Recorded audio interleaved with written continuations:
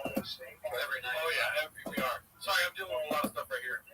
Oh yeah, wheeling and dealing. Yeah. Look at that, dude. I'll never piss on this thing right here, dude. What the fuck? Alan is very good at stand-up, guys. He's a very funny stand-up comedian. As you've seen on Conan O'Brien, ever heard of it? Yeah. There you go. Hey, Posse, fuck you, dude. Yes, it'll fit in my fridge. We're doing this bit now where, like, anytime somebody says something negative, we call them a bot. Yeah.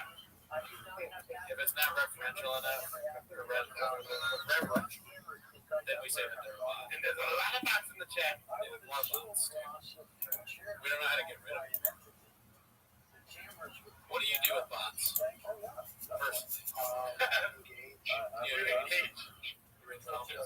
Big mistake. Yeah. So that's going on. I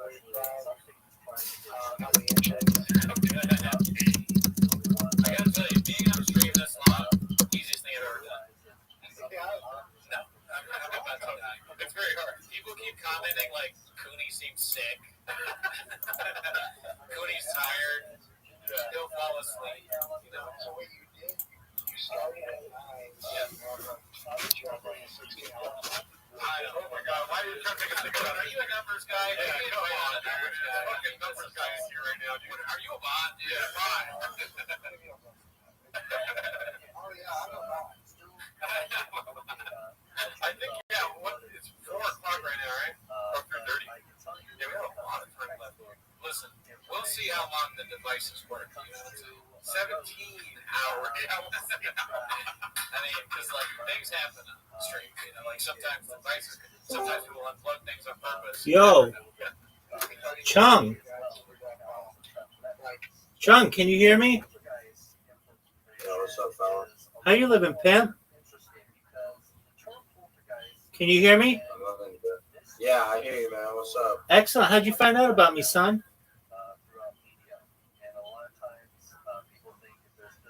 Chung, I've been here 2 times before. Oh, okay. Apologies. What's new, son? Just chilling. Remind me, Chung, how did you find out about me? I don't remember.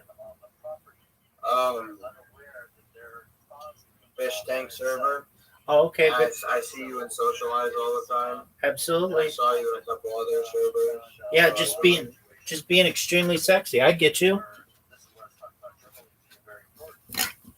So what's good in your life?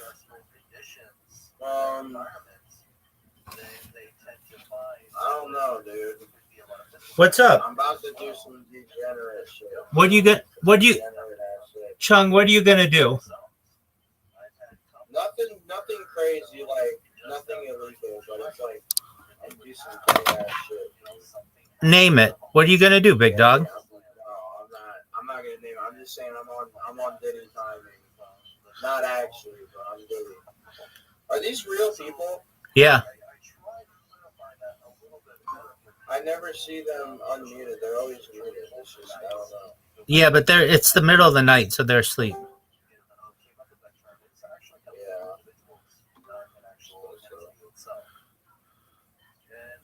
Now, this account that I'm bringing in right now, it's not real. But, I mean, it's my account. So what are you watching right now? You're watching about how Trump's a dictator and shit? No,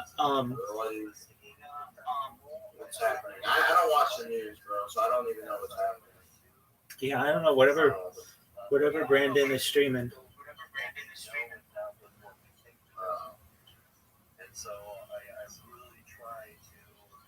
What's on your agenda for this week? Well, I got a fucking job. I don't want a fucking job, but I got All right, what do you do? I'm gonna be a clerk. You watch the movie Clerks? You watch Clerks? Yeah, like at a movie rental place. What? The movie Clerks. Yeah, so Blockbuster. Poor dog went many a time. Blockbuster. A lot of kids aren't gonna remember Blockbuster. Like I'm 22. Like that's not old or whatever, but like I played outside. Did you ever go to Blockbuster? Yeah, several times. All right, A so couple times. so you're going to be a clerk like in the movie?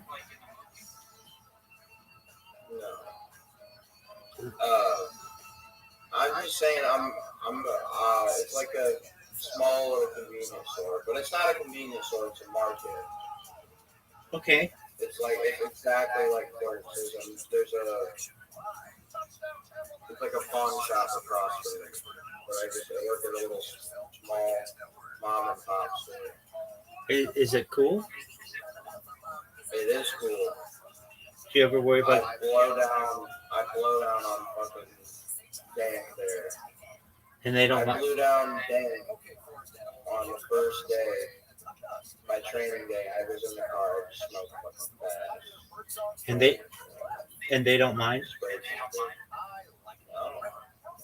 I live really close to Michigan, so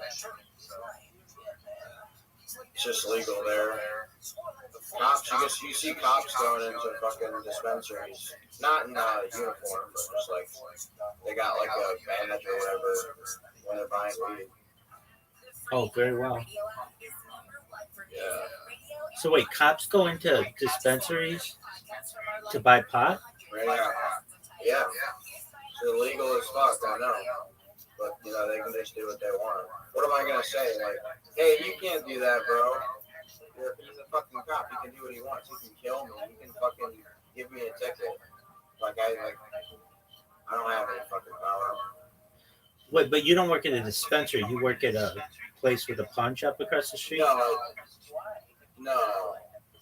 I work at a little fucking market. A little, it's literally it's like a Dollar General, but it's not. It's like I don't even know what it is. Okay, wait. I'm confused on the part. So it's in Michigan? Yeah.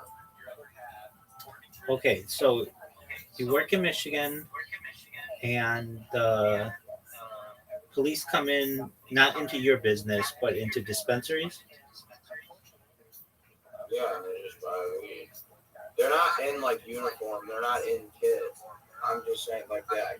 You see them open their billfolds. You see a fucking shield, a little blue shield.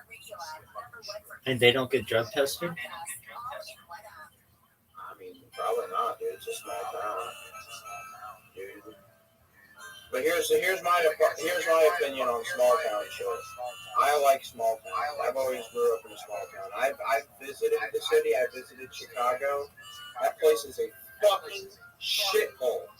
I fucking hate Chicago, dude. I don't hate Illinois. I just hate fucking Chicago, dude. How big is your town? It smells like shit. It smells like shit, piss, and weed. And sometimes chicken. I've smelled chicken in here, but it's usually just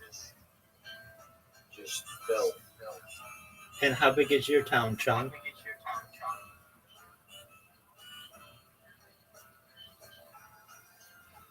Thousand people. Oh, so really small. Oh, okay. So everybody knows each other. How far is Chicago?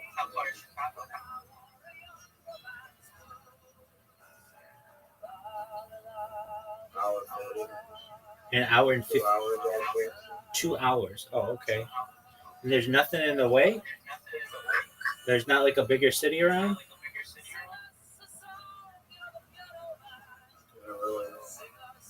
Oh, okay. I'm on the ass end of Michigan. The asset. What do you mean by that? Yeah. The edge of the state. I'm literally right next to Chicago and Indiana. Okay. By the lake? Yeah, I think. By Lake Michigan? I think so. Yeah. Well, that's cool. Do you ever go to Lake Michigan? Yeah. How far is Lake Michigan?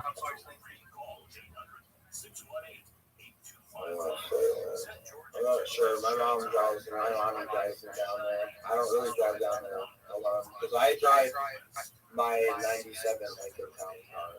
Like I will not drive it near fucking. I get that. It's a fucking vintage. Not really. It's not that old, but it's considered a classic car. All right.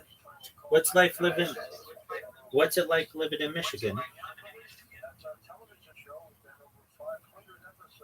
It's like living in any Midwestern state, man. It's just, it fucking blows. Where do you live? I'm based out of Irvine, California. Yeah, so it's like California, but more manageable. Okay, I don't think it's anything like California, but okay. You've been to Michigan? Uh, Where have you been in Michigan? I've been like half the states, but I don't recall. I've known people from Michigan. Well, dude, it's just a shithole down here, man. The same thing for Indiana. I used to live in Indiana. Now I live in Michigan. Basically,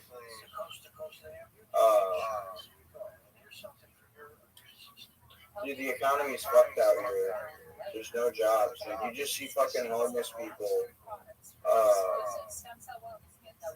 like with bottles, doing cans and cash return. I know I don't have to tell you about it, but like, it's just, that's all you see out here. People coming from Indiana to buy weed, which was me, and fucking just people doing bottle returns. Because in the only two states where it's 10 cents per bottle is New Orleans and Michigan. So you get 10 cents to opposed to 5 cents a can. Isn't that illegal though? I think so. Yes, I think it actually is, but I don't care. I live in Michigan now. Yeah, no, I understand.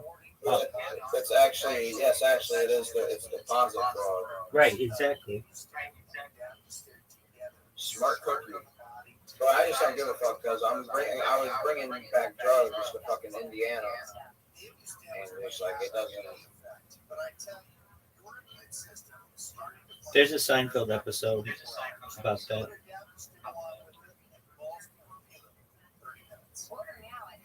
You want to hear my crazy thoughts, man? Sure, dog.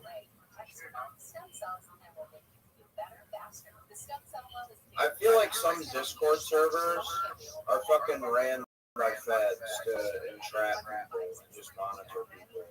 And like they create fake people, like characters. Okay, that could be. I don't know, man, because I think about it a lot. There's a lot of people who just are just fake ass people. It's like it's a persona, you know. Yeah, I understand what you're saying. It scares me. It's scary. All right.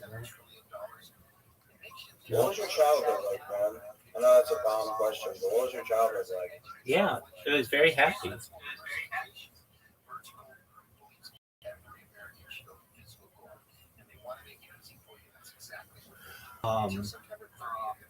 Went to Disneyland. Fortunately, I had two parents who loved me a lot. I had a family that loved me a lot, grandparents, and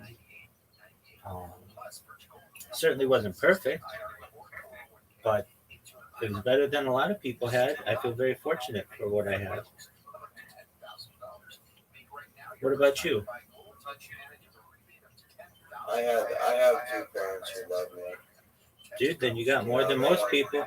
They didn't make the best decisions, and I didn't make the best decisions. But at the end of the day, I still love them more than anything. Well, you're doing better than. I do love my parents, man. I'd honestly go down a dark path. You're doing better than most people.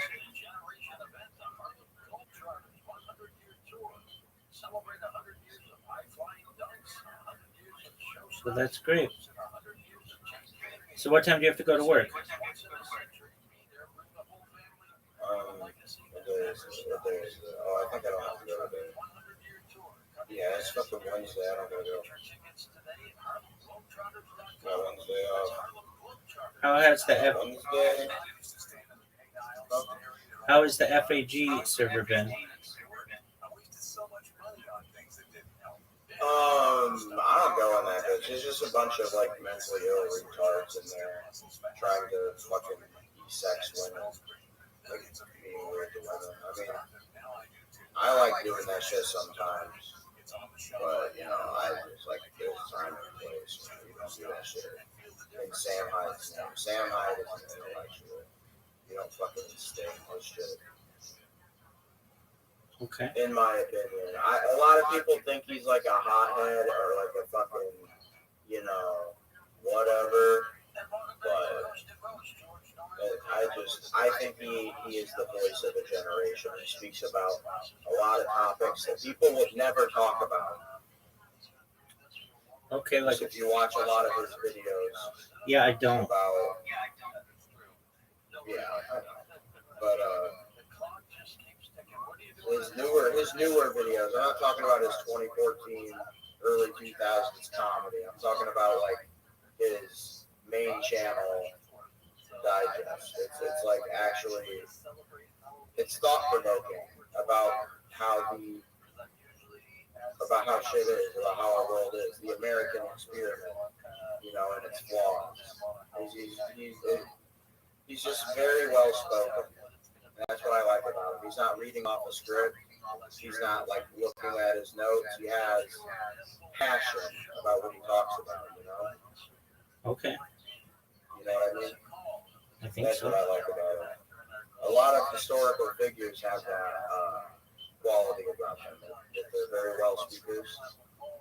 Okay.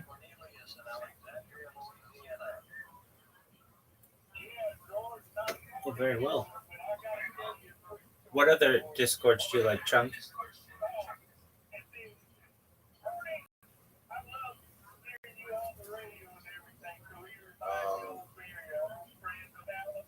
I just join off of the partners, like you join one server, and then they have a list of servers you join, and then if there's activity in there, I'll just go in there. Like I have like about fucking 30 plus servers in my shit right now. I'm about to start deleting them, but I don't know what it's.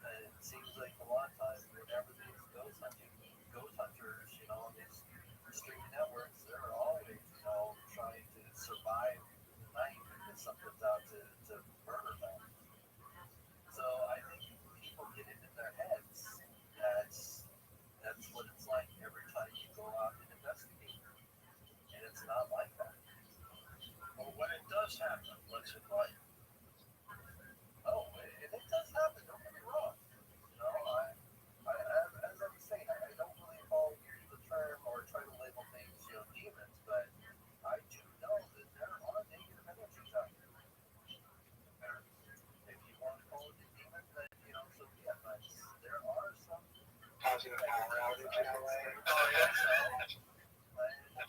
Too much people. Oh well, you know what the biggest one was. I guess you know about this, right? Have you heard about this? What? The biggest thing in it's Burbank technically, but the owner of Flappers had a poop so big that it blocked the entirety of Burbank, and there was like no toilets worked, no running water, and it was all because of the size of Barb's shit. Yeah. Yeah. You know. Yeah. Get a ticket. It's because that's a natural diuretic, and I think they had the leading cause was her cigarettes.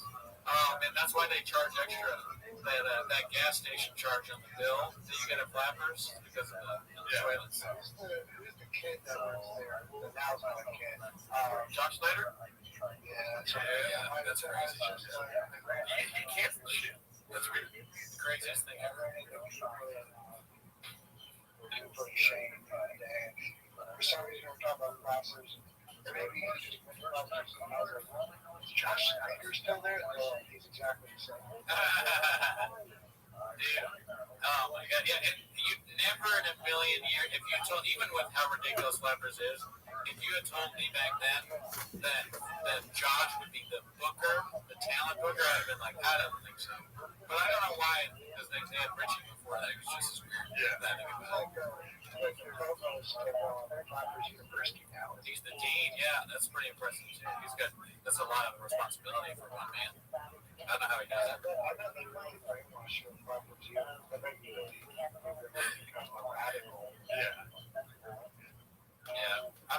Look, that'd be cool if one day Shane is the biggest comedian, and then there's two Shanes. There's a question. I wonder if anyone here's a good game to play.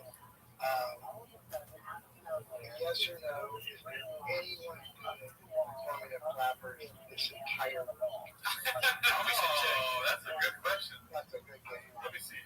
We're not allowed to check, right? Nope. No. I think you go through and you just see, like, okay, if I hurry up Amber's going to fucking Flappers. But, like, check to see if it can. Oh, yeah, there's been some. In my mind, Jack Garland is 24/7. Oh, yeah, he's always there. He's a mainstay. But I heard a rumor that Jeff Garland's actually the name of the shit that Robert started. She named it Jeff. Yeah. She took it Jeff. They told her you can't take any more Jeff Garlands, okay? Yeah, look, the mainstays were like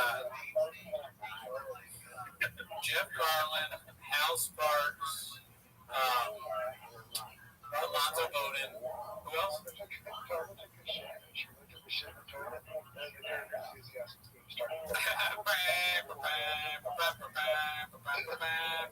Alonzo Bowden's like, what's that smell?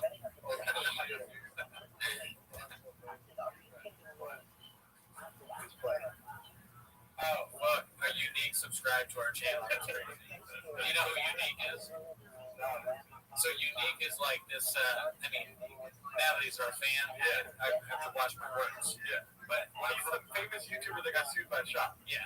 He got sued by Shop for showing a video where Shop gives a piece of paper with a phone number on it to a cheek. Yeah. A baddie. Yeah. Shout out to Unique. Yeah, Coast is crazy, by the way. I looked at that chart, and that's nuts. Oh, yeah. Oh, yeah. That checks out. You know, they shot about vacation. I mean, he's a wild guy. His hair lays 8 inches. He always says that. Would you say that? Oh, geez. Oh my God. We shit on Jeff Dye a lot in the beginning. You know what's funny is I think I was like, oh, Jeff, whatever, he's just swearing. And then I saw him, like, when the Mark Maron stuff was going on. Yeah. And he was like, no, just, I'm like, dude, shut the fuck up. Yeah. Jeff Dye, you gotta be quiet. We watched on Patreon this hilarious thing that he did. Did I tell you about this? Alright. Okay, so he did a video on his YouTube channel where it's like Jeff Dye hates women or something, and he goes and it's him and he's like, all these people think I hate women. I don't hate women. Women are great. In fact, here's a list of women I think are funny. And he starts listing off women that he thinks are funny, and he puts their picture out. It's so good. It's everything you would think it was. But is he being like sincere? Yeah. If he wasn't, then it would be fun. Almost. But he was like, at one point, he picked this. He goes, he looks at his own list that he made, and he's like, Don, who's that? He forgot who the woman was. And he's like, oh, wait, yeah, no, she's good. And they were all like, it was like Whitney Cummings and Industry Plants. But he's like, see, I don't hate women. I think they're, they can be funny sometimes. Saying stuff like that. It was amazing. No, she's crazy now. Yeah, we lost a good one. We should be able to call Child Protective Services 5150. Take that kid away from her. Oh, you're worried about the kid. I'm worried about Whitney. I'm worried about my heart goes out to both. Dude, Mark said that. I feel bad saying this again, Margaret. But maybe, you know what? I'm not going to say it again. I'm going to leave that. I'll tell you later. Everyone in the chat knows. I'm not going to say that again. I don't want that. I don't want a clip of me saying that. Yeah. Now that I think about it, I'll leave that. Thanks for me and also.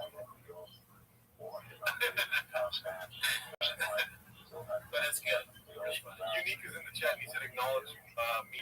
We did though. We said shout out to you. Yeah, thanks for subbing. Yeah. He said so. Everybody loves Balloon Fire is one of the mainstays here.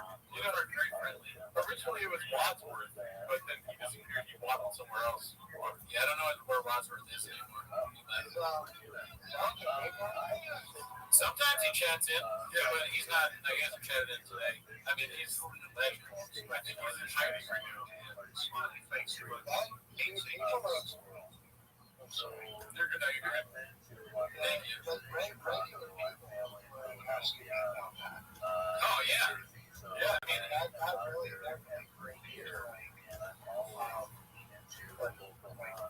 Past just the same comedians that talk about the Canadian thing. Yeah, he transcended the box. yeah. I mean, Mark Maron was talking about Elephant Graveyard on like the New York Times podcast. That is hilarious. Yeah. He was like, you gotta eat this guy. Who's your guy? He was like, eat this guy. Yeah, Elephant Graveyard.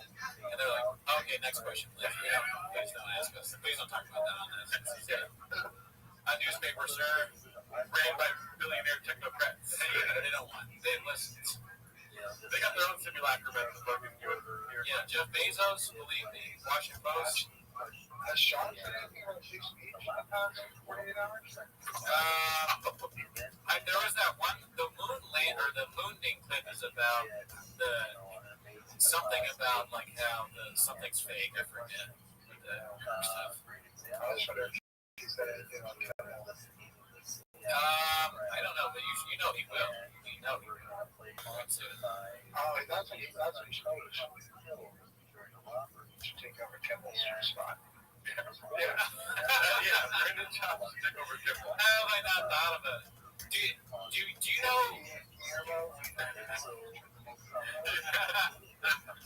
Yeah, Chin is Guillermo. Who's Guillermo? Brian? Cal? Yeah. Guillermo's so much more talented than Cal. Yes. Nice. Al, do you know the band The Swell Season? You ever heard the movie once? You ever heard of that? Yeah. Yeah. I saw them. I wish, Danny. I saw them last night in the Greek, and the guy, he said that they were supposed to be on Kimmel. Can you believe that? Yeah, they came to LA. Oh, I gotta get a job on Kimmel. Oh,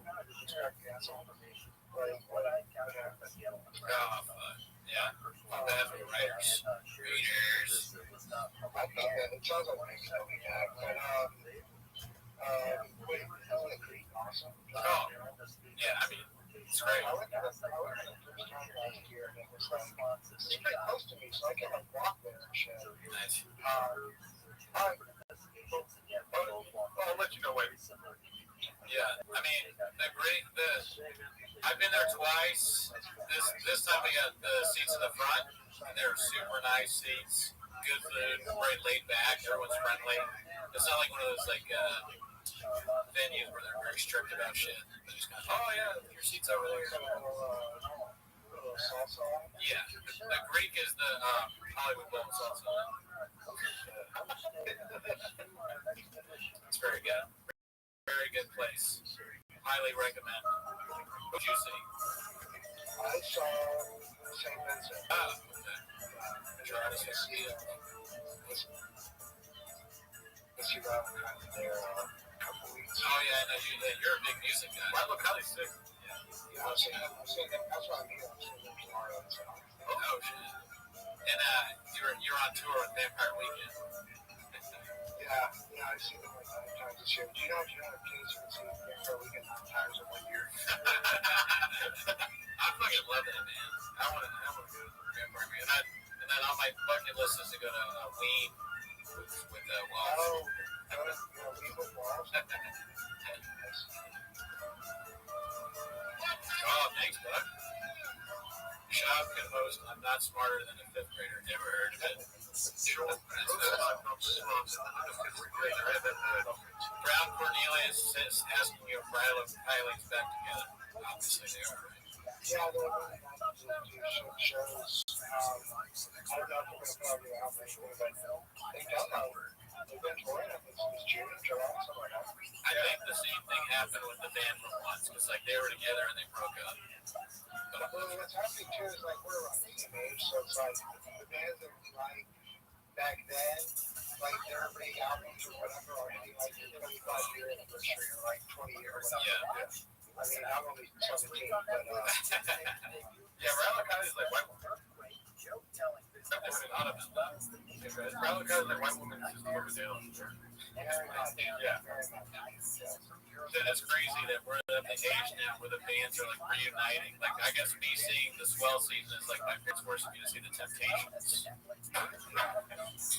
Who's still alive from Peter Pan?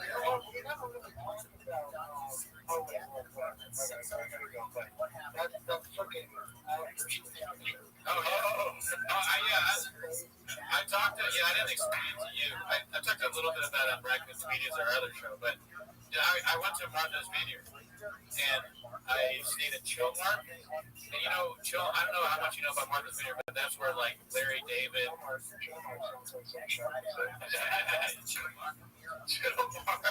That's where Larry David and Alan Dershowitz got into a fight. Did you hear about that? Larry David like got into his face and you suck, you fucking asshole. So I've always thought like maybe I'll run into the Alan Dershowitz here, but I went to the Chilmark Tavern, which is right next to the cottage that we're staying at, and we sit down and the nurse walks up. He starts walking towards the restaurant, and I'm like, oh my god, that's Alan Dershowitz. I'm trying to whisper it to my family, and they're all like, who? What? I go, Alan. They're like, Alan Dershowitz. They're yelling his name as he's walking out. And he sat at the table next to us, and he's literally right next to me. And my mom's like, where is he sitting? And I go, behind him. Okay. And then I did a selfie. I wanted to give him shit, but my family was there and it felt fucked up. But I didn't. I saw him twice because he was at the tavern, and then we bought tickets to a play, and his daughter was the star of the play. So we watched. He sat at the table next to me there too, but then he thankfully didn't have a seat near me during the play. He didn't have to deal with all that, but yeah. What's that? His daughter? Yes, yeah. She's got a children's school.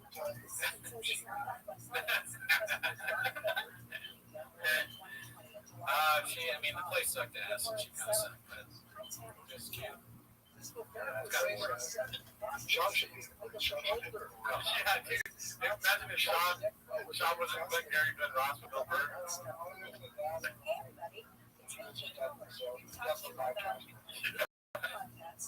He should have been in that play. The play was just, you know who Hannah Arendt is? That name? Never heard of her. She said she's famous for saying the banality of evil, describing the, you know who. So the play was her getting interrogated, so it's like her and then a soldier. So Papa could have, Shop could have been a soldier. And that'd be great. They'd be like, what were you doing in the library? Oh, you're in the library. Books are gay. She's like, actually, I like books. Oh, really? What book? God, I'm a fan, dude. I'd rather watch that than what I saw. A lawyer could have been. That was another thing that happened that's kind of funny. We got a phone call from Mark Harley's lawyer on the street. Oh yeah, his lawyer sounds ridiculous. He has like a Rob Pebble or something like that. Like he has a fake sounding name. Rob Pebble. He's like, oh, I got to take this call from my lawyer. It's Frank Cum.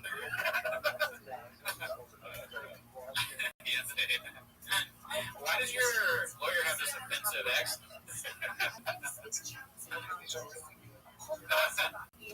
The lawyer calls it a pop, right? Hey, this is an old Welshman. What's going on? My name is Bobby Pebbles. How can I help you?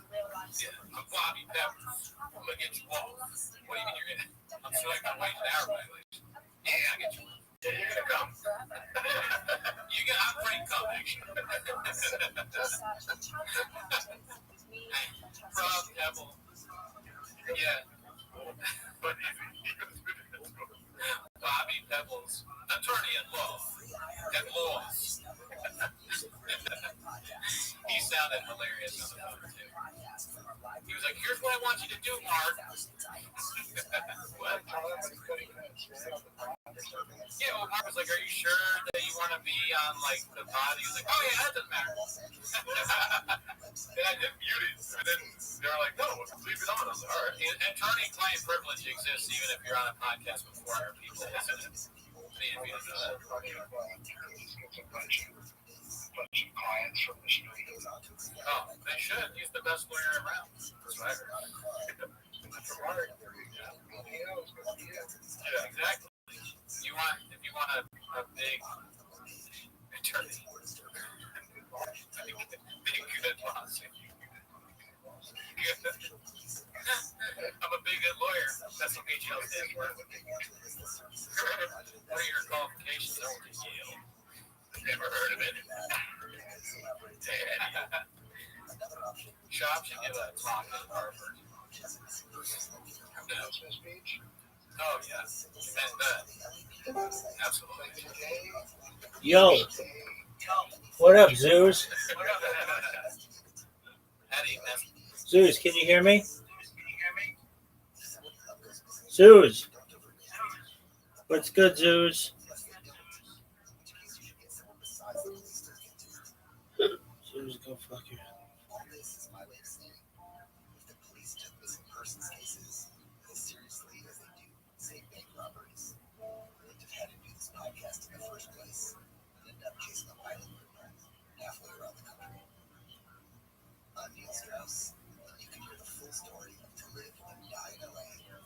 Follow this podcast for free on the iHeartRadio app. Number one for music, radio, and podcasts all in one. Hey, this man Jones. Not too friendly. This is NFL Cover Zero. We're just here to try to give you an NFL perspective a little bit different. Did you see the Colts pretzel? That was always a big thing. What was that? Oh, my. We think NFL coverage should be informative and entertaining. And twice a week, that is exactly what you're going to get. Open up your free iHeartRadio app, search NFL Cover Zero with Matt Jones and Drew Franklin, and listen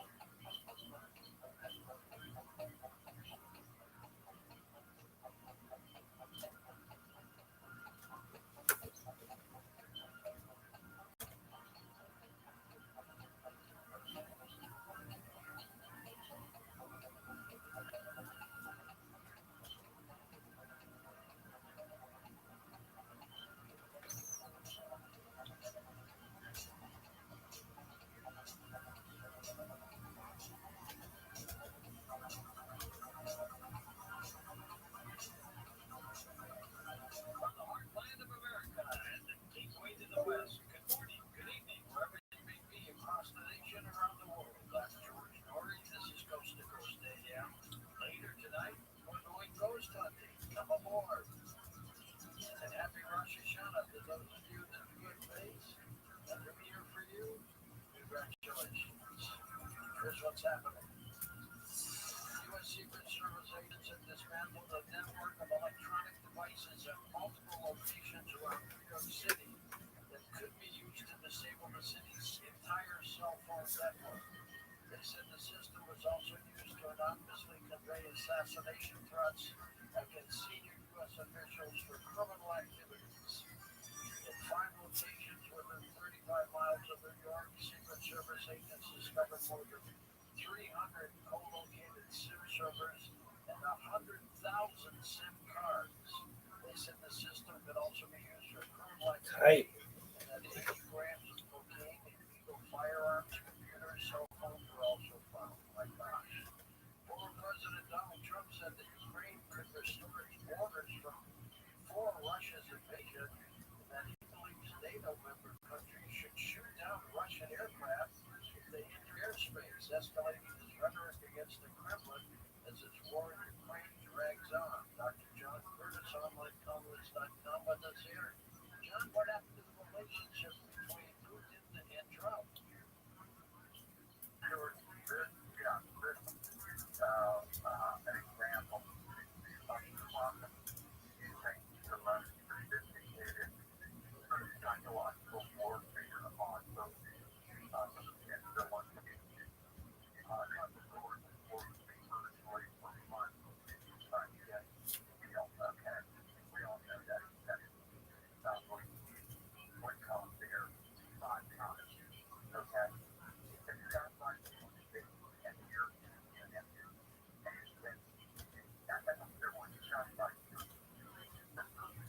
was not in the business of doing what Trump wanted, which was to end the conflict when the one thing is now back right here in funding this war. Okay?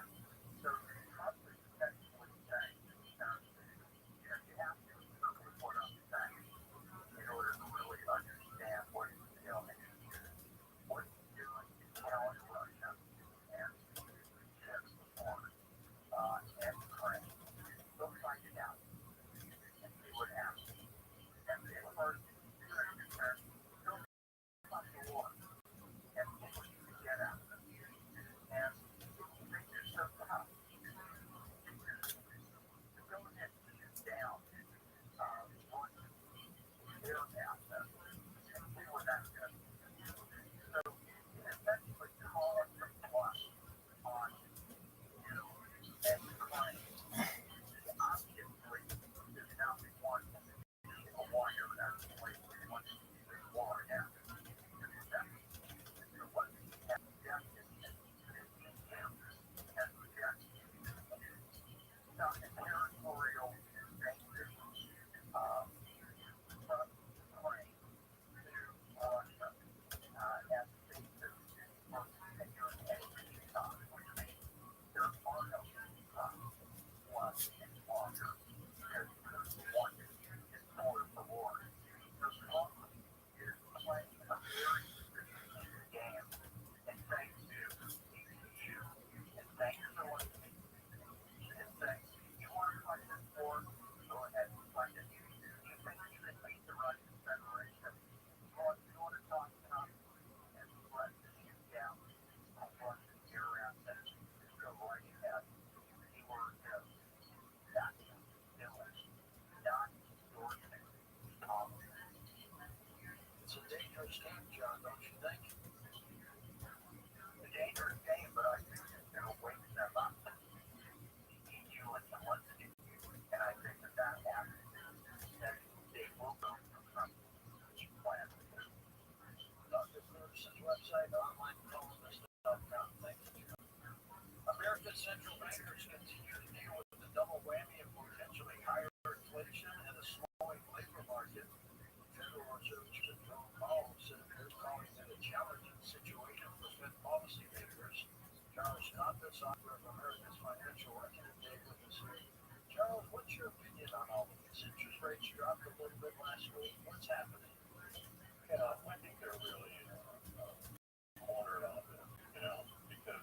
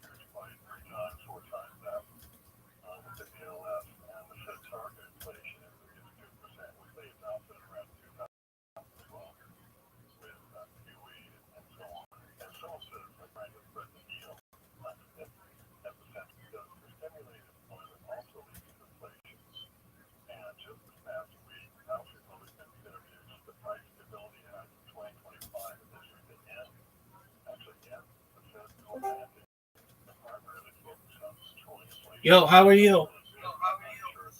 Oh, it's you. So plan that should be left to the private sector, not to central planning. And a lot of the job growth today is actually in the government sector, and 37% of our GDP is government spending. So we have to reduce the size of government. I mean, they try to do that, but really can't do it. And Treasury Secretary Kazan, he's been up there, but he said that policy had a gain of function since 2008 when QE zeroed interest rates and so on. That it does need reforms, but when Representative Massey was asked about this bill, he said the Fed is broken, we should just get rid of it entirely, which one opposed to saying for years, and that's generally the theme of my own book, is get rid of central planning. George, we're just kicking the can down the road, and all economists agree that inflation is a rise in the price of goods and services, but fundamentally it's an increase in the money supply with pretty demonstrated debt. I think that's becoming painfully obvious. Most people realize this because you can't bring prosperity out of debt spending, but markets are going to expect inflation, the bond yield spike today, tariffs will lead more in price inflation. And finally, it's also when we're seeing gold up 82% in the past 2 years. I mean, for the first time, central banks now have more gold reserves than U.S. Treasuries. So what does that tell you? And I think we should watch what the central banks are doing and not really what they're saying right now. Good point. Thanks, Chair. Starting here, thanks, Charles Collins. Heart attacks don't always look the same, and a new study from the Mayo Clinic highlights the key differences between how they affect men and women. The most common cause of heart attacks overall is clogged arteries, but in people under 65, particularly women, there are often other factors at play.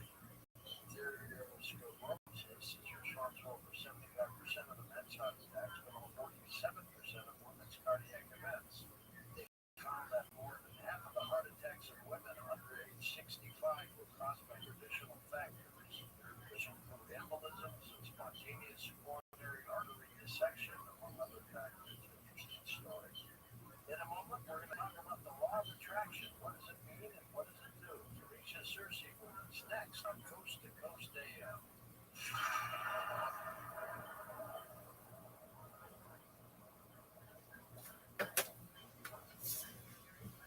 We have a great story for someone who sells fiction by using botanical money called the board. And we have a guest right now. Her name is Jenny Nicholas.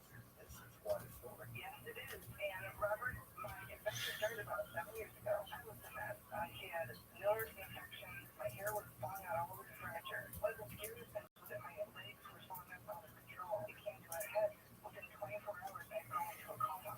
And Mom and Dad decided to get a pre-war different program. I want to rest in your life. Is there any pictures of shopping at graduation camp? That'd be great. I want to see everyone done. Something better waking up. Yeah, how do you graduate from this? That's surprising.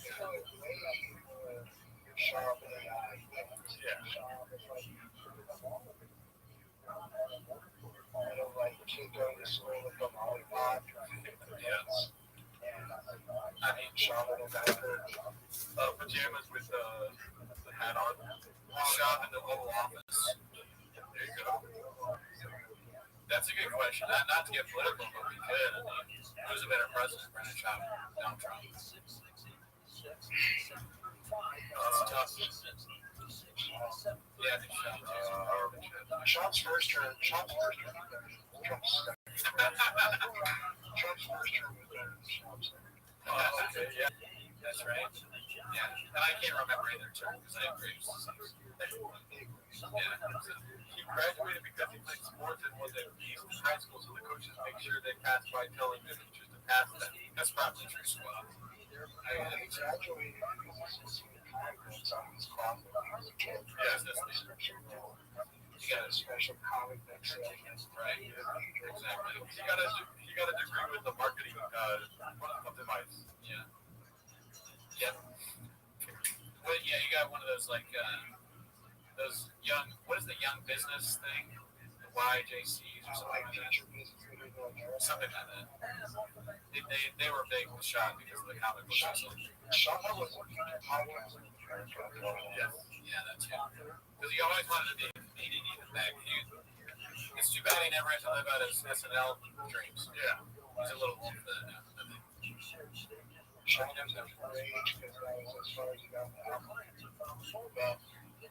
That's as far as I got. That's as far as I got. Well, thank you, ASW, for coming through, dude. Yeah, we love you, brother. We gotta get back. We got some business to do, dude. We gotta watch some Gringo Pop. Yeah, we gotta get back on it. You know what I mean? Later on, Brad. So, what I consider to be a transformational coach is that it's not just about improving your life. Oh, we're back on, dude. Let's go.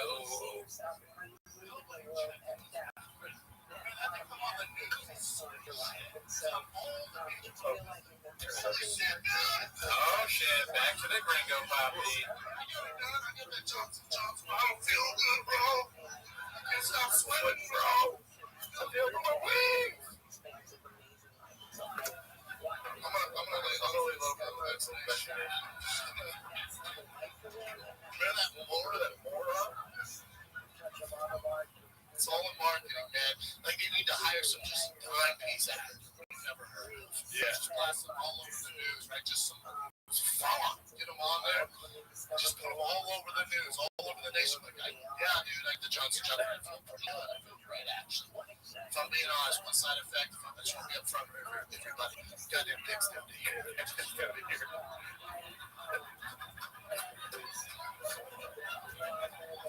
You'd have a line of bros at CVS just like, let's try to do our part, bro. Man.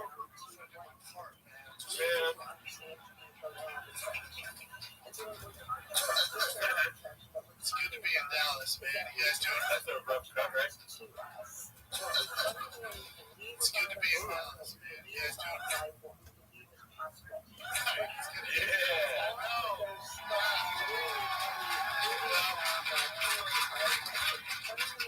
There's a reason.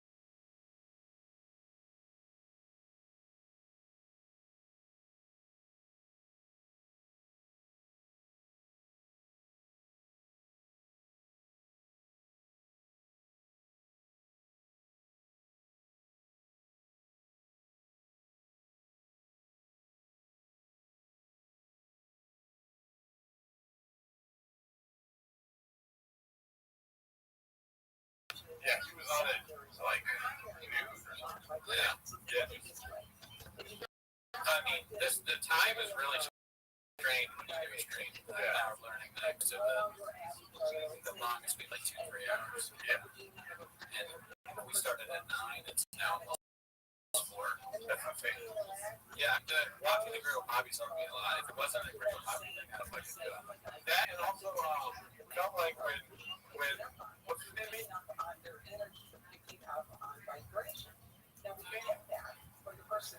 Mark. I feel like Mark, like he saw us at Taylor, and so he folded us up into a little airplane, and he launched us for like 5 hours. You know what I mean? No, but the grave is telling me yes. Yeah. Fuck yeah. I was in, but I didn't understand. Yeah. Mark said he's coming back. It's cool that a lot of y'all are staying on. We're happy to see some of you back. We haven't seen Elizabeth in quite some time. Yeah, I started. Shopping sacrifice for the poor, but all his friends are bad as better off. Sean is sacrificed for the poor, but all his friends are nearly as bad in fairness. Be better, Austin. Be better, Austin. Shout out to you, Timothy Wendell Up. I wonder what Austin is actually like. I need to ask one of my friends that moved there. Like, give me they won't give me an honest opinion because they live there. Yeah. So we gotta go ourselves. We gotta make a trip and see what it's actually like. There's one thing to just make fun of a place and not really have been there. Yeah. like North Korea. I gotta go and experience it myself. Like, what's good about it? I don't know. I haven't really heard anything good. Alan seems to like it. Yeah. And Irish. How are you feeling? Really? I know. I mean, Oh, okay. I looked at my eyes in the bathroom. I was like, oh. My eyes are red. It's all that gringo poppy goes straight through you, dude. I was like, fuck, dude. That doesn't look good. Oh, well. You can watch me, like, deteriorate, falling apart. I'll say this. A lot of people are saying I'd be asleep early into the pod. And I'm not asleep. Hit them with the finger, dude. Oh, no, they were right. My friends in the group chat were saying that. It's like, you're my friends back home. What are you, why? Attacking me? Like, can I get some support? They're like, you'll be asleep soon. They told me to get 5 hour energy. Nah, No, hell no. Don't ever do that. nah, These are better than that. get that away from me. That's disgusting. Don't threaten me with an app. Something about 10 I started to get a headache, but then Mark kind of pulled me out of that with his cat story. Well, the Advil's helped me. I appreciate that. It kind of grounded me into reality, where I was like, you know, we're just a couple of cats out here looking for a home. You know? You don't smell that. That's why you're daughters. Oh, man. Squab, don't put me in an app and fuck my way out. Mark, did you miss Cowbell? We did that at the beginning of the pod. Yeah. But you know, you can watch it. This is so live, so you can watch it after. You can watch Cowbell or something better. Gringo Poppy with us. You know what I mean? It's true. I mean, yeah. Well, bot. Yep. We know you're a bot. Yep. Yeah, you're a bot. Why don't you have a profile pic? Because you're a bot. Yeah, bot. I know a bot when I see one. You know, I can see right away. Todd Jordan. How does it feel about you? Yeah, Todd. Bot. More like bot. Jordan. You know who's not a bot? Charles. You know who else isn't a bot? Timothy Wendell. So try not to be a bot.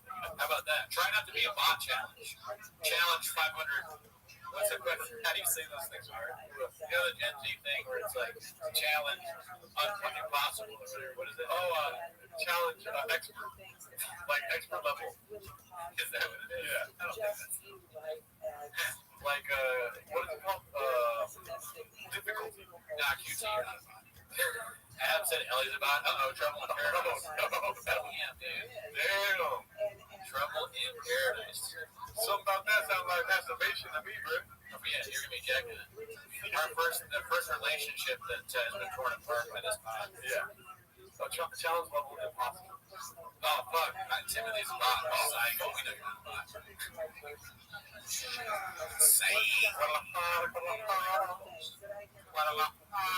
Blue Dobbs, rest in peace. The best ever do it. Try not to be doing the poppy challenge. Impossible. There you go. That's how you do it. The challenge impossible. So I was close. Do you guys hang out with Mark outside of bot? I mean, when we hung out with him at P.F. Chang's, I went to dinner with him once with Luana. But outside of that, Trouble pure dice. bot, YouTube channel Q, bot, Yep. yeah, shadow ban bot. Thick bot whiskey. TriStar, almost a bot, but no, I know who you are, so I know that you're not a bot. No, when I did walk him out, and I walked him purposely away from my car, you know, and then he ran away. Yeah. This is fake 24-hour Rico. Bot Jordan, Yeah, dude, bot. we already knew you were a bot. Yeah. Oh, cool story about bot. Yeah. Which our team will sit there silently watching your copy. I mean, 5 minutes from now. Oh, we're gonna do that.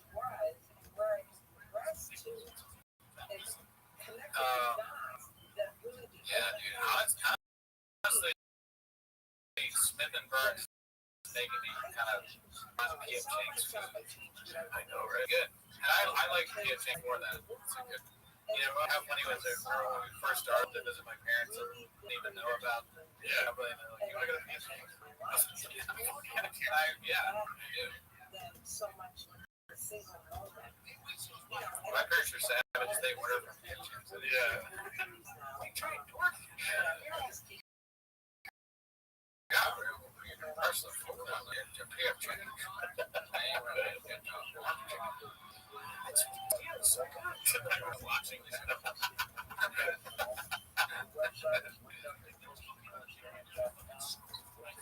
Sorry, right field, dude. Pistole.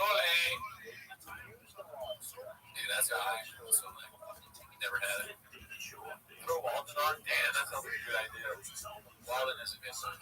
You wouldn't like that, Walden. Oh, shit, the bot paid us. Oh, thanks for chicken. You're not a lot. Shout out, Butter. Good to see you. Here is some money for therapy after watching Pop Assembly. That's a good thought. How many losers Green Puppy have y'all had already? It's hard to count, but we do have expert, what is it called? Beast. We have lawyers, AI, and they're going to tell us after this week. We'll be sure to be transparent about the numbers. It's a taxable amount. Yeah.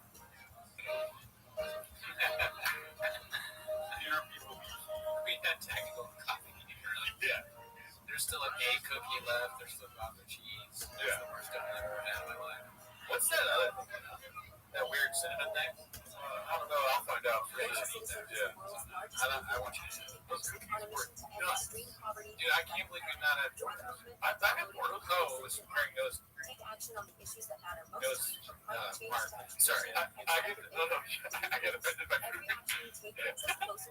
When people say they haven't had Portos here, it's like the craziest thing. I can't, like, you live in Los Angeles, you haven't had Portos? Oh, really? Oh, really? That's crazy. That was something, my guy. 24 hours is 23.5 hours too much. That's hilarious. If you walk around in Los Angeles, we don't have a big, we're like North Grand Beach, but you like, we'll find a Portos at some point. They got one in Denver, they got one in Glendon, they got one in Berkeley, they got one in Pasadena. They got one everywhere. I don't know if they have one in Pasadena. They have one everywhere.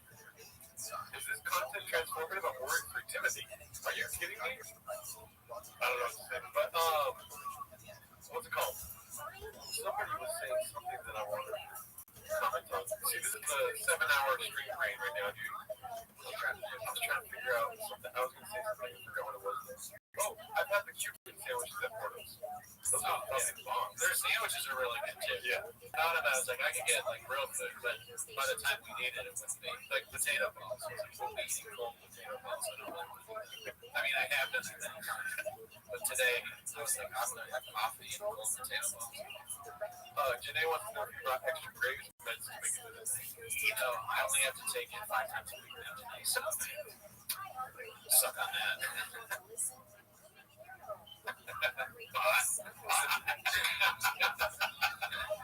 It only once, and it's so small, very low milk. Yeah, I love it so far. Knock on wood. Yeah, or almost. You guys might not be able to hear the Gringo Poppy that loud, but the way I have the, you know, Cootie said in the stream earlier, it's blaring in our ears. Yeah. The way that Cootie set it up, it's like the noise that we make on stream times 10, because it's just him being like, he needs out to. You want to do some smelling salts? Dude, I just read that. That'd be fucking dope if we had smelling salts. Yeah. Oh, Garden of Stone said it. That's right. I'm so tired I didn't even know that I read that. That's where we got to. I'll read your comment as if it's mine. We're going to use it. Wait, the team. Lubinowski, welcome. Yeah, great guy. Him and Lucas. I wonder if Lucas is on the stream. I don't know what his name is, but I met them in New Orleans. Oh, okay. That's like what, 1.5 days ahead? Yeah, exactly. Papa is a poet and a philosopher of our generation and all that shit.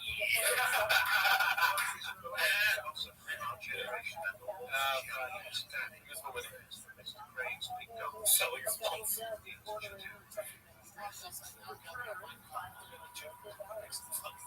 Oh, yeah. They try to fit everybody in the car. I still don't know what smelling salts are, to be honest with you. I know we've gone over it before. Yeah. I don't understand it.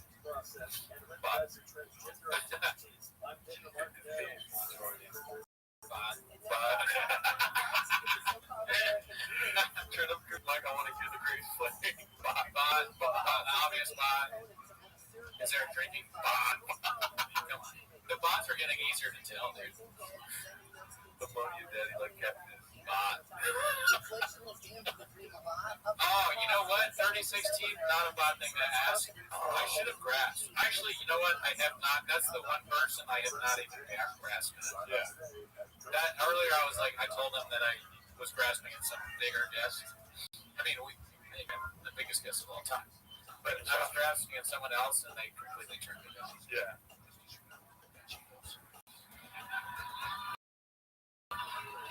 Look at you. Yeah. Look at you guys sleeper for greatest things ever said. Yeah. Everything you've told each other could have been a lot. You may never have been in love. But. Yeah, it's like, well, no, you almost, you're like teetering on that. All right, see you later, Bloom Fart. Thank you for always being so friendly. You're a great guy. Never met you. We would have asked any of them. I've never asked her either. The closest I come last session before was I asked Josh, I think. No, I didn't ask Josh. I asked Josh Potter. He was like, no. And I figured that's enough. If Josh says no, then who else is saying no? And I've never met him. I've never mentioned to her. Almost 420 likes. Smoke up, fellas. I like how they want to smoke. It's not even 420 likes yet, but they're like, I want to smoke. It's almost 420 up here. Oh yeah, 19 minutes. That would be crazy. Relapse by. No. No likes. Oh.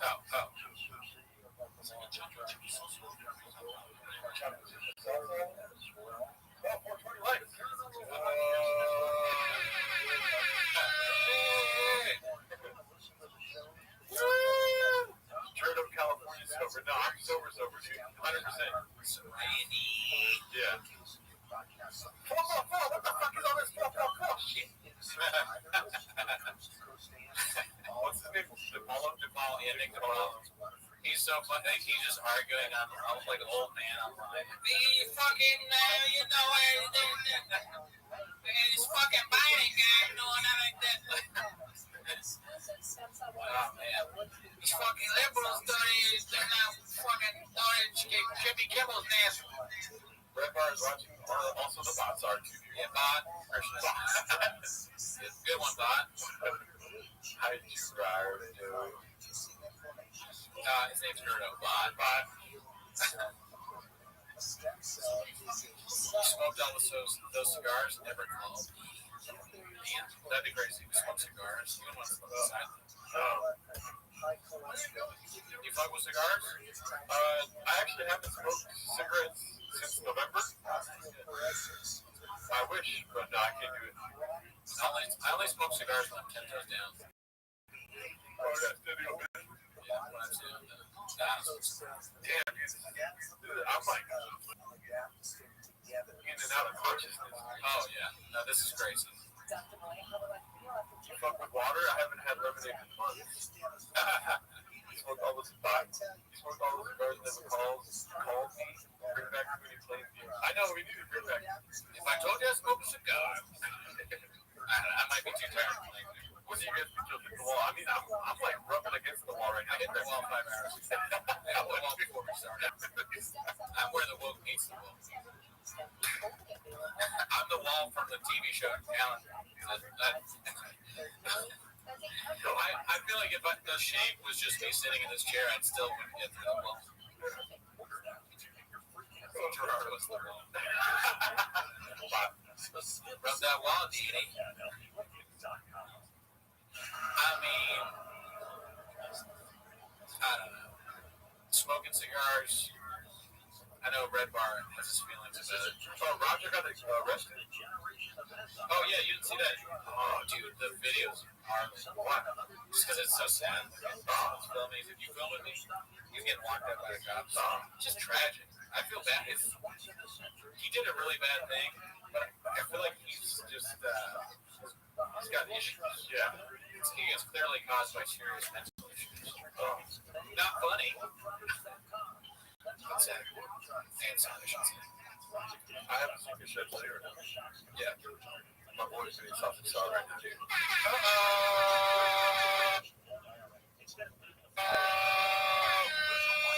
Yeah, I got a text from work.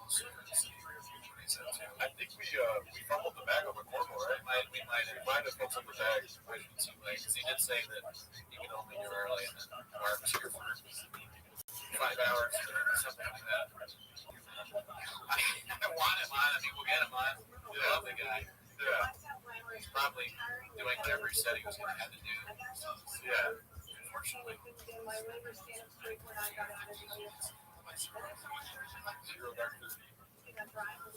We will probably have a few more guests. So don't get it twisted.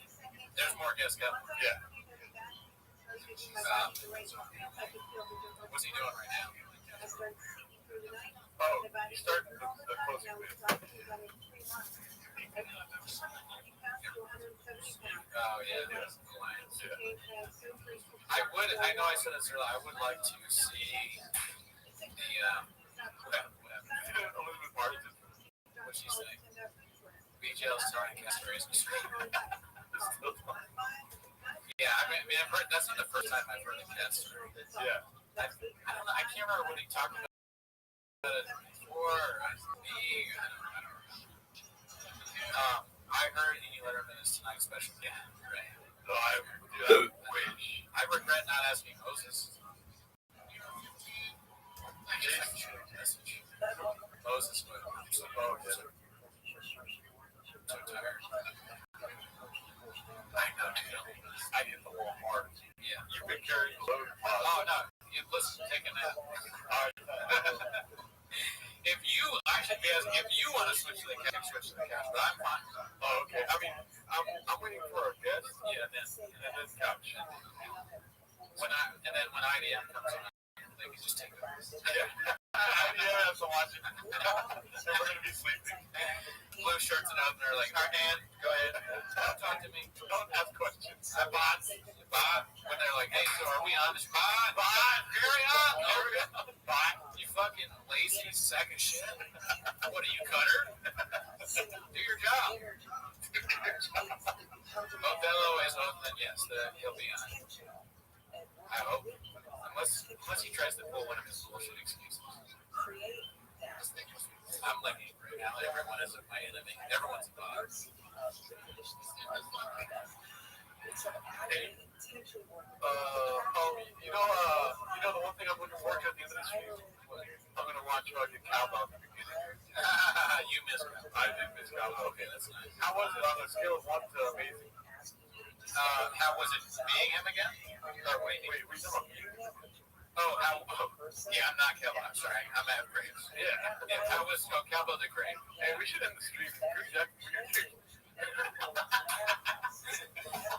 Adam and Cooney getting more unhinged as each RFS. I don't know, but you should see the things I call Othello in chat.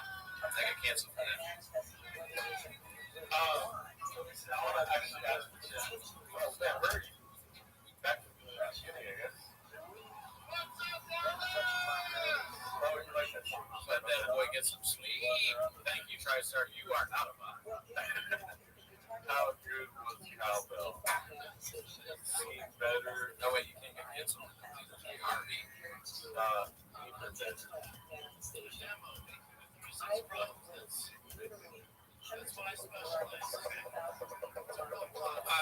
Did you see cowbell earlier? I am cracking it. Okay, it's a good nap while Mark is here. Yeah, we could have, yeah. What's up, Dallas?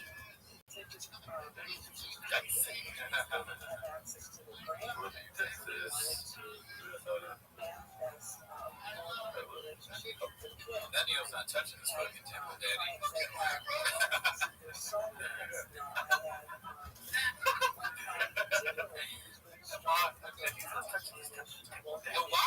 skill. I don't care what anybody says. It's a skilled walk. It shows that you've studying grades.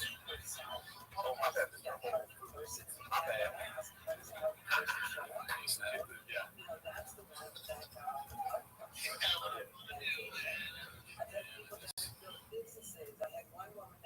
They fucked it all up with the permitting. What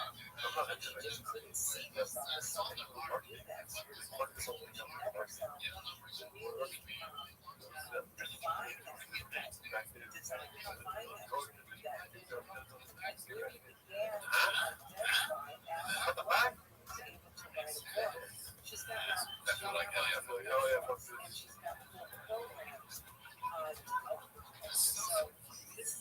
They call it lawsuit.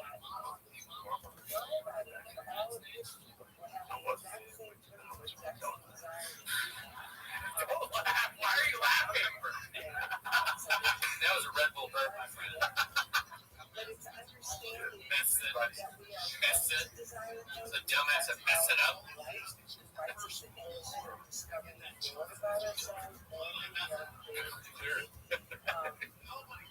Oh my god, that's so funny. Okay. It looked like you were like laughing.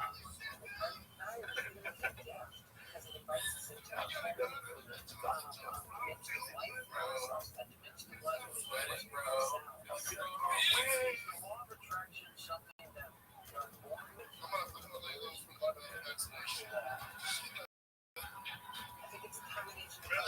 Oh, who are the old ladies on your shirt? Golden Gate.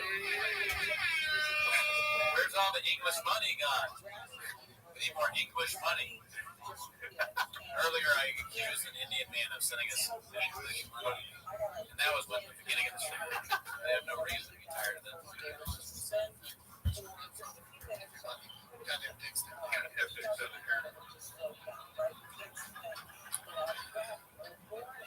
The I think is top level physical comedy, sir.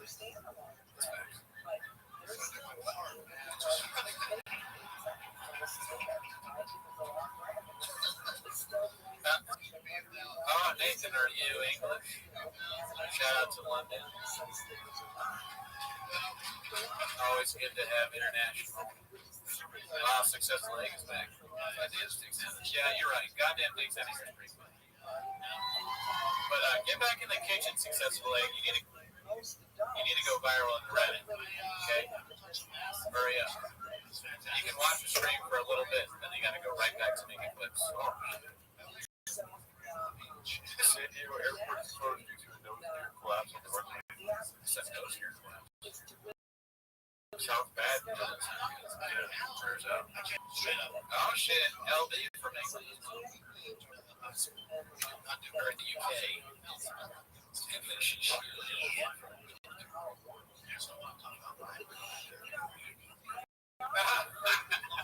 Sounds like the Gringo Poppy, dude. Just like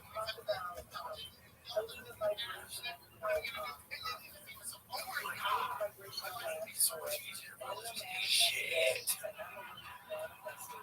The laugh after this is so crazy. Dallas.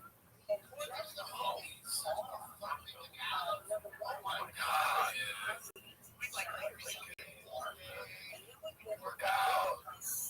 And have you fuck each other. The guy. It's like, what the fuck are you doing?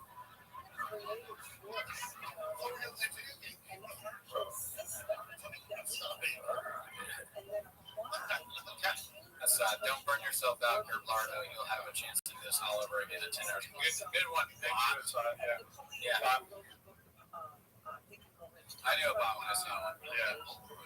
You know what bots say? They burn out. That's why bots actually burn out for real. Us, almost guys, we don't burn out. Gordo was asking me which homies do you have here. Probably just chill. Oh yeah, dude. Never heard of him? Yeah. This guy just bankrupt business. He's recording a job. I realize my girl's not cool. She's not a friendly human being. Gavin Newsom. We do another poll for Gavin Newsom. I got some funny names. Not TikTok. I was gonna say, you call Gavin Newsom Gavin DeGraw. What else? Gavin, I'm so tired of thinking of things. Gavin Newsom, Gerardo Allerton, Gordon got some. Gordon Gecko.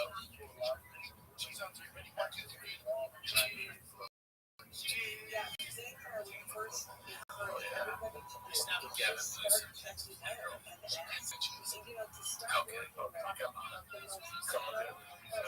You've been 8 hours and we haven't said the name. We're trying to not do that one.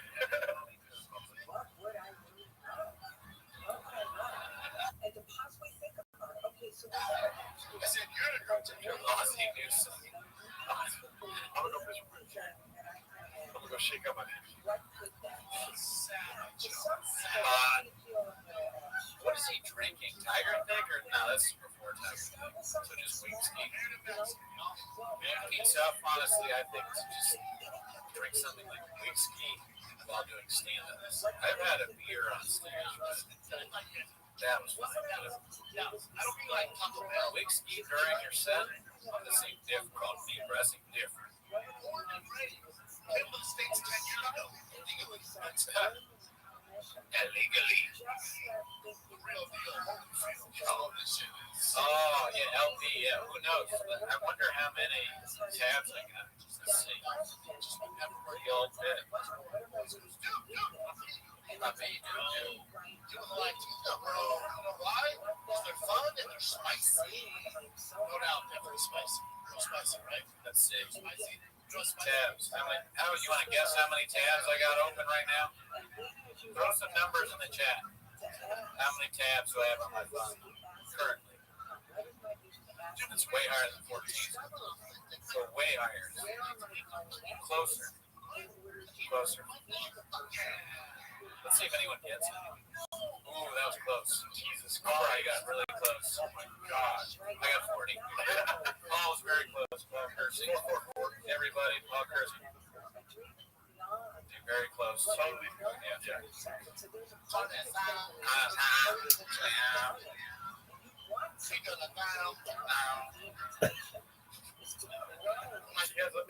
That's a good point. He has a Google with tabs open. What's this? The fuck is this? I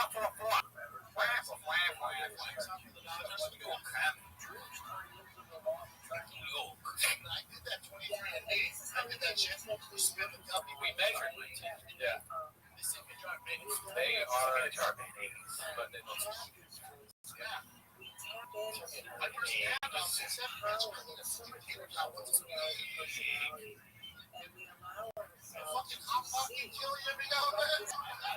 need a fucking tater tot for something.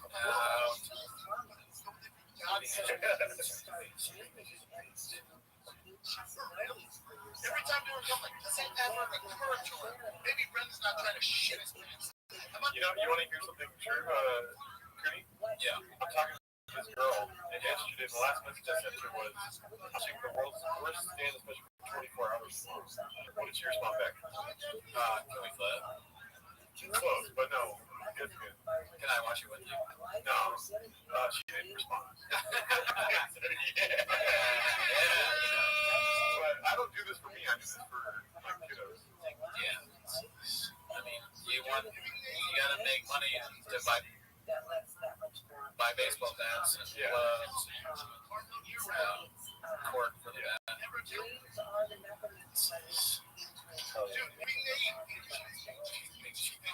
What the hell, man? Carload year round? Cheese. Dude, give me the 8. Cheese. What the hell, man? Carload year round? You never tail off the carbs? That's what the hell. Dude, give me the 8. Cheese. God damn, man. Year round? Talking about Michelangelo, dude. Assistant capital right there, dead. some of the best stuff ever written. Yeah. That's just facts. Yeah.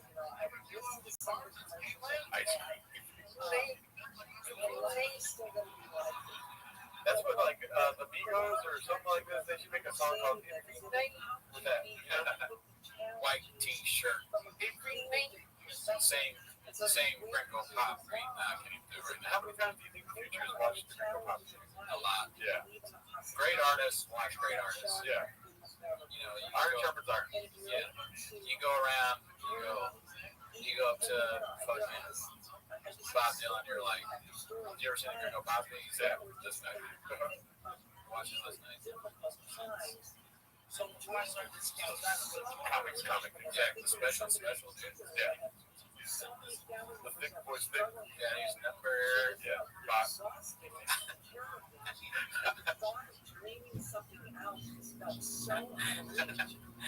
Does Paul hit you up at all? Okay. Yeah.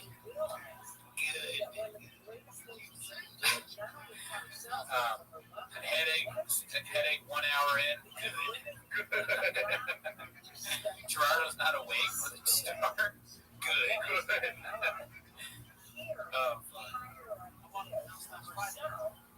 I feel like that sounds like I'm Brennan talking to George when I say it like that.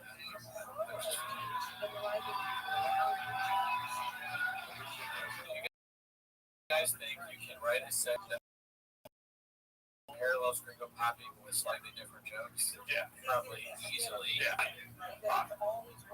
Oh. I see, dude. I will fucking take it to the snout. I can't be around it. I see the heat. So I walked in and I go, Mama.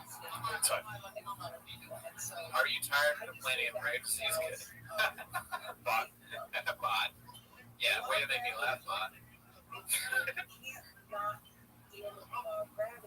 Gordo, none of your business, Bot. It's keto, bitch! Ryan come in with a jelly roll talk. We haven't talked about jelly roll at all. Yeah.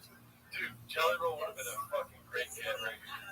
Yes, I really like the show, and the way you treated with reminds me of how I treated one of my friends that was a dog.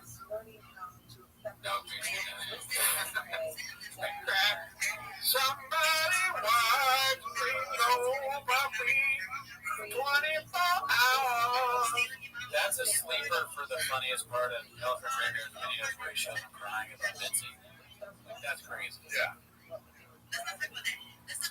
When you stare to the bomb, you stare too long into the plate, also stare back at the TV as well as you wrestle with monsters. I'm about this. Yeah. So, we should have gotten Hungry Wolf on, huh? That was great. So you guys do a show on Brendan Schaub. Fucking fat. What is the You'd Be Surprised 24-hour shows? I don't think we can get away with that. Yeah, it's on Showtime. Never heard of it. How sad would it be if we went to the gym with Tony and bench more than us? Oh, So I can kill myself. you probably can, honestly. I don't bench. Nah. That's not facts. Say bench more than Gerardo the other day to prevent heterosexual. Look at taste. I love the feeling of pussy on my penis. Girls can't get enough of Hinchcliffe. We got some surprises for you guys. Keep in mind, we are in stasis right now, awaiting the second half of the stream, which we're not even at the halfway point. Yeah. Which is a rough thought. Have you guys ever sacrificed a Saturday for skits and bits? Oh yeah, entire Saturday. Don't remind me of that. This is gonna be a rough weekend. No, big weekend. Don't do it.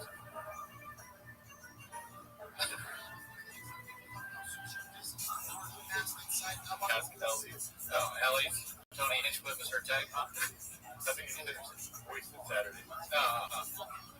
Skits and beats. So I guess they're saying that Cowbell was never better. Oh wow! Thank you. Text them and say thanks. Yeah, I'll tell them you guys that you did a good job. Motherfucking lobster. Red lobster, dude. That's some one of the people that have been doing this in the beginning. Are you guys in your mom's basement or what? Yeah. I bet you they have a profile thing. Like I care. Next. Dude, fuck doing this for the rest of your life. Imagine streaming every day. That's crazy that those guys do that. The big streamer. That's insane. I guess at some point you just gotta just completely tune out. Like, I'm surprised. Yeah. You know the cool part about doing this though is that sometimes you get to meet your idols. You know what I mean? Yeah, sometimes. Sometimes it's just like, what? Unbelievable. You get to talk to people like this. The CEO. Which I'm gonna take my hat off. Oh, yeah, dude, take off your hat. All that stuff. I can't have a hat on being the president. The CEO. Because I actually wore a suit. I have on a sports jersey. I'm embarrassed. It's number 66. I can't hear Brian. Oh, there he is. I can hear him now. We did it. We got him. Yeah. Whoa. Crazy. Man. BC. Just as amazing. What do we call it today's episode? 24 hours of shop? Yeah. Oh, yeah. We've been, I don't know if you know this, but we've been streaming. Well, yeah, you do know this. We've been streaming the Ring of Poppy since 9 a.m. Hell of a mark. They're 80 baddies, but I can get that lot that.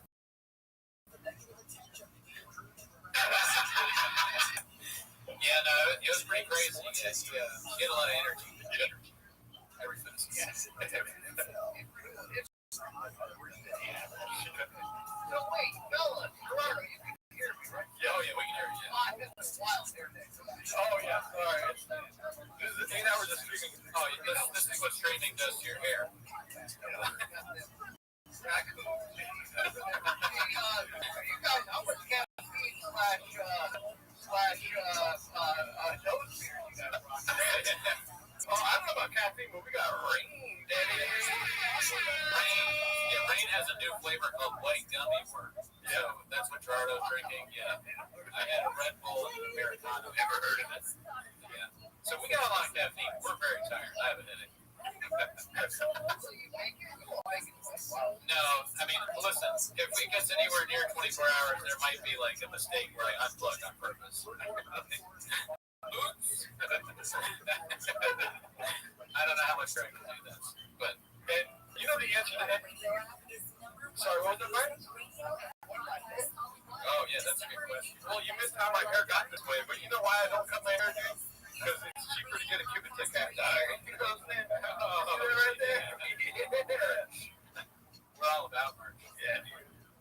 What did you miss? Let's see. We had on, well, you saw Mark. We had on Brendan Walsh, Alan Strickland Williams. He missed about 30 to 50 replays of bean cheese. But, you know, like, no, you didn't miss that much. This one, too. Yeah.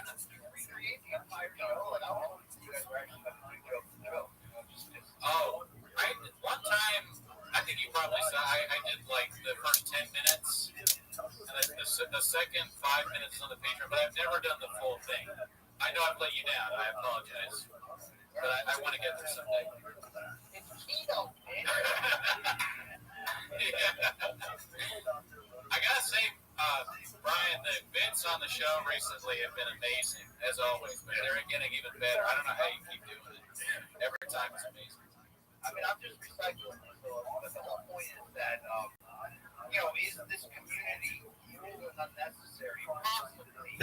You guys know comedy, and I don't know if you guys are contributors to the Reddit and just beneficiaries of it, and that, you just want it forward to make your own insanely hilarious comedy shop. This community of homeless feral cats, I laugh my fucking on a daily basis. Oh, yeah. Some of the funniest guys ever do it. We're mainly just beneficiaries of anything having to matter. I'll ask you this. Brendan Walsh, famed comedian, he was saying he he's like addicted to the Reddit. Do you ever feel like you're addicted to the Reddit? It's a problem in your life? I do. I feel like it becomes a problem. You know, sometimes it gets thrown out of mouth, and I'm like, you know, do I want to be associated? These are good questions to ask every day, every night. Definitely good question. But, you know, then I laugh my balls off about that. I'm like, somebody needs to document this consistent level of ridiculousness. I mean, Oh, yeah. You know, the Patreon era has been illuminating. Oh, yeah. Yeah, and I mean, it's hit after hit. And then, like, Land Moonding, that was pretty good. The latest one. That was pretty damn good. Yeah. I mean, you know, is Drive Fast and Eat Ass, that's still around? I don't know. We always laugh about it because the episodes take like 6 months to make, you know? So it's so weird to have a truck show, and then every show starts with these like, "Hey fam," he claps his hands, and then 6 months later there's a new truck. So I'm hoping that in a few more months we can get another show. And hey, we're serving Francis Ngannou out of this carburetor. If he can get him there to Austin and the storage unit, fingers crossed. I was hoping you were going to get Jesse on fire, Becky on fire, or maybe even Jen on stage. Was there a chance? Nah, we didn't even reach out. We haven't tried to get Jen on. I don't know if I want to have Jesse on fire. The way you're hesitant to be associated with Shab is the way I'm hesitant to be associated with Jesse on fire. I hear that. I mean, did you ever have any reservations about BGL entering your home? Well, yes, no, that's a good question. You know, we should have that, but we don't. Unfortunately, we just, you know, it's all risk, no reward. All risk, all reward. You know, yeah. Me and Mark, we went out to dinner before the first time I met him. SCND. Sized each other up.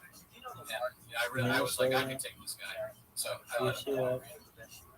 I mean, the thing about Mark, I will say, is the thing I'll say Take also all in my mess. editorial about narcissism. No, I was Oregon over Pennsylvania. It's almost awful.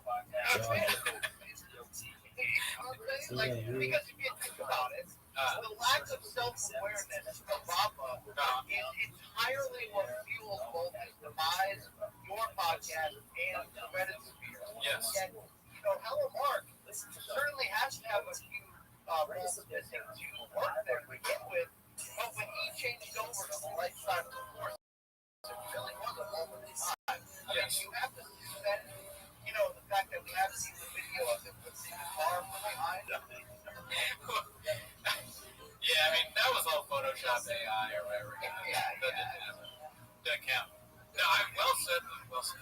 He actually, BC, I gotta tell you, he said he addressed this on the pod today. I don't know if you heard this part. He actually said that he's not narcissistic, he's autistic. So he's saying he's autistic. He actually did feel that. That's very cool. Yeah.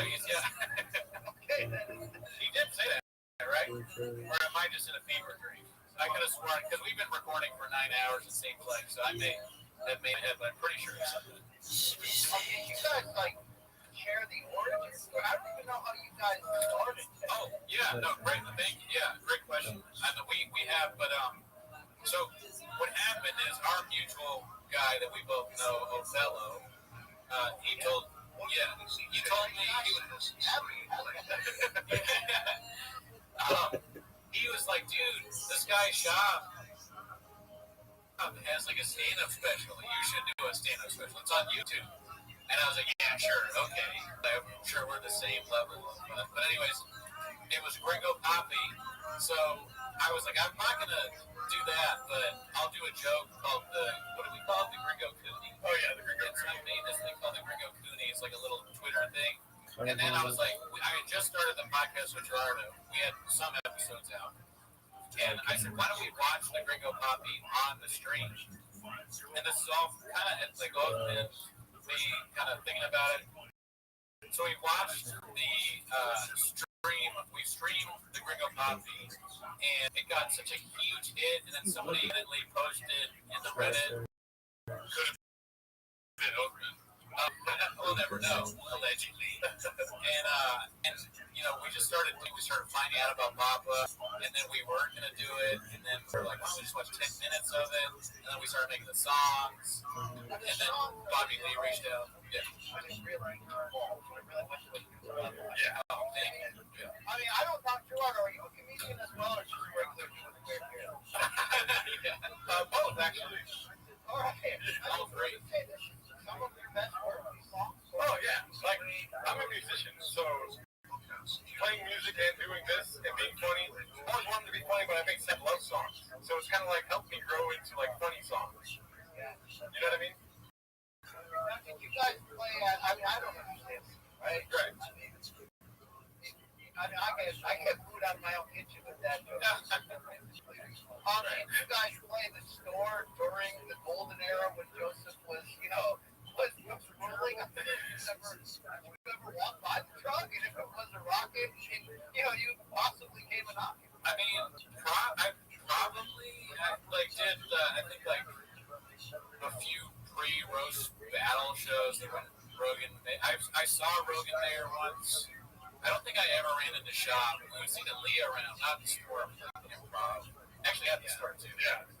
Yeah, Dalia, one of the greatest ever do it. So, but I never saw live opera at Rogan stand. What's that? Great comedian, bad boy. Yeah. Who's the thing? I'm working on my Dalia impressions. Now, why does it Papa protect his? Why doesn't he find his nuts that Dalia is so awesome? Yeah, it's a good question. I thought they were all going to stick together, Yeah, I thought we were going to fight. Yeah. Not so much. Like, what is Eric Griffin missing? Is it just a paycheck? That's what he's going to go. Yeah, I think they're all kind of like tied together. Dalia's got nowhere to go. It's a show that has, Theo Vaughn was there for a while, and he had to go figure some stuff out. He's been going through a lot. And then they were just like, we'll just keep going. It's one of the best shows out there right now. Have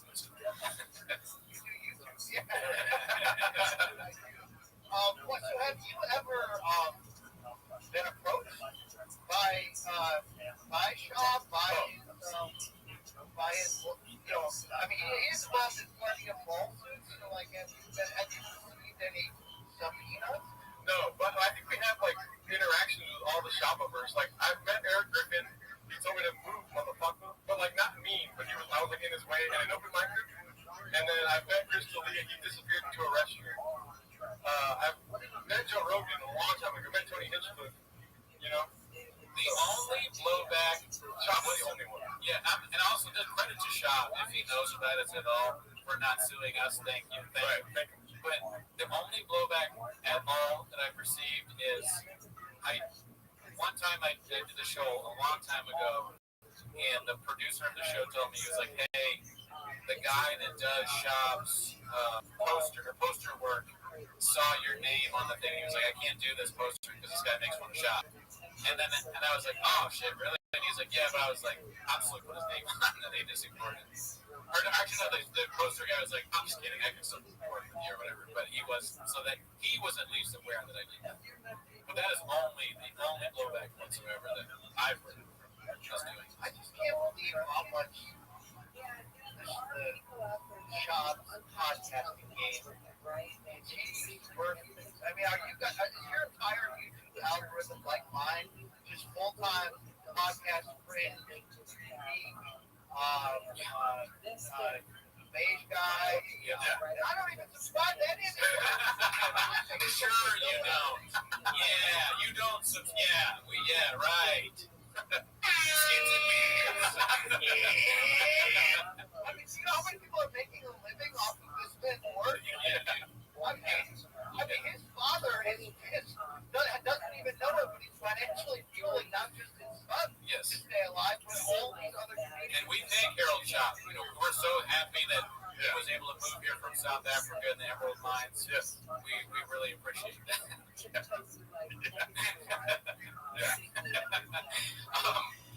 But to answer your question, question, absolutely, 100%.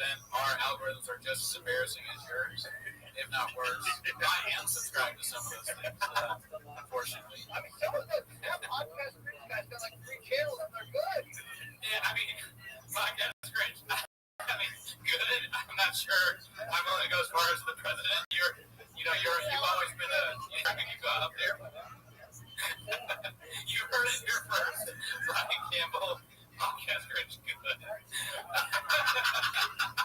We haven't ever said that. We watch it. It's great stuff. I have so many questions. I mean, I'm sure you guys do. Because here's the thing, I had a couple coffees in the timeline of shopping, right? It was, it was South Florida. It was a little fight known as Floyd Mayweather versus Logan Paul. And it was a Showtime debut, and Papa and LT and I were, the talent hosting the weigh-in or something. And, it was a time when I started to realize that this Reddit thing, because all these MK, I've been already found that all these MK fans were like, yo, you gotta check out this Reddit thing. It's wild. So they're like, you know this guy, LT's friend with him, you know the shop. I'm like, yeah, I know. And then, you go to it and you're just like, oh, God, like, the rap stuff. Like, that guy in South Oregon, Bird. I mean, like, I mean, this stuff is amazing, accidentally brilliant. Like, now it's checkbooks, so they can make me laugh, And so they started to get in my DMs, and I realized there's a lot of crossover here, and they're like, you gotta do two shop. Oh, shit. Yeah. You gotta bring the bits in. And I remember thinking, there's a chance I can get my ass kicked out of this. Like, there's a chance this could go south. But I've got to be honest, I delivered those during that weekend when I shared a few streams with them. I delivered those Chavisms. Assuming that you would, I'm almost throwing them off for something. I'm a pro comedian. I'm the stupid guy who thinks it's funny, isn't. So I'm just going to lob them and then you'll dunk on me. And then, for plan B, I was thinking of, if I can get him to trust it, it actually will kill the hatred.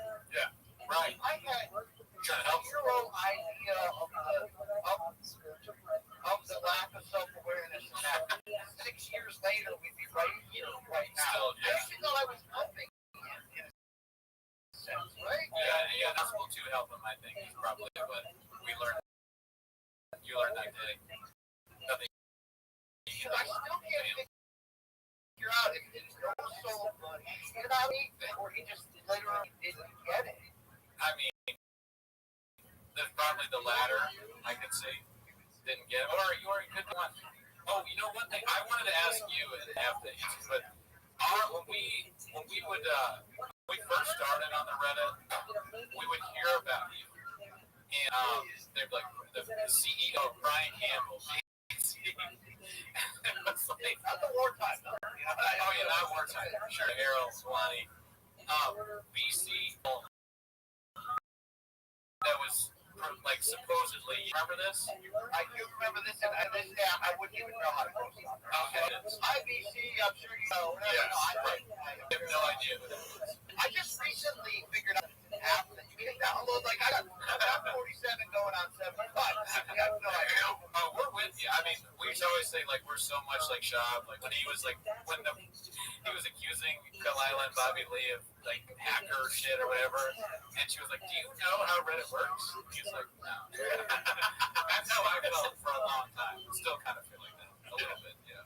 Do you think, like, for example, the latest I saw, many life struggles behind, but the Patreon thing, he answered, like, potentially liable answers on Patreon about the CBD lawsuit. Oh, really? But he, like, not assume that people can take that and put it on Reddit, or that, even worse, every single Patreon subscriber is just a Redditor?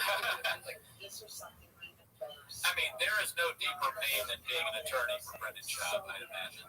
It's got to be like, oh, why? No, stop!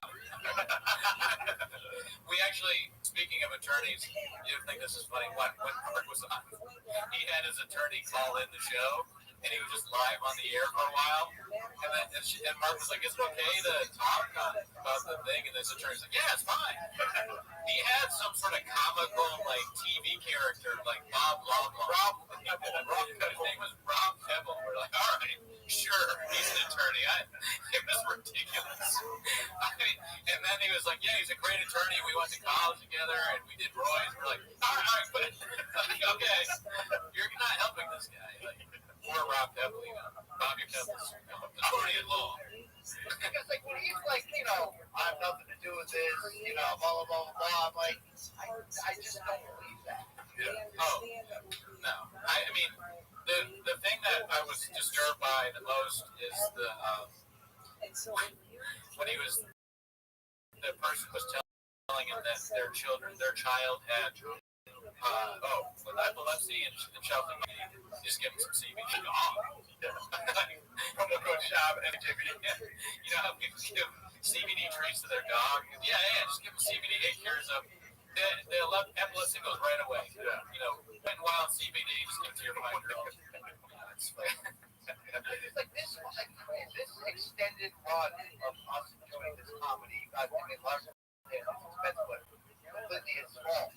Like I think of how often it could have just ended with one piece of self-awareness, one piece of like, I know what's out there, jokes on me, guys, okay, but it's out.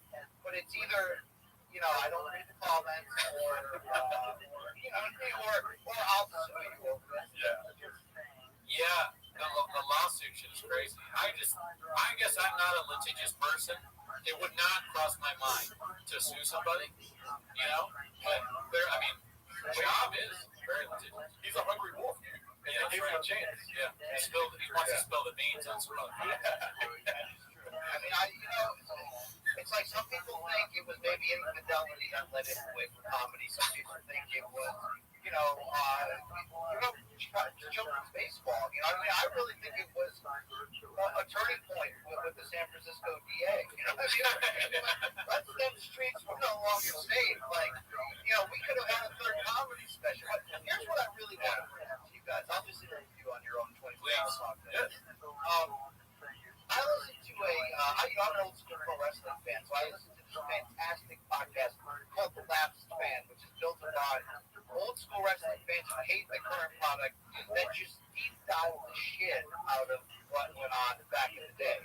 So when Hulk Hogan died, they are in the midst of like a 9-episode special about like the history of his life. Each episode's like 3 hours long. They research every newspaper archive in history. The other day they had on some like 75-year-old guy who grew up with him. Like they're literally trying to find basically just to prove how much Hogan was alive. They're like interviewing his little league teammates, and they're like, "Here's what he said in the second book. Is this true? I don't know if this is you guys, if you're skilled enough. But at some point, if this thing continues, we're going to need people that are like going to find the guy that got good news through the glass door. Yes. His mom put name tags on all of his Instagram bars. We got to find, we really get Gary Barnett on there. Get that kid who, like the taste of, Yeah.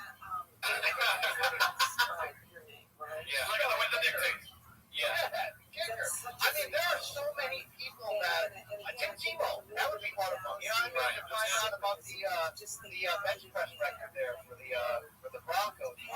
There are so many people that really can add color to how we got here that no one stepped up and done that yet. Is that a key and Gerardo production in the future? Well, I'm glad he's asking because, we act like this is a 24-hour stream of watching the Ringo Poppy, but really it is the inciting incident that leads to the documentary about Ringo Poppy and the life of Brendan Shaw. It's important that we bring that to awareness, and I'm glad you asked the question. Yeah. If I may, I think we're bringing awareness to the fact that it needs to be made. Mr. President, I hear your words, I hear what these edicts or injunctions that you're giving us, and this is something that we're going to work tirelessly to do. We're inspired by the work that you've done so far, and I will personally. I'm going to fight really really hard to find all these people. I don't know. I've been streaming for too long. I can't even put words in conjunction. What is that? I don't know. I'm losing it in. We're not putting sugar all over your dick and telling you it's delicious or anything. But yeah, we want the docuseries involving all the aspects. And the main component of that needs to be shot at the center, just like Michael Jordan. Because he's brought so much. Yeah, you get the last name. Yeah. I want weed. I want wheels or during that stage house vibe or a Abuelo. You know what I'm talking about. I want a few things I need. The people that work with them at the grocery store. You know, the one who got fired, I would definitely have them on. Old bosses. Yeah. Whoever gave him the cappuccino. Little League Dad. Oh, yeah. Oh, right. Yeah. Little League Dad's gotta come on. We tried to find, we actually tried to find the bully room. Oh, yeah, we did. Which is crazy that we did that. Sean McCorkle thinks he has all these people, right? He's like, I got the guy with the Triscuits, you know, like all these people. Sean does. Sean makes it. No, we want to, but I think we missed the window because Bart took over for a long time. But I'll try to. Yeah. I mean, sometimes I'm saying I'm real hot info that I'm like, I don't want to say I can't work with somebody. Oh, yeah. Listen, I'm sure people tell you a lot of stuff. You're the president. The meetings, when you're in the room situation, you can only imagine what you hear there. Like, for instance, I want to. Yeah, one of the keys to turn. I don't want to say who, but somebody messaged us before the truck flip incident and sent us a picture of the truck flip. But it looked like it was just the truck and like a random, like the same exact model type thing. So we didn't share it, like we just kept it to ourselves. And then the whole truck flip incident happened, and I was like, oh my god, that whole month ago. Yeah, that was the craziest thing because he sent it. I don't know. He sent it. Did he send it to me too? Oh, I think so, but I ignored it. I think Charles was like, look at this, and I was like, what does it even mean? And then it happened, and we were like, oh my god. And it was the exact same picture. Yeah, and this guy, whoever it was, if we had released it, I'm sure they could get fired from whatever it is that they. So it's like we were like, damn, how do you get this? Wow. Man. Yeah, I mean, I don't want to ask how it ends. Sorry. I don't want to ask how the story ends Because what? Sorry. It's probably going to be sad. Right. But I just wonder, like, what twists and turns. Because lately I've been trying to get in the mind of Cal, and when I watch these, he seems almost as turned off by extreme baseball bad behavior lately. In terms of like, you don't listen to that son of a bitch coach. He goes pro into sports. You know what I mean? Like, or what's your outlook? That. Like, I really fear that all of this man's happiness is tied into whether one of the chompies goes pro. Right. It could be. I mean, but he's putting a lot of effort into it, so I think they're both probably going to be Major League Baseball stars. Definitely. It's like, every facet. I hope they do become that, Yeah, I just hope they don't kill us someday. There's a lot of footage out there. Yeah. I think I'm going to be sitting in a cafe someday, and someone's going to come up and put me to death. It's going to be like the end of the movie Sleeper. When they go back and they kill Kevin Bacon. Yeah. Or The Godfather. I'm going to get a knife right there. I'm like all old. Yeah. Senor Cooney. Don Cooney. I'm a Don by then. Or Matt Damon at the end of the party. Yeah. Some shot relative comes in and he's got stuff on his shoes so there's no fingerprints and he's like, fuck you. You dead. Do you guys have access to Will Sasso? Because he seems to be Oh, I would love to. No access, but yeah, I love Will Sasso. That'd be great. He used to bring it to Bob the Space before anyway. Yeah. I liked the thing he did with they were doing some crazy AI content. Oh yeah, interesting. Like, did they do a whole George Carlin? Yeah, George Carlin is interesting. Creative guy. Rousey too. There's there's times when I'm like, yo, if I could get an interview with Rousey, because sometimes she's pushing a comic book or some movie or some reality show, and through my journalistic experience, to get a stupid an interview where I'm obligated to ask 4 questions about something. Right. Sometimes I'm like, can in the kind of question that can you eliminate some of the missing pieces that we don't know? I think, follow your journalistic instinct there. I think you can do that. If anybody can, it's you. You're Woodward and Bernstein. I think so. Who else? Just like Arrow, best we got. I mean, sure, yeah, great man. But who else if not you is my question. I think Gerardo, wasn't there a setback in the Bible verse that did make you aware? Like, you know how, like, I know your origin story on this pod. Like, what was, like, did you even know who ran forward to Poppy? And then I watched it in bed. Yes. This is shit going. Sick.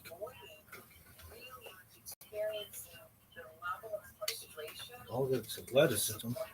Son. That they're experiencing in their life. And so when we can help people in a loving way, we're not instilling it, we're not creating it, but help people take the blinders off to really see the depth of settling that they're doing in their lives. That is so important, Felicia, to be sure. We're going to come back and take final calls with you in just a moment.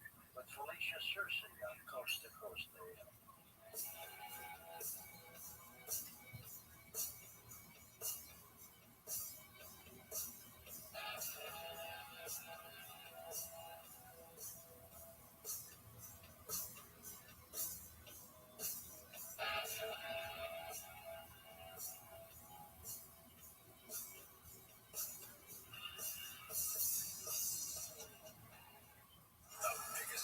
In live music shared this stage. At our 2025 iHeartRadio Music Festival, presented by Capital One. Hi, this is Ed Sheeran. Hi there, this is Brian Adams. Make some noise for Taylor Swift. Hey, I'm Sammy Hagar. Hey, this is Noodles from the Offspring.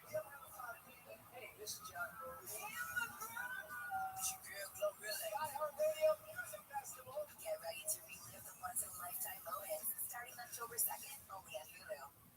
From the producers who brought you Princess of South comes The Setup, a new romantic comedy podcast starring Harvey Ian and Christian Navarro. The Setup follows one man's search for love in the Big Apple. Well, the thing is that I didn't actually use the app. Every time I opened it, I got hit with this wave of stuff, and then my heart started beating like so fast. So I opened the app, closed the app, opened the app, closed the app, opened the app, closed the app. Meet Juan, the lonely museum curator. His true love, art, is bigger than every. Something you've got to step into forgiveness and into the real world. When the perfect man walks into his life, Well, I guess I'm saying I'm like, yeah, because that's right. well, I don't know, I think so. He actually is too good to be true. This is a common comedy. To pull off this heist, they'll have to get close. Status Tristan Graphic. Gosh, it's so long to do this.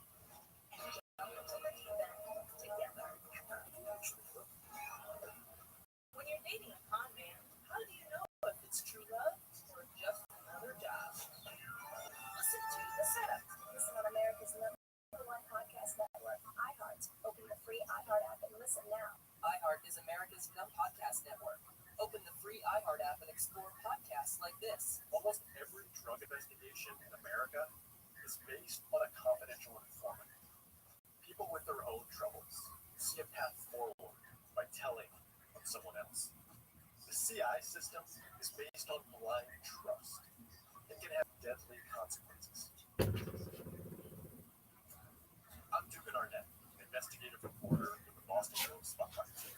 And I'm going to bring you inside this secret world with the story of one city at the forefront of America's struggle.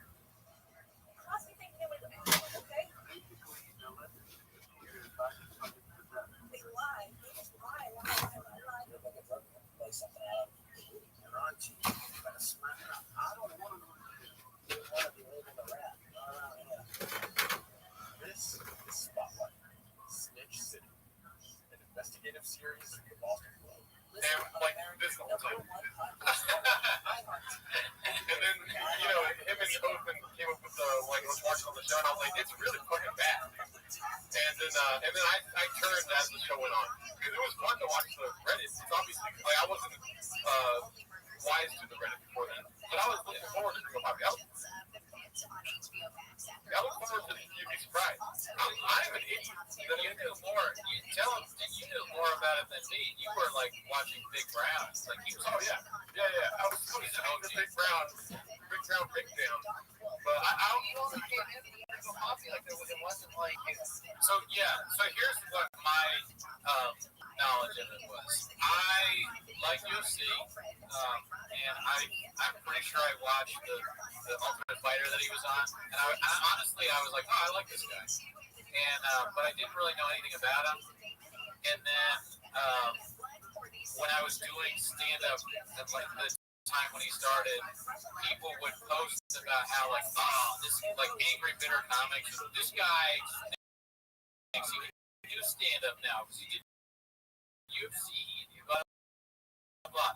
And I watched it, I was like, we're just hating on him. And then he had a Showtime special, and I was like, I don't have any interest in that really. I kind of was like vaguely remembering him from the fighter thing. I was like, and then, oh dude, you gotta check this out. I had no idea.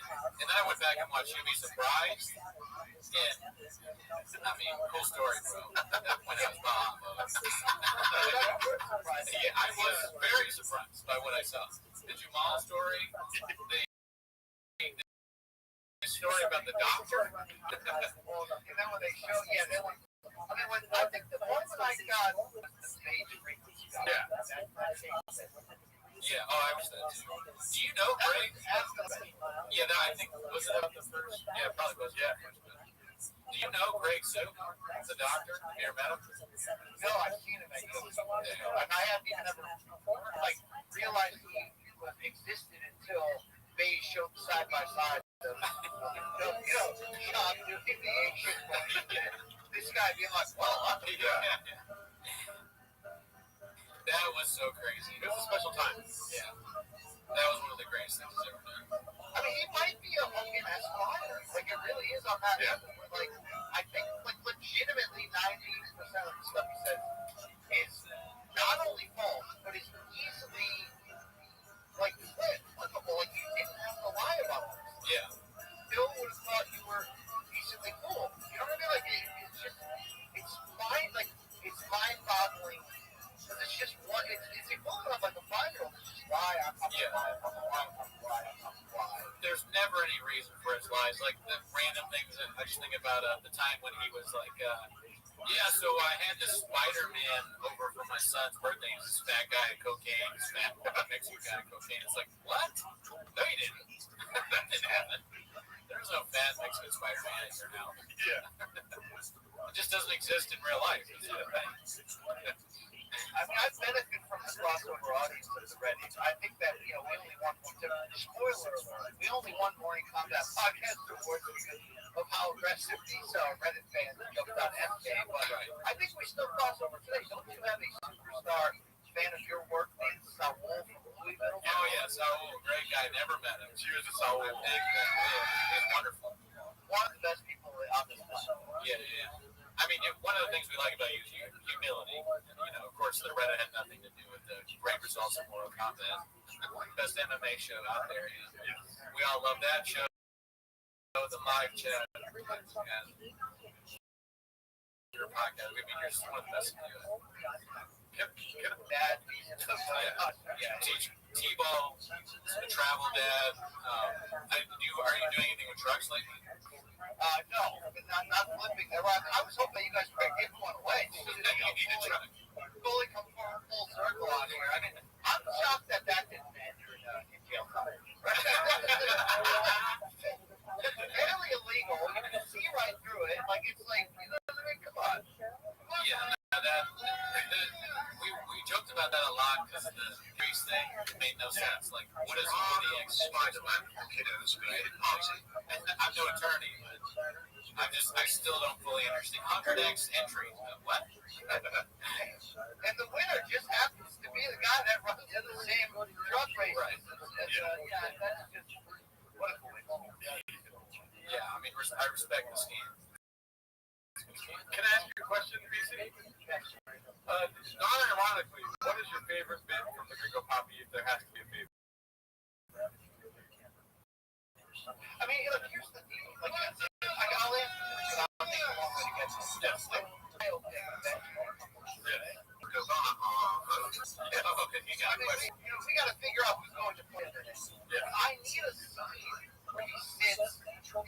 Mojo and Mom-in-Law down. It's like, look, our career's on the line. Showtime let us go, but I lied to everybody and set that up, so I bet not myself. We got to go to YouTube, but I told everybody that, fucking at Netflix. And here's the deal, though. For this to work, I'm going to have to disparage your entire heritage of our children. Because as I'm watching that, I'm like, that the Gringo Poppy wasn't a mass failure, only because I actually legitimately laughed like 2.5 times. Compared to the first comedy special where I was just like, I'll give credit. The Rousey story, how he built to it there. Like, the guy could tell a story when he has professional writers like he did that one. Setting him up there. But, like, that second one, I remember thinking, like, wow, he really tried. And if I'm a member of his extended family, like we're calling it Rothschild, right? So definitely to answer your question, it was it's how the escalation of his eye and face muscles was going down the line of like, it's going to a new level.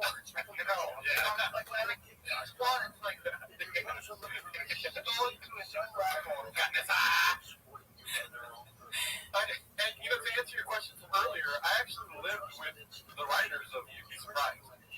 I lived with two comics that wrote for him. Yeah. Asana Mada and Derek Austin. Derek Austin didn't live there, but he was there writing with Sean all the time. So I always assumed that like that whole first thing was not him. The whole first thing. I mean, they were always working with him. Like they were always busy and then always going on the road with him and whatnot. Yeah, like you need somebody to watch him, make sure he doesn't fall over, eat something wrong. Right. That kind of thing. Make sure you drink some water. Make sure there's a sink around the corner, if anything, Right. I mean, you think Joseph led him down the comedy road only because he felt bad about calling him out on the podcast live and ending his fighting career. So people forget that Chuck didn't consider a cut down to light heavyweight after that, and actually was like, the doors kind of slammed in his face. So did Rogan overcompensate from a friendship standpoint, push him into that just to like give him a soft landing? I have no idea how it was, eventually get exposed as a ball guy that. I mean, he's a ball guy that swings dick. I don't think that Rogan felt that at all because I believe the real reason he left is because he couldn't get sponsorship money. And what's his name? Brendan Schaub runs on top. He fucking intravenously takes sponsorship money every day. And when they started changing to the Reebok deal and whatnot, he left coincidentally. What I think, and nobody thinks this, so I'm just a kook. I'm a crazy guy. I say a lot of wild stuff. What I think is that Joe Rogan at one point in his life, somebody told him, like, they sat him down, they're like, hey, you know what, you're not funny. Yeah, you are not funny. And he heard that, and he was like, well, I'm not funny, well, then no one will be funny. Yeah. And that's how he started. He was like, I'm going to be the worst comedian. And then I'm going to become so popular that everyone else has to be bad. And I'll make my friends the biggest stand-up comedians there are who are all not funny. One of them is going to be some goon that throws people out of doors and, like, is a racist. He eats other people's food and their Triscuits and their mama or whatever. And it's a big strategy. He wants no more comedy, and he wants people to eat a different school. Yeah. And Lake Austin. So it's big plan. The whole thing is, a lot of people are involved. So I'm done. I'm not going to say anything. I mean, maybe if there's a gap, and I think you can play baseball full year round. So but things get bad because we always thought if things got bad enough financially, we could see him in a bare knuckle fight, or we could see him in a Jake Paul boxing match or something like that. But now I'm like, is there a lack of shame enough that there will be a comedic comeback that's only fueled by evil? Wow, that's a great question. Dark. It could be dark, but me and Cooney are very optimistic about this idea. like if he leans into the bit, which is probably impossible, but there's probably like a 2% chance that he does do that because of financial distress. He comes into comedy again, leans into the bit, he sells merch about like water, like he sells 4 different shirts: water, weed, doing hair. You gotta collect them all. Yeah, that was part of what I was trying to tell you when I took that chance to explore his own comedy work at it, just kind of giving him an opportunity to shut me down. I was hoping that he would actually lean in enough to not only make the hate go away, but exactly what you're saying. If you leaned in and did your own bit, leaned into your own ridiculousness, slogans on a T-shirt, that's money. That isn't even like the amount of views another special would get on YouTube. I mean, like so many. Like at least 2 million, but probably more. And then you should do it just because of that. And you don't even have to buy the views. He's like the Rocky of being stupid. It's like Rocky always comes back. So Shab is always going to do something even more stupid. You know, I did this last time, but this time I'm going to drink poison or whatever. You know, like he's the stupidest person of all time. Like the fish tank era was quick. Yeah. What's left? What's the match? Like, baby. He did music already, actually. I mean, there was a record label. You didn't know this?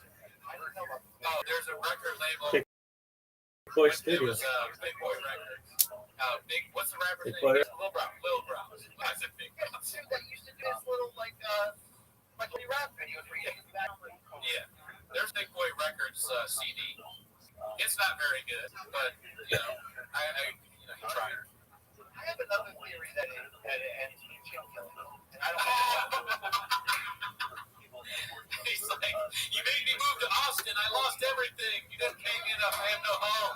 I live with Donald Trump the dog. And then like it ends like the whole film ends with Chin throwing a match onto like the house dripping with gasoline. Right. Yeah, that's right. Did I say house? I meant to say storage. Storage unit. Sean's living in the storage unit. He's been kicked out of his own house. Remember the first couple episodes there, the lights would go off and they're on timers. The train would go by. I mean, it really was like just. Harley's.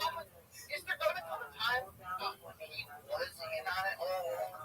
I mean, he's like Cagliacci, mask off. I've been talking because this will be like, forget Andy Kaufman. This will be the his greatest work. It'll be chef's kiss genius if it turns that way. And I think he should have listened to it now he's listening live and act like he was. If you really think about it, let's go over. If we take a pie chart, let's look at his viewership right now. I'd say 82% of the books are bombs. And like 12%. And then like probably a couple other like little dads.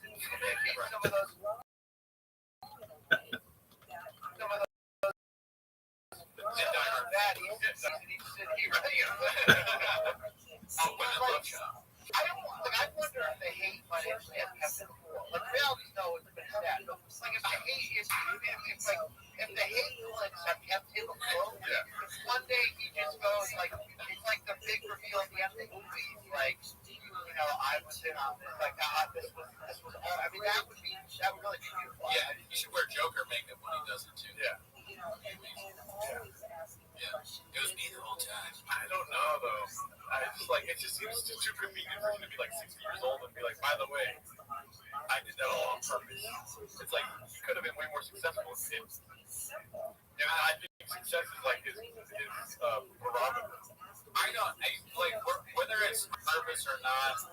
It's unlike anything. Welsh said this too. It's unlike anything I've ever seen from anyone in history. And I've studied history. Yeah, I've not seen anything like this. He's like Rasputin or something. He's a historical figure. I just he lies like Rasputin. But he's not as smart. People are more smart than they were back then. My favorite Shamanism, and I think it's died lately. Like I don't even think the new kids know about this, right? He's underwater world. Yeah. Like what was that? Mark doesn't even know. Is that a glitch in the Matrix? Like you know what I mean? Those are one of those moments where you're like,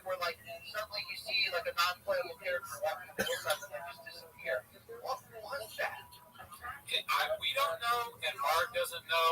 And when we were talking about that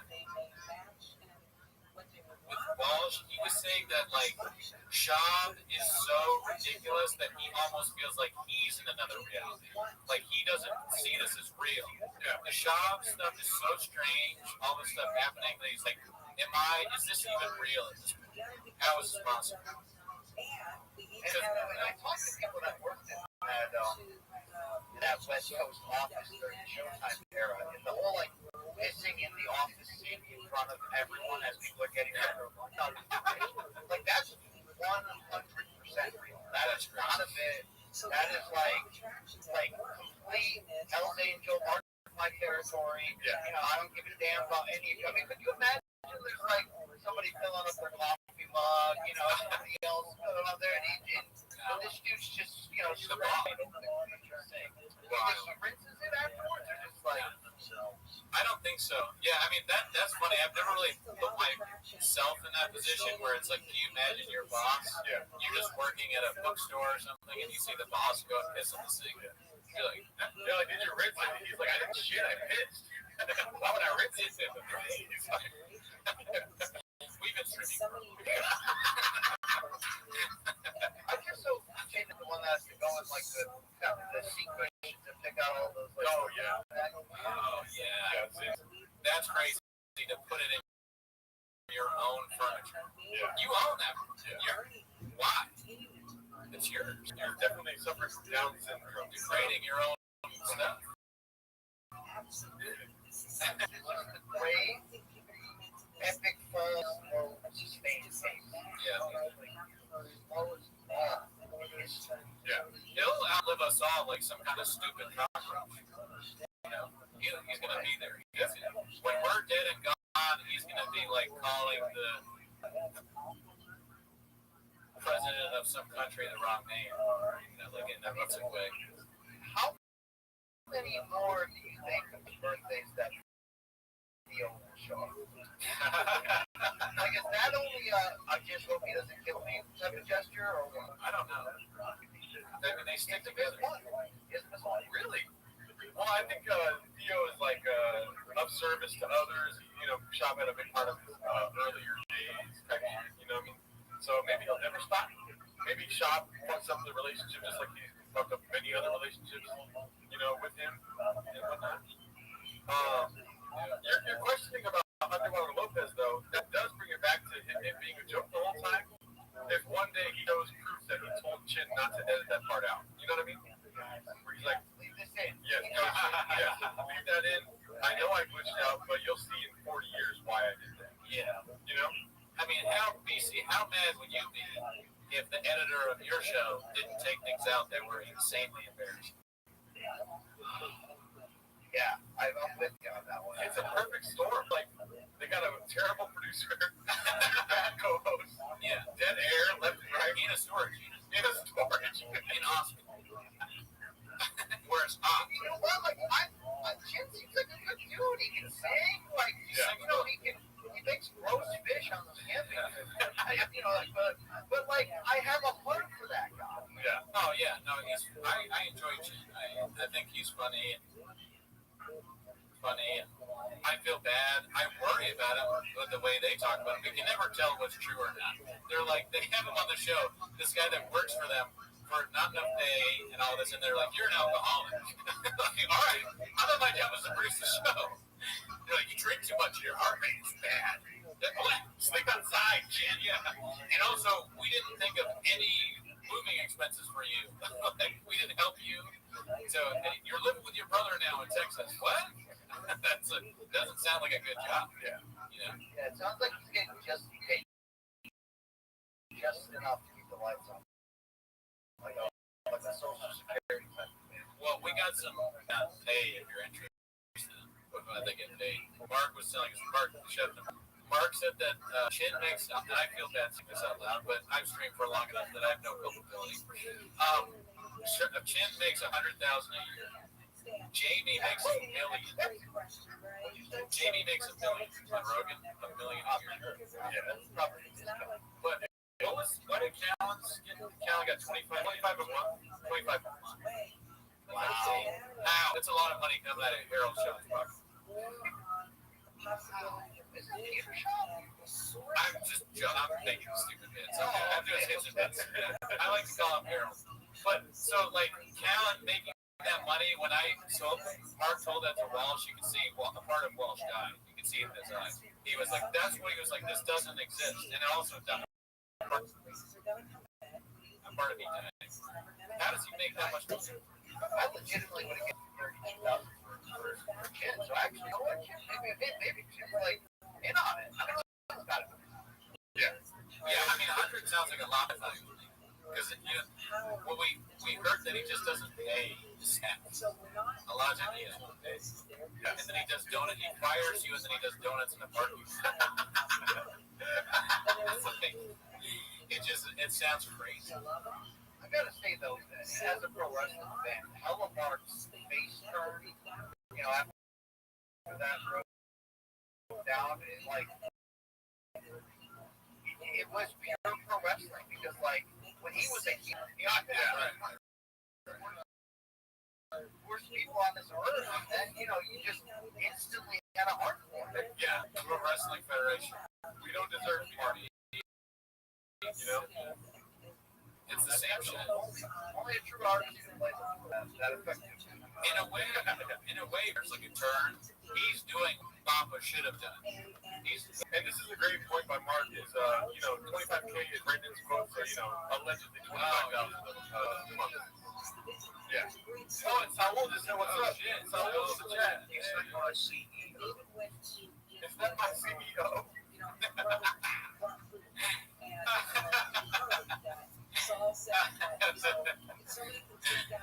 Man, damn. I mean, if this documentary is done, I mean, what if you just got all of those power players together? Everyone that's contributed to all your talents, right? Like, you guys would be the voiceovers, the hosts. Right. And, I mean, we'll get podcast Brendan in there. We'll get... Yeah, we love that guy. We'll get Elephant Graveyard. We'll try and get Elephant Graveyard first. Let me ask you a question. Are you ready for Sundance? You ready to go to Utah? Yes, please. Okay, let's do it. Now, someday, you, Mark, are really... We'll all be in Sundance, Papa. Utah, I don't ski, but we'll have some hot cocoa. Red carpet, Sundance. Oh, yeah. We got to do it. I thank you guys for doing this. It really, it allows us like-minded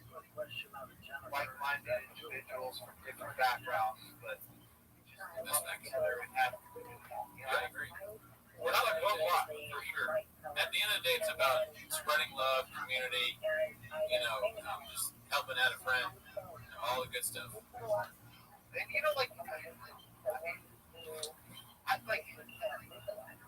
was kind of reaching for a while, too. Yeah.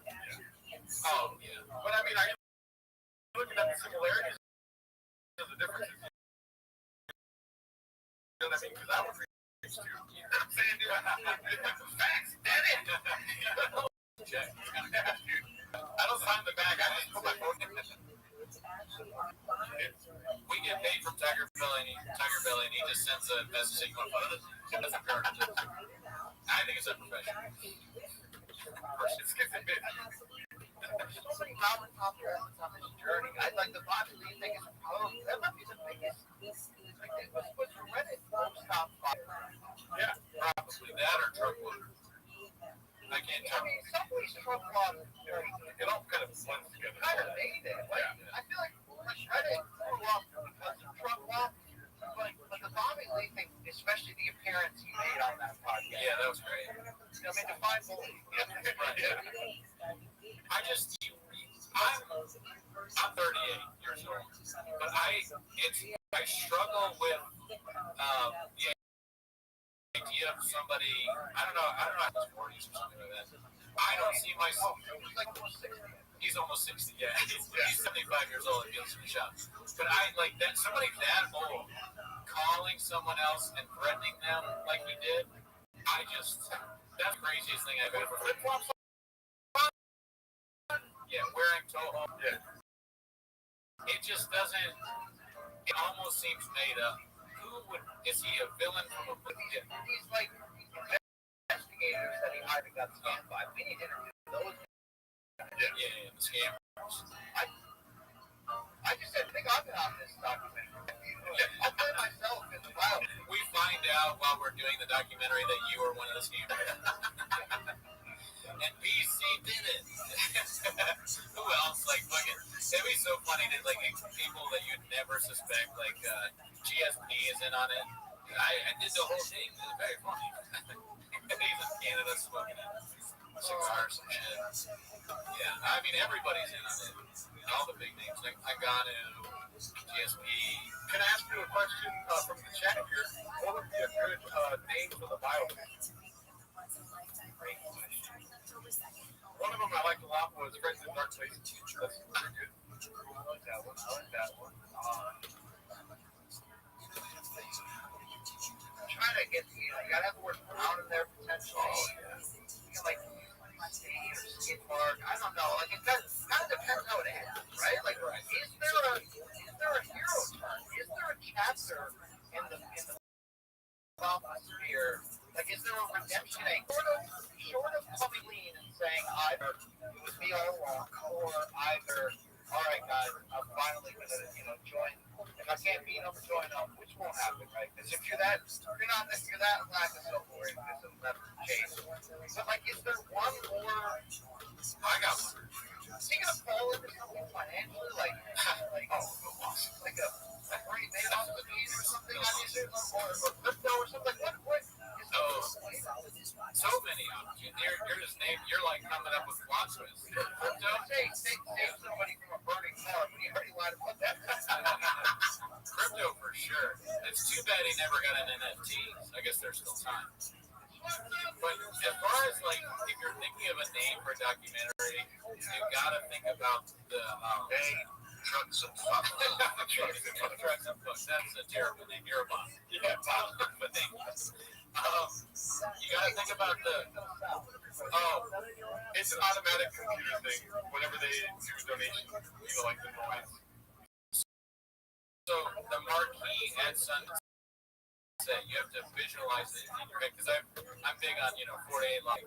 So you gotta think about these. To visualize it, you see, or it won't come true. So you gotta think about it. If it's a picture of him and it says all I do is lie to you. I think it's like marquee. That's good. Yeah. I like one word or two word things. So my hacky one is just the comedian, which I like. But my one I would do, marquee Sundance, read it. Wow. Think about that. You might be smoking. Read it. That was really good. Directed by Brian Campbell. Yeah. It's 55 lights correctly too. My best work. Wow. My piece to resist dogs. On the outer journey. Wow. That is produced by ultimately. To bring it full circle on our conflicting emotions, unless you guys are just full crash your soul through the process, which is very possible. It's like I'm not cheering for it to end disastrously, whether that's shit murdering him, Slow Joe leaving, and going back to week when the money runs out, or there's a few other ways it could go here. Yeah. I'd actually like a happy ending. Yeah, me too.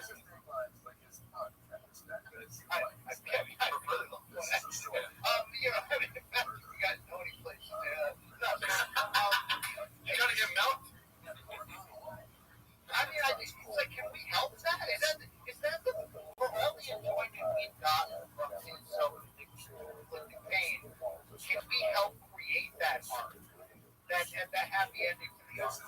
Maybe you two, with your comedic and musical backgrounds, maybe if you approach him with, fake hair and fake mustaches, and just say, look, I think it's time for me to come back. Yeah. We've got back. Yeah. We'll get our best stuff. Usually people will see you Right. as feedback for everything. You know what I mean? Like that. Well, yeah, that's funny that you say that because before Ross left, I tried to pitch him on Windy City 8 2, starring Brendan. You know Windy City 8? The Curious Case of Greatness. You ever heard of that? Never heard of it. So Windy City Heat is this movie that people made up. There's a guy named Harry Caraballo who's like this fool kind of Dutch guy, and this comedians tricked him into thinking he was like in a movie, and they had all these people like Dane Cooks in it, Don Beers did it, I think Jimmy Kimmel, I can't really remember. Ask Oprah about it because that's his favorite movie of all time. But like they joke, and he's just this idiot that they convince he's a star of a movie. So what I'm saying is, if we can convince Bach, we do some sort of When You Said Eat thing, or it's a documentary on his life, we convince him to, like you said, turn it all around. Yeah. But we can like make a it's great. Yeah, we do that, but the problem is that we have been too mean to count. I don't think Papa's ever going to forgive us being into that horribly unfunny mean. You know, like they're just not. It's his friend, and I get it. Listen, I get it. I mean, he has been falsely accused. You gotta keep following. Yeah. Wow. I believe in it. I believe in redemption. I've always held hope for that. You know, it's going to come it's going to come with a lot. It's going to continue until admitting that we're correct, and what he does is unintentionally funny nonetheless. I feel like he doesn't want to be that guy, but he has just always been that guy. You know. Interesting. Do you think you can ask Jay? I've asked Jay a lot, and Jay has not answered. Yeah, Jay might be easier to get on the shop. Jay might not know. He knows a lot. Maybe you can orchestrate a Jay. Actually, yeah. Actually, an ask Jay Hell podcast would be great. Yeah. He starts talking shit about Brennan. That's crazy. That would be so funny. Well, I gotta get back to this one, guys.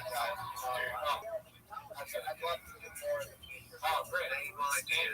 It's an honor for speaking. I swear we feel so blessed. Yeah, thank you so much. It was a pleasure to meet you. See you on the next one. Thank you. I'll tell him such great things about you guys. Oh, he's a piece of shit. I would just cut that guy out of your life. As soon as possible. But he actually has apnea and sleep apnea, but it's caused by his brain. I don't know. So don't take any financial advice. What hour are we on right now? It is, I believe, the 9th hour. Both of them tried to invest his family's money into shitcoin. So just so you know. Okay. Thank you so much. We love you. Thank you guys. Yeah. You know what I mean? In closing, yeah, I got it. Later, BC. All right. Yeah, I lost it. I'm going to keep streaming, but who knows what I'll say next. I'm going to grab a water. Okay, yeah. You want a water? Oh, sure. Oh, yeah, that was great. Give it up for BC, y'all. What the hell? Unbelievable. That was 4 years in the making right there, dude. We finally got it. Thank you so much, Campbell. Ryan Campbell, keep them skits, keep them bits coming, dude. We're going to react to them every week. 7 days a week. Can you archive this whole live stream? The whole cast would be grateful. I believe it will be archived unless there's some, if anything happens with it getting taken down. It won't be from us taking it down. I'll tell you that right now. 462 likes in the chat, dude. You guys are great. Back to the Ring of Poppies to the real stuff that matters. My mother wasn't Trump. Am I losing my mind? Slowly, yes. Yeah, thanks for asking. Sure.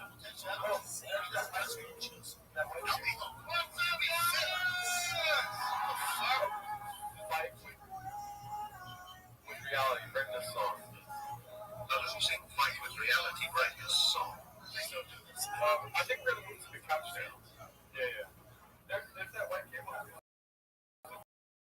Turn off these videos. They got it there, right? Okay. Hang up the spot. Forget I'm going to wrap up the specs and baby on part of my family.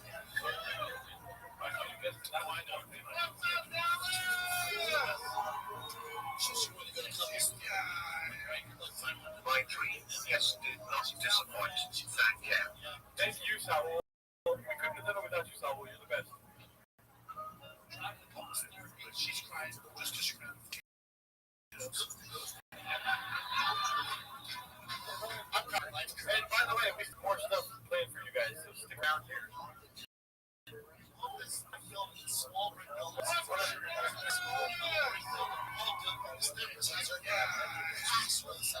Can you rewind the special I Miss Life Up joke? Okay, what show is that? I'm assuming it's Mexican. Anything I love about the Mexican. Well, let's go Mexican. Take me 3 fucking seconds. Let me get a dude. Cheese, cheese. What the hell, man? Carb load year round. I mean, they eat cheese. What the hell, man? Carb load year round? You never tail off the carbs? That's the game plan? Salt to be built like armadillos? Oh shit, I'm back. Am I back? Can you hear me? Okay, good. I think so, yeah. Yeah, it's good. It's not loud. Oh, that's right here.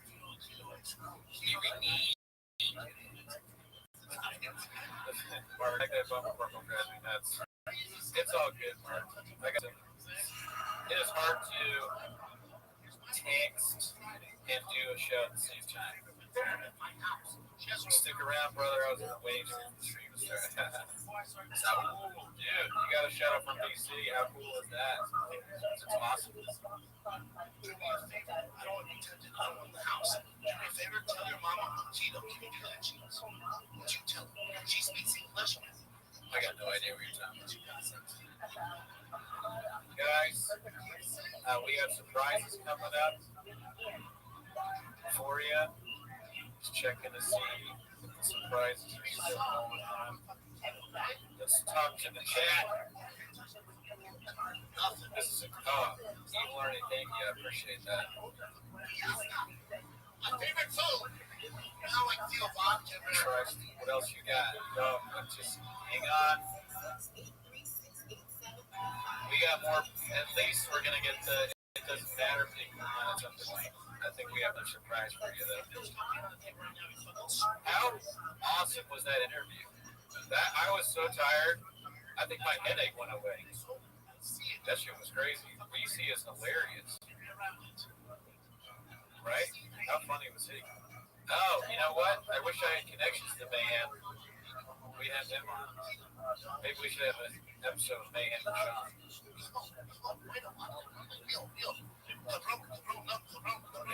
DC, that's funny as shit. Yeah. Yeah, I got it. I'll be right back, folks.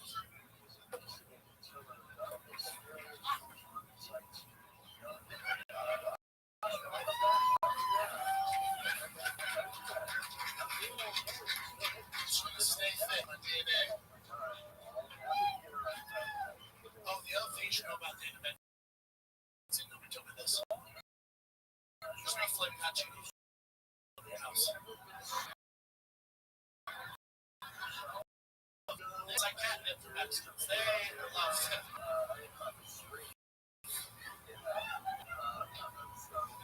My house doesn't speak Spanish. I'm like a refugee in my own goddamn house. My white friends are very Latin. Just for doing Spanish, but my friend learned Spanish. I'm going to be able to China 38 years. I struggle with English at times. You know what it feels like that my 5-year-old son roll up on his bike and talk shit to me in Spanish? You know what that feels like? As a father, you know what that feels like? I don't have a clue what he's talking about. I have a clue. I thought Pluto and dude for the longest time. I drove down to school last week. I was like,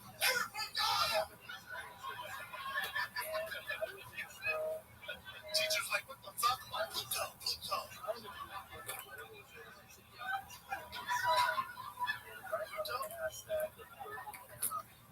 All right, we're back. Shout out to this COVID protocols for a little tough here. You know, both of us did the double blind vaccine. Placebo thing, so as a white person, my dad wanted to just be careful. I'm taking this.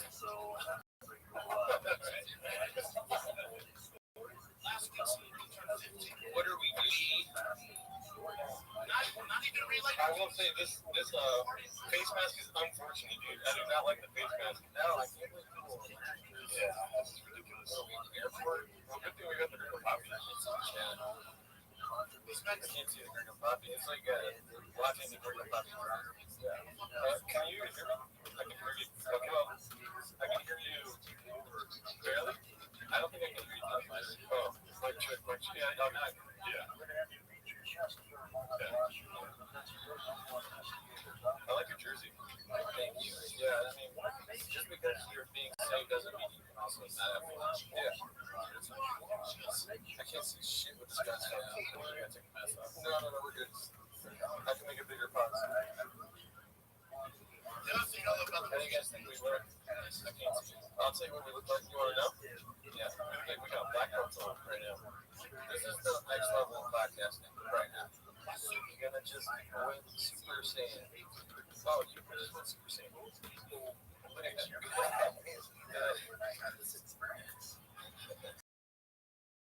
So, I think the idea to have the whole point of the hazmat suit as they off and burn and afterwards, right? You do that? Right. That's what he's doing. Right. So you're doing things you have to bring. No. I think I'll probably have to burn the jersey. But yeah, it's outside the hazmat suit. Right. We just talked about this inside the house. Remember? You're in the hat. No,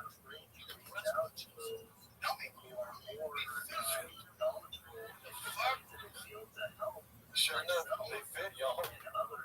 Oh yeah, this suit fits crazy well. Yeah. I'll take it. Oh, we can do this real quick. There's something going on out there.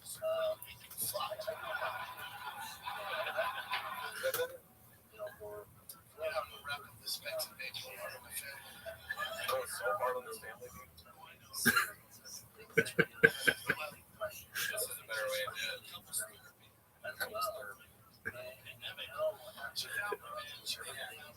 This has been a crazy stream, man. It's been a lot. When you try to hide these small teeth behind that thing, that's true. You can't try to hide the small teeth behind this thing. What do you guys think of our suits?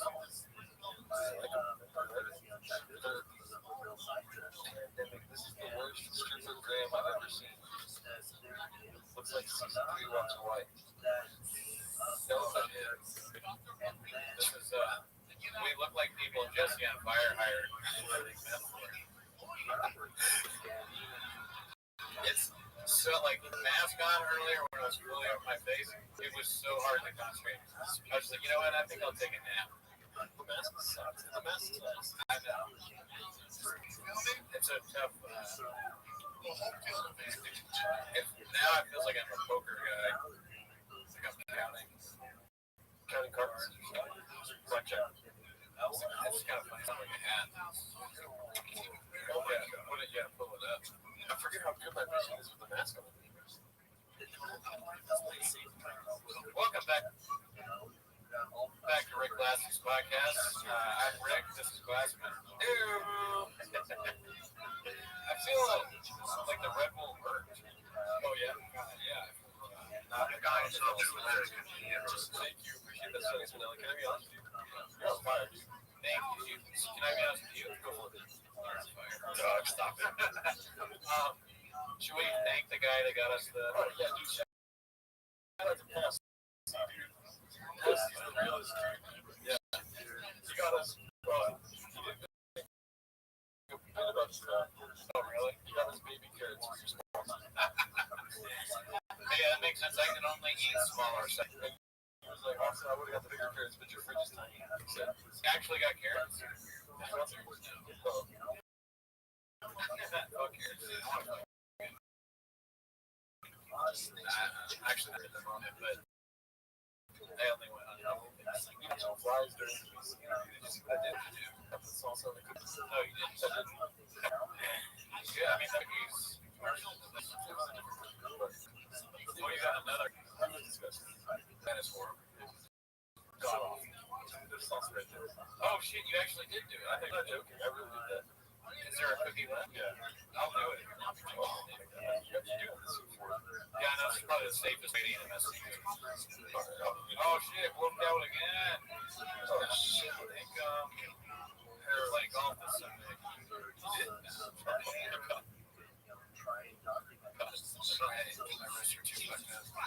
Salsa with cream. Salsa cookies. It is kind of like being on the rip. What time is pizza delivery coming? You got a pizza delivery coming to some pizza guys. I don't know if I have pizza in me. Yeah, I definitely want it, but I can't. Probably shouldn't. This is not good. David. Adam Ray is coming on next. We have Adam Ray on. For a sleepover episode. Yeah, our favorite comedian. Yeah. He's doing Dr. Phil. Yeah. I'm Dr. Phil. Everyone can do this. What do you mean you watched it for 24 hours? TV.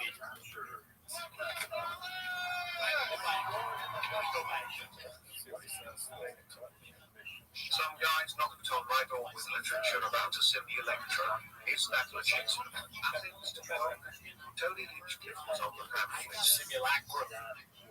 I mean, people watching this probably think they're in a simulacrum. Look at this shit. It's crazy. I mean, it's hard to not enjoy the simulacrum. You see our fucking fly fits like this. No, you could have a yellow suit too.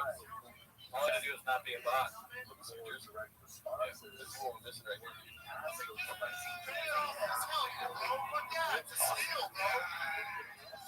Can I get steel bill burn?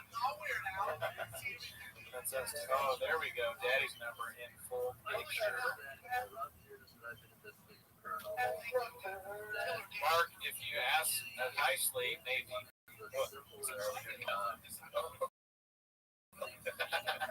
Jesse.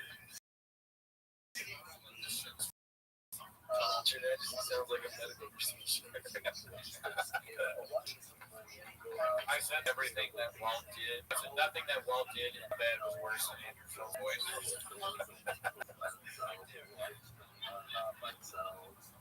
Be cool, Tom Brady versus Be cool, Tom Brady versus. I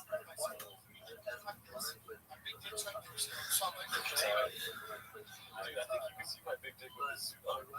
Sorry about that. Yeah, sorry about that. Just had to happen, dude. Do you guys want me to eat a messy cookie again? As soon as I get up to started, I'll get you some messy cookies. You're lucky I didn't eat all the cookies or whatever. You're welcome to it. I'll let you eat a cookie. I don't give a fuck. You're eating a messy cookie. Take your shoes off, podcast. Take your socks out. Take your shoes off. Take your shoes off. I've only seen one episode. This one. Brendan Calvin. I was interested in that. They had grievances against him that they ironed out. I watched the Dane Cook one. What happened? He pulls out his people's perspective of ghosts. Dane Cook? Yeah. But you know, retaliation. I don't know the name. I'm not going to do shit.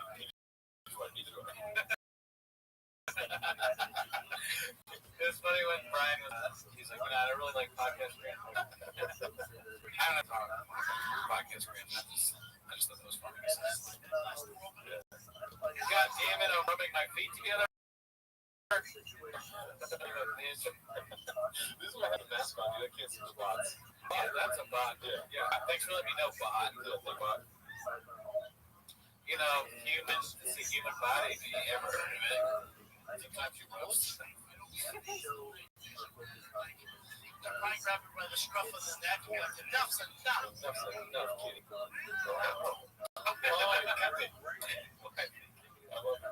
You kick a line. He kicked a line. It's a line on the mountain. It's like there's no my name, no bash. That would be funny to have to play this in court. They were like dressed like him. Yeah, we're being sued, and we're like, we didn't do anything, and then they play this. We had to watch the 24-hour streaming in court for 24 hours. I don't want to see this image in court.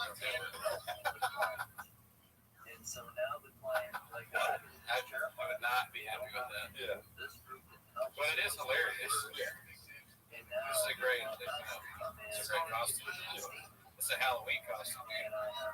Yeah, I feel like we're trying to Looks like I found my Halloween costume.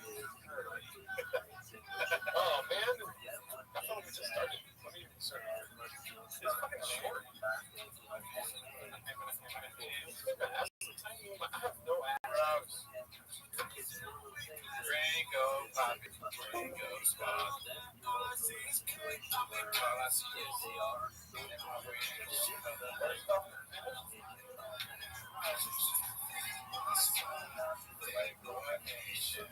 Oh my god. Oh, there's tapes. Oh, we're good. Can you, oh shit. I'll open it for you. Can I get that plate? Maybe throw the donut out? Sorry, you're gonna. Still working.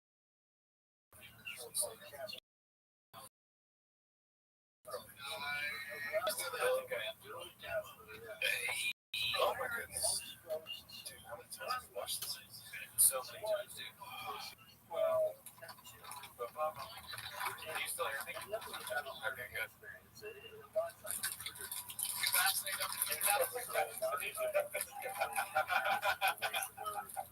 I wear this because I'm not vaccinated. I'm vaccinated, but I also take methadone for the scorpion venom. Scorpion venom. Did you guys know the scorpion? Yes. Yeah.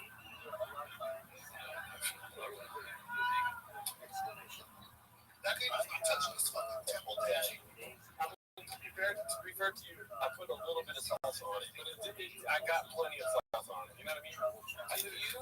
You really did that? I swear to God. So why did anyone see you? At some point, one person commented about it, but I didn't want to make the whole interview about what I just did. I was trying to do and so one person said something, and I was happy with that. Yeah. You know what I mean? I feel like they have to do something for me to do this. I don't know what. I mean, they've done so much already. They have done a lot. This has been a great stream. Yeah, you guys are just, All right, fair enough. Sure. no ass because you're Guadalajara, Mexican. It might take me a long time to do this with my wrist bro. Oh, dude, we got like 45 more hours left. I'm not learning the idea of this.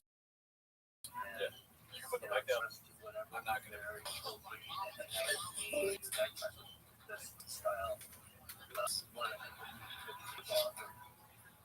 Remember when we were like prepared for this? We were like, dude, it's gonna suck. It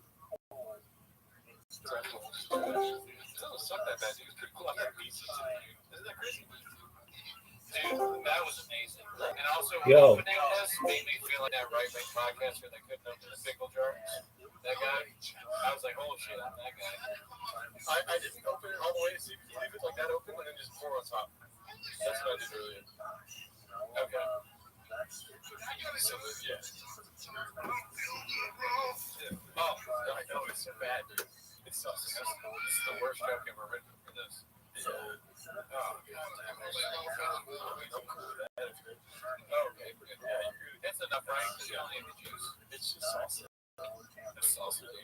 You're not even Mexican. Hey, it's tough to fix your mic. That's from a while ago, man. Oh, Nathan charged your phone.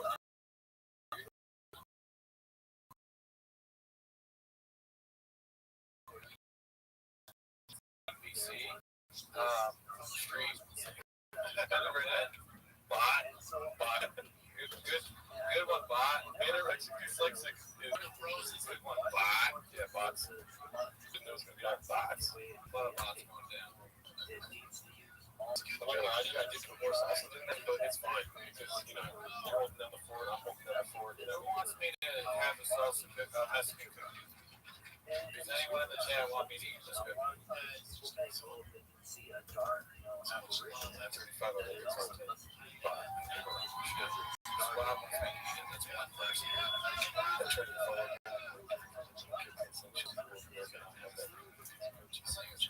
We're trying to follow Brandon like the great Eat it now. Now I actually, this is a tough two. I have some tough two processing. That's not so. It is technically selfish. All right. Okay. It is hard. It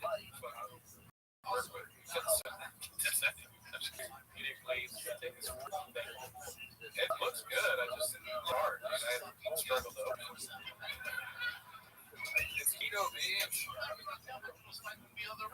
Like now we're fucked. Just you know what? Maybe it's more of the cookie the shop says if it's technically like it's a really serious topic. Technically, doctor, it is also. I kind of want to try to cook you with something too. I'm worried that family and people someday see that. They're all over us. I mean, people should stop talking to me. Oh, that's daddy's gonna do right there. That's daddy. At least that's like I'm something here to send me. Yeah. This is kind of like a almost kind of wet dream, huh?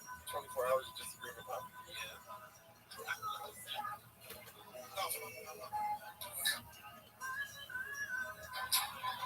I got a Diet Coke so I can be once a week. Oh, great idea. Not good with water. Perhaps in a minute. Oh, he's fucking his friends again?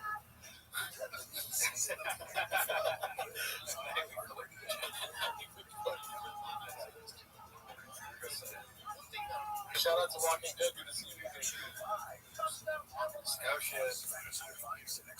Dude, shout out to all the new subscribers. We've got a lot of subscribers today. Oh, really? Yeah. Welcome to the show. Hope you're enjoying it. You know, this started off surprisingly as a podcast about raccoons.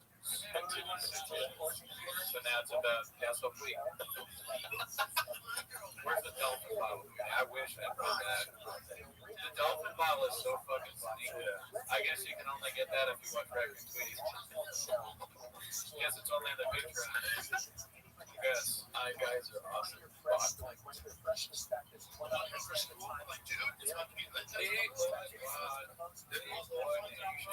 a whole can of Diet Coke in his fridge, or does he have to spin around at halfway? I can't hear special anymore, but I don't need to. I'm just telling you that. Okay. Can you hear it? Yeah. I think it's my headset. I think maybe if it's not playing in the headphones, it's just playing in my head like iHeart is America's number one podcast network. Open the free iHeart. I don't know if I plugged this up or what. I'll try right here. This ain't gonna go down.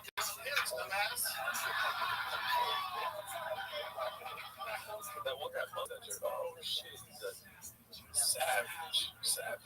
No. But I don't need to. You put it in hours too. Yeah. I mean, it's all good until we have more guests. Yeah.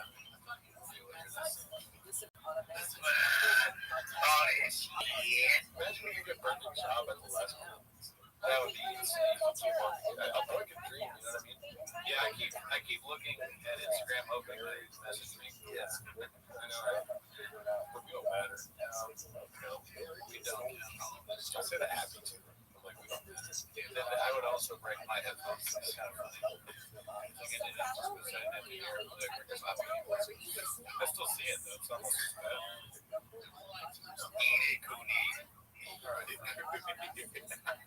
Who said that? Mr. Catatonic. Wow, this shit breaks. Oh yeah. That's really grateful. So this is the first bite. That message. Disgusting. It's gross, huh? You know what? I forgot the first time when we did it.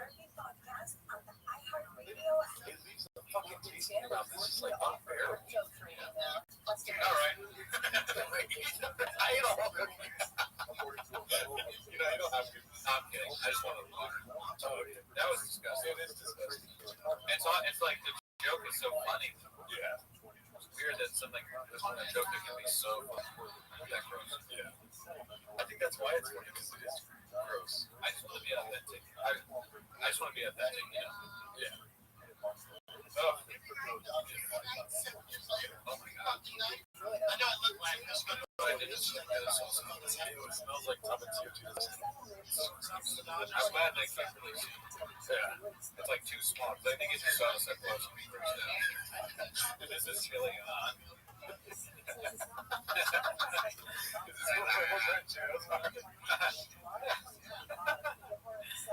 Hey, we're gonna watch Brendan's podcast. Oh my god!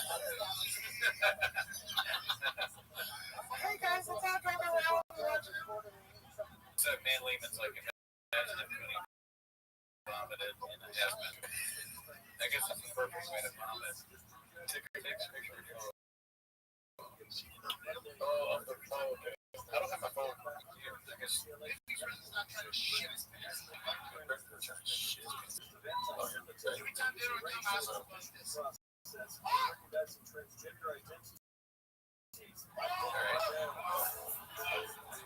I'm gonna send this to the Discord.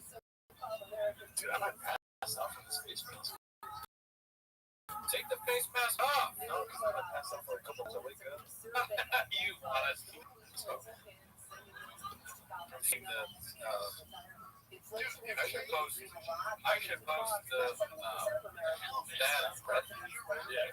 I think let's test. You always hate. You say I can't multitask. No, go for it. We'll prove you wrong right now. So fuck you. You're a bot. You're all super nice to him. Fuck you. You're a bot. I was saying, look at this bot. I just want to say shout out to Mark, dude. Shout out to Alistair Williams. Shout out to Brendan Walsh. Shout out to Brian Campbell, dude. That's all I have to say. Yeah, shout out to everybody that came. And apologies to Sean McCorkle. We'll do another 24 hours tomorrow. I'll watch you on. I'm going to text you after the apologies, but I guess you got to go beat up Mark. Oh, that's what I said? Damn. He didn't say it. It's crazy. He's always saying stuff like that. Oh, man. Dude. What was your favorite part of the GC? He said he wanted to get milked. That was pretty cool. He was like, happy endings if you don't need a place around here. Like, oh, this guy's one of the 250. You know what I mean? Man, like the quickness cats with the fucking, you know what I mean? Dude. Shout out to the subscribers, dude. Yeah. Yeah, that was a crazy interview. Somebody said something that I wanted to react to, and I can't remember what it was. It was my he's dead. But I can know. It's not even something that I wanted to touch on the fact that the Red Bull actually works. Oh yeah. Like I feel better. Usually Red Bull makes me feel like crap. You know what's funny is that the fucking brain does not work. The ASW interview, I was kind of like, you're on fire, dude. Yeah. Thank you. The fucking, the Red was a good idea, and you took one for the team, you had a ring, you deserve props for that. Because I'm a bitch, I won't drink it, I think it's disgusting, but you will. Yeah, so thank you. My body's a you're a bot. When I imagine chicks on Bumble, I go, I'm a bot, my body's a dumpster. What the fuck? That's what I say. Yeah. And it's like, you don't even need to, like, cook food. It could be anything. I eat sausage salad. And by the way, we're going to eat some. Yeah. Yeah. I mean, sausage is great. But it's better. It's probably healthier than pizza. That'd be funny if you're like, I got to go. Yeah, I'm out. I am out. And also, let me compliment you again on the place. It's very clean. You did a great job cleaning up. Yeah. You did a wonderful setup. You didn't land the end. You did a perfect setup, right? You cleaned. The setup was amazing. You're like, say it again. It's so funny. You didn't stick the landing because you were asleep. Oh, you're right. I wasn't sleeping. I can stay up like that. It's so funny to set everything up perfectly and then just be asleep. You're like, and I did it all. I'm ready. Brendan's probably going to show up at fucking 10. And then you're asleep. Support hard. Thank you. That's right. That's a fucking box. Cooney is being held hostage. Sorry, bud. Great. Another bot comment. What are we going to do with that? Put it with the rest of the bot comments. It's too massage. You've never actually done that before. I don't think you've ever been asleep. I think I have slept for some. I haven't been. You haven't, or I have. Yeah, I'm sure I've slept. I don't know. I'm thinking about getting picked up for the gigs. With like, what is it? Pick up for gigs, I'd be asleep. And they would do the same thing you did, screaming my window. Yeah, it's funny. It makes it easier to get in contact. Yeah. That setup that you got. Yeah. Yeah. I'm trying to think if I ever slept through. I've definitely been late. Yeah. Not often. Neither of us are really late. Not much. That's true. Yeah, I mean, I got my excuses.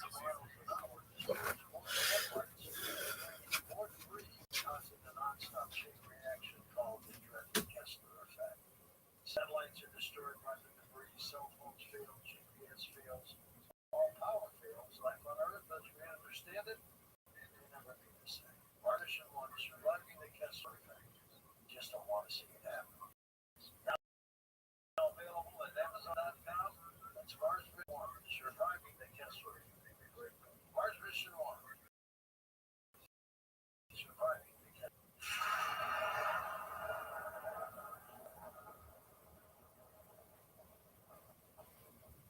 This isn't just a game, it's a once-in-a-generation event. The Harlem Gold Run is 100-year tour.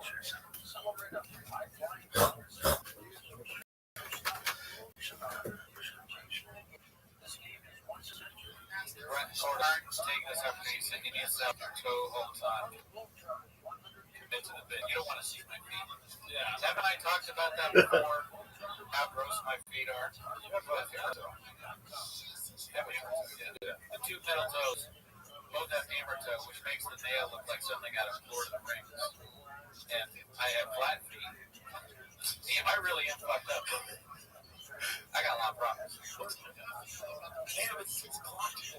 That's 11, 12, 1, 2, 3, 4, 5, 6. Dude, that's 9 hours. We got more time because I think we can maybe send a link to IDM maybe 9:30 or I don't know. You mean like their time? Yeah, so like that's not far from that. 30 minutes. Like 30 minutes. Okay. So yeah. And then after that we'll do some sausage salad because I've been eating baked goods like crazy. I'm coasting on baked goods right now. Yeah. I'm just gonna stream it as a plot to kill cookies. Bot. Oh my god. Cookies is disgusting. Gargoyle feet as fuck. That's a bot. It's melted and shit. Alright, another bite. What times do you remember Phil? Comedian Brendan Shaw most fondly, not a bot brush. Oh, you ate it. It's gross. You're like prolonging the misery. I would just shove it in pause. Shove it all in there. I make vomit. I literally put it on top of the cookie and just shove it all in my mouth. I don't think that's part. It's funny. Here's what's funny to me. Parts of it that don't have hot sauce or masala, yeah. But when they eat those parts, it's like a flashback. There we go. I want to show you. Let me see. I'm gonna eat this one. I can't see shit. You were my God. There is a piece of cheese.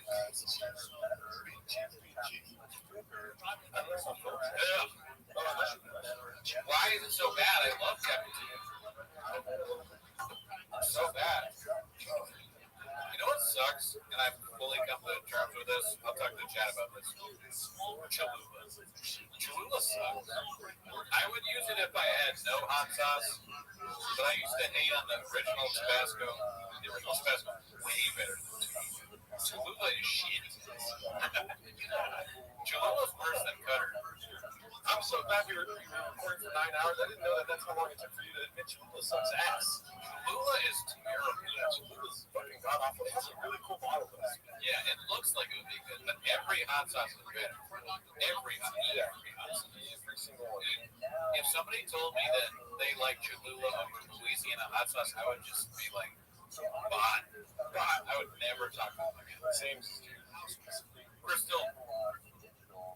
Still way well. Crystal's good, and I do agree with you, Papa, that it's better than Tapatio. But I mean, they're both Tapatio's good. Yeah, it's a good hot sauce. Tabasco, it's good hot sauce. I'll say it. I'm not afraid to say it. Louisiana's amazing. Texas beef, not a sucker, but it's still way better than. It's still way better. I'm trying to find the spot where I made the cookie. Hot sauce is good. It just doesn't belong on a cookie. Yeah. Jelly roll might love this. Can you imagine jelly roll? Yeah, I tried that. You mean to tell me you eat cookies without sauce? Baby girl told me that we can have it together. She makes it for me. I stopped liking them after my GLP-1 shots, but during the week, I get back to it. What kind of sausage jelly roll? Good again.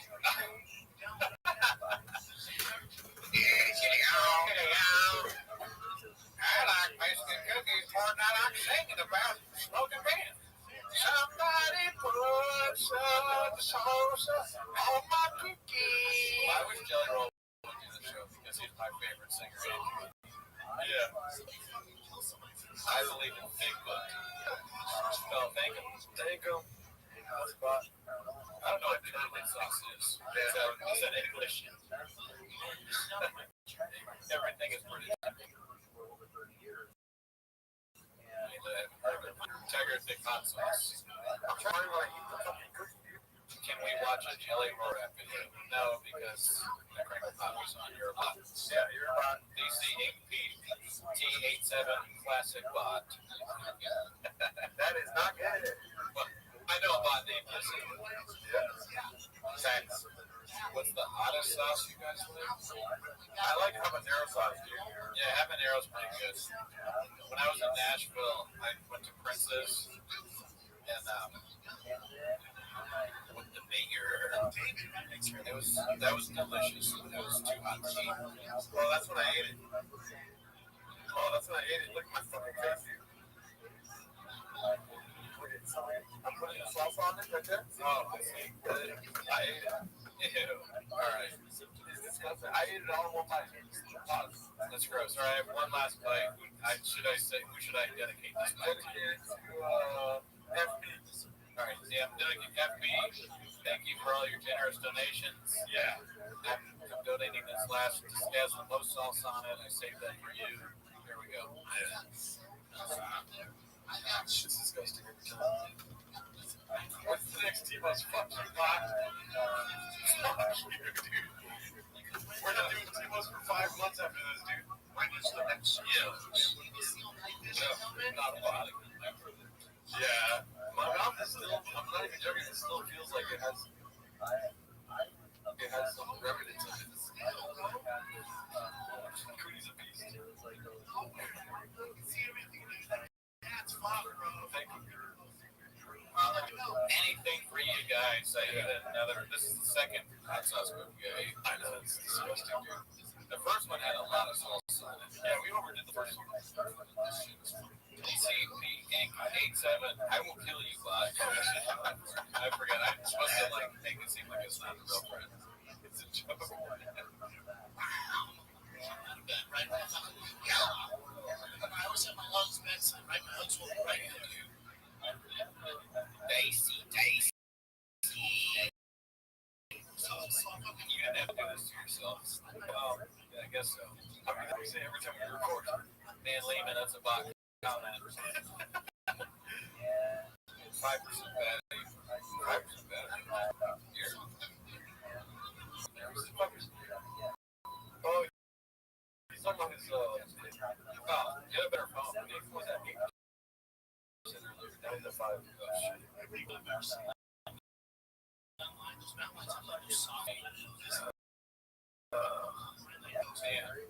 Yeah, I mean, I still feel pretty good. I'm surprisingly, coaching, and I haven't lost sleep that well. I feel good. I don't feel horrible. Oh, yeah, tomorrow's going to suck make it really interesting. Probably should say that's super interesting. So I guess 5 in the morning Monday.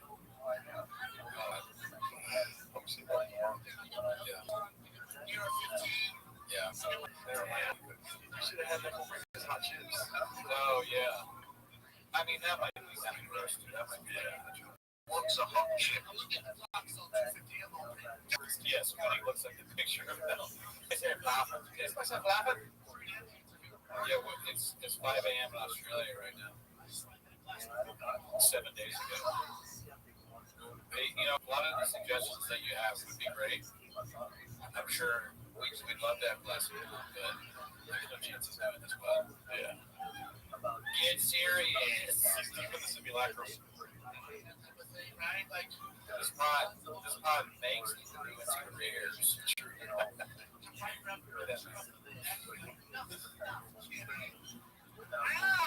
What time did Mark leave? How about 1 o'clock, Bob? It's a line of the mountains, dude. Big boy squad, big boy nation. Going up the squad, which is ripping up the dump. Have a hand time, chain is home. I guess that could be something we do. Is like we can make some parody songs, but I don't feel like comfortable doing this. No, not okay. I don't have an ND right now. Is Kumi a Brendan? No. I don't even know what my name's. After this spot's a big week to be calling. Oh, listen. You got to do a lot to be on this pod. Not going to sugarcoat for it. Not going to put sugar all over it.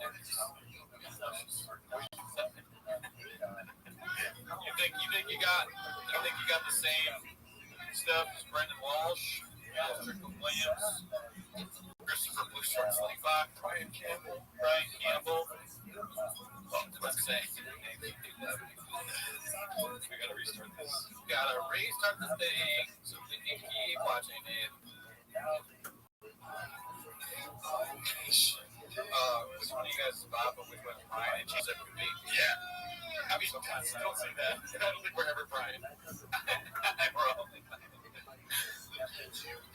man. Afghanistan. I wish this pod was Afghanistan. Afghanistan. On my best. Shit, Tim, that's a bot comment. It's a good question. I don't know what happened to Little Browse. Probably just racking up the Grammys. Gerardo Ricardo Leonardo Alcaraz.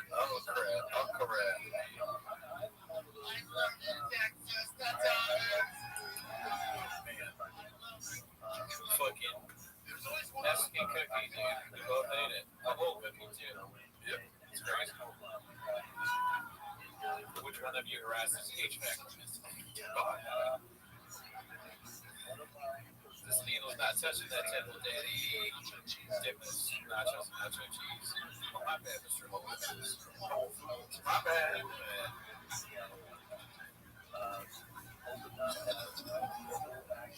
I really can't tell what he's saying by comments sometimes. Yeah.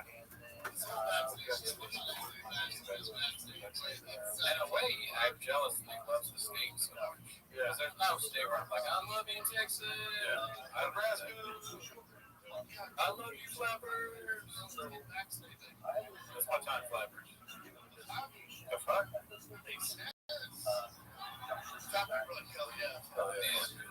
This is, I don't know if my girlfriend is trolling me with this text, but she goes,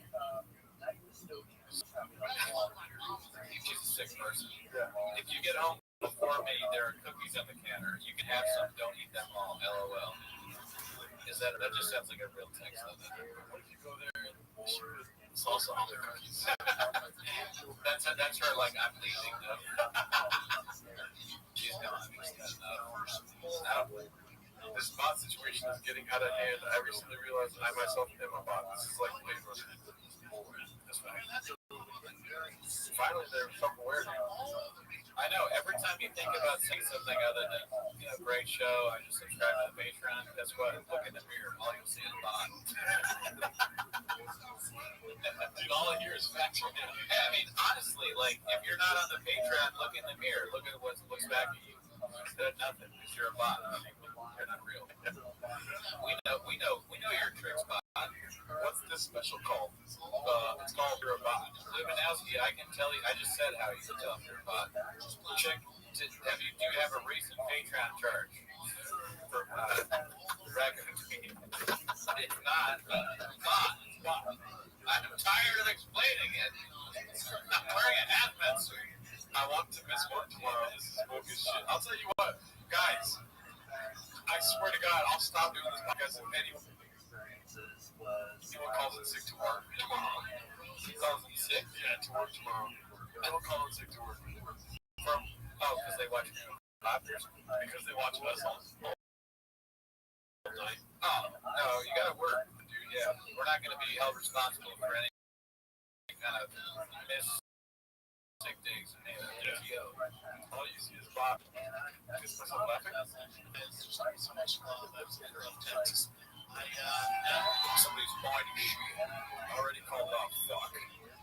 I think that's fine. Jay is doing anything. Yeah. Dude, I was weird as hell in this. You're watching? Welcome. Oh, what the fuck? I'm not. You're not right. Yeah. Yeah, I fired you right away.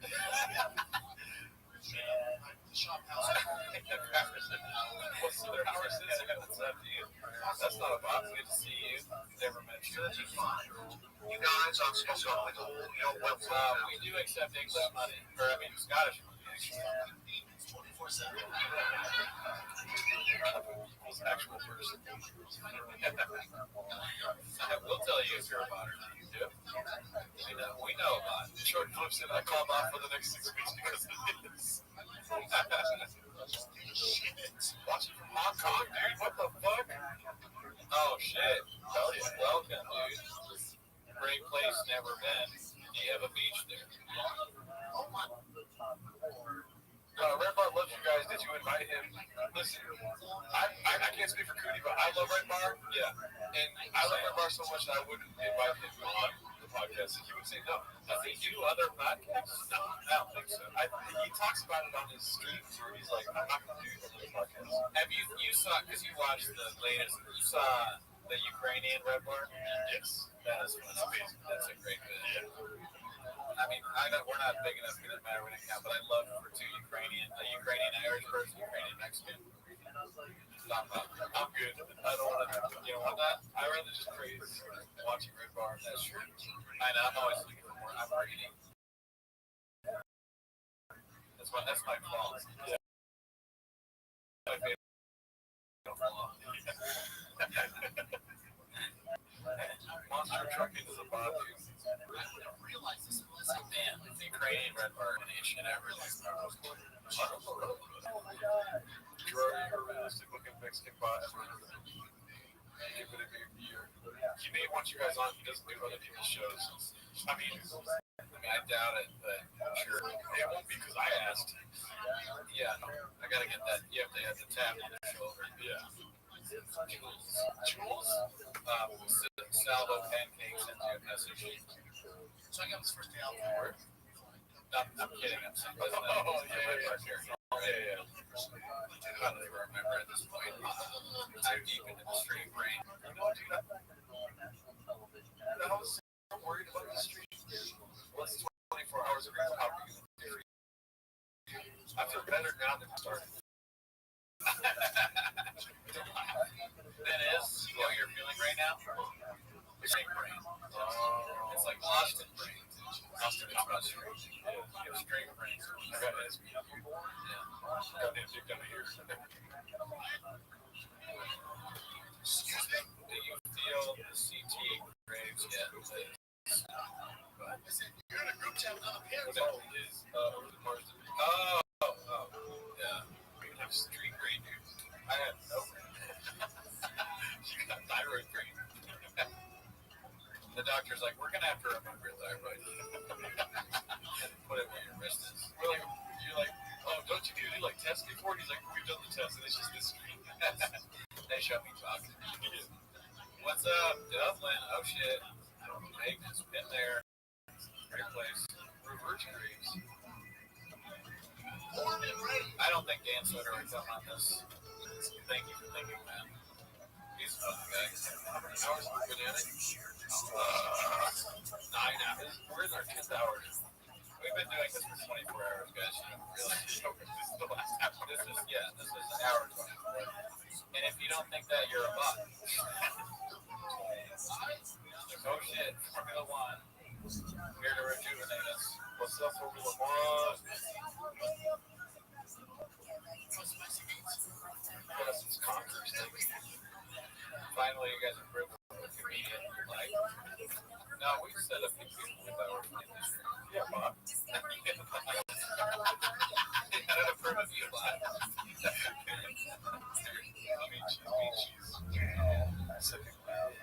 Theo's very funny, too.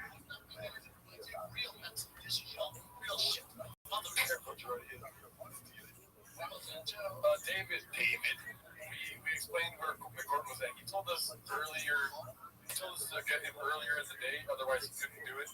And everything happened so fast, your boy slipped in a little bit, you know what I'm saying? So, chile in those, chile on. This Corvette's going to be a guest tonight. No. That's very funny. Me and Buddies went out about Corvette's girl on the Discord. Oh, yeah? I just kept saying, I don't like that motherfucker bag. I forget what I said during that stream with the tier list stream, but that's what I think. Do I remember it? No. But I think that.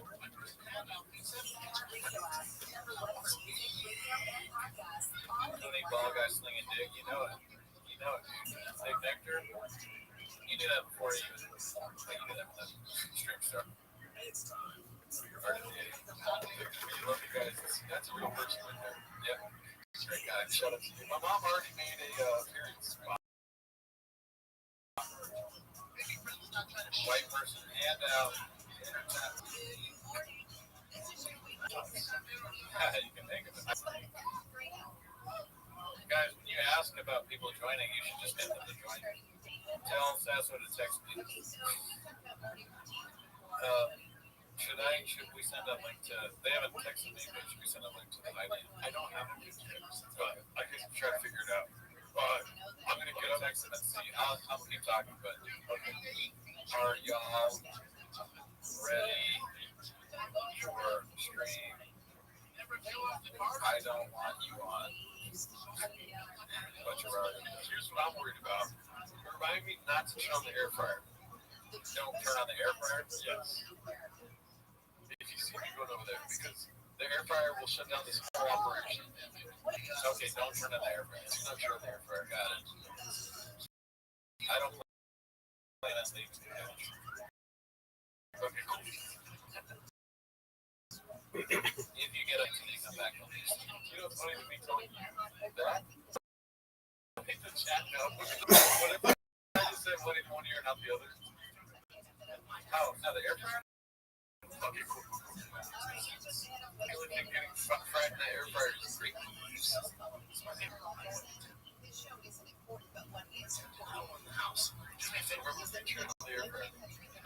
For real, turn off the Wi-Fi or just shut the shit down. What are you trying to fry? Tater tots, exactly. Tater tots over sausages. I don't need that stuff. No, I just put it in the oven. What? I put it in the oven. Yeah, put it in the oven. You go turn on the oven house. But it'll make it hot as fuck. You're not hard to do that. Don't make it hot. Why are you trying to kill me? I've been trying for 4 years, dude. Because you're cursed. You can't get away from shop. The only way to get away from shop is to kill me. I'm like, there's no way you'll make it through one watching. And you survived, and I was like, fuck. Oh, shit. Marathon on the fryer. That's kind of funny. I didn't even think about this. Air fryer. We're doing some work in the kitchen. Marathon on the fryers today. Put the air fryer in the oven. It probably fits. Smaller. We should just order tater tots from some fucking restaurant. You're right. Dude, I think maybe I'm losing it because now I hear But I don't hear the show. That is. Taquitos, bitch. Taquito, bitch.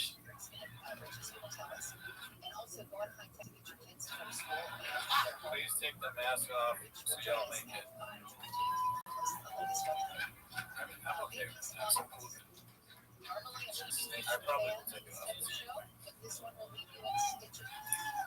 Oh, the other thing you know about the invented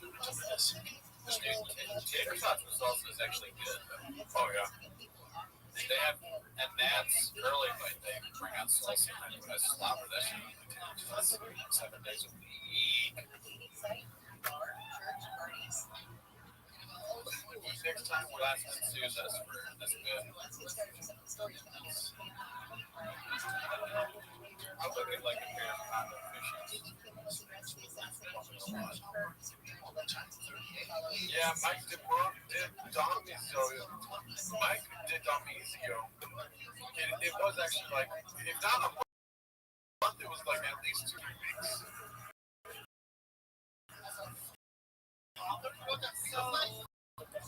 Shout out to the subscriber. Hell yeah. Just all good.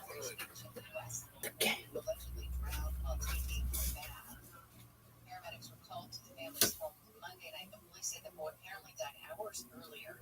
Lieutenant Joe Connell says the mom reported leaving the boy in the bathroom a couple of minutes and finding him face down in the water. The mother began CPR, and when she determined that her CPR was ineffective, the mother harmed herself with a sharp object. He says the woman held the child in the bathroom for about 6 hours and didn't tell him what happened. A family member eventually found them. Nurses at Kaiser Permanente have been on the picket lines across California. They claim the company isn't providing adequate staffing or resources. Nurse Lynn Tyrona, beginning in Sacramento, says she and her colleagues have been asking for help for a while now. As nurses, especially at the bedside and at the clinics, we have seen chronic understaffing for a while. It's been a while since we have been voicing our concerns. Kaiser disputes the nurses' claims, saying it meets or exceeds staffing regulations. A new study shows LA ranks way down on the list of cities in the U.S. that are women-friendly. Personal finance company Wallet Hub released the report on the best and worst cities for women in 2025. LA comes in at number 99. The study ranks cities where women are most likely to thrive in career opportunities, healthcare access, and personal safety. Columbia, Maryland was number 1. Let's take a look first at the morning commute. Say good morning to Paul Schreiber. We've got police doing some.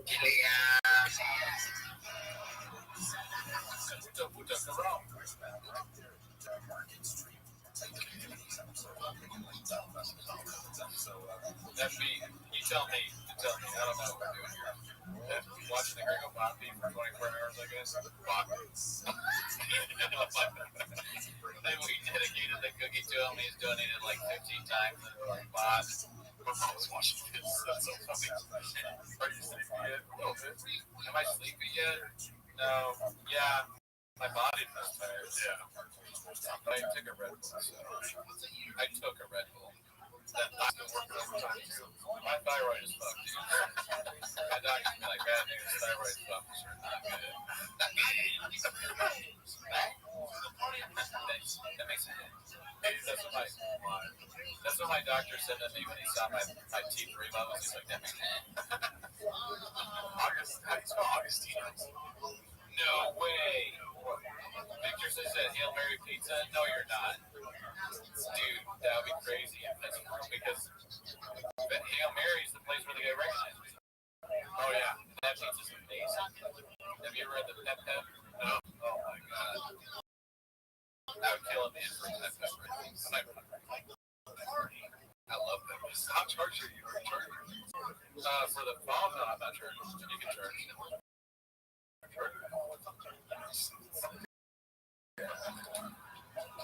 I don't want to bring this up, but it is funny thinking about somebody that. I mean, look, I also thought an Indian man was going to be. But Victor, where'd you go, dude? Are you at Hail Mary? Ask him if there's a T-Most discount.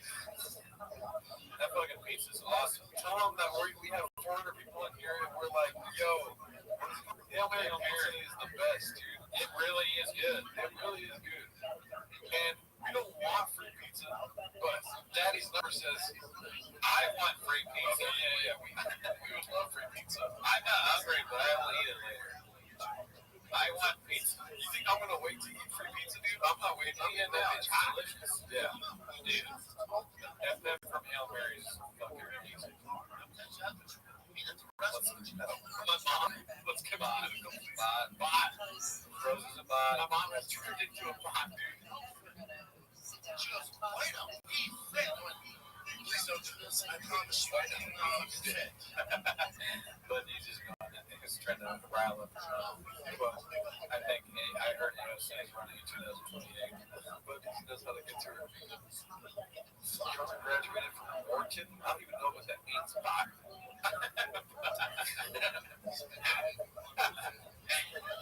Since this is a hazmat suit, can I pee inside of it? That way.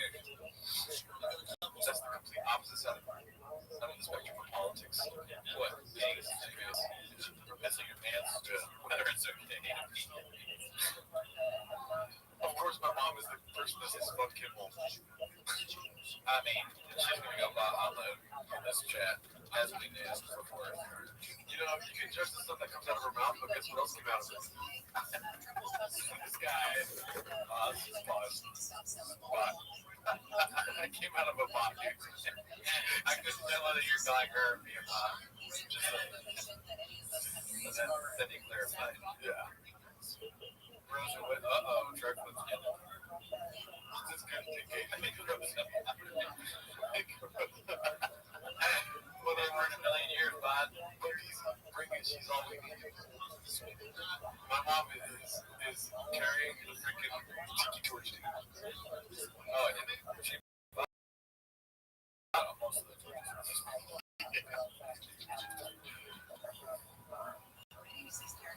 I like how any questions about the hazmat suit. She's just like, okay, you got the political yellow suits on. Let's get political. Yeah. She sees the suits and she's like, looks at it and she goes, so, are you like happy that Trump's president? When did the suits turn red? The same tag on the back?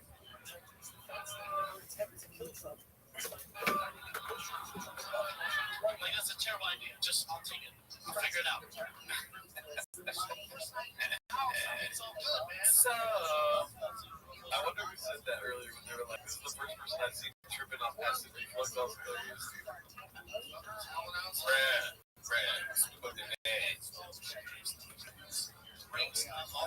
I got away with that joke with AGL. I felt like it was got me. Which one? I was like, you're aligned with a gay device. Nah, I think he likes the name. Okay, cool. I was perspective off of that. Yeah. Download the app. This is turkey. That bot is hollering at your mom. Christian L said that. Mom, don't answer that. It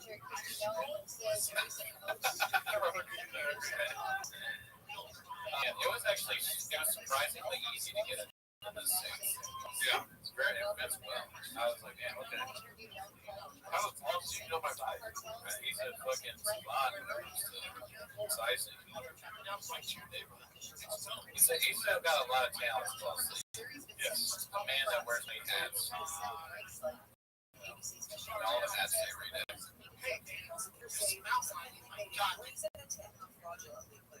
Can you cut Gerdo's hair on stream? Hell is deep for you and me. He said, oh shit, Gerald, you knew with the callback to my acid reflux joke.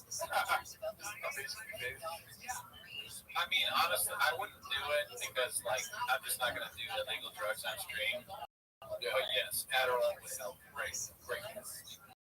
Obviously, that would make doing this way easier. But I'm not willing to do illicit drugs. I was also doing drugs. I would want to do shrooms while watching Fury go pop. Wow, that'd be awesome. I mean, you probably laugh a lot. We probably understand it better. You think we'd understand it on a deeper level? Yes. Interesting. Yeah, I mean, it would make the Dallas skyline pop. Triple bags, my mom. I'm 66 times vax. Kratom is legal, but I'm not touching this type of daddy. I'm not dying from Kratom. Don't make me do another Kratom rant bot. Yeah. I'm tired of ranting against Kratom. I already shouted out Kratom earlier saying it was taken intravenously, much like heroin to get your brothers. Yeah. It's brother. It's related to heroin. They grew up in the same household. Specs. I don't even really understand what scorpion venom is. I just know it makes me rock hard. It just sounds like something that's used to trick idiotic meatheads. Yeah. I need more reps in the gym. Well, have you tried scorpion venom? Rosa has definitely shot a dozen mountain lions. If there was somebody I would trust to shoot a mountain lion, it's absolutely Rosa. Yeah, she looks at it and she goes, it's a line of the mountains. You know? Rosa's a January 6th.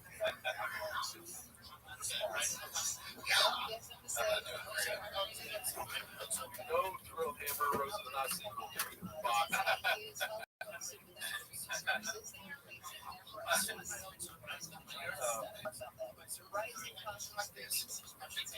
I honestly would, if anybody could kill a lion without a gun, the three of us, sweet and she's so like it's on camera. No, she's dude, it's like the side door open and all that shit. Just duck around. This Justin Woods guy saying that he was baseball dead. No way. I see this false security. You felt well. I was baseball dead. I don't believe it. Me neither. But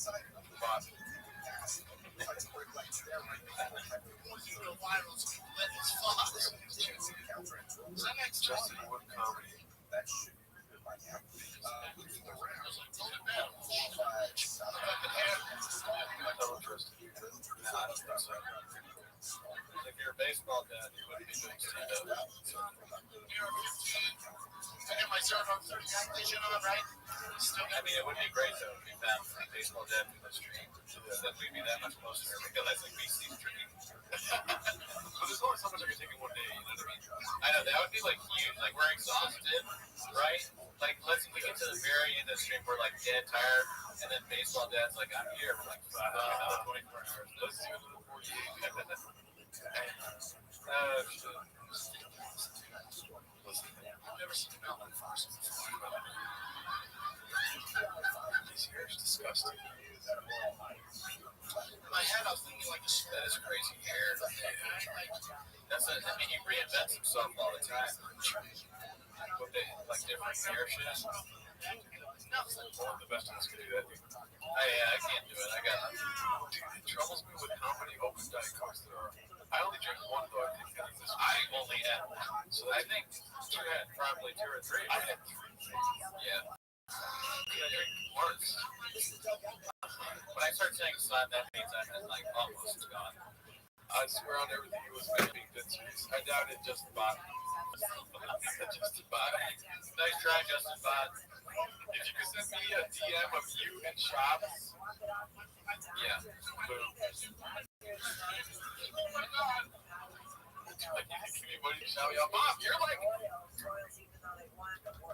25% of a 24-hour stream. Yeah, what more do you want? What the fuck, Rosa Bot? Shouting out that you're a bot? Yeah, I don't know. I'm not sure what else you want. Oh my god, dude, it feels like it just restarted. Can I give you my number to catch up? No, dude, come on, son. I don't think my dad will like that, dude. Yeah, he has a father. Okay? It was a great baseball. You know who doesn't have a father? That fucking bot. Dude, your dad is a hard baseball dad. You fucking Gerda's dad kept him busy when it comes to baseball. I'm not telling tales here. Big boy bot, big boy nation. You know what Thrill Hammering kind of did? Because I've been, damn, I'm stuttering like Lapa now. Oh my God, Rosa, thank you. That's too kind. What a nice lady. You know, what I was saying, I've met Gerda's dad, and he's a great guy. Love him. Intimidating man.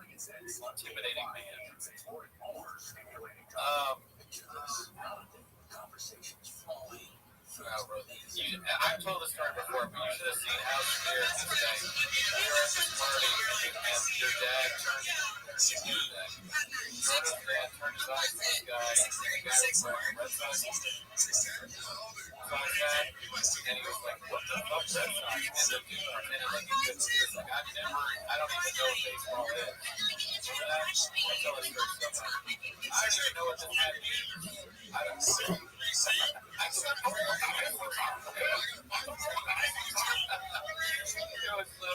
what? I think your dad has like a kid.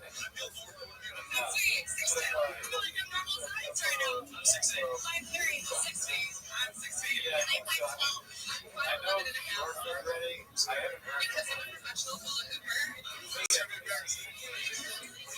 Yeah.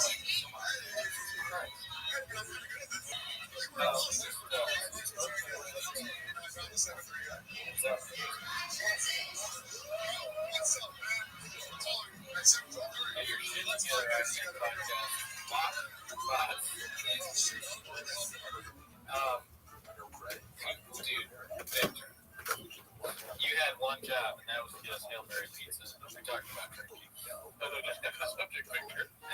If I fucking drank during this shit, there's no way. I could not do it. Oh shit, Radis, what's up, dude? Where are you at? I moved to Austin to be closer to North Star. When you coming? You ever meet that guy? Great guy. I was the guy. Radis is a nice guy. That'd be funny if he's really in Austin. I kind of doubt that too. What was it?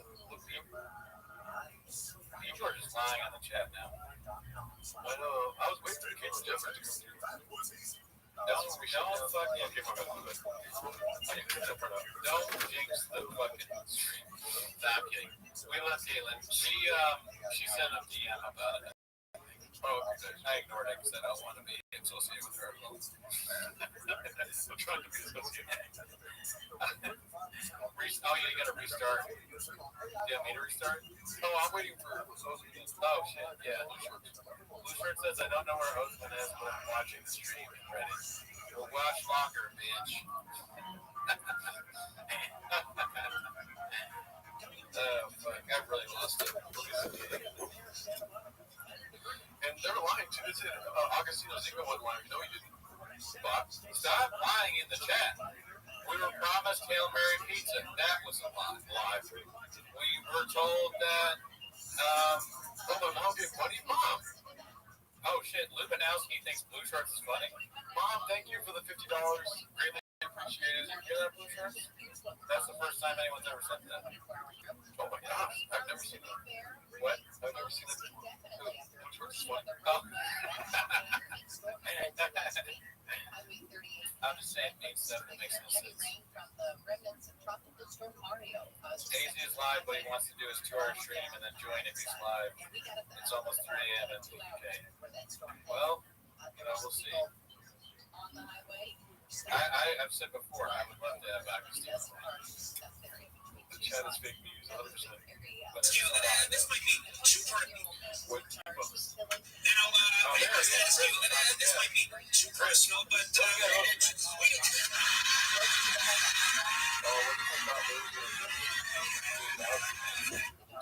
I doubt Scott knows what's going on.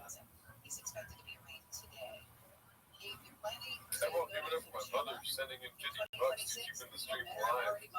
That was amazing. She's great. What the hell? She did it right when I went to the restroom too. I don't need a nap. I'm good. That's just this couch, dude. I'm telling you, it sucks you in. It takes your soul away.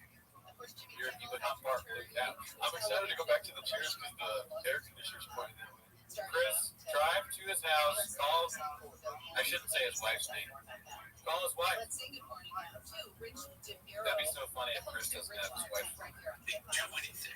Just fucking kind of stays there and like. He basically is the first book check with Chris. And then it would be like, I can't really see it. It's just kind of like starfishing. One time I was making fun of him in the chat, and I sent it to his wife. I can't really see it. It's just kind of like starfishing on his wife. I was like, you just kind of see his back. It looks like she might be having fun. I can't really see. I can't really see it. It's just like starfish. He basically is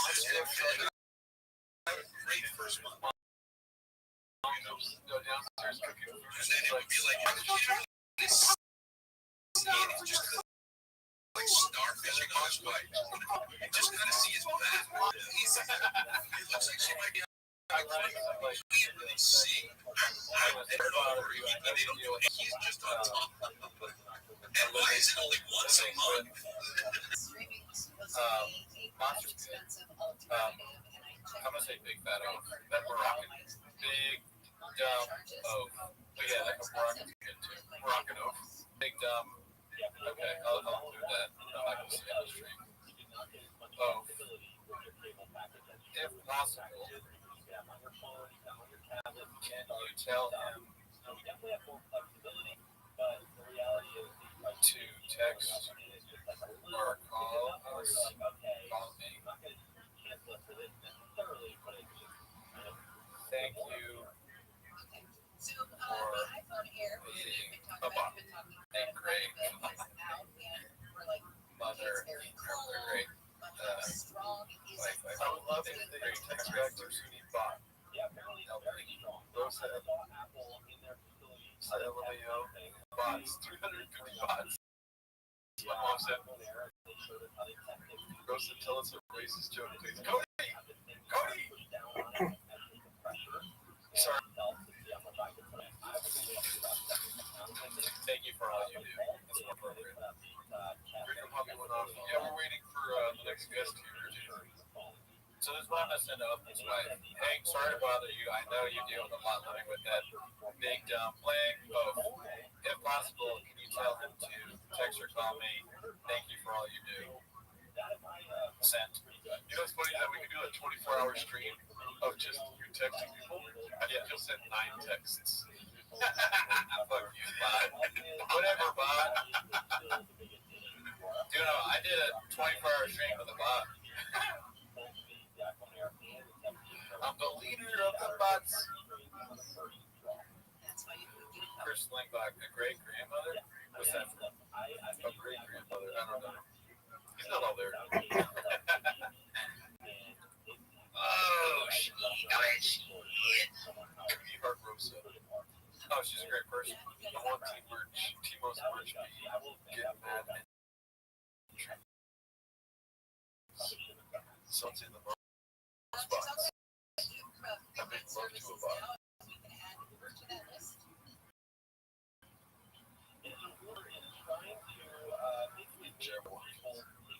Damn, dude, isn't it crazy how we're just throwing away a day? And look, sometimes you have a day to get a day, dude. You couldn't have said it better myself. You have a day, you have a week, get a month, stack that over a week. Just, you must be the most eloquent bot I've ever met, dude. And on the next segment, we're giving away the truck like LPJ 27 said. I got a TRX standing. Luminowski, not a chance. Do you see what she did? What, Luminowski? If y'all get 1,000 likes, will this become a regular thing now? Not a chance.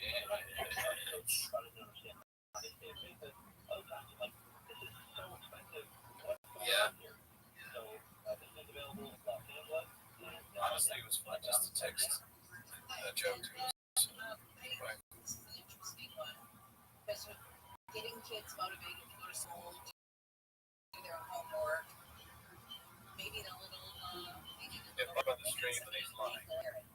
I don't know. I mean, how many people really know about this? You, me, Man Lehman. What's that? 5 people. LPJ 6. Here's Truck Theft, Pony. That's like 15 people top. I've never been a numbers guy. That doesn't sound like a whole lot to me.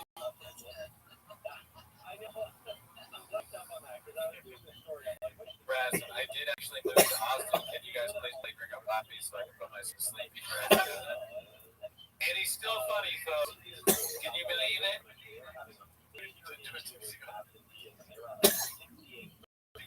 Yeah, maybe that was wrong. We're friends.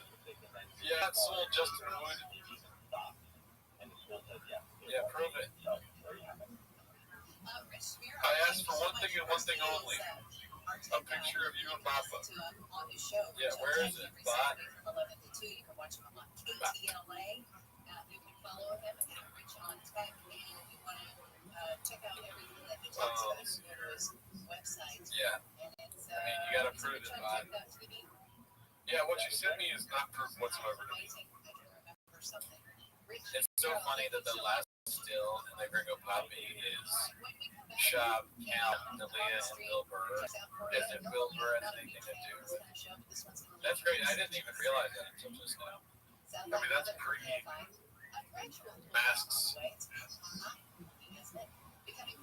It's funny how Bill Burr, the last 20 Rogan Street comics, was kicked out by masks. Yeah, dude, I mean, nowadays, try and get Shop to wear a mask and not let you up. Oh, okay, so maybe I believe more of that. But we don't want to talk to you if it was all made up, dude. Yeah, I want it to be real, dude. I don't know if it was all made up. Good job, Justin Wood. Love you, man. This is so funny. I'm going to get into a hazmat suit and then you kept pointing at the phone and I didn't understand it. Yeah. Sorry.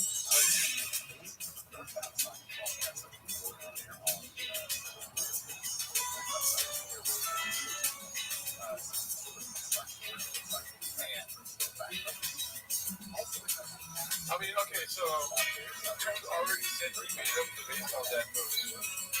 Gordo, Justin Wood. Why would I want to talk to him if you made it up? Yeah, I know. I don't not so awesome, maybe. I'm not. Yeah, maybe the nation. Yeah. I just. Hold on. There it is.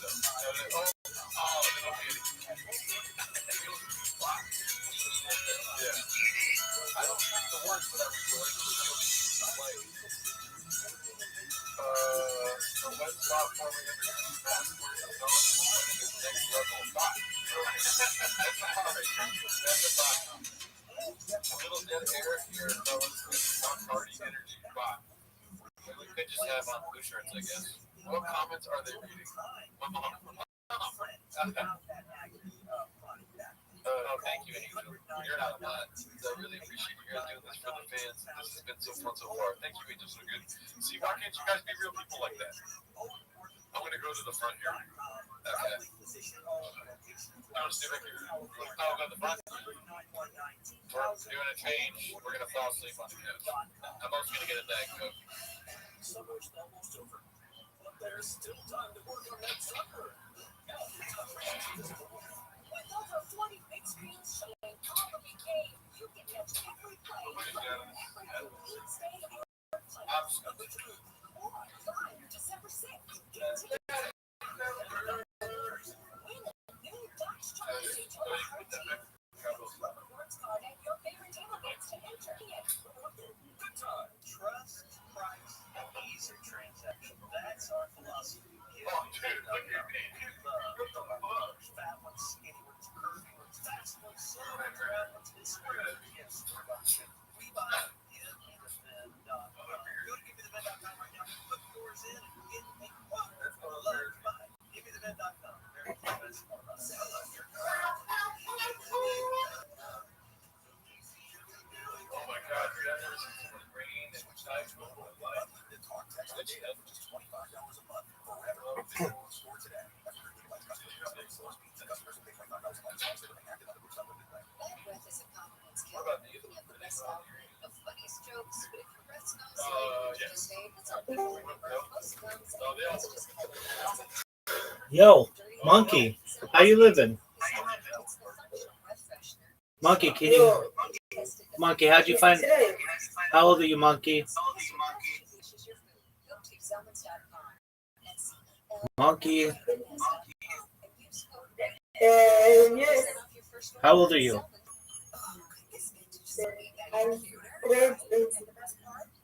You're what? How old are you, Monkey?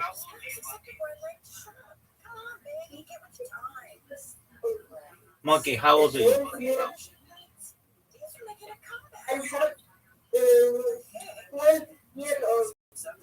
All right, big dog. We'll see you in 6 years. you guys waiting to be in here. So take care, my friend. Peace, buddy. You still got it. Your immune system depletes as you age, making it harder to fight flu, pneumococcal pneumonia, RSV, and COVID-19. Vaccines are a key part of any health routine and help strengthen your immune response. Ask your doctor or pharmacist which vaccines you need. Schedule in minutes at vaxassist.com. Sponsored by Pfizer.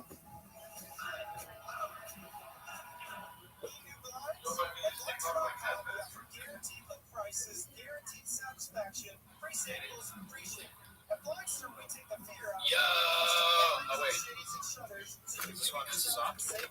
Lines for non-com. Can you hear me?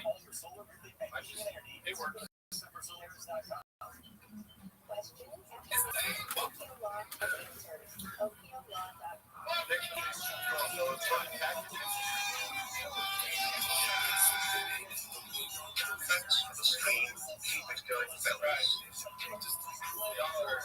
They're unreal. Let's go. Oh my god. Alright. Yeah, see. I couldn't. Oh shit, that's not as fun. My bad, sorry. I couldn't hear anything before, but now I hear shit. What's up, brothers? I'm not used to this. Is it too loud? I'm not used to this. There's some ladies in the crowds and I'm not used to that. The demo, we do the 3-6 rows. That's what I specialize in.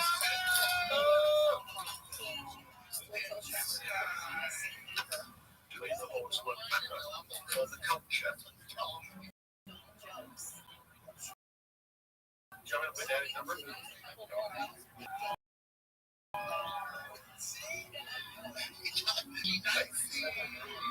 I love you, Jacko. That's on it.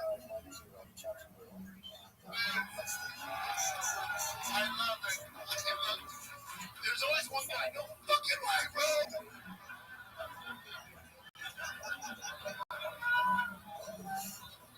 That needle's not touching this fucking table, Daddy. No. As he says, he's taking a nacho, giving nacho cheese. Oh, my bad, Mr. Whole Food.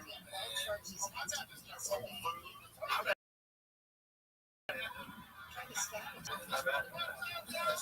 Oh, we can try Davey. I mean, only the first 10 minutes. Yeah. I might have done it on that ride. It was for a catch. It's all the bar.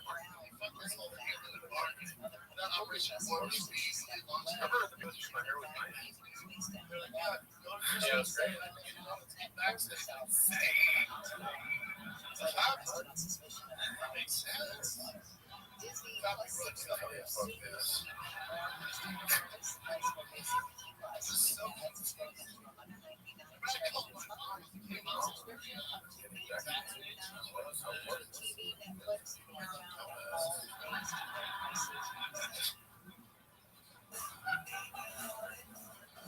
Remember the first dumbass that's in all of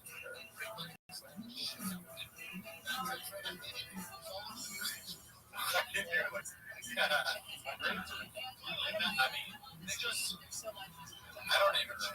It's funny. It's like not sinking in. Like I have to really concentrate. To memorize. Yeah. You can't just listen to it over and over again. Maybe if you're trapped in a room and you couldn't leave forever, then it was like you couldn't leave for 24 hours. If you just walked around. I remember I played this for Bianca Cristovo once, and she said it sounded like a homeless person. Oh yeah, that's out of context, it sounds like a homeless person, right? Yeah.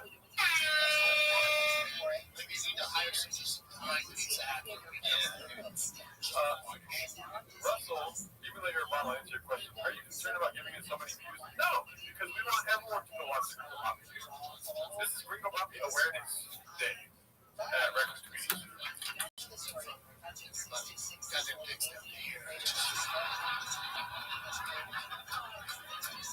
Goddamn dicks down in here. Rose and CBS was like, the truck to my park down it. This does feel like blood out. Like we get killed unless we don't get much. It's good to be in Dallas. I did not talk to you. Comments, Mom. Technical difficulties from Rosa. Why would I block you?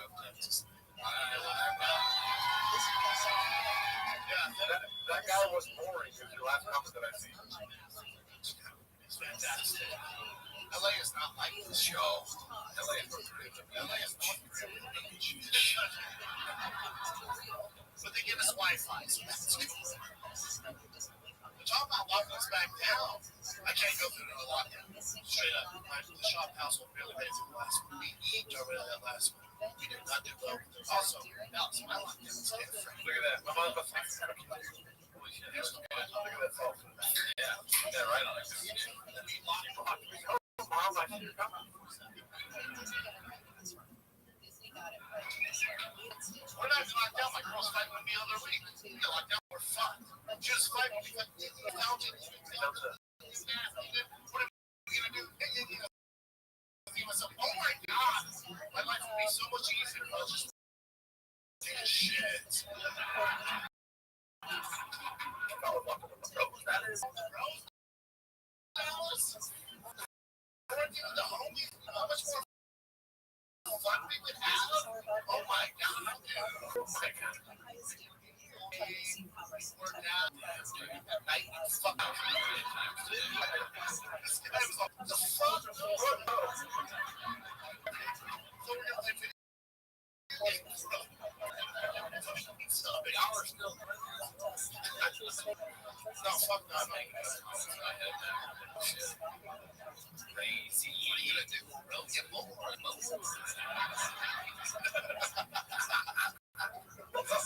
Oh, really, dude? I never thought I'd say this to a live audience. I didn't think that would be fun. Walking us down. Entire year. Yes. Because I wouldn't have realized this unless I was locked down with my family for an entire year. Right. I realized my girl's not cool. She's just there was no intro song today, but we did have he welcome home today. Cowbell. Cowbell was here, yeah. Cowbell came through. Also, there was a Sierra guitar appearance. Oh, yeah. He didn't sing. It was in the chat. It was good to see him. And he made the song. Shout out to Sierra guitar. A lot of people have helped us do this. Thanks us people. Yeah. Check out this first album. Check the Lord. Okay. Oh, Fox Feathers. My nature will connect what you are doing next to the Lord's word. Okay. Thank you. That's not a box. That's never been a box. Yeah. She's on 3. 1, 2, 3. We're going to skip this. Slap a pig. I promise you, we'll bring back the music intro. Yeah. Hey, excuse me? I'm going to block this guy. Yeah, that's weird. This guy keeps putting weird shit in. Come back next week, dude. Bob. Yeah. You can watch still. I'm sorry. Yeah. You weren't even all casting it. I was like, I think we're Mexican. I didn't know that. Wow. No way. Just, I mean, when you're in a room, you start making shit up.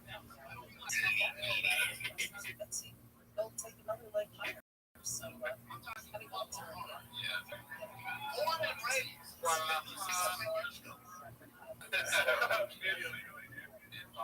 One second, let's see. Like Max B.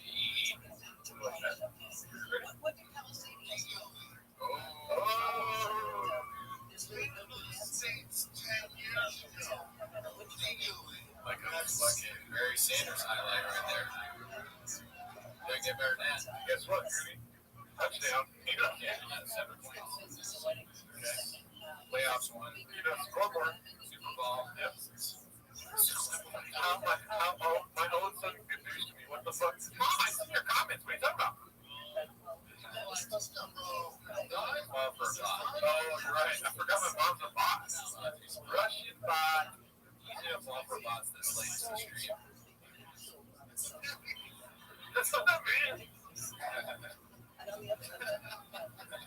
Dude, when we first got together, she was cooking authentic Mexican food. Damn, Rose called you out. Great actor. Yeah. No, dumbass. Real Mexican dish, you know, real shit. Yeah, yeah. I'm talking about Rancheros.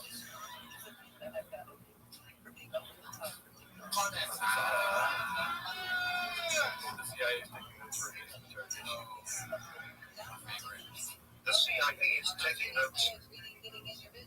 Some enhanced interrogation from your gringo capybara in Plankton, USA, Rothschild.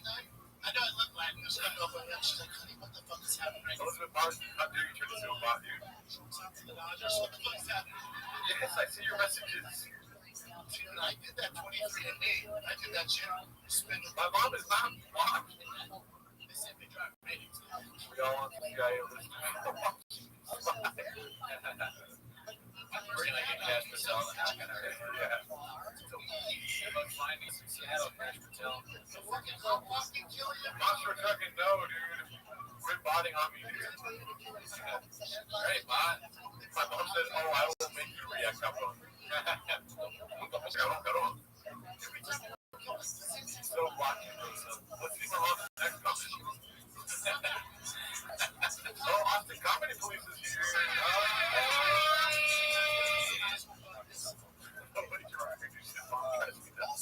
No, Austin County Police, we just started.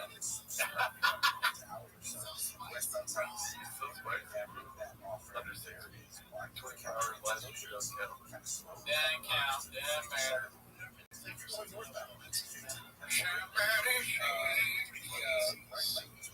Dude, give me cheese. I look forward to that part right now. Year round? This is supposed to be a dump on shop. I don't know, Bot. What do you think? Do you think so, Bot? Someone say the most.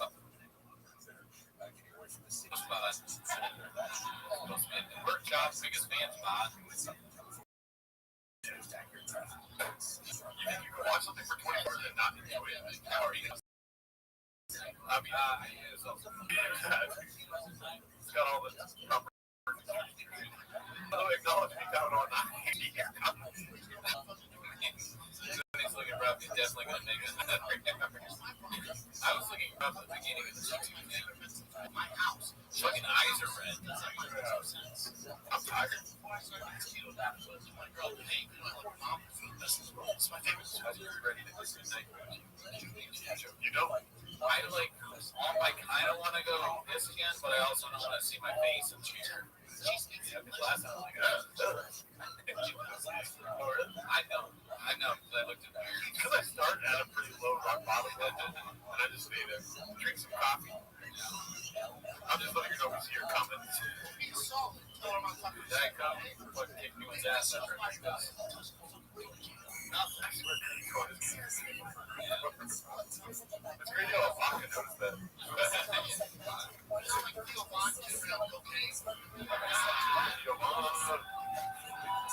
I didn't know you mentioned Yolanda.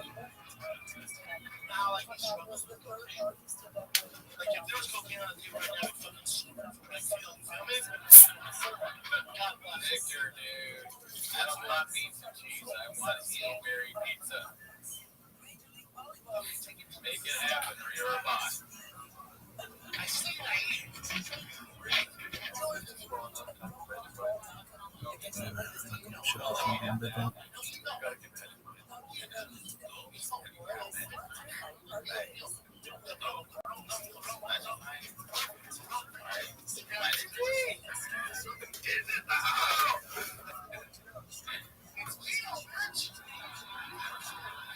The other day, bro, like I fucking hate comedy right now. The other day I was watching YouTube, and he's fucking watching it go pop for an hour.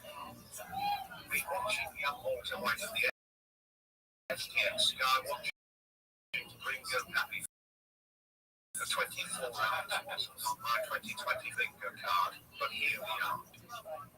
It's like I didn't fucking back cheek, bro. I didn't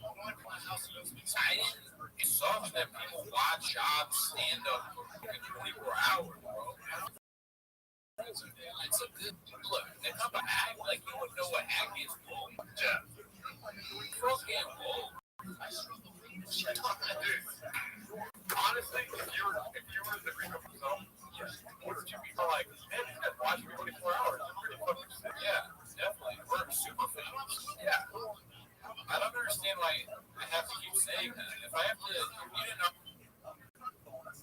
already know that, you're just like learning from these things, and now you're a bot. Congrats.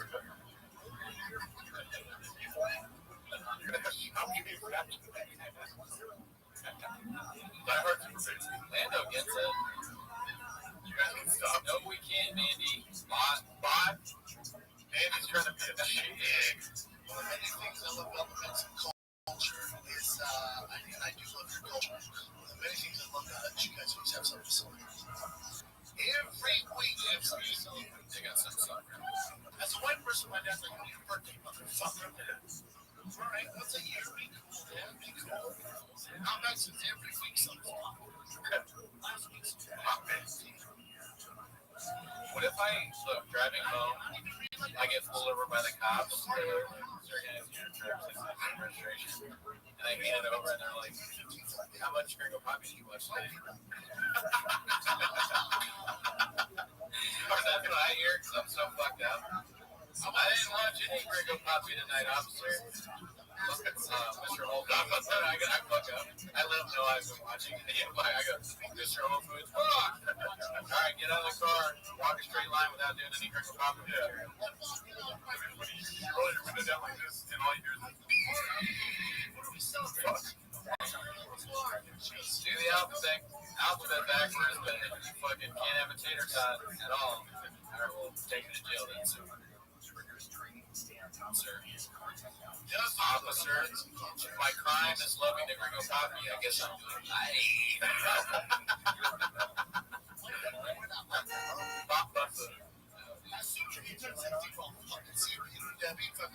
yeah, fuck you, Peter and Debbie. I do want to put it on double speed one time, but we're going to finish it off this way. I mean, I'm really ballsy to set this right now, so I'm going to do it. I'm going to trouble myself and see myself in the mirror. Go for it. So, I bring my family up for dinner backstage. I think we're out of cookies.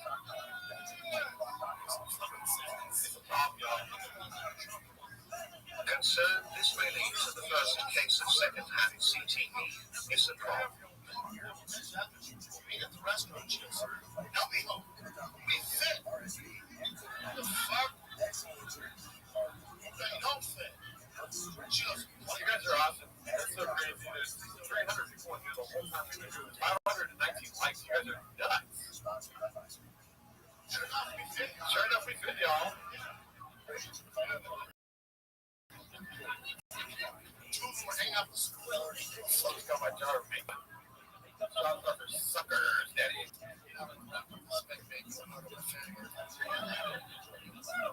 Oh, I know. Me and my girl, what I do.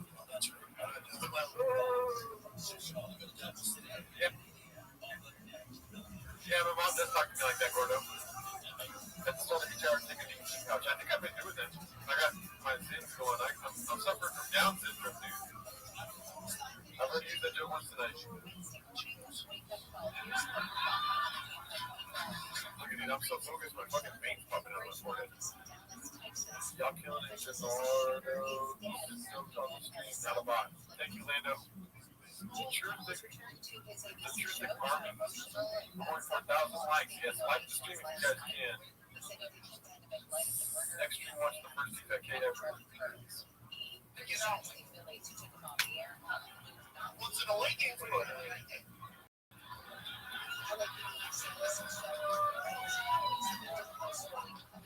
We did not go in there. We did not. We're looking for Dr. Robinson, maybe Dr. Allen. Friday. The 26th. I'm moving in the house. Next Friday. I don't think I'm visiting this weekend. So we moved to a house where we were big in the neighbors. We all was like safe and like COVID conscious. Why don't you just go over and introduce yourself, right? I'll make some chocolate chip sauce. I had crazy thoughts in there. I'll be honest with you. Yeah. I was thinking, what if somebody could? What if this was a shift that someone else could do? Two guys take over for us. Yeah. And then I was like, what if we just had AI versions of us take over, or like some sort of way to trick the Zoom stream? Yeah.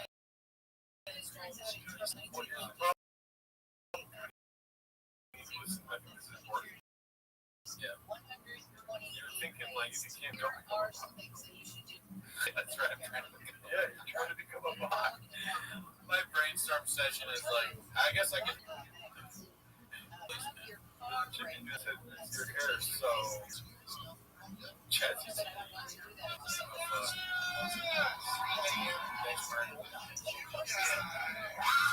ChatGPT. You know what's funny is that nobody asked us to do this. Download the app. Yeah, no, we did this to ourselves. It's like I'm gonna go to therapy tomorrow. They're gonna be like, and it's not even like I said vague, but I'm just like seeing double. I just so fucked up from all the good morning kids going on right now. And then I'm like trying to look at my therapist in the eyes, but they're just like dancing. You know what I mean? Like this is like I might be right. Your therapist opens her mouth and goes,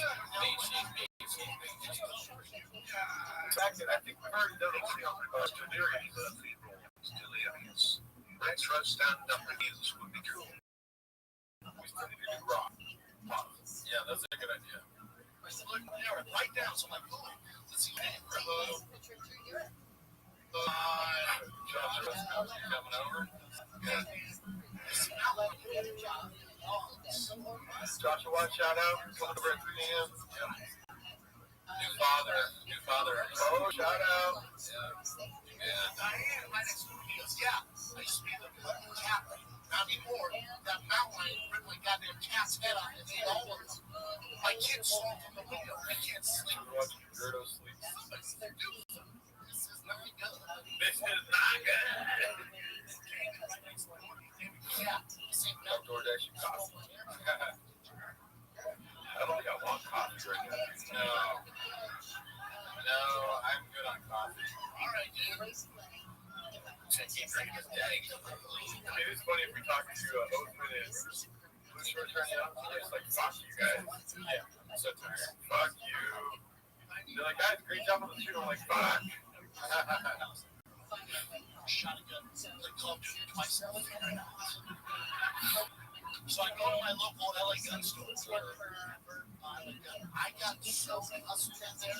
I got so bamboozled, dude. Listen, I've never shot a gun. I walked out with an AR-15. Like the brand laser thing on it. I walked out with the 0 Dark 30 Navy SEAL night vision helmet. Yeah, they get that. I was like, dude, 19 grand's all this? Hell yeah, bro. Fuck yeah. 19, bro. I'll wear it out. I can see everything, dude. That cat's fucked, bro. I'll give it to you. I'll let you know. That's a good question. Oh, wow. I'm like, Big tragedy. Larry Sanders retiring from his private shop, walking away from comedy after releasing the greatest special of all time. Definitely Brendan Schaub. Yeah. Shout out to the subscribers. shout out and thank you, but also shout out to Barry Sanders. That guy had some great highlights, and I watch him. That's another thing. Tyson, Fedor, and Barry Sanders highlights. Yeah. However, I have not watched those anywhere near as much as I watched Real Puppies. We need more stand-up from Brendan Schaub now more than ever. He can bring the country back together. Everybody's fighting, mad, killing each other, armed, no love. We need Real Puppy 2 now more than ever out here. I'll tell you what, I was so happy that I saw Canel's been here the whole time. Something that's sad to find out he's a bot. He said, you guys are starting to regret this. It's always sad when people become bots that you thought were real people. Yeah. So look at my ring camera and go, World Star! World Star. I didn't feel like saying it, but I was holding my tongue when BGL was like, what's his name? David. That's pretty out. He's like your friend. Yeah, you got your friend. True. Paul, thank you so much, Paul. Yeah, dude. Okay, come together. Still got the big dick. Sorry. If we watch this enough, maybe he'll do stand up again. Yes. That's a funny. It's a protest. It's like, you know, those protests where you like get hunger strike. It's like I won't stop watching Real Posse until he does it stand up again. Yeah. That's true. It just turns us into us in Indian style of the couch like Zen. Yeah, I learned that from Dustin Coast. I've never seen the mountain in person. Hey, you know what? I'm glad we didn't get that guy on. What's his name? Wood? Because guess what? We said no, he's not here no more. Yeah, I'd rather talk to Southside Billy, dude. Yeah, Billy was been around for a long time. You know what I mean? I'd rather talk to Blister. I'd rather talk to people that have been fans for short clip. Not some guy trying to fucking. I don't know. It's so wild. That guy was dumb. That was really dumb with that guy. It's like this mountain line means Joe Rogan's trash. Joe Rogan.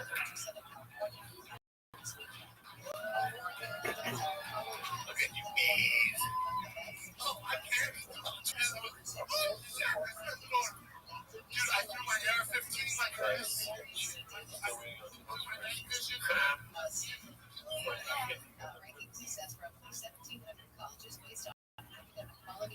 So my husband still on the top of this rock car that made it.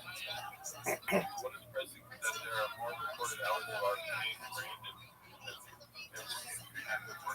wow.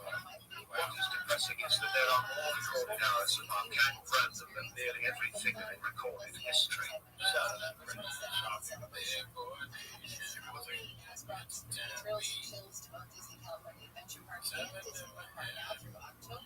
I was here before Ken Carr was the best kind of camera. Oh shit, was he really was one of the greats. Yeah, we miss him. A lot of people didn't like his stand up, but I always like to see him. Where's Anna? What's her fist one? Oh, she's sure. Maybe I'll change it. This. Just don't hold it up. Short song. Okay. Get a song. Yeah, they voted 8% yes. Let's do it. This is awesome. You know, this is a Chuck Love stream, so. I did make Brennan Chop a love song. You guys are called Daddy's Number. No? Shout out to Mark for coming through.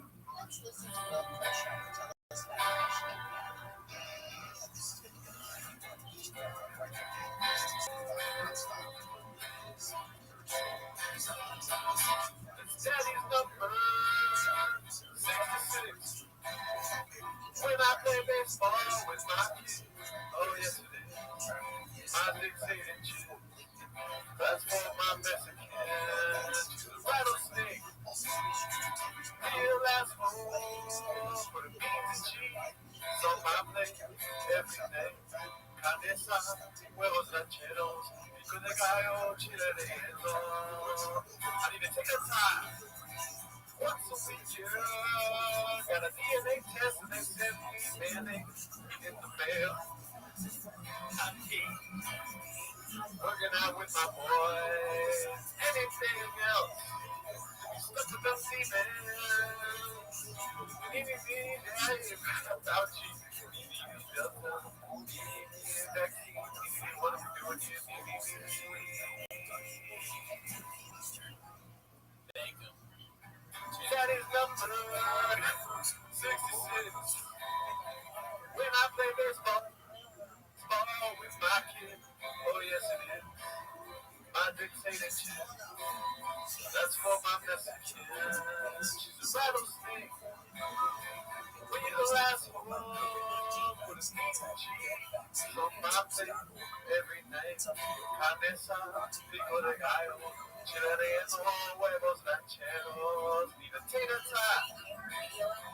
Once a weekend, send a female lady, down to it's how she.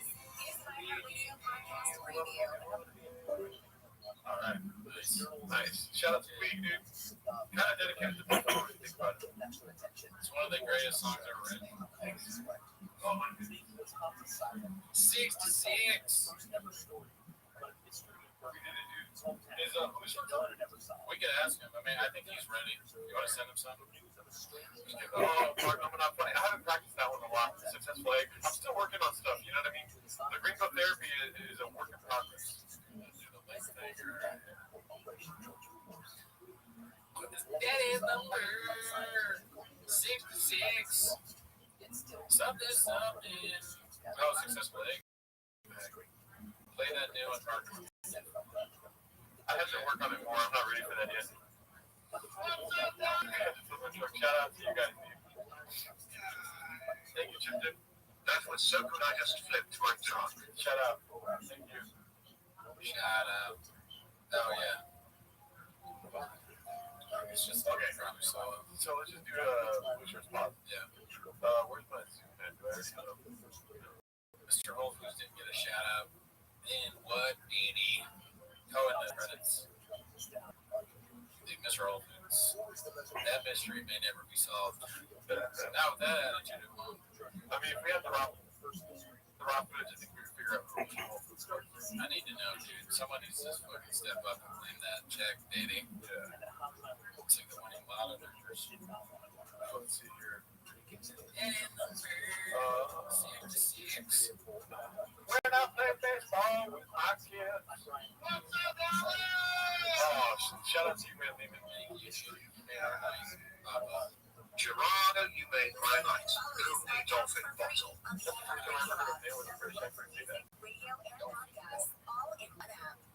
66. All right,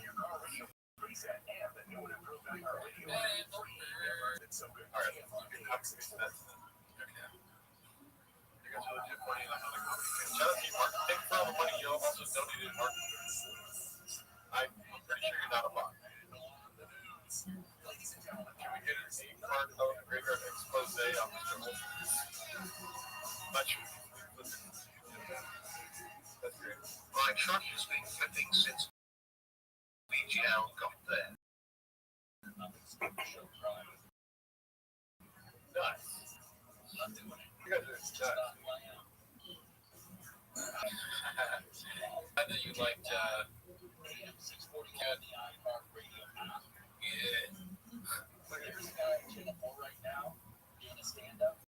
Oh, hold it. Oh, shit. Sorry, put that out for your television.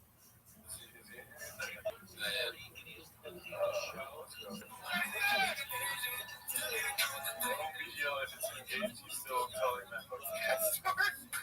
He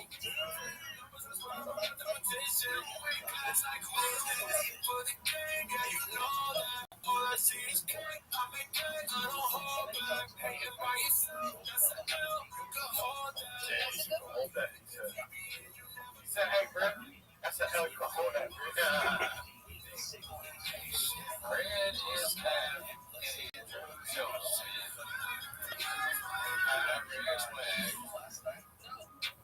I want to watch so much other content.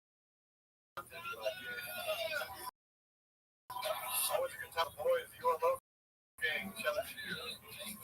Always time with the boys. It's almost a bot. See that?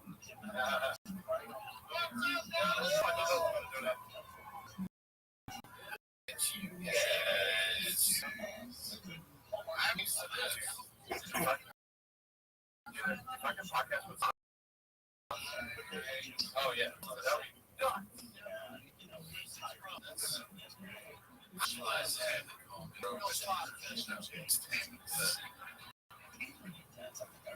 I don't mind it though. I'm the bro whisperer. That's what call it. We vaccinated up in Dallas. Vaccinated. Nice to see you, pal. I love you, Texas. I love it. There's always one guy. Fucking way, bro. Yeah, there is always that one guy. That means Texas is fucking simple. Yeah. As he says, he's taking a nacho cheese. Oh, my bad. That's Whole Foods. My bad. Oh, I got the mic for you. It is where every vaccination. I'm not this whole thing up in the market. That Operation Warp Speed, when they launched that, they're trying to get her to get vaccinated. They're like, yeah, don't just get vaccinated. Makes sense. Oh, yeah, fuck this. Yeah.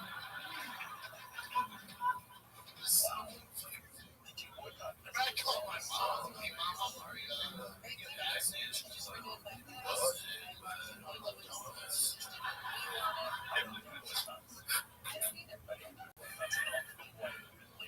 Remember the first dumbass message you got later? All of everybody. It's all over the news stations. The first one. Take that chance. They just.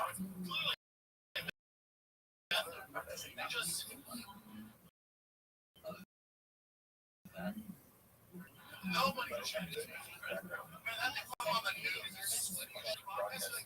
No shit.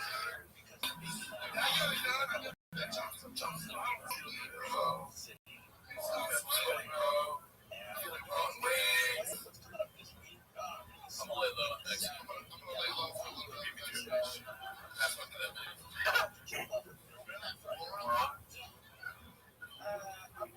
It's all marketing, man. Like, you need to hire some just hire me. So, just blast them all over the news. All over the news, all over the nation. Like, yeah, dude, I got the Johnson Johnson. I feel pretty good. I feel great, actually. If I'm being honest, it's a fact. Goddamn. Take that out here. Yeah.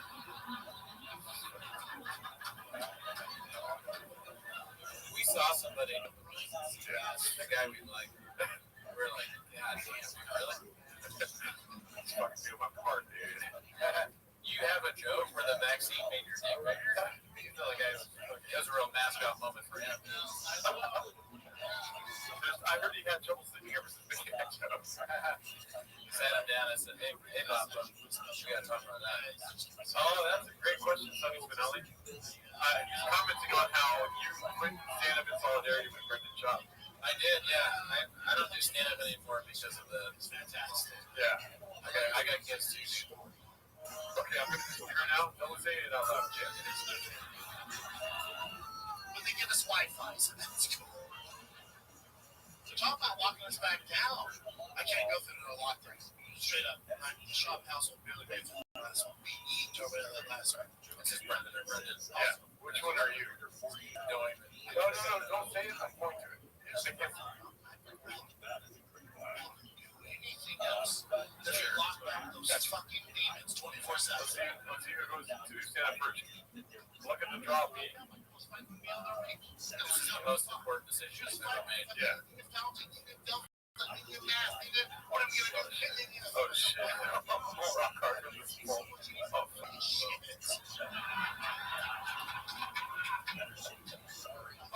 Wow. Oh, I forgot. Oh my god, dude. Look out. At night we fuck each other. This guy's like no.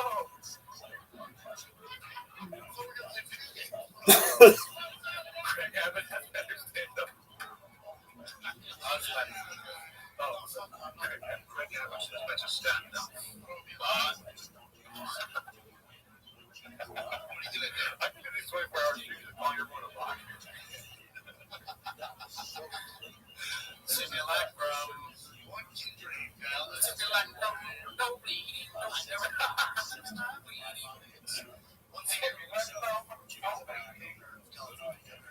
walk us through our entire year of small businesses. Because I would have realized this since I was locked down with my family for an entire year. I realized my girl's not cool. She's just not.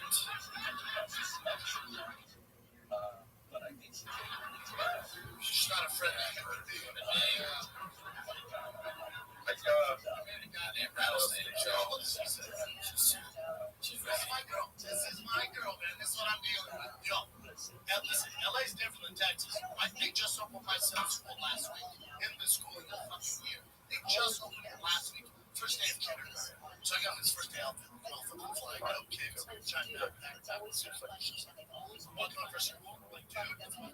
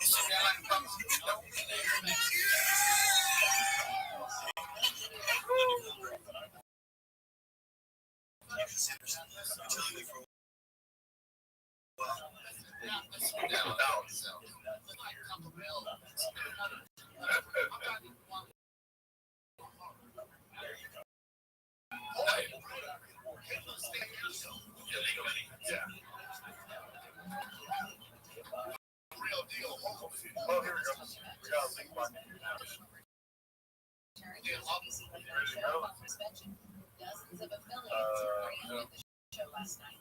Several people have been hurt in a shooting at a facility. Robots will be calling. What's up?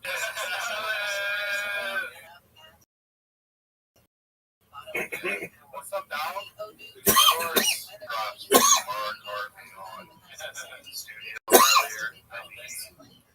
I've already watched it. You see it?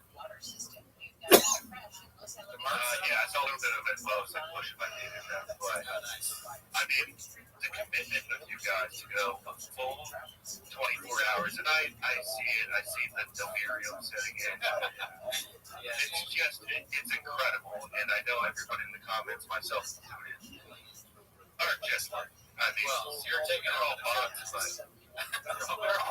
you gotta do the rest of the show by yourself. We're signing off. We should introduce you. I mean, we did a show with you guys before. Your co-host, God knows where he is. I text his wife. He's probably mad at me now. But it doesn't matter. Chris Lingbach, Blue Shorts. Tell him about your show. oh yeah, we well, we're a bit redacted. I'll have to give you guys that much at least. But yeah, we're just two dads just trying to figure out life. And honestly, truthfully, we're complete failures in life, and trying to find success in podcasting, just like every other regarded person out there. So do you think Othman is mad at me because I texted his wife? No, he's not going to see this until 7:30. It's kind of like a sore cat. Oh, they asked you. Thank you, Mark. They asked you, Blue Shirts. They asked you if you're a homeless cat. Are you a homeless cat? I am, to an extent, a homeless cat. I don't have, with a small baby at home, I don't have nearly as much time to control the kitchen as I used to, but I love it there every once in a while. How's the baby doing? She's good. I'm worried, though, that I haven't passed on my autism. The second autistic guest we had today, Mark said that he's autistic. Yeah, remember? I think that's the new thing now. Like, I think it's to be autistic these days. I agree. It's like midway between mid and bot is autistic. Okay, well, you're going to answer yours in the stream. It really would be great if it was like 22 and Gerardo just said something just completely off the wall. Yeah. That is how it would happen. You know? you wake up like 3 days from now, and then all of a sudden you're getting blasted on your phone with Reddit posts. Yeah, like this guy. What the hell? Did you hear what he said about white people? Something like that. Can you tell the stream why you decided to name your daughter Tiger? Just kidding. Oh man, dude, it's good to see you, Blue Shirts. I wish you lived in Los Angeles. That'd be great. Yeah, well, honestly, I was thinking about this earlier. Brandon. And I was surprised. I started thinking it's been about 15 years since we've been together. Damn, that's crazy. And truly, did you ever think when you left Arlington, Virginia, after 15 years, that you would finally reach such great heights? I couldn't have envisioned any of it. I mean, I never thought I'd be in a yellow hazmat suit talking about Brendan Schaub, but, I cry when I think about it, internally. And my work is crying. Here's another thought I had, just kind of off the tip of the dome here, but would it be truly a great certainly if you guys get those you found out that Brendan Schaub was not only watching this, but he was doing a Twitch stream watching you guys stream. Oh, yeah. For the Patreon, that's a simulacrum right there. Yeah, that would be nuts. That would be simulacrum. I mean, that would be the best way to beat us.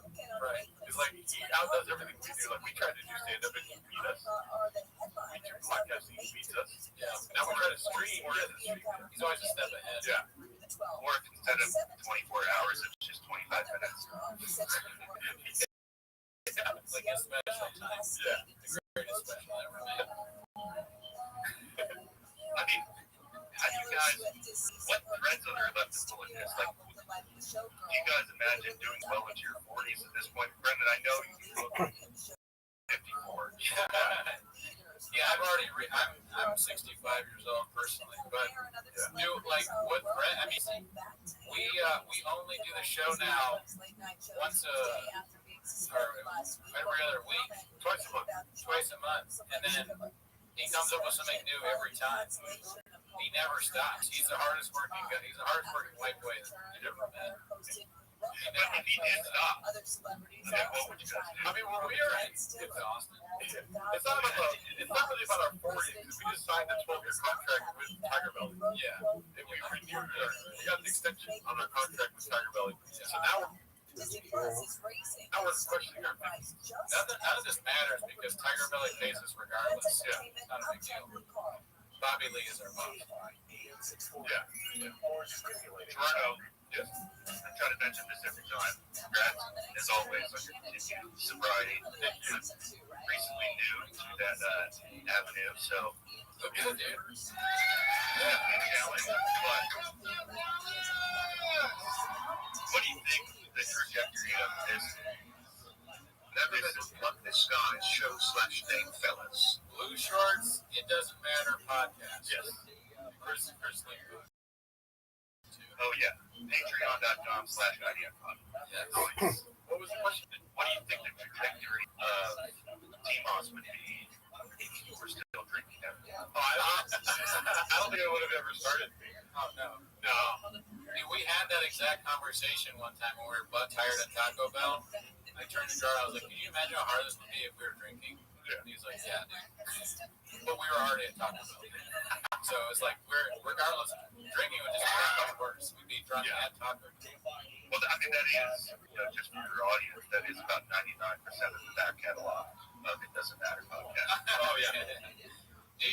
You're working out, dude. Look good. Pause. Well, it's the 8 Mile Challenge. I know. You try to freestyle rap every night? God, hell no. Blue Shirts would make sense. That's so funny that you did that. That by accident, I know.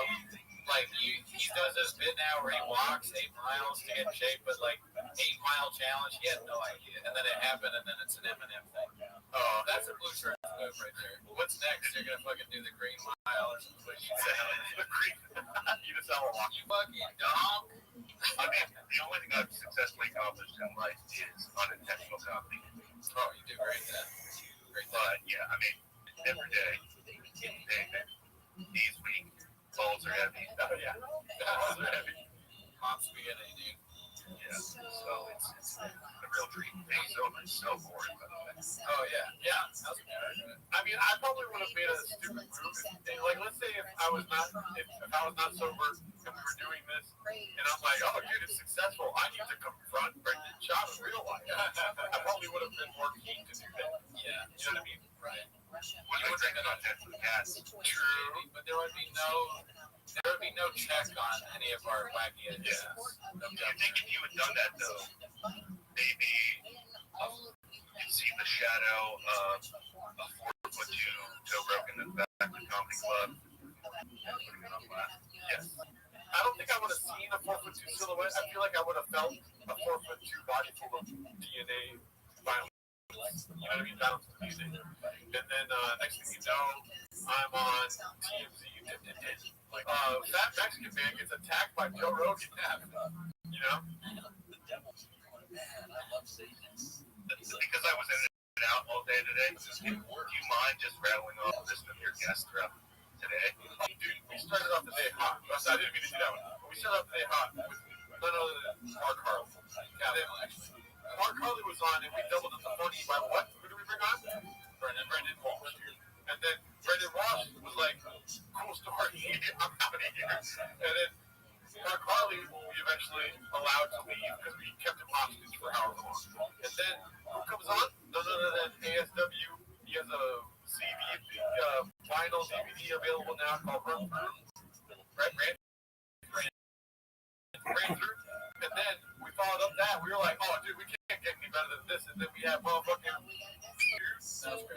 And now we are topping it all off with the best guest of the night, Mr. Water Drinker, 8-pound challenge, Chris Linkbach. Yeah,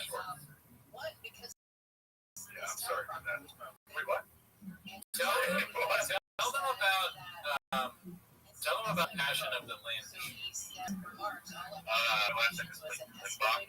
I kind of floated between in high school the jocks and everybody else, but I was kind of a chameleon. And in one of my 10th grade English class, it was like an all-star lineup of all of my best friends in school. But at one point, we had like a 4-corner setup going on, so it was like 4 of our desks all intersecting in one. And every day for what seems like about 6 months, it was right after Passion of the Christ came out. And we would take like these little lanyards, they were made with just like little metal beads, like around your neck. And we would each take turns slashing each other's like wrist. But everybody can pick whose wrist they slash. Yeah, but how many chicks you fuck?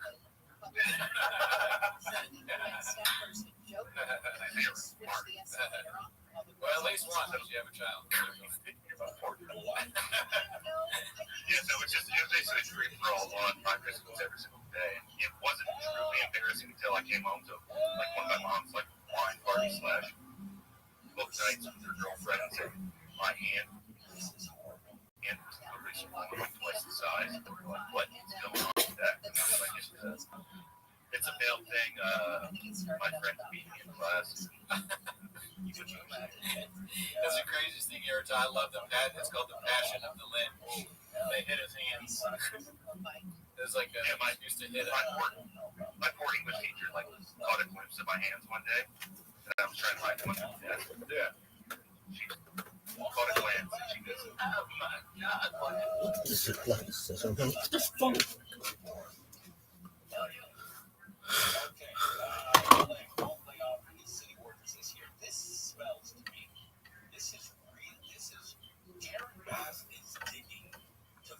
Something.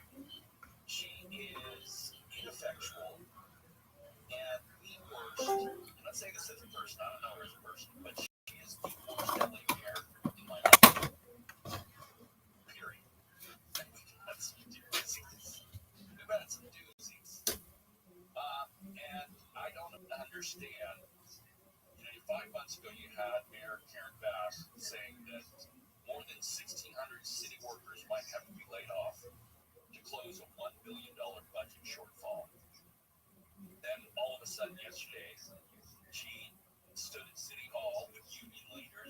photo op and announced that her administration had averted the layoff. Some people said it couldn't be done, but I'm so glad to stand here today and say that we have proved naysayers wrong. Make me. Okay.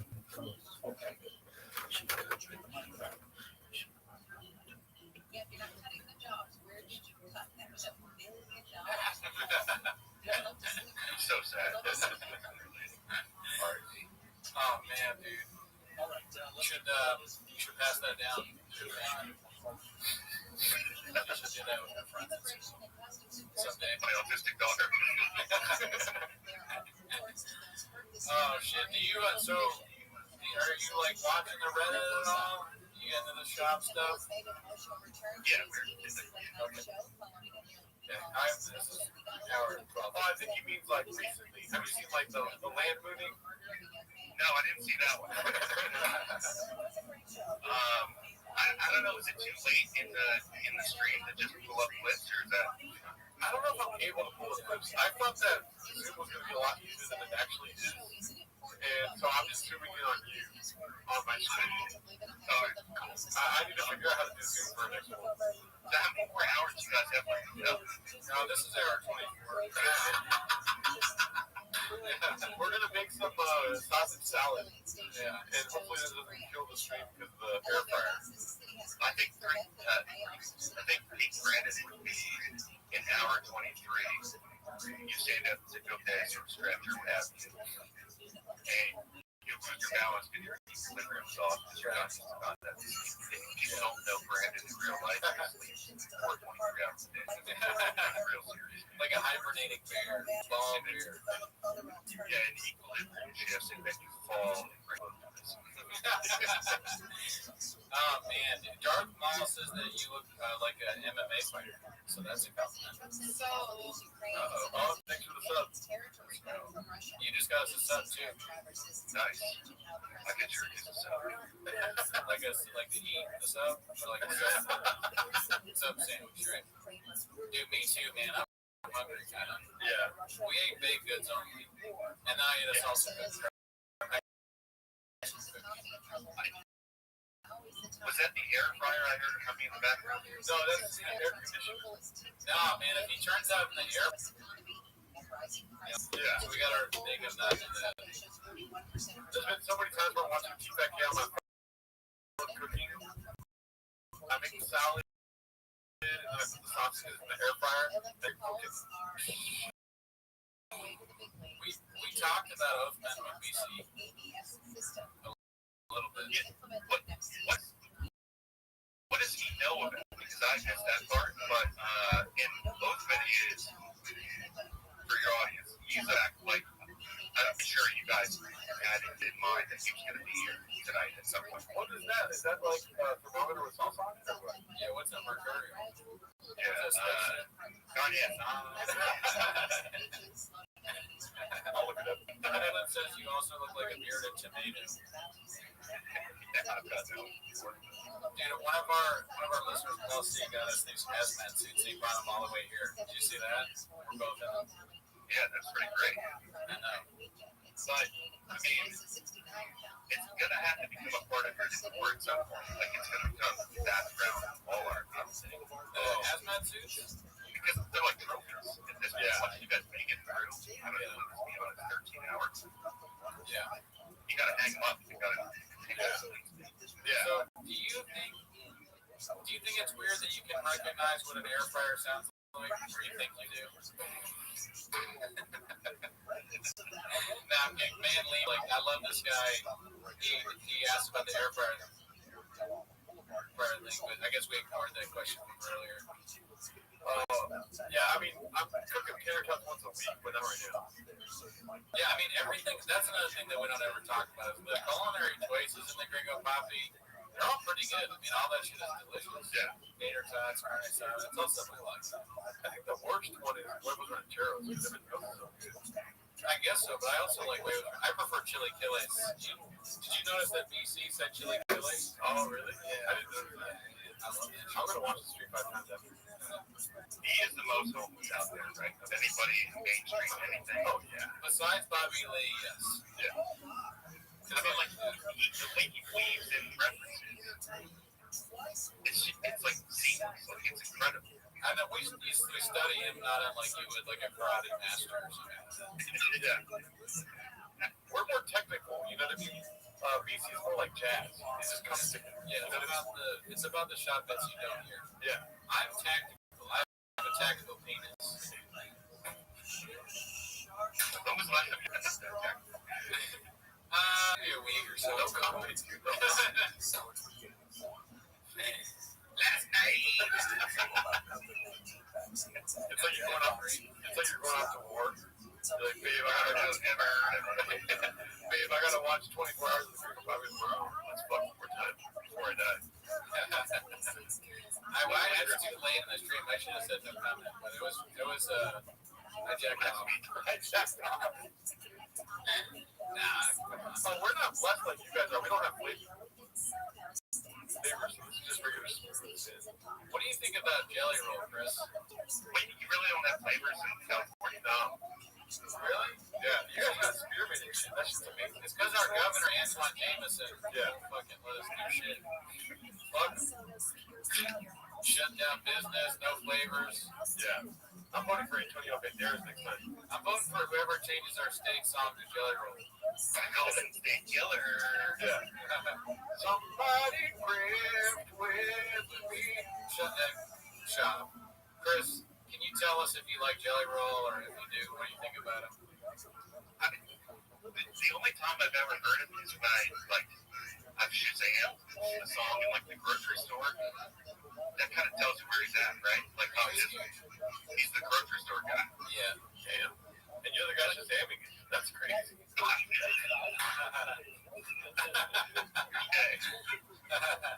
So you can put it on your car. Driving around listening to Jelly Roll. I know what you do. Yeah. Bot. Oh, man. Have you ever checked if you're related to Jelly Roll? Yeah.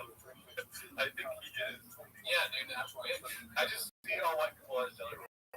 Oh, is that so? Yeah. Well, Jelly Roll is one of the whites that a lot of us look up to try to emulate. Did you know that Brennan Schaub's dad? We found that out in the stream today. I don't think I did. Yeah. So you think that? Yes. Nah. What's the proof that you have? I can't get into it right now, but it's something that I can DM you. You can DM me the birth certificate. But it's 65% live. Yeah, and I just want to know that you just started that. I wanted to say that I really appreciate you starting. Well, I mean, it's controversial, but you started that nonprofit, the Drive Innocence Project. No, I'm not going to do that. But it's not. Yeah, I know, that's not what I'm saying. But, so, do you think Ringo Poppy, or you should be surprised, is better? The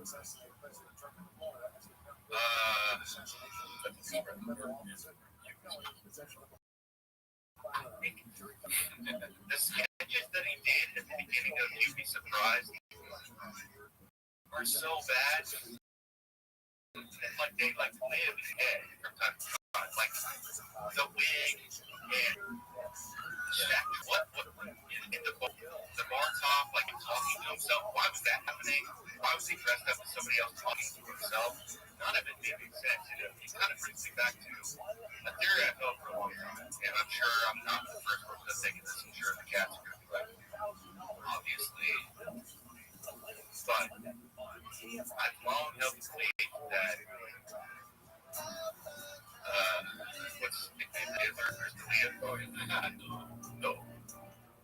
And in Brian Callen, I think that they were in on this building Baba up from the very beginning. Okay. This guy is so regarded that he will actually believe us when we tell him that his sets are killing, that he's the first comedian we've ever seen in our entire lives figure out stand-up comedy in a matter of months. Right. let's fast track into doing his first stand-up special. I think they end up in on the jokes at the very beginning. I never really thought about that. I mean, I did say the thing about Rogan earlier. Yeah. Oh, that. Yeah, he shredded his whole back. Yeah, I mean, that was just that's what I think. So it's kind of similar. Brian Callen,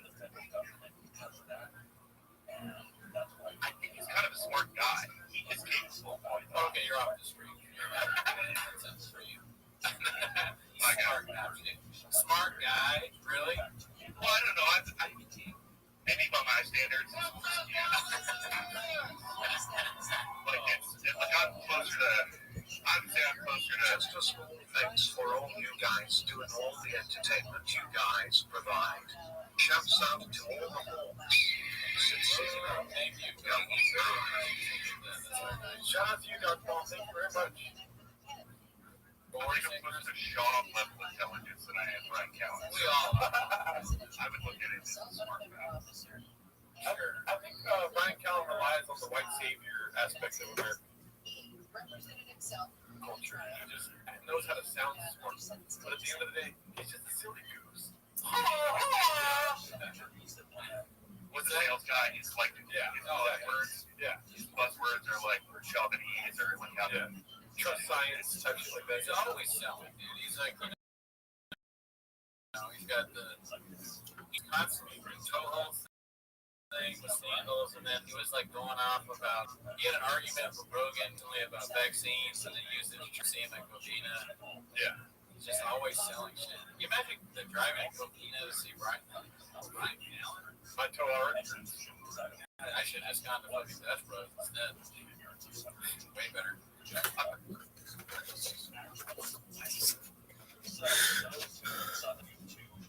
Other content banned during COVID-19 and the 2020 election were invited back to the platform just yesterday.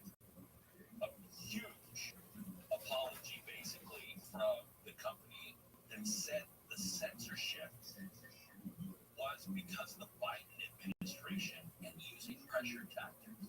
So let me say to anybody, all those Hollywood people that were talking about, and this is why I don't do any sort of boycotts. I can't remember ever doing a boycott. Now, are there times where I won't spend my money somewhere just because of like, I'll find another company. That's fine. But I don't do like boycotts of Disney because they, Disney is a business. And it's fun to go to Disneyland. No, and I love their products. But yeah, and listen, I didn't boycott them when they got rid of Gina Carano, who I know. I think, there's a good action movie for you, by the way, Matthew. Her first movie, her first big movie, is a great action movie. But I didn't do it then. When she got taken off Mandalorian, that I wasn't going to do it for Jimmy Kimmel. But this is actual censorship. This is actual damage to the First Amendment. And if anyone, could you imagine Hollywood coming out boycotting Google, getting rid of their Pixel phones or whatever? This is actual censorship. Documented actual censorship. And you won't hear crap about it. Jimmy Kimmel had the appearance, and that was enough for me to stand with Jimmy. But this is actual censorship from the Biden administration, and you won't hear people talking about it. It's up to you.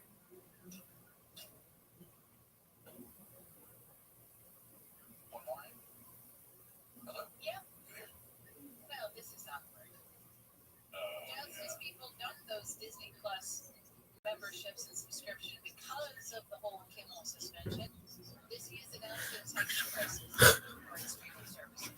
So starting October 21st. Probably the first guy to take this, picking apart shops and stand-up comedy. But I was looking back on the date that this aired. It was April of 2022. Yeah. And he was still doing vaccine jokes. Yeah, he missed the boat on the time for that. It's like, don't you guys remember coming out of the pandemic, listening to all these different comedians talk on different podcasts about Well, I got to throw out all of my pandemic jokes because they were topics at the time, but clearly now they're dated because they are of a time. They did better in those parking lots. I just completely missed that memo. Yeah, I mean, I am literally sitting in a hazmat suit, making fun of a podcast from 4 years ago or whatever, and also doing a 24-hour stream of a podcast that came out God knows when, 2019. I have no idea. So can I criticize that? Yes. Yes, I can. So I'm not a bot. Never was a bot, never will be a bot. Human blood comes from my veins. So, Shout out to your mom in the comments. I know you walked her, but I did not walk her. Oh man, how long is the longest you've ever streamed, Chris? 3 hours. Hey, when was that? There was probably a 5-minute break in between. Yeah, we definitely know. So, a couple of times, but not all. But yeah, I could never do 24 hours. I think you could. IDM, you're saying? You and Open did it in 3 hours? Maybe if I sat, yeah, Whether you're on kicking myself, back, especially if I sat there and stretching out in sit extra out whatever legroom, thoughts or in my head, just but I enjoying time together in family. Right. Yeah, you know what's crazy is that we are at the 11th hour. Yeah, we never stopped. And it's crazy that you think it's 11 because you can't count, because I see 24. I don't like I think, things. honestly, I think the true gold in all this will be, look back on it, those down moments where it's like 15 minutes, like you guys are trying to like gather the strength in your limited breathing capacity that's left over, and you're like, what are we pivot to next? And you're almost thinking it out loud. Well, there's nothing to pivot to. We're just watching the same thing over and over again. Without Adderall. Watching the stream, I kindly asked you to finish the show. You didn't. I'm angry at you now for not hosting the rest of the show. Now I'm not sure whether you're a bot or my friend Chris. And I don't know where to go from here, but you should offer to do the rest of the stream.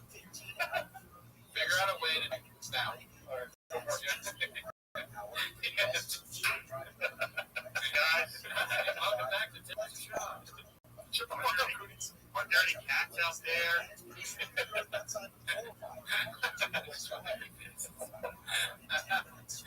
All right, we tried. We gave you, you did great. And that actually was 11 hours. We're actually at 33 hours. I thought we were going to finish at 24. So how many hours removed from this do you have to be anything before you start seriously questioning your life? Right now. Before we this guest is a psychologist, I think 2 more hours. Well, do you actually have a therapy session or? No, I was enjoying it. I mean, I never question anything. I just tell myself being cheesy. But, dude, the stream started like this. I woke up butt early, and I went to get baked goods. So like 11:30? No, 4:34. Maybe Eastern Standard Time. But I heard of them. How about this particular work on this guy? I don't know why they don't like hats inside these guys. Dude, there's the haters. We don't read bots. They're bots. Thank you for thank you so much. But it's pretty great that you have bots making money. Yeah, I mean, I'm trying to set up more bots to trend Patreon. Yeah. But all right, so I wake up super early. I go to get baked goods, right? And I fucking start paying the parking meter. And after I pay the parking meter, I realize that it's not on. So I just paid it for no reason. It doesn't start till 8. So that's how it started. And then Gerardo was asleep. So I had to break into his house, wake him up, and then open it and never call us. And it was the greatest pod I've ever done.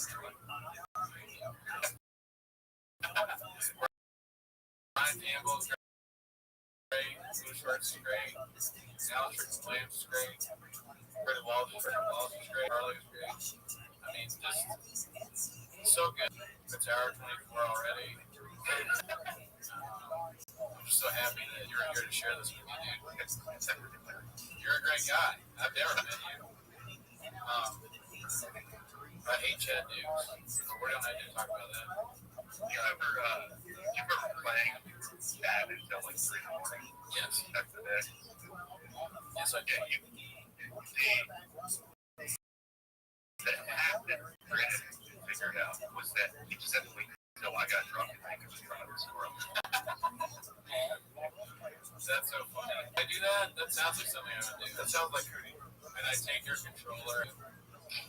Oh man, oops, looks like I won it. We were roommates back in the day. We had our own garden. Can you believe that? We had a garden. I still think that bit was funny. We lived on Edison Street, so it was this. The garden was in a. It really was a rectangle, square garden. Oh yeah. We're doing against the beds even back then. Brandon pissed me off so badly one time. Because back then I was actually cared about. So I came off with my young flirting speed of nowhere. Didn't want me to find this, but I found this dip, and it was really just a tin of skulls sitting on like the kitchen sink and bathroom sink. Yes. There's a bathroom sink, but I moved this wall so it looked like your toothbrush was on it. Great. Thanks to hide the fact that I did. And any sort of like heinous bad habit like that, you just blasted it out to everybody. I sent it to the sports junkies. I always try to get the sports junkies to talk to me or talk about you. That was my goal at living in that house. I was like, did Lurch see it? Was Lurch there? Back when I used to, drive the station vehicle as my personal 24 hours a day, and we would, I had a radio show for those, and it was called the CEO Show. Great show. And Cody and I would just run errands in that vehicle, and he would, there'd be like a string of people on the sidewalk, and heavily popular in here, and he'd roll down the window and shout out, CEO Show, the guy that drives the CEO Show, which was a Sunday night show at 11 p.m. The guy who drives the CEO Show is in this vehicle right now. So Yeah. Fucking the crimes that you committed in that vehicle. We want you to talk about them, but you didn't use it the way you should be using it. Let's just say that. It wasn't used officially for official purposes only. Can I ask you a question, Mr. Blue Shorts? You mind if I call you Mr. Blue Shorts? That's not the question. What if Cooney's teeth as a kid were actually bigger than his adult teeth? Were Cooney's baby teeth bigger than his adult teeth? I'm so sorry. I don't know if you'll know about baby teeth. He knew me when I was, 20s, early 20s. Yeah, his teeth used to be like much bigger from the teeth back. Just like a thyroid. Yeah, dude, where's my thyroid? That's who didn't show up. My thyroid. I booked my thyroid. Story, bro. But we do have that Graves. The Graves show about the thyroid. You got any chronic diseases yet? No, I'm working on like heart disease. Oh, okay, that's a good one. You should keep doing that. The years and years I've lived in Los Angeles. I mean, my whole bottom line here is like, it's surefire.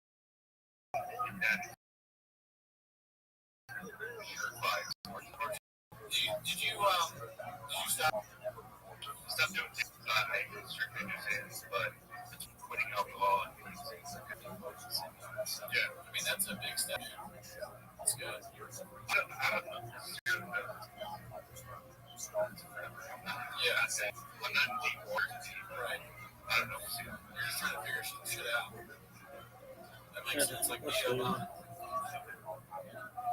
that's good to hear. Like, before he was a famous man, he used to go on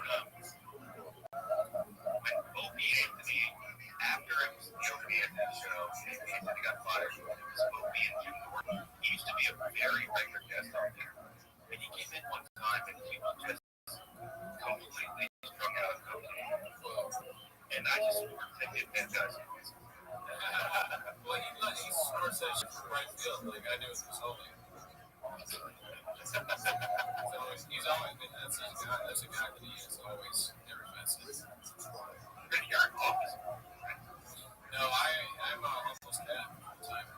No, I can never remember what you actually did, but besides, obviously. I work for Hail Mary Pizza.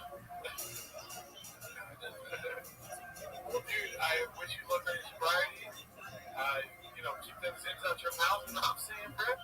Send them over to me right here. Because I'm up for good. I'm so zins. Shit, bro. Oh, you still have zins. Never mind. Just keep doing the zins. You know what I mean? Thank you so much for coming through, dude. We should do an episode with you guys. Yeah, one day.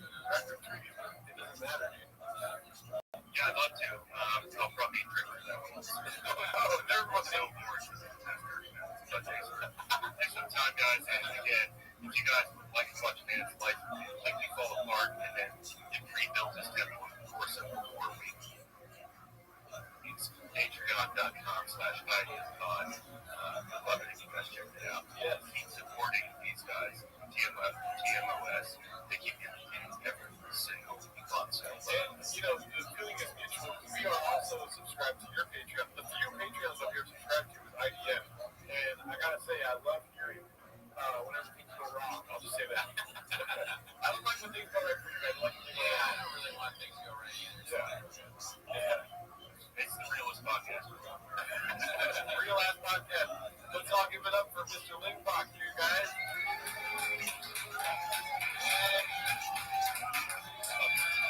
Later on.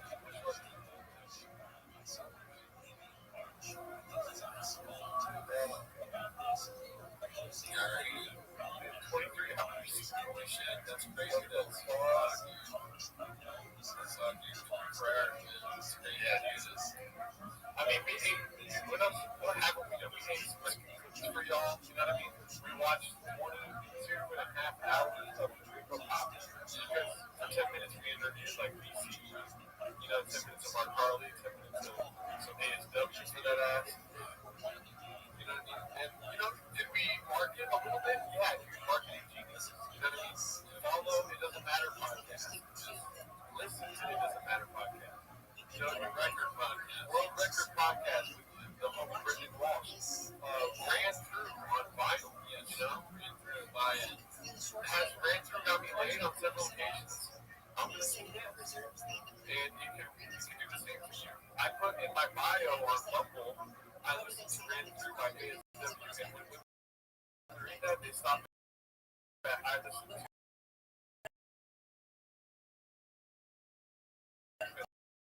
They fucking, the opposite effect on me. I listened to Jeff Dye. But yeah. I did profile. Yeah. And then also, Matt, join our Patreon, dude. Please do. Let's see. What's this?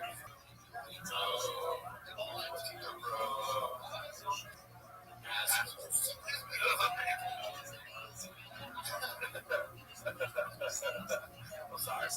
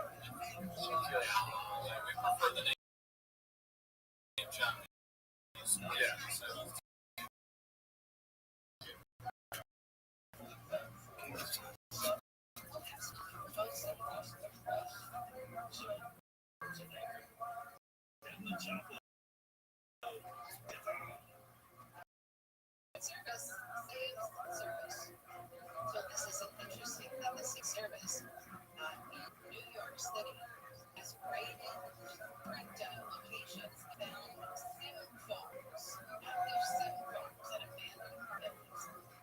They 300 SIM servers, 100,000 SIM cards, and those that would be able to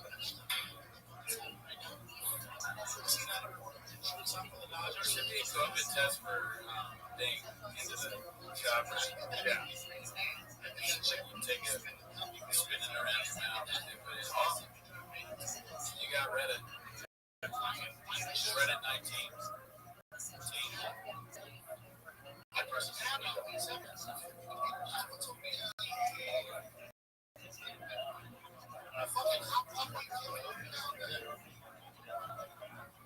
time you ever come up, goddamn, she's serious. She's for real. Every time you ever come, like, does it ever occur to her? Maybe Brendan's not trying to shit his pants. Come on back.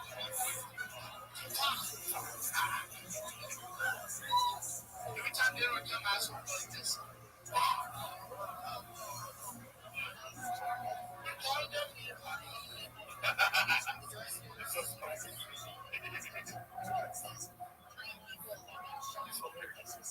I mean, every time it's crazy.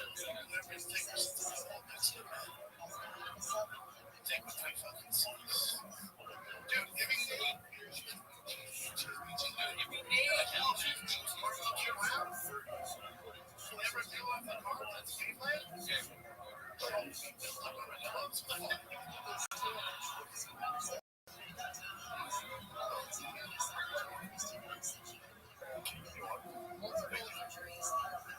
I guess who's thinking the pandemic, they decided on the keto diet. You know what keto is? Keto's a diet with skinny fats.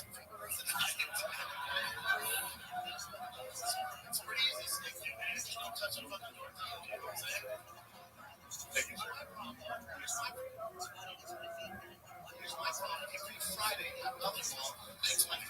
Oh, shit.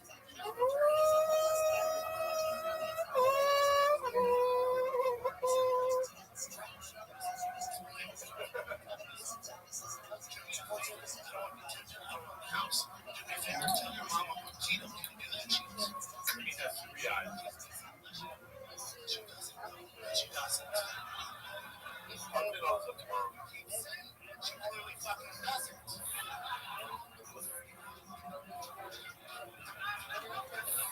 To be solid, tell her I'm fucking saying okay. 8 weeks goes by, your boy hasn't touched himself. Nothing. I'm on the pills next Friday. Dude, shout out to everyone that's subscribed to me. You know, like Theo Bond just got Most of the kids are loving the shows.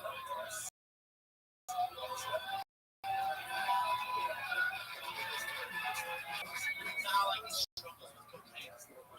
Like if there was cocaine on the thing right now, he'd fucking screw my field. You feel me? It's crazy that when I go, also just got this right back. Oh, we're not going to 4K? Fuck. Yeah.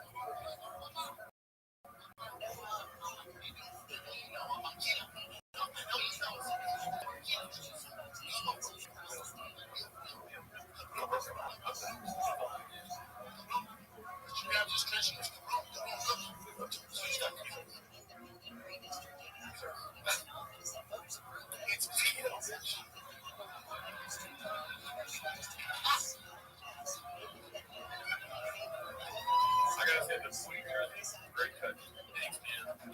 Nobody's really commented on this. I remember maybe being late and asked me how I got it. Yeah. What? Oh, eBay. It was a good price. Maybe I ordered it out. The only person in my house who speaks Spanish. I'm not even gonna lie to you. Like, after hour 4, it's kind of like a spiritual experience. You're just like, it's going. It's kind of like, it's gonna feel real. It's a mantra. And people keep asking me how much we see 66. You know what it feels like? It's like I can pull up on his mic. Oh, man. 66 times. Yeah. I don't have a clue what he's talking about. All right, John. Yeah. Curtis Spot. That's the girl like ese cabrón. Sabe. The Oxford Next show there. How many times did he turn down the Washington DC 66? Yeah, 8 inches. Yeah. I don't know who he is. Dodgers player. Never heard of him. One of the many things I love about the Mexican culture is, I do love their culture. One of the many things I love about He's talking to me.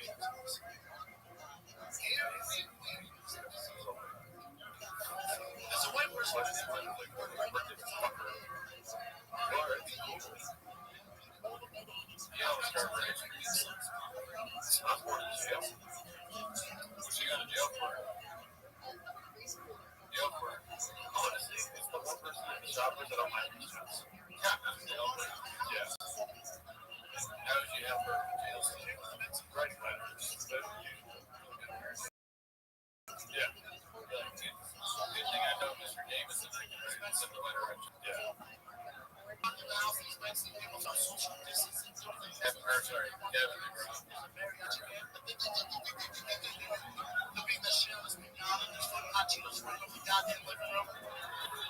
That's how the cop knows. You go through your window.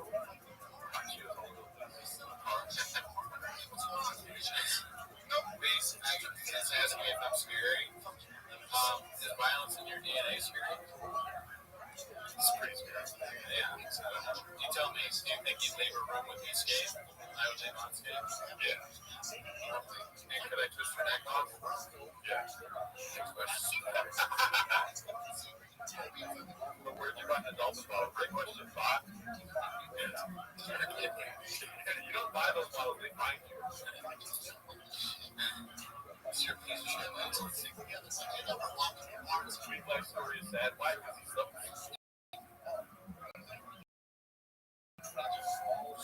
You dies every hour here.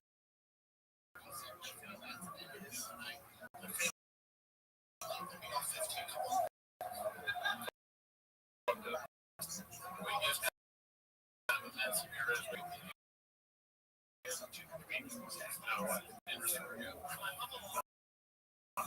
I think he just wasn't. He didn't live up to the hype. I think he might.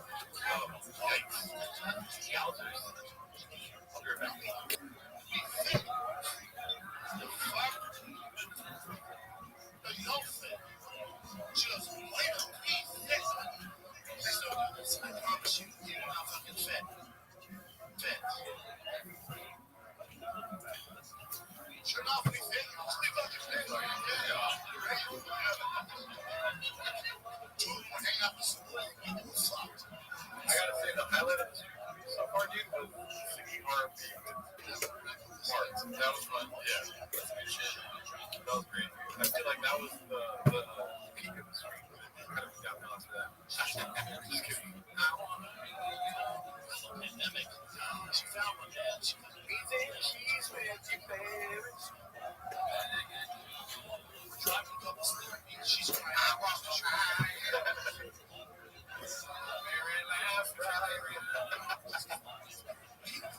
I want your nachos.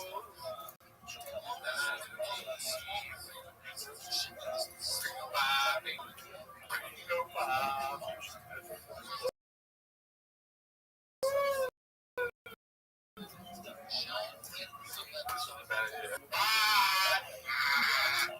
The only one not having fun is you, Will.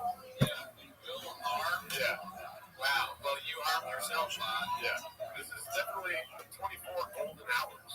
So, yeah, it's like golden hour times 24. Exactly.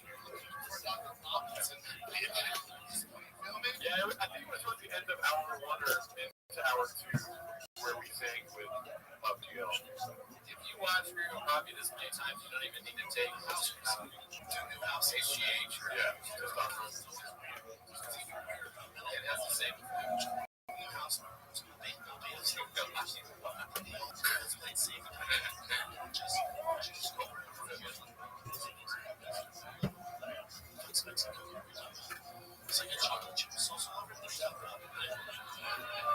Okay. Whenever the transcript comes out, you'll be able find that RV park for sure. They live every time you come by. That would be great, but it's a lot of living. Well, you know, do that a lot. Oh, yeah, that's a lot. Yeah. So, oh my gosh, as soon as I figure out how to call you now, I haven't turned it on here for yeah, it's good. We'll make sausage salad another day. Want sausage salad, you psycho? Fantastic. What our lovely gardening view, but I have truck walk to creep and seems to visit before I sleep. I can't really imagine food. Yeah. With dinner, that just seems like a strange concept that we're watching Mario Poppy. Like, sit down and eat dinner. Yeah. Every day. How drunk do you think people last on? Very drunk. Yeah. Or drunk than drunk. Drunk and very supportive. Yeah. Hey, man, this is not one of my goddamn dogs.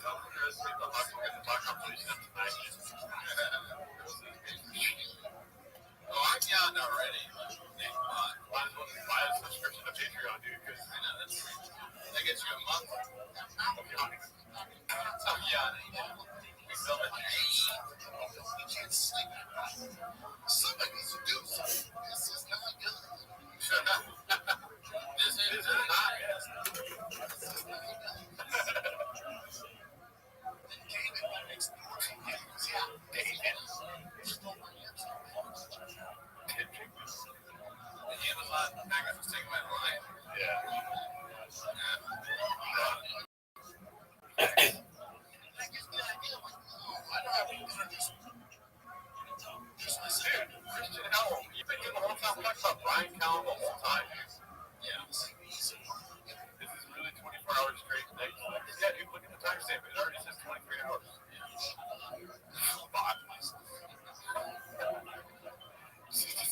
In a way, we've already done 48 hours. Yeah. Yeah, we've been watching this since the last time we recorded. I walked out at an AR-15.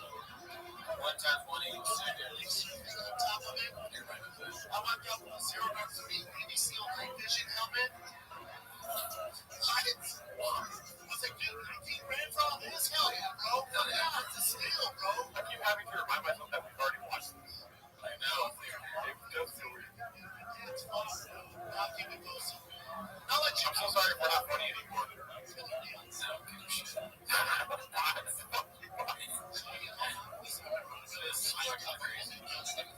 Yeah.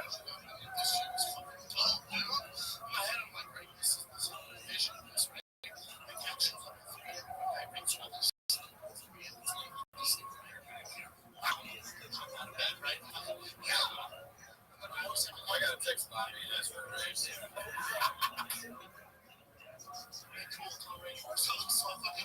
Yeah, be cool. Zero Dark 30's vision like this. I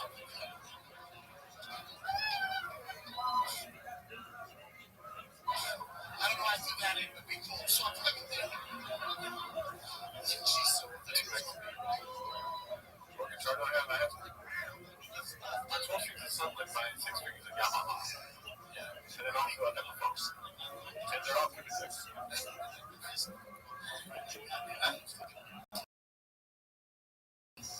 You guys still going?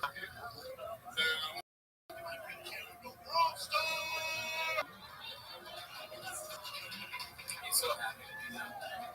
Yeah. He's like, I did the whole thing. Yeah. So next night, right? It's back and forth. Go to bed. Shut up. Thank you, Greg. Bye. Year 15. I got my 0 on 30. Right, sir. Still got the big dick. You know, I think we can get away with ending early if Cowbell just talks about it. Cowbell's not going to be the best, but that would be the worst Cowbell you've ever seen.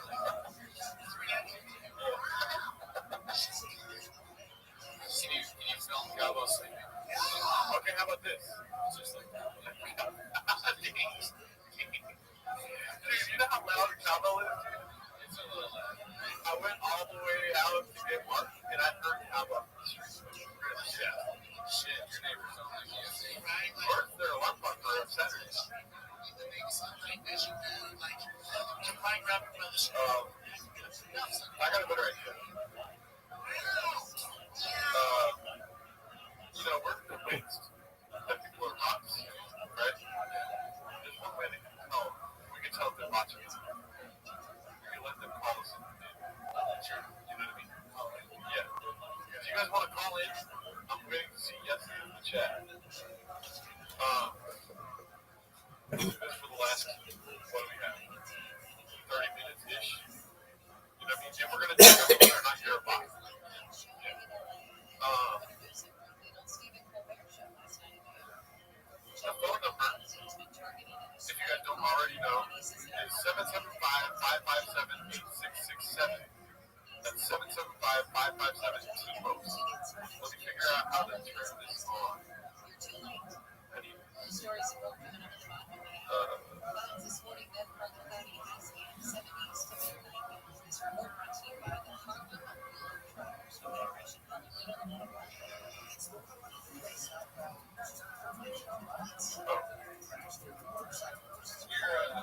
Yeah, you guys. Ryan, you want to call in? Give me 1 second. 775-557-8667. Okay, so somebody just called. So let's give them a call.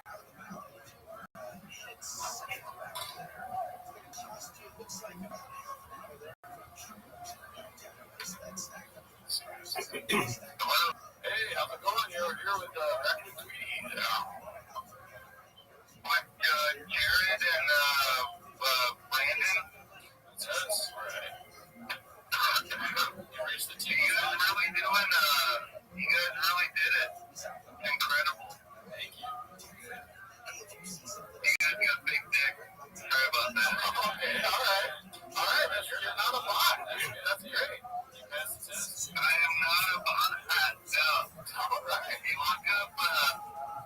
If you look up in the white person manual on page 7, it says that I need a Tata at least once a week.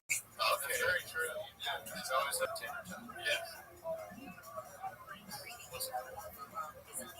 I've been riding with you guys ever since probably episode fucking 0 since 1. Yeah, it's been great. Oh shit, nice. Thank you, sir. Well, congratulations. You're not a bot. You said that we have huge dicks. That's what we like, dude. Yeah.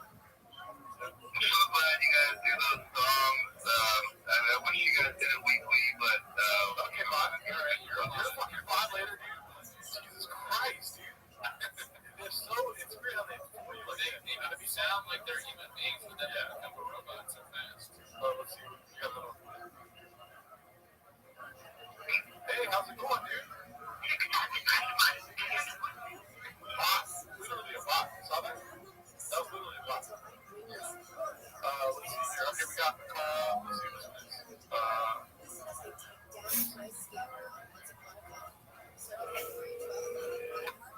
Last one's close. Hey! What's up, Dallas? Alright, it's finally nice talking to a person. Yeah, nice to get off the fryers for a bit, dude. It's been a long day. It's been a broken leg. So I've been enjoying you guys all day. Nice. What's it called? Do you have a smoke break at all? Yeah, I got a smoke break right now. Nice. Good. That's great. Sorry, my phone is going nuts. I don't want to call in, but tell us about our show and how you love it. Well, it's really good because it's a great avenue for all of us homeless cats to, stay on top of the entire Popiverse and all that entails because it's a never-ending saga which provides much entertainment. Okay, good. Not a bot. Not a bot. That's great. I'm a real boy. Alright, since I was going to ask, the last guy was a bot, but he did bring up songs. Do you have a favorite song?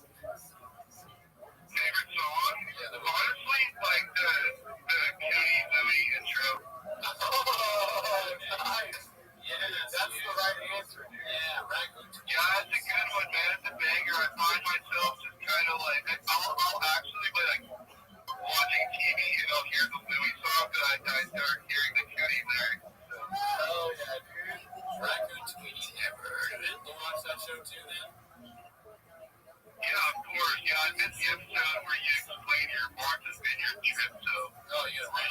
activity. No, you can watch it, dude. It's yeah. I talk all about how I'm now working with electricians. Hey, you guys actually work for Bobby Lee. Are the Bobby Lee? Yeah, we would love to hear the story, and yes, we do work with him. Okay, so he might not like this story. Okay, well, we don't actually work with him. Yeah. Okay, fine. So, I forget who the guy he was with, but like, I saw him, like, it was probably like 10 years ago, but they did some show, it was a 3-man show called the Marijuana Log. It was like a play on the vagina monologue. Oh, yeah, I remember that. Absolute dog shit. Anyway, so after the show, Bobby, those other two comedians, and one of my buddies, not going to my buddy's house, he had a house for him in a casino. And when we were like leaving the garage, Bobby was like so like fucking on trying to be a funny guy. Like I stopped and I told him, I was like, you know the show is over. And it made him just, it was really awkward. And like me and my friend though, we still got to talk about to this day because I don't know if anybody ever said that to him before. It's kind of like no one ever told Joe he's not funny. Yeah. It's crazy. I can't relate because it's so easy for me to turn it off. In fact, turning it on is. I can stop right now, honestly. I think that's honestly like one of the biggest problems with like the whole like Rabbi verse and this whole era of comedians. I find that they're less comedians and more just performers. And that really is kind of the root of why I don't like them. Yeah, I think, yeah, I agree with you. That makes sense. Anyway, great show, boys. Thank you, bro. And yeah, you are not a bot. Yeah. Good work, not a bot. Stay not a robot as long as you can. Yeah, don't fall for the robot's tricks. My mom told me that shit. She's a bot now. Yeah. Rosa needs a weekly bot. She's a handler bee. We need like the team up political corner with Rosa. Oh my God, he's got some hot takes there. Yeah, I didn't say, oh my God, you got one. He said, oh my God, this is voicemail. Jesus Christ. Well, thank you so much, brother. Thanks for calling in. All right, later, bye. I saw that Balloon Fart left a message. I do want to reach out to Balloon Fart. Okay. He's got this guy left a terrible message. Yeah. And I need it.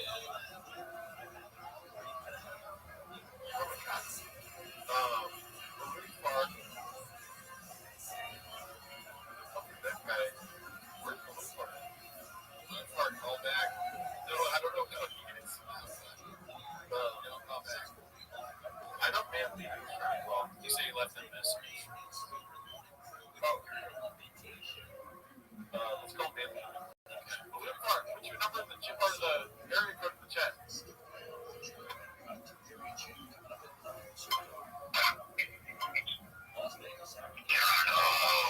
Oh my God. It's not a bad, but it's mainly minute. Hey, let's go, man. Leave it. You've been accused. Let's just be honest, okay? You've been accused many times today of being a bot. I know you're being. That's what I watch every video to the end. That's all I'm saying. That sounds like a bot. No. Watch every video to the end. So I guess you said you talk to the only computer can do that. Yeah. No. A lot of people watch. Listener, I'm definitely, watch the chat, smash the like button, join the Patreon. Yes. Exactly. Well done. I want to give a big shout out to everybody joining in the podcast because I can only push you over $4 today. That's great. No, thank you so much. Appreciate it. Yeah, we got one guy that gave us like $9,000 in English. Oh, cool job. Nice video. So I still want you guys to watch Adam Rager with Tony and Rogan, but at least I know that Adam Rager. Oh yeah, Patreon. Yeah, maybe this week we'll do some more Bill Tony on Patreon. it's not easy to shoot up and show up. You know what I mean? Yeah, it's hard to like, get into the habit and watch all this trash content. Yeah, we have to do that for every major episode. Yeah. You guys know what takes 6 months off of Yeah. It's hard. Yeah. You get it. No, bring back on, and I appreciate you guys doing it. Bring back the song. What the hell? No, we will. Yeah, we will. Sorry. It's just fun to do that. Yes, it's this is Truckling coming out of Rock. Okay. This guy was dead. He's number block muscle. What's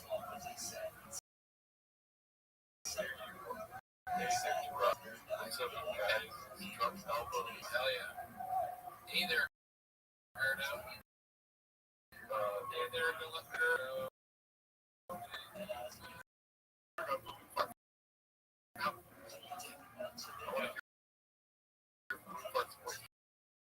It sounds like an asshole squeaking.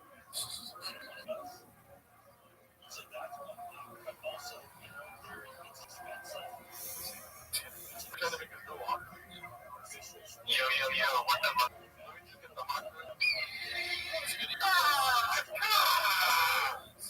What's up, Okay, I'm watching the stream, but it's like behind a little bit, so I gotta turn it down.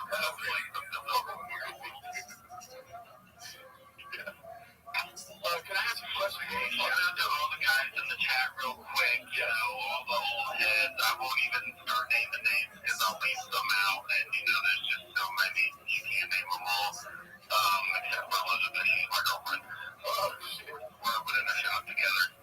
But yeah, and now for these are like, he's a property manager, but anywho, just love the show. Glad you guys got BG on again. I'm sorry I missed Brian Campbell. I'm a big MMA fan, and I like his work in boxing and all. So I just and he noticed Balloon Park. It was just a weird chat name that people seem to like him just noticed. Well, that's my question. I was going to ask you, can you tell me the origins of Balloon Park?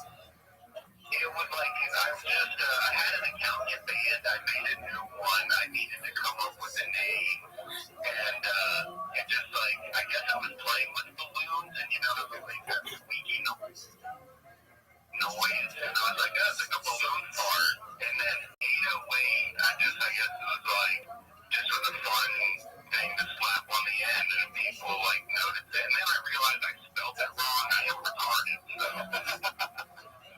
Well, it led to a very recognizable name, so I think you did the right thing. Yeah, and it's like, people just seem to notice, and then, like, same with D&D, like, we seem to have the same taste in everything, because we are orchestrating the same chat, like, as a critic amigo, of, like, MMA streams, or, like, different, like, even in, like, different, like, comedy videos, I'll see, like, him in the comment section, Great taste. So, great honor to be able to chat with you guys, just a bit to say hi. Balloon Park, like, rides the wave of, like, the line, you know what I mean? So on the other side of the line, you got Dixie Norman's, you know what I mean, trans Tim Kennedy type stuff like this. And then on the good side, you got, like, Cat with a Gun, but, and then Balloon Park's in the middle, where it's, like, kind of naughty, but also kind of funny. And then I'm a goofy dude. I have a very silly sense of humor. I'm, like, pretty serious by nature, but, like, my sense of humor is very goofy. Yeah. That's why I like this environment. Oh, by the way, so shout out again to you guys, and especially the shop, because, and I'm kind of a bit of a lover, because of, like, the crazy, imagine a world, like, okay, if entertainment was good, then there would be no environment for us to have, like, this entertainment between each other, because the rest of the world's entertainment is so bad. And it's just like, I actually am thankful for that, because this is entertainment. Like, we do have fun. Well said. Like, dude, like, you guys make my work day more enjoyable. You guys, like, the only thing I wish we could get more Korean stuff, but No, sure. I didn't You know, like honestly, it was I think one of the like was like one of the things that got me into you guys, and that's what made me hang out around chat. Was like when he responded, to be like, I think it was that episode, and I was actually like responding. Yeah.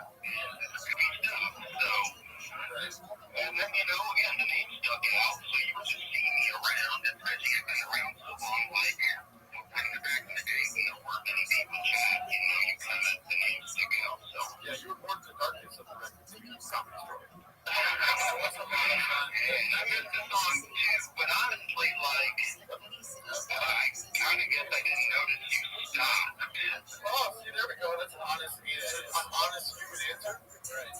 You didn't even But notice. also, it isn't like changing the schedule. When I'm in the East Coast boy, and like my schedule's all over the place, so I know I don't get to watch you live stream as much now too, or stuff. So I don't guess the premiere's the same or something different. I don't know. But anyhow, one love, and I'm gonna get to bed. Good luck with you guys. Yeah, thank you. Don't get sleep after your brain. Do you prefer balloon or heart? I'm used to balloons.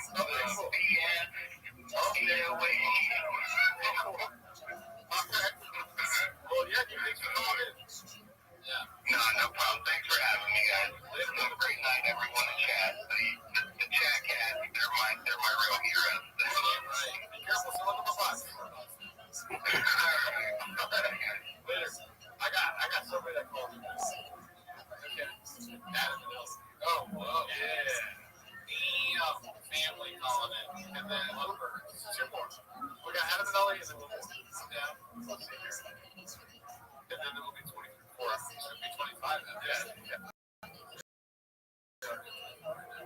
I'm excited for this one. Hello? What's happening? What's happening?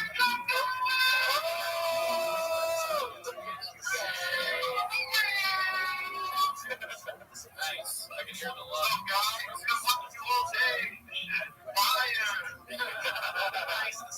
Not that fun love shit. Awesome. Yeah. I think we really enjoyed the PGL part. That shit was fun. Yeah, it was like, how long happening so fast? I think I gotta watch it again. Yeah. Now, even if it was like these cycle, even they will come strong. And acting things to it make it more fun, you know. And you guys all make it fun. The shit was so fun. Yeah. Well, yeah, dude, I'm excited. I'm glad that we are able to talk. I know that we use you guys for a lot of bits and skits on the podcast, so I'm glad you guys came all day. Yeah, I'm gonna find you guys if you're like, this guy is going to be just another accountant now. You say that, I believe you deep inside my heart. Yeah. what's going on? I got the right for 24 hours. Oh, fuck, dude, what the fuck? I can't look their box tops and get into our heads. Every time Mark tells the cat story, I want to go back in time and save this cat. I wish I could go back in time and save the cat. Okay, so I'm screenwriting. We'll do this again someday. I kind of want to hear from this guy because he did donate earlier. Adam and Ellie sound like they're from Philly or Boston. Yeah, Stuff like that. from Montville. I was here. I'm so sorry. I'm a couple guys. 24 hours. Hello, is this like Philly? Yo. What's cracking, dude? Yo, this is fucking awesome, guys. I love watching you guys. I watch all your episodes. Yo, Yeah. thank you so much. You're very welcome. Thank you. Yeah. Where do you And, real quick, I celebrated 10 years of sobriety last week. Dude, that's awesome. Hey, listen, you guys coming here some more times last year. We got hit with Hurricane Helene. I live in Western North Carolina. I was without power and a shit for a month, but I was able to listen to you guys on my Bluetooth without any power in the dark. It was fucking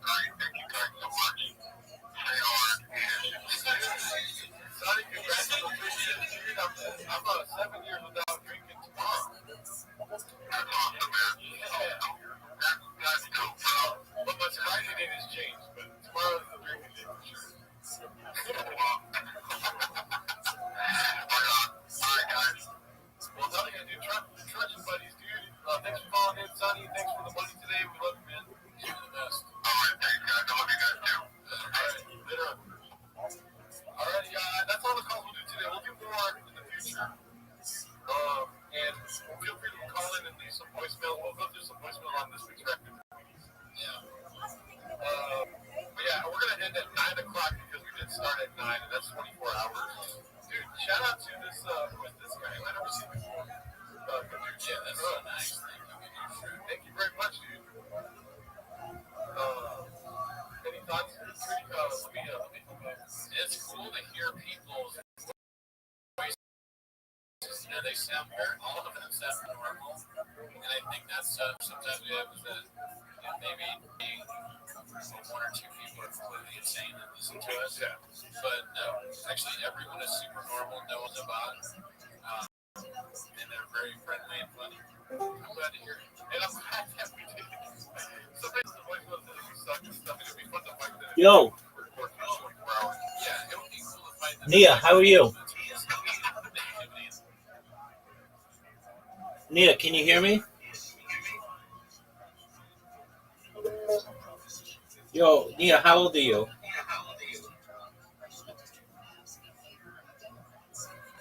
Nia. Nia, how old are you? Nia.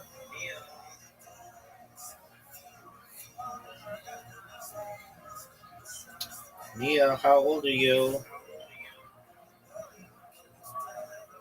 Nia.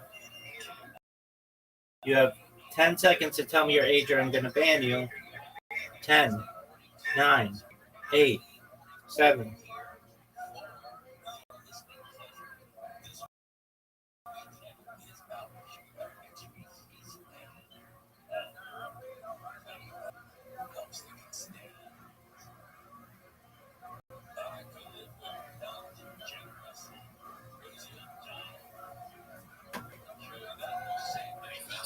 If I listen to bots, yeah, I mean, I don't listen to bots. I guess we can.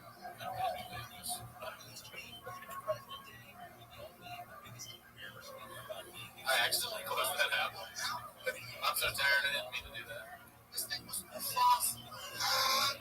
It's like this. I was worried y'all didn't think I was thinking. Oh shit, haphazard, dude. Oh shit. What's up? Hap? And dude, Hap, thank you for shouting out the stream before it happened. Oh shit, thank you. He posted the Tiger of the Dude, think about how long it's been since we talked with Hap. Yeah, the fucking whale Patreon episode when we talked to him. So that was a good time. Yeah, special time. I did take a good so August is down the corner. All right, you want to say? How do we get in touch with Augustino Zinka? Who is that? Ryan Hardy's going to be our point guy. Yeah. I got zero energy, so I get to see What up, Mitch G? next one. I'm just going to roast my front. I'll know it's Toronto. It's on my top. Whatever. I mean, I don't want you guys to find out that Augustino Zinka is a bot. Is he going to call in and talk about sliding in?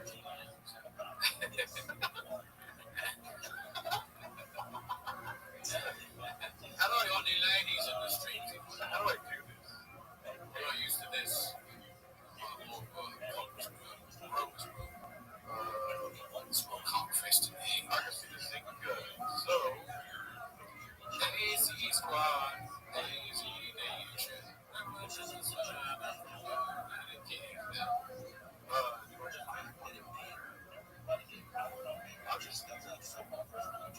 Augustino Zinga, calling from United Kingdom.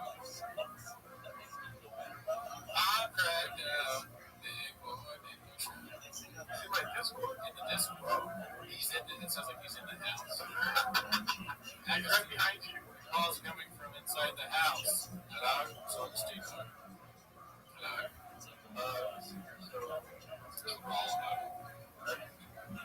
Good.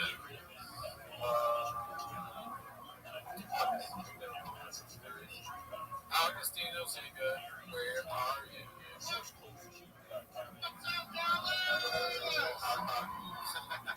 Thank you.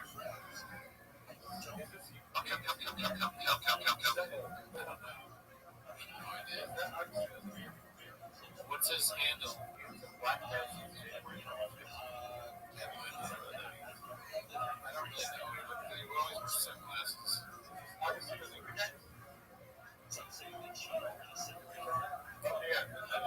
Alright.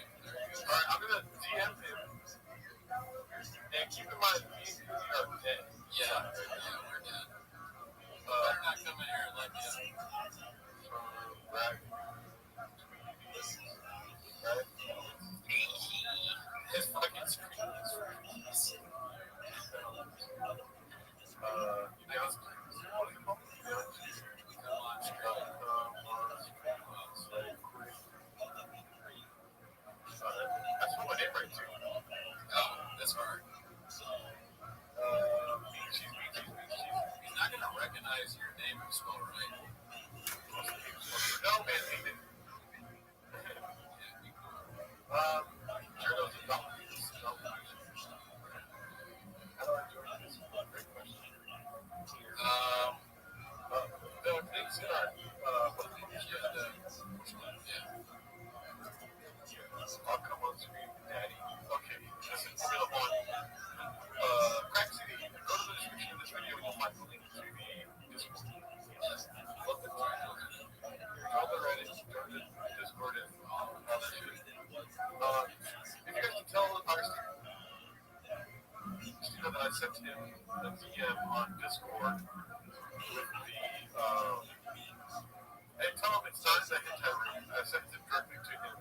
It's on an SMW hentai chat that I do. Oh shit. I do have the answer. I'll hold down the screen. Well, if anyone's concerned, I think I saw Craig City join the Discord, so he figured out how to do that. I didn't get to read the hater text, so I noticed that. Oh man, that fucking numbered like that shit. That was great. Thank you, Victor. I appreciate that. I do wish you got this music like you promised. Probably good at sucks.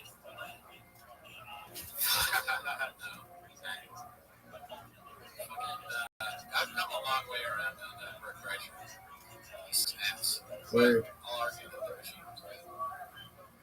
Take your cook up. We're waiting on Agostino. If you guys can tell him, I don't know if he's live or what, but is he coming on? Is he coming on big? Oh, yeah. Yeah. All right. So come on then. Do you want to stretch it all or no? Okay, here's this. Not really. I'm like, I know, right? I'll say, I've always wanted to talk to him. He seems like a funny guy. I liked our back and forth. I kind of forgot after that.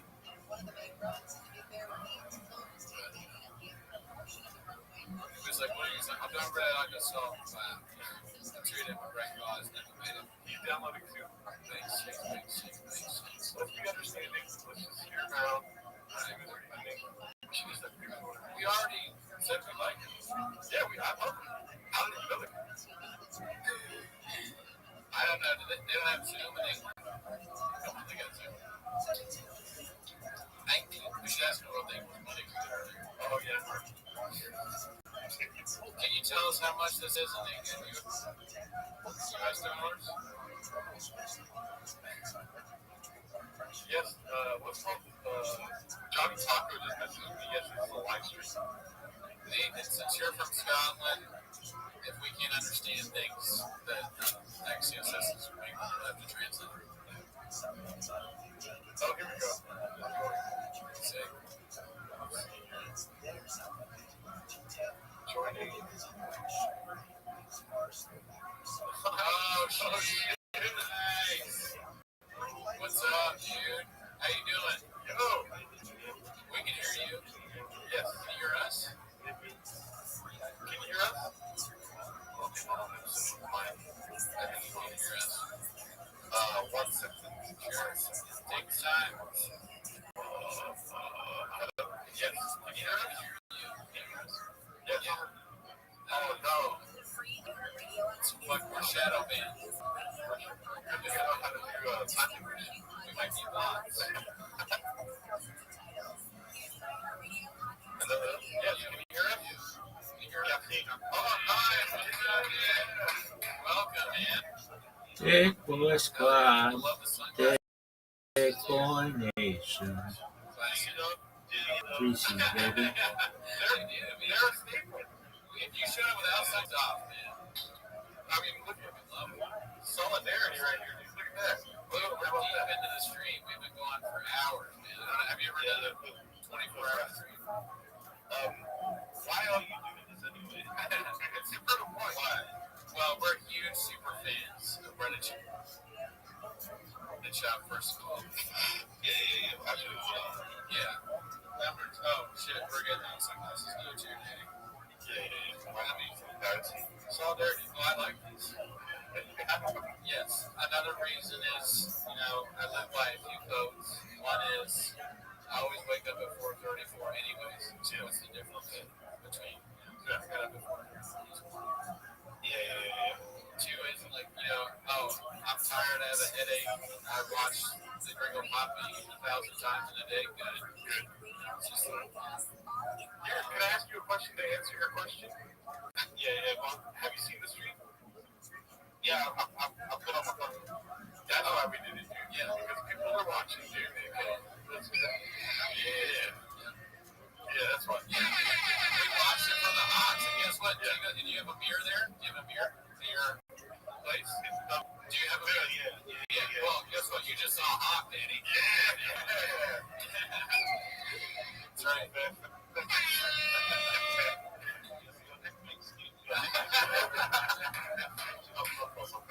Yeah, you can see, you get it. You're rejuvenated. I was about to fall asleep. You're not only chess, but you're 40 chess. I'm glad we finally met you, man. I wanted to meet you a long time ago. Yeah. It's good to meet you sometime. Yeah, but same. So now that you're here, do you want to talk shit about my apartment? Have at it, man. Beautiful to me. No, really, man. I'm with you guys, find a little quick. I'm not too shit, so I'm fairly, Okay. The only person friendly for the most part. I don't really talk shit about people. That's good. I'm usually raining in my chat. The chat is usually trying to crazy. They're the ones that say, hey, you should say this, say that. I'm the one, I'm playing peacemaker. I'm like, remember that iconic scene where like John Vervaeken's after the cancellation, like stop the stream fight. Right. Like have it PR. I'm saying, stop it. Yeah. Or I'm like, what Predators? Now Predators are story about it. You got in between Antifa and whiteness. Even guys, stop it, probably. Yeah. That's all I. Good. I mean, it sounds like you got a lot of bots in the chat. Yeah, it sounds like the bots are controlling there. I don't know how we do it. Yeah, the sex bots run crazy. Okay, all right. I think there's something that we can't identify with. It is that hater gene. You know what I mean? We both got that hater gene. What are your thoughts on data police?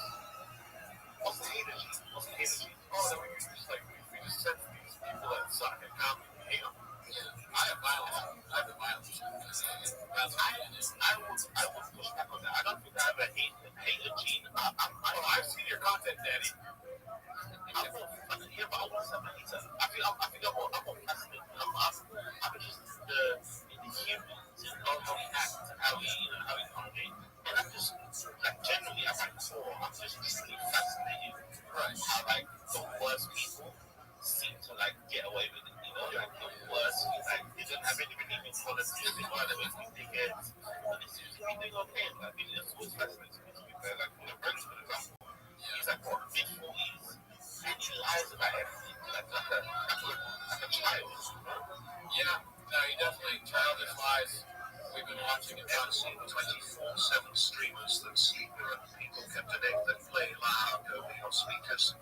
Just saying, my guys, you can go 24/7. Just never think you need a vote. Sorry, I don't know if that voice is, that's just what Vince said. Okay, yeah, but David Lucas. Well, that's a roast. Not memorable. It's weird because he was flying up until when? But then he kind of go crazy. Was it up to my final before that? I think it was before that.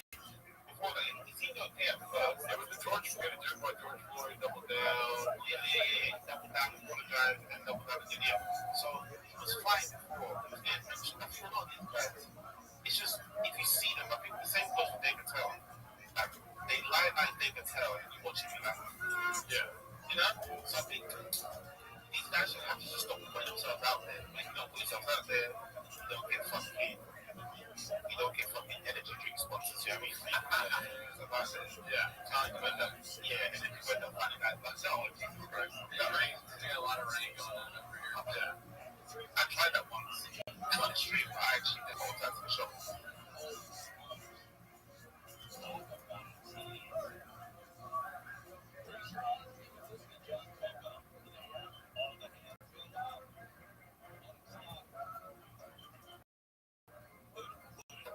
I do want to point out that's not been laid out that honestly hurts my heart. Is when I saw the no votes occasions. For the most part, the only people that voted no were people of color. Because the rhetoric that Charlie Kirk continuously put out there was rhetoric that specifically targeted people of color.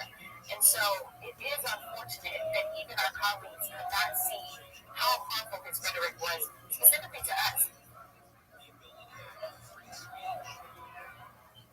You didn't really mean it. The only thing harmful for her is the second grade spelling test. But who cares about Crockett, really? It's CNN who truly has no shame. 100,000 people gathered this morning, and they do this. While Americans unite behind Charlie, murdered for speaking the truth, CNN chose 8, handing the microphone over to a malicious clown. Talk about not reading the room. And I mean that literally. The remaining viewer.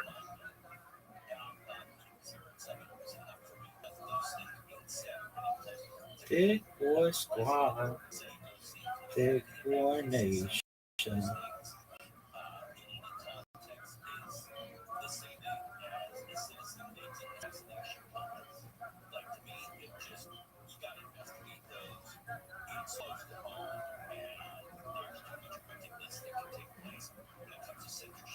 A 99% water wipe that really tackles mess. That's Skin Essentials, baby. All right, you guys, happy Monday. Erica Kirk, man, she really is just a moment. The speech that she gave and everybody was just wowed by her. I felt my energy personally, like last night going into that, I was effectively like soaring in the air above the convention center, like a dragon above, waiting for Erica to just be like, fire. And I was just going to come down and swoop in out of nowhere. All the politicians, all the fake people, everyone was just going to be in that moment toast. But she didn't call for war. Erica did not call for war. She did the exact opposite, which is what was so stunning. It's unbelievable. The forgiveness that she granted, the strength. Thick Boy Squad, Thick Boy Nation.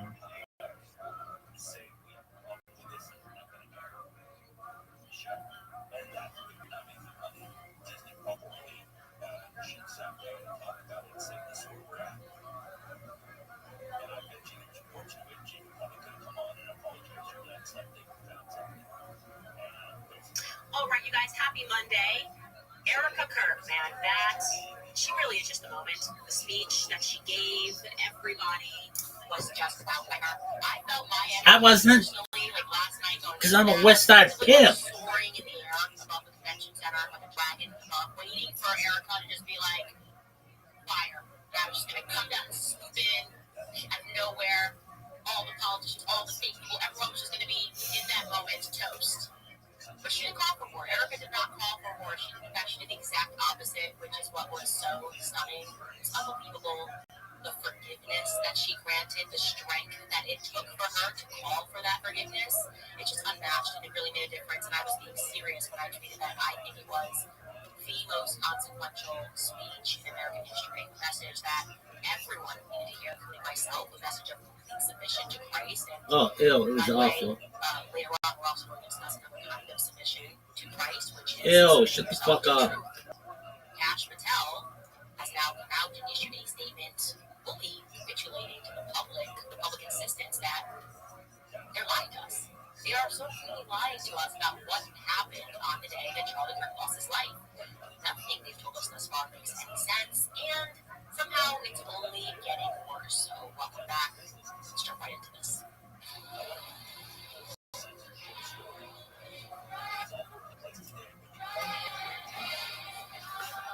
I like seeing it with this fucking magnifying glass. It's super cute. Let's jump right into this. Magnifying glass? Microphone.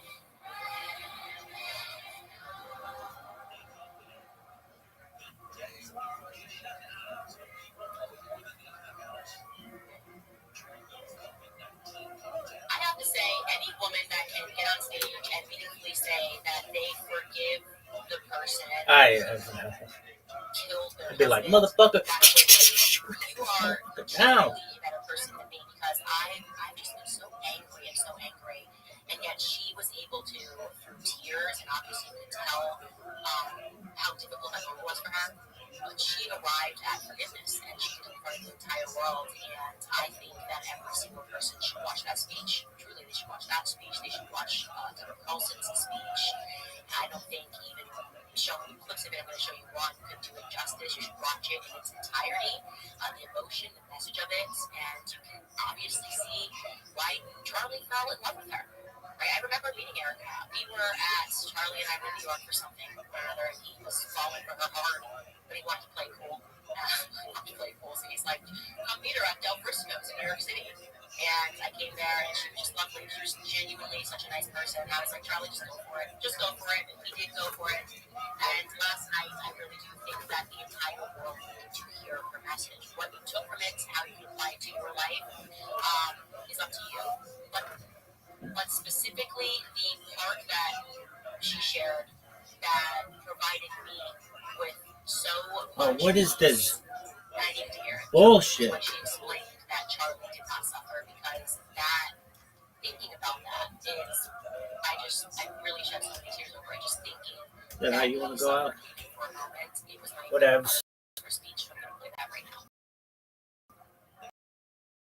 One moment, Charlie was arguing and debating on campus, fighting for the gospel. Ew. In front of a big crowd, and then he blinked. And saw his Savior in paradise. Ew.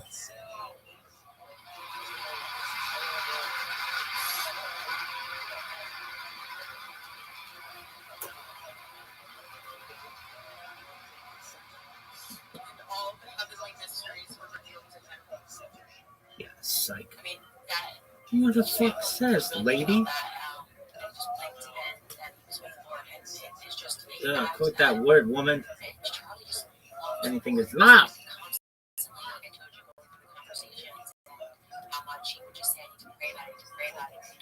Oh, shut the fuck up, garbage. Prince sucks. Erica's correct. It is important to remember that message of forgiveness. And if it doesn't suck getting fisted, girl.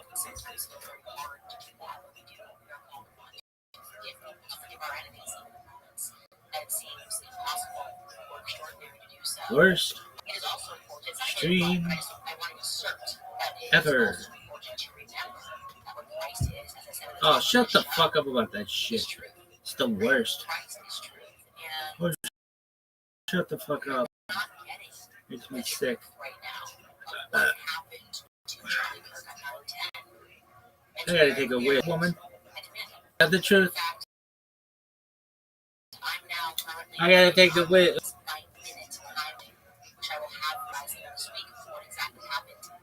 Bullshit.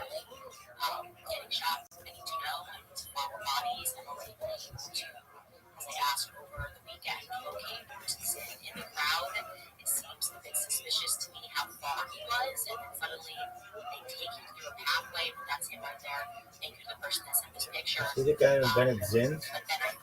Video and trying to understand how he made it down the pathway and was taken through to the same area that they had just taken Charlie in the car. I have a lot of questions, and each and every one of them will be answered by the end of this investigation. Well, what if I have to piss, woman? I also want to continue this way.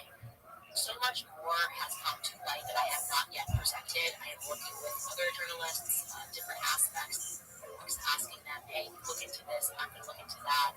And the first thing that I think I should make abundantly clear is I am relieved that Erica Kirk is at the head of Cheerleader USA. Because just like I alluded to last week, and which I will double down on now, I believe that people within the company betrayed China. Okay? That's just what I believe right now.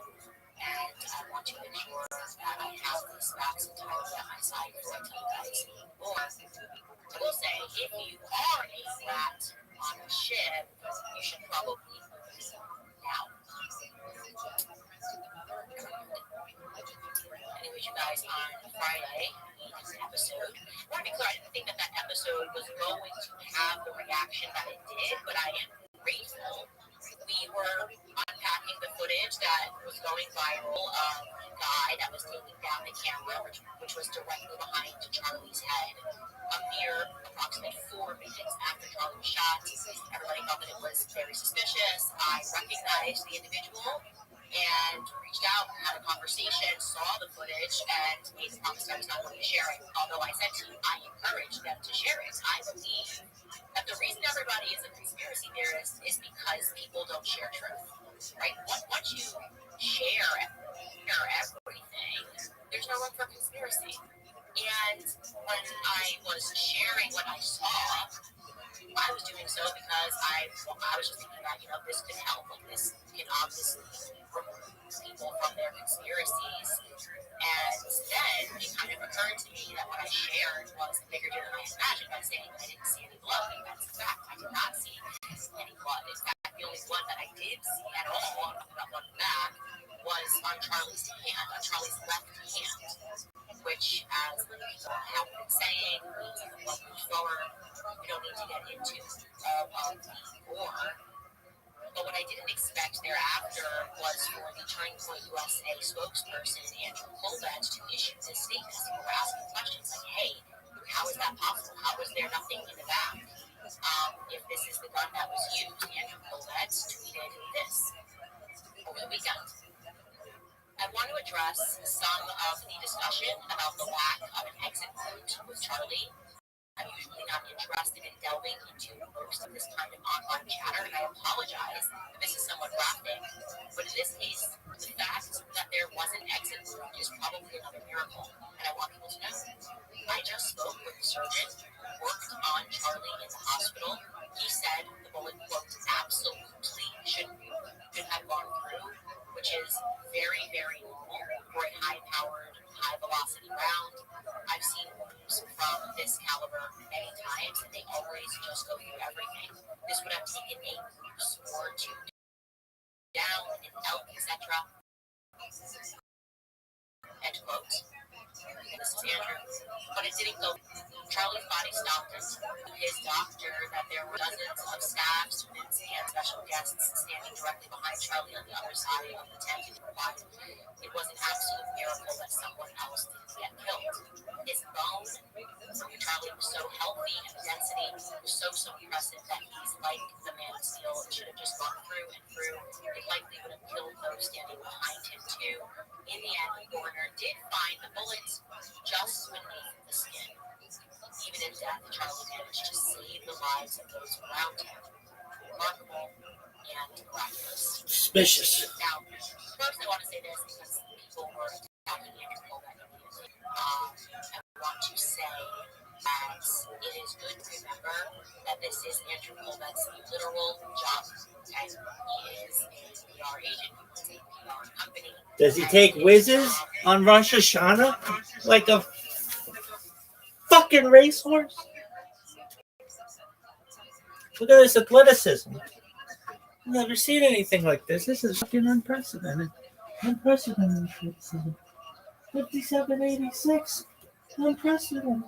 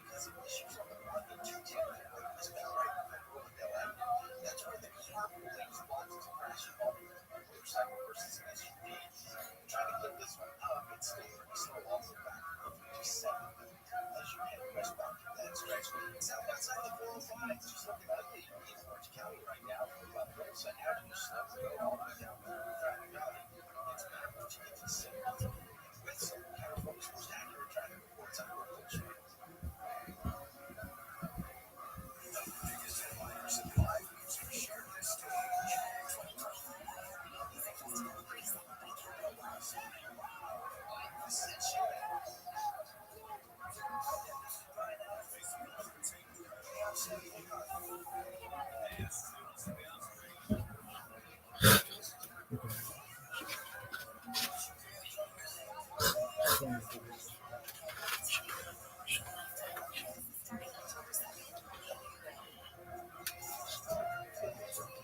to respond to online chatter and online questions, and sometimes it may not even be what you want to say. In fact, you should never actually put your job necessarily what you want to say. He also was very close to Charlie, so I would imagine that it's under emotional pressure. The company is moving into a different direction.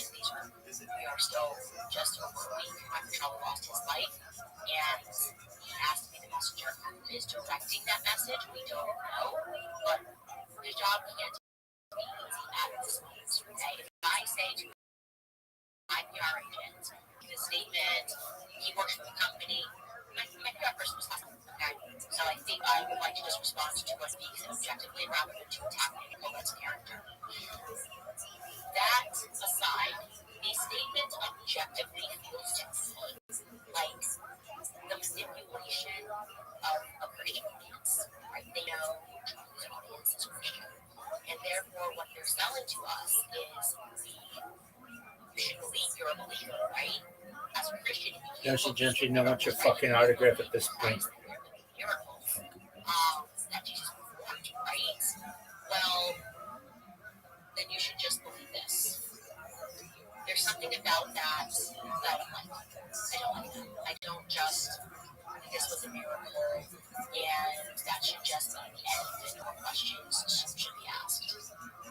Yes, the conservative base is filled with Christians, but also the conservative base is filled with a lot of hunters. Okay, a lot of hunts, and they know weapons, and they know how weapons work, and they know how weapons don't work. And this particular statement to me does not pass the sniff test. Now, again, when I share that information, I assume they will say the angle, like this. I did not imagine they were just going to say that it was a miracle. Alex Jones, he immediately took to X Live as began trending, the statement began trending, and he jumped onto X, and he responded to that statement saying this. Take a listen. The spokesperson for TV USA just posted 2 hours ago. Then they talked to the coroner, and then Charlie Kirk shot for 30-06 on the left side of his neck. And then he's a man of steel. And then the bones in his neck, they're like chicken bones, stop and bullet that travels 2,500 feet a second out of the barrel, 200 yards depending on the rate of the cartridge thrust of it. Probably hit him at 1,900 feet per second. I've shot hogs at 500 yards, 30-06, right to the side. Tiny hole blows a 4-inch hole out to the side.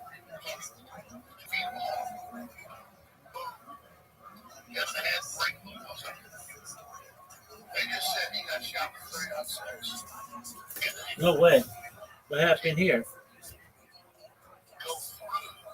For a faster response, please DM me. It's a lot to process. Oh, nobody gives a shit, woman. If you were going to bring me to the argument that this truly was a miracle, it probably would not be in the midst of a circumstance where the feds are lying. Is that what you wanted to say? That is like, not now, right?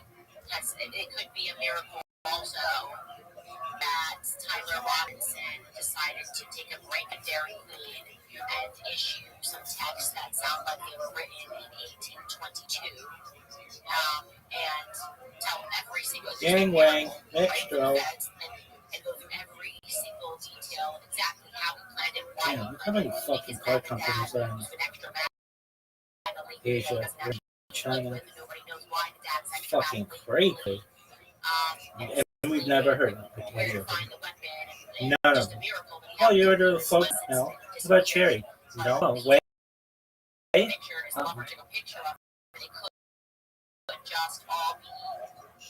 Yeah. Nope. Yum. Fucking wrong. Gangway. What's this one at the top? Kondochi?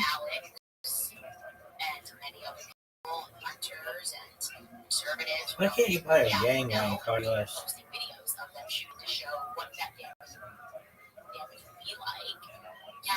well than being an extraordinary move. And I would say I would refer to this as a capitulation to online moves. He tweeted this. He wrote, as the director of the FBI, I am committed to ensuring the investigation into Charlie Kirk's assassination is thorough and exhaustive, pursuing every lead to its conclusion. The full weight of America's law enforcement agencies are actively following the evidence that has emerged, but our efforts extend beyond initial findings. We are examining every facet of this assassination. We are meticulously investigating theories and questions, including the location from where the shot was taken, the possibility of accomplices, the text message confession and related conversations, Discord chats, the angle of the shots and bullet impact, how the weapon was transported, hand gestures observed as potential signals near Charlie at the time of his assassination. A little bit of West Side. To the alleged shooter's residence in the hours and the days leading up to September 10th, 2025. Look at this one. Some details are known today, while others are still being pursued to ensure every possibility is considered. Our primary focus is to complete this investigation and deliver justice. To protect the integrity of the investigation and subsequent prosecution, we cannot release every piece of information that we have to the public right now. We will ensure every question is addressed at the appropriate moment regarding specific details, such as questions about the plane that allegedly turned off its transponder after departing from an airport near the assassination site. We can share updates when answers are confirmed. After interviews with the pilot and consultation with the FAA, we determined the transponder was not turned off. Incomplete flight data in rural areas caused the apparent gap. The entire FBI reports the loss of Charlie Kirk will not rest until justice is served in our investigation into this assassination. We'll continue until our questions answered. Okay, so first thing that I can very quickly debunk is when he says they looked into the transponder thing, and yeah, we checked it out, and actually they just lost service. So that dispute was the plane owner themselves. So many fucking cars in China, none of which any Americans ever lived. Oh, you heard of the Bay? The Bajoon? Laredo or Neo? Or Jidu? We are Maestro? Onchi? So it can't be both. It can't be, no, it never happened, they just lost service, and Derek Maxfield saying, no, we had They have 109 types of cars, and I've never heard of single one of them. Now there's any American. They don't want us to know. Secondly, saying that you're not going to release information because you want to protect the integrity of the investigation while also releasing those ridiculous text messages that looked like somebody was having fun on TikTok and made a ridiculous skit. I don't feel like the investigation has much integrity, or the feds in general have any integrity after you guys gaslit us about Jeffrey Epstein. Okay? So if you want us to restore credibility to the feds, I would allow the monsters to take over. That's my opinion, and get in touch and allow the internet to do what the internet does, because now you're answering everything that we wrote. Not me, we. Because it is because of the entire world paying attention, sending tips. I'm grateful to God that I have We're gonna get that kid who went to jail for wrestling out. Everybody gets that back in jail. Save that kid. Jail too long. So, yeah, These kids. that would be my free advice. It's not going to be listened to.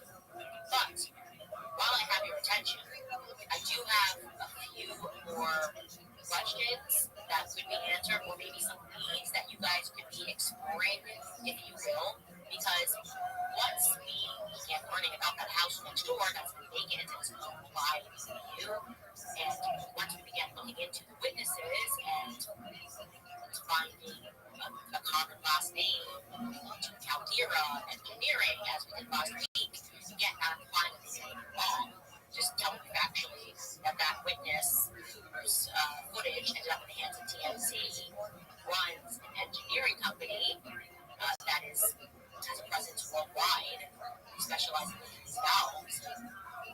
I started thinking, once people told me that valves historically have a connection to the government and the deep state, about how important those valves were to warfare, because we just want to shut down someone's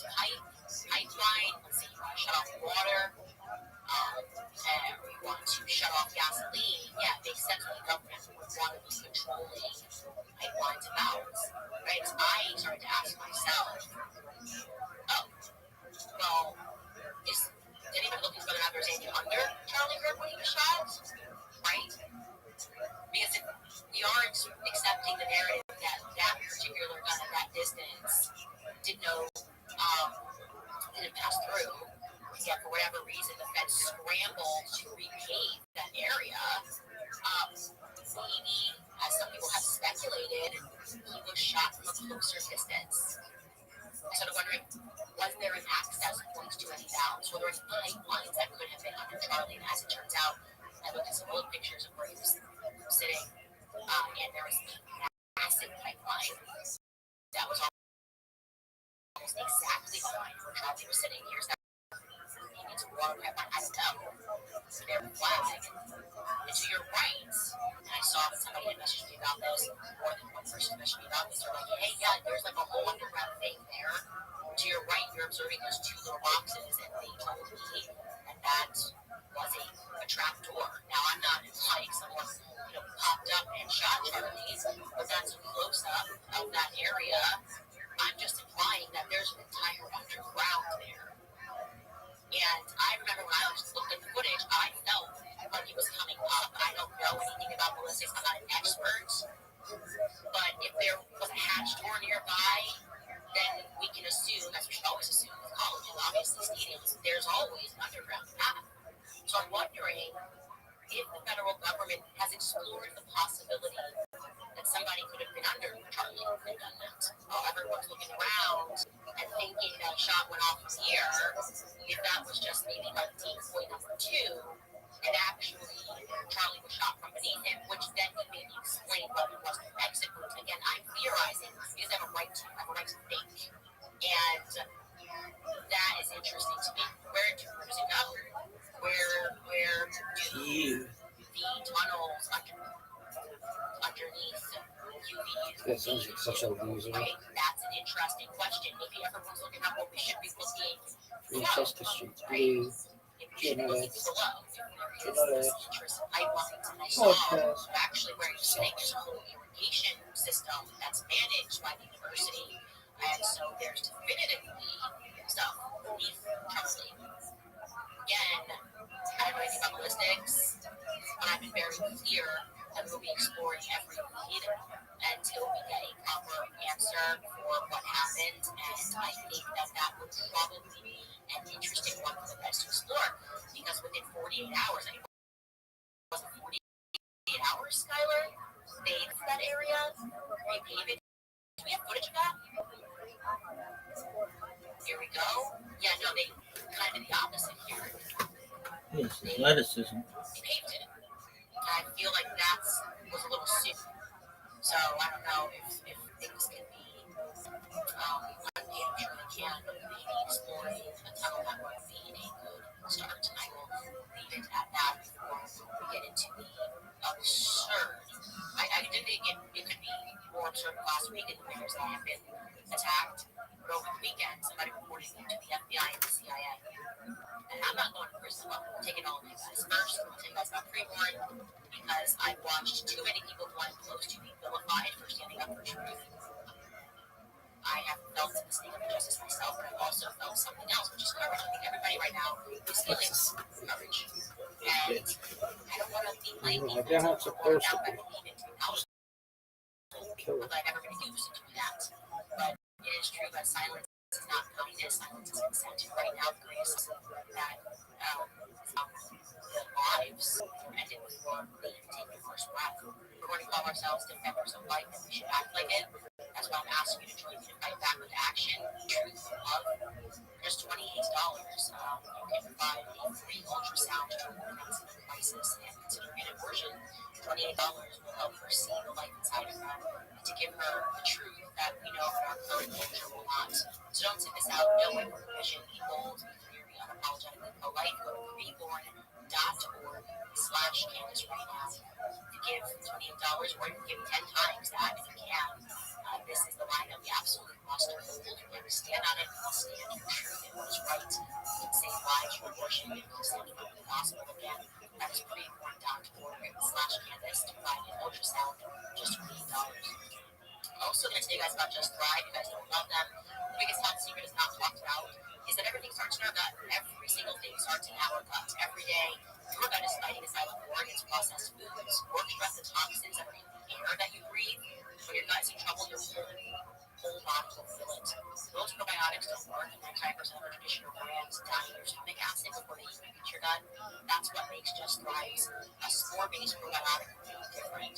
Just Thrive is the only probiotic that's clinically proven to arrive 100% alive in your gut. It does not, which means it does something that most other probiotics cannot. It turns your gut into an antioxidant factory, creates protective compounds exactly where you need them most, which means their digestion, healthy immunity, more energy, and easy weight management. You can take Just Thrive probiotic in the form of a capsule or berry flavored gummy, from their award-winning probiotic to their full line of gut and brain health supplements. Just Thrive has been fighting to make Americans healthy again with science-backed solutions that you can trust. To join the gut health revolution and take control of your health today, visit justthrive.com and save 20% with promo code Candace. See the difference for yourself. We're going to pull product for you on no questions asked. Take control today with Just Thrive. That's justthrivehealth.com with promo code Candace. Okay. The attacks against me from APAC citizens or Zionists are now bordering on the hysterical. I mean, last week was insane. I got to the point where I just shrugged. I just Kanye shrugged. I'm like, okay, I don't know what to say. But this was just so funny. I had to share it. I have been meaningfully reported to the FBI and the CIA, and I want to be very clear. Pedro. How are you, big dog? Can you hear me?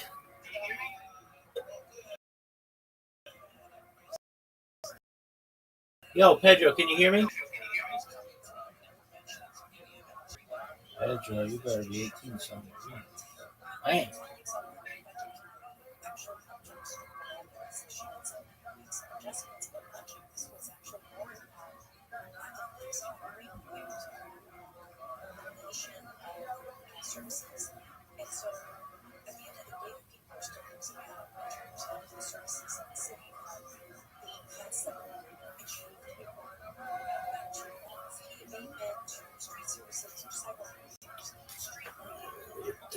And this is real. A real life tweet came from Laura Loomer, resident psycho. She did this. She's not giving us up. As part of her grift to monetize the murder of her quote-unquote best friend Charlie Kirk, Candace Owens is selling a CIA line of merchandise that's called the Candace Intelligence Agency, which rips off the CIA name and logo. It is a federal felony to use the CIA seal without license. She then cites. She's not doing that. And you look like fix your face, lady, before you start tweeting. That says you are likely breaking the law with your CIA merch, Candace. The CIA can technically sue to get Candace to stop using their logo. It's really disrespectful to Charlie Kirk and the CIA, and then she CCs and tags the director of the CIA. Now, as everybody who watches the show knows, we've been selling that merch since before Charlie got assassinated. So we just continued our show with the merch that we already sold for our show. Obviously, our parody of the CIA, which is perfectly legal, obviously, was related to the fact that we're always investigating things. So don't let the truth get into your way when you're scaring somebody. But the audacity to actually tag the director of the CIA and ask us to go to prison or to get into trouble is just, I think it really highlights they're insane. It is just insanity. It is reaching new levels. I love the guy who then tweeted under her. This was so good. He just said, look at Amazon committing all of these quote-unquote federal felonies. And then he says, F Israel first, Laura Loomer. That's just a little side note. And then he shows all the t-shirts on Amazon because, like, obviously, quote-unquote federal felonies. And then he says, F Israel first, Laura Loomer. That's just a little side note. And then he shows all the t-shirts on Amazon because, like, obviously, you can buy yourself an FBI costume for Halloween if you'd like to. But that wasn't enough because last week was that insane. They just tried to wipe away years of my life by pretending, completely fictionalized, that Charlie and I had a breakup, right? Eric Bolling did this. He said, I don't know if he was even sober on that program because he said he hadn't seen me. This is Eric Bolling since 2015. He interviewed me in 2020, so that was weird. But they were clearly, the call went out to just make up something that never happened. Never happened. I never had a call down with Charlie Kirk. And so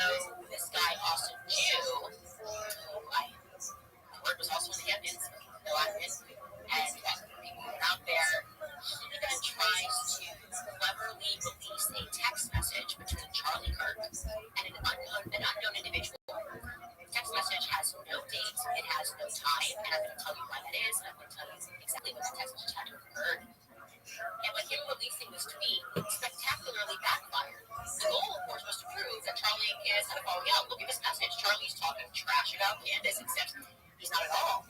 Instead, what the message did is that it proved exactly what I was saying, that donors and Zionists were attempting to control his speech, my speech, and to keep platforms. So these are the text messages that he shared, and he wrote exclusive.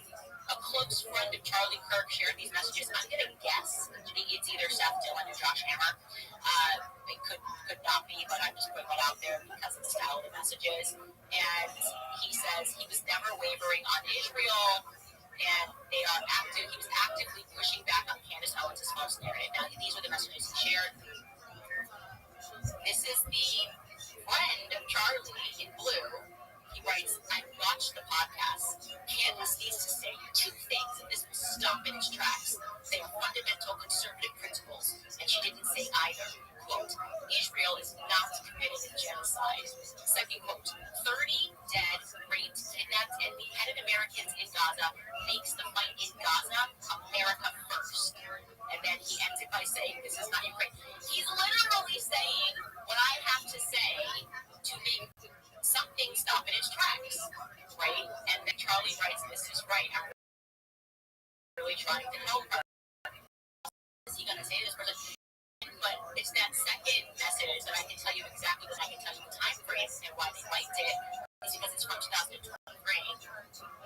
He then writes, it doesn't come natural to her because I truly think she doesn't understand.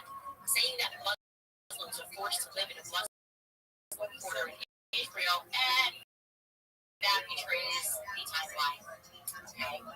Is that I tweeted, this is when it all started for me, and I started getting threats that I had to take it back. I wanted my life back. He was kind of saying that there, right? This will all stop. I tweeted that genocide is always wrong. Here's the exact tweet. No government anywhere has a right to commit a genocide ever. There is no justification for a genocide. I can't believe this even needs to be said or is even considered a least bit controversial to state. That tweet responded to something that Ryan Mast said.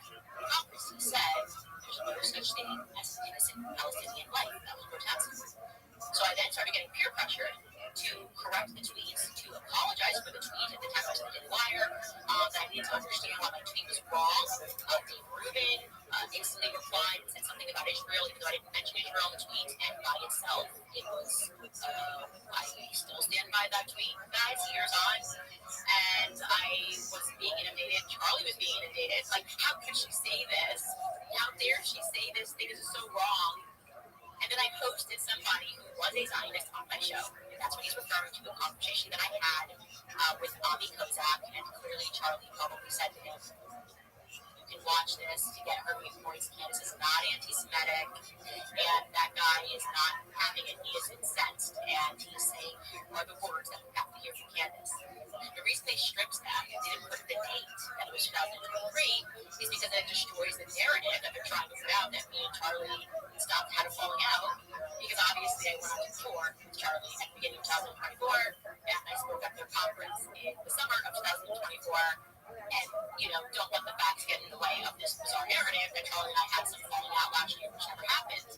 Rather, what happened was Charlie was peer pressured by these same individuals that I, you know, for me not to speak at AmFest, I was just like, dude, I don't even care, which is what I told you. Now, in terms of his statement there, that Charlie's viewpoints were not changing at all, these are not words I put in Charlie's mouth. You can just go back and watch the things that he was saying. He hosted a sit-down, which was incredible, actually, to discuss what anti-Semitism is and what anti-Semitism is not. It was a town hall of sorts with students. Gen Z, as Megan Kelly said, you can't let anybody make me to go to Israel. That's a fact. And Charles trying to communicate that their tactics, just like you see in that text message, was running their calls. People are tired of it. We're tired of being bullied. For me, they behave like a mafia. There's no other way to say it. My livelihood was being threatened, and then eventually, obviously, I lost my job behind the scenes, telling me what I had to say. If I wanted to, I don't know, still be welcomed into the circle, and I made a conscious decision to not be welcomed. I don't want to be around people that are behaving like that. They're speaking like the way that person is speaking. Here's what she needs to say. Who are you? She didn't say anything. My statement was fine. Genocide is always wrong. Okay? Just always wrong.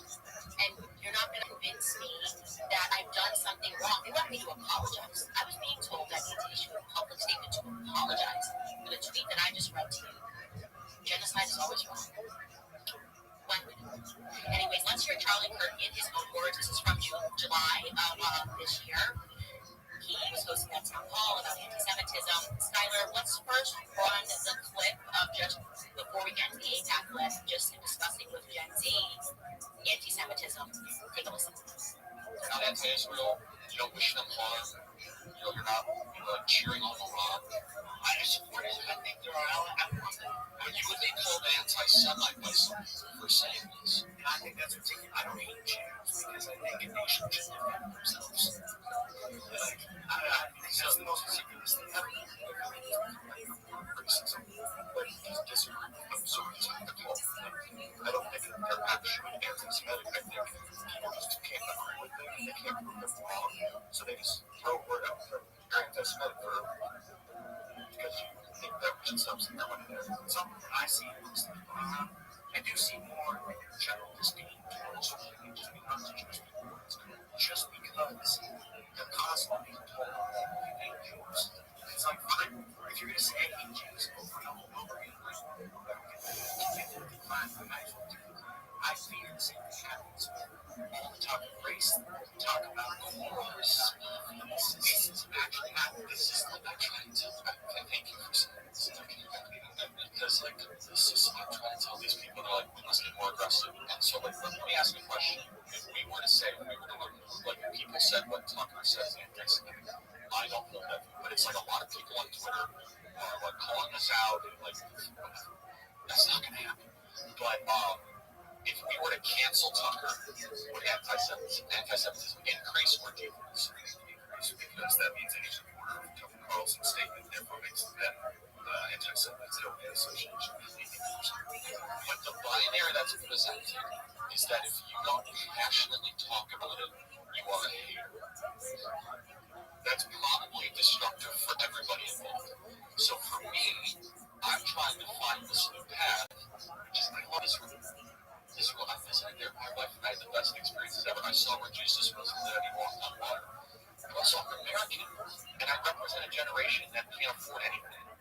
And that we live flooded with illegals and no one speaks English. Our hospitals are clogged.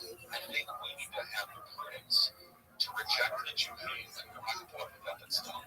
But also, if you call everyone an anti-Semite, if they don't take a puritanical view of the Netanyahu government, I think it's bad for everyone.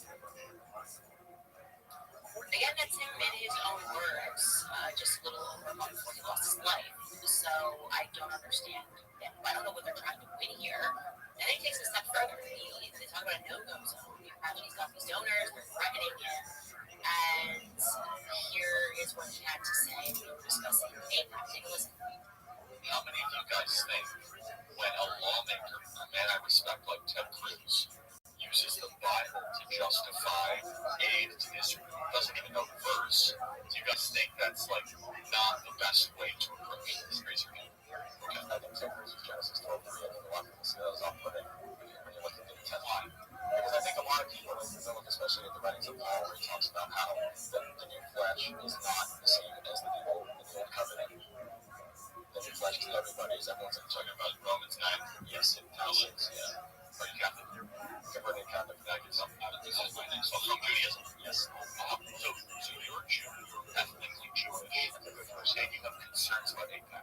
Yes, I'm told that by some people that if I criticize APAC, I'm anti-Semitic. I think it's ridiculous.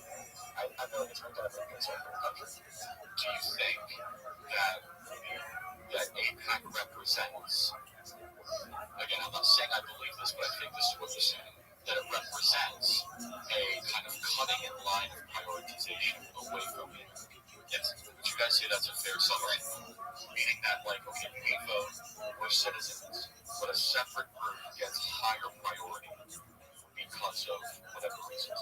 You look like you want to chime in. The entirety of the idea of a pact is to represent a group, but the fact that we're allowing a group that doesn't even represent American interests to influence people who are supposed to be representing us, I have a huge problem with. And that's why I've said this before, like I say, I actually think there's probably like 20 representatives between the Senate and the House who I think are actually fully doing the work of the American people and don't have the interests of some holding their sway.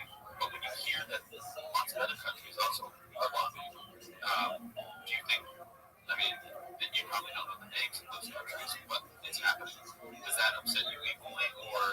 MBA faculty get all in the press because it's sometimes if those other ones are doing the same thing.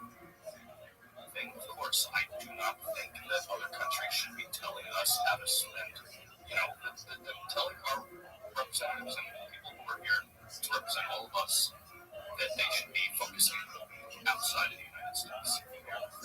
Thank you. There once was a president who started talking about that, suggesting that the precursor to APAC, Team APAC, should register under FARA, and he ended up getting shot. And it will broad daylight with the whole world watching. So that's a dangerous conversation to be hosting. That's what I want to say. It's a very dangerous conversation to be hosting. It is incredible that he is in his own words 6 weeks ago, and they're just on to that young ethnically Jewish kid who said he was converted to Catholicism. Amazing. If the spirit of what he was saying, if he was the leader and was the spokesperson in the political realm for the Jewish people, they would go a lot further. They would go a lot further. Instead, enemies everywhere. And as they make enemies, they gaslight, they call their friends to the press, they call them names, and they keep doing more of the thing that made them lose an entire generation of people. Charlie was trying to help them. He was trying to help them. As you can see, as he said, I tell them. Who's he talking about? He said that. I keep telling them this. Who is he speaking about? Listen to Charlie in his own words. It's ridiculous to pretend like I am saying something that you cannot verify. That Megyn Kelly's lying is Republican's lying. And it is very difficult to not see, as I do, that what I went through in the beginning of 2024 seems to be what Charlie was going through in 2025, which is getting really tired of the pressure of people telling you something that you're doing is wrong or saying is wrong when it so clearly is not. It's almost like they try to There's the criticism. make you think you're in a psychosis, right? It's a level of gaslight you've never seen before. It's like, how could you say? What did you mean when you said Genesis? What was wrong? I can help you. I'm your friend, Candace. Don't you see why you should say sorry for that tweet? I know. I look back at text messages. I know other Jewish people. They love you, but they were hurt. They saw your tweet and they just said, what happened to Candace? And they said, brought tears to their eyes. And I held the line. I'm not apologizing. If me saying genocide is always wrong brought tears to their eyes, then these people are demons. Like, what? Like, excuse me? So that's my opinion, and I'm sticking to it. And I also just want to say that Tucker Carlson was amazing at last night as well. I know he's catching a lot of flack, but his message was very important. He shared the story of Christ, and that these people plot and lie and censor and pass laws. All it ever does inevitably is the exact opposite of what they're hoping that it does. And that really is the lesson of the Lord. That is the lesson of all of the plots failing. And here is a clip of what Tucker Carlson had to say last night. The main thing about Charlie and his message, he was bringing the gospel to the country. He was doing the thing that the people in charge hate most, which is calling for them to repent. So how is Charlie's message different? And Charlie was a political person who was deeply interested in coalition building and in getting people in office because he knew that vast improvements are possible politically, but he also knew that politics is not the final answer. It can't answer the deepest questions, actually. That the only real solution is Jesus. Whoa. And the reason, it's really simple. Politics, at its core, is a process of critiquing other people and getting them to change. This move. This is the most important move potentially in 5786.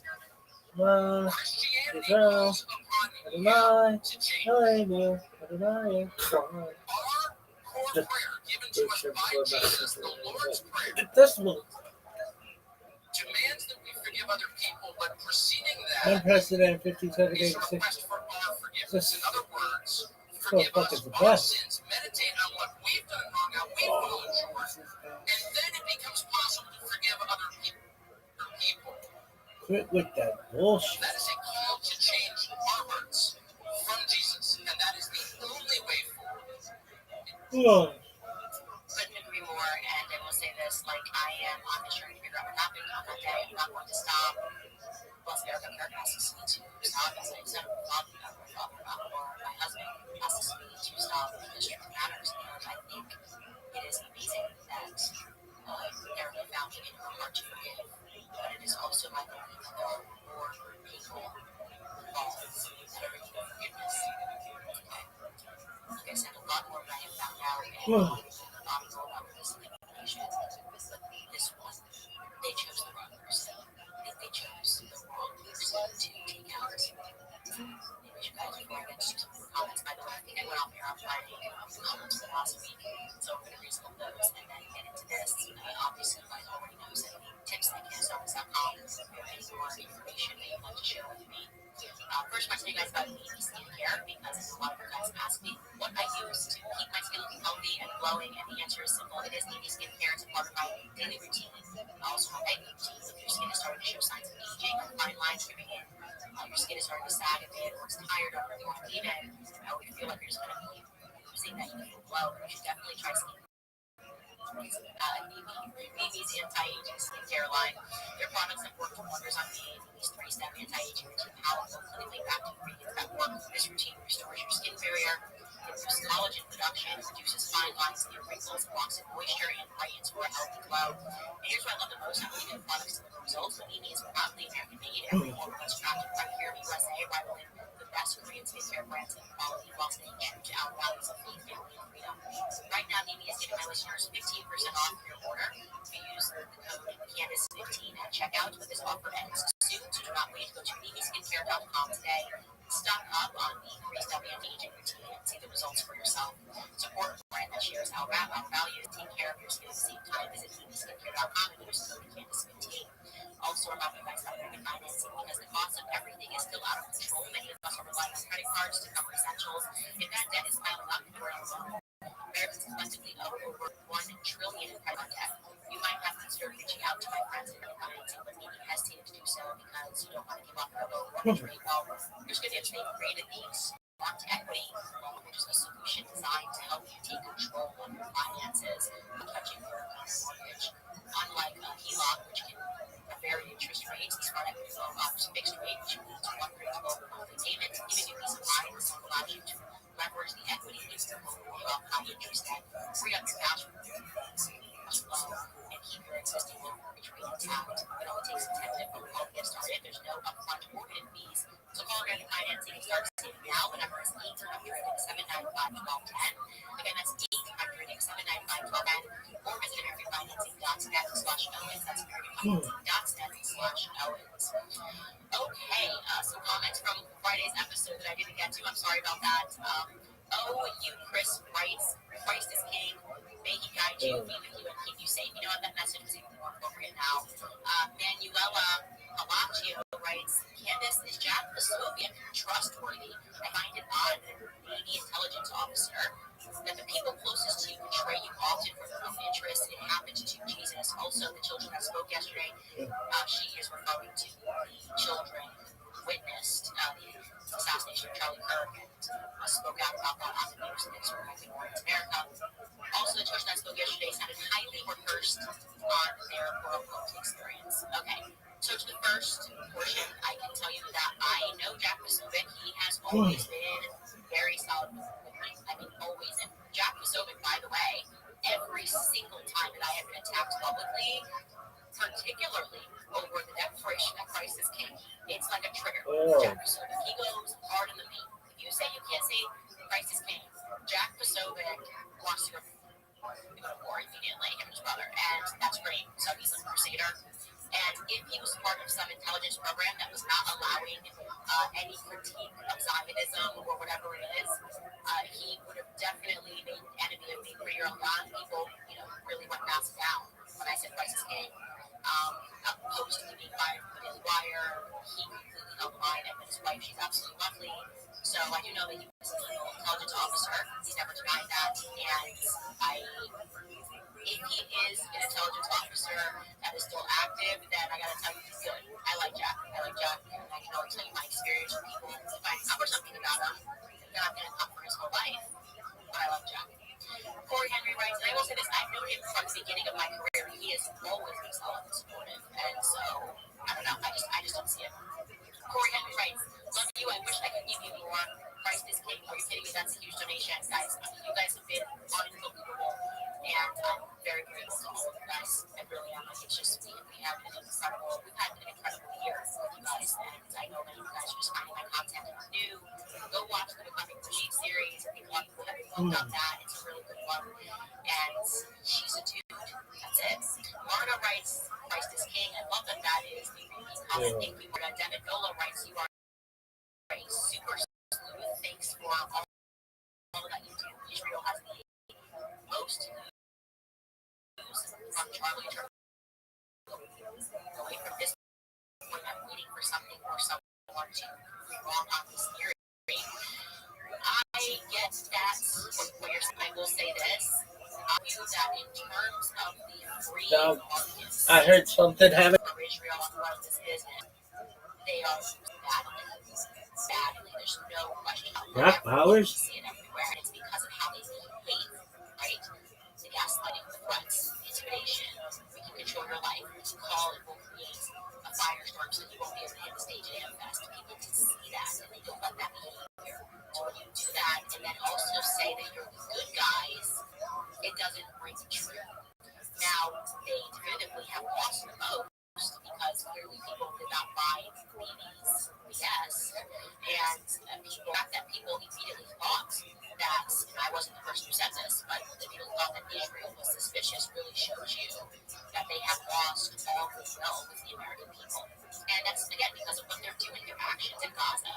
So, I would agree with you that they've lost a lot since this journey, because he was kind of the last person who said, I am pro-Israel, and he actually was somebody who had presence across all these universities. And now, we'll see what happens with the direction that turning point takes, but I would say that the students are going to get a reticence to support Israel. Marie writes, how did the rifle get from the roof to the woods? Please help us make sense. Grateful for you, Candace. Keep up the great work. Great, and that's from last week.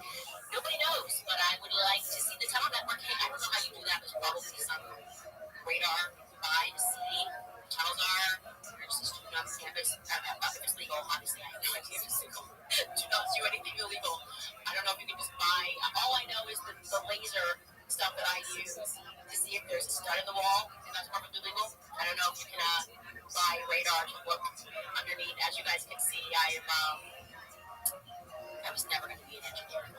Really, I was never going to be an engineer, but I do know a little bit about plumbing. My dad was a plumber, and I know that there's got to be a whole network under there if they're supporting a waterfall in that amphitheater style. It's like a whole thing. They have a whole thing on their website at UVU about how the irrigation is maintained and who's in charge of it, and I would like people to look into that. Enough said.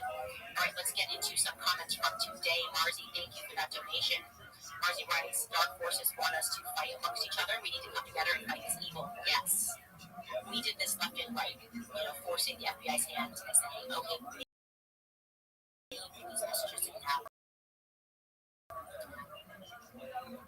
Using Charlie's death to distract us from the Gaza. I would say his plan ain't working. This person writes the internet is dead out. People are speaking out. Yep. And I have been somebody that's spoken out, and it came at great risk. And I am very happy that I did. I feel regrets. I was happy to be canceled. What just happened? To say what I felt my heart to be true. On or off there?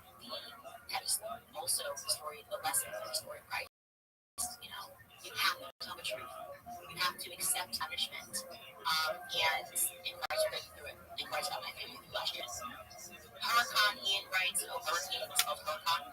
What happened to the screwdriver? They said they found it on the roof, even though you don't use a screwdriver to take that rifle apart. I didn't realize that. Sorry if you've talked about this. I have not. I don't think so. I've watched all your videos and meaning to ask you. I just haven't been able to catch you live. I didn't know that. I did not know that you don't even use a screwdriver to take that apart. They're doing their best. Okay? They're doing their best to come up with a story that works. And Whitney writes something about Dr. Frank Turek isn't sitting right with me.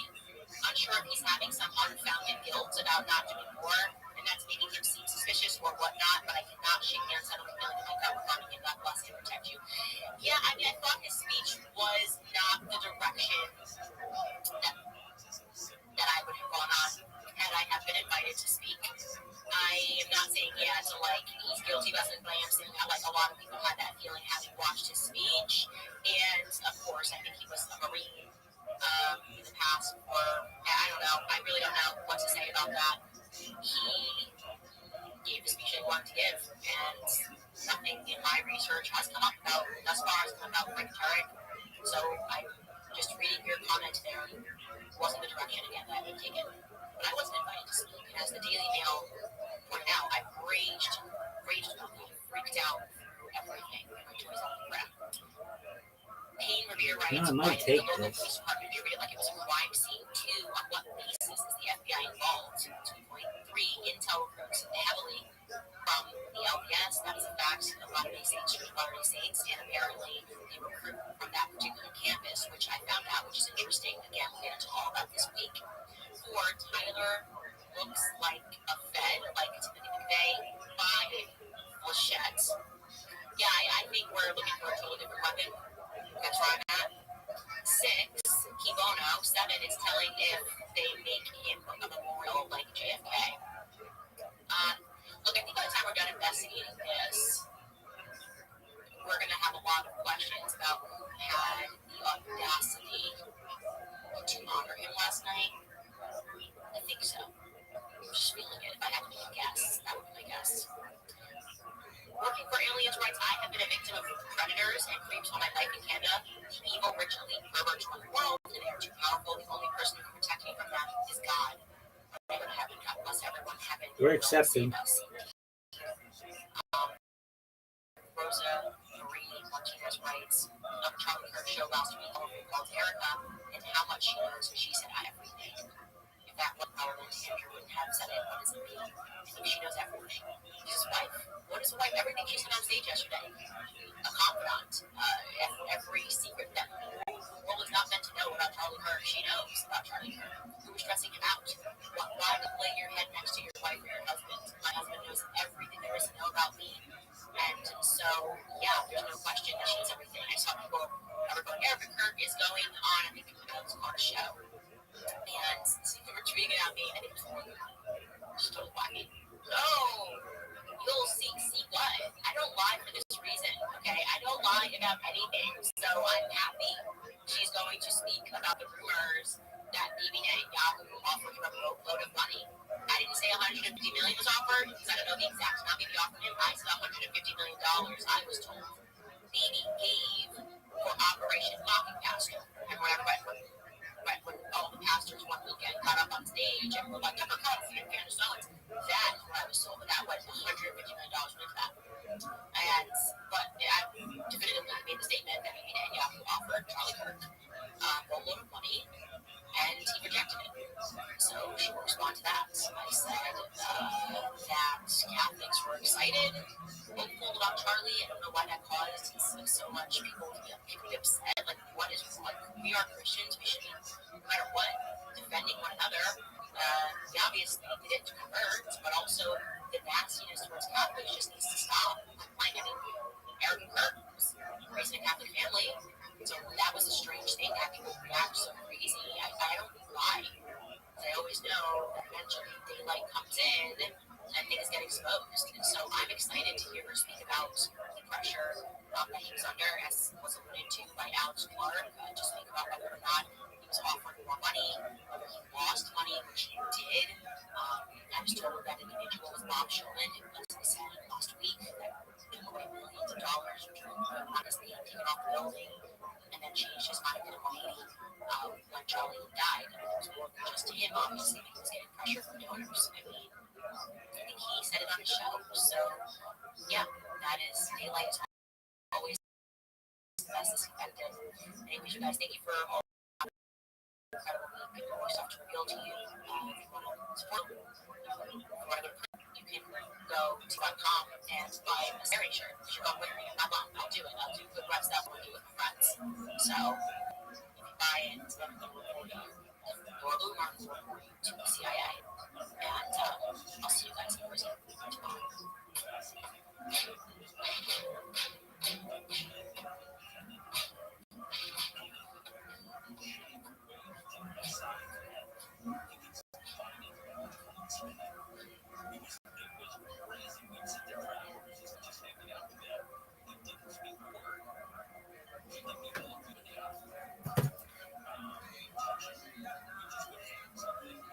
Kids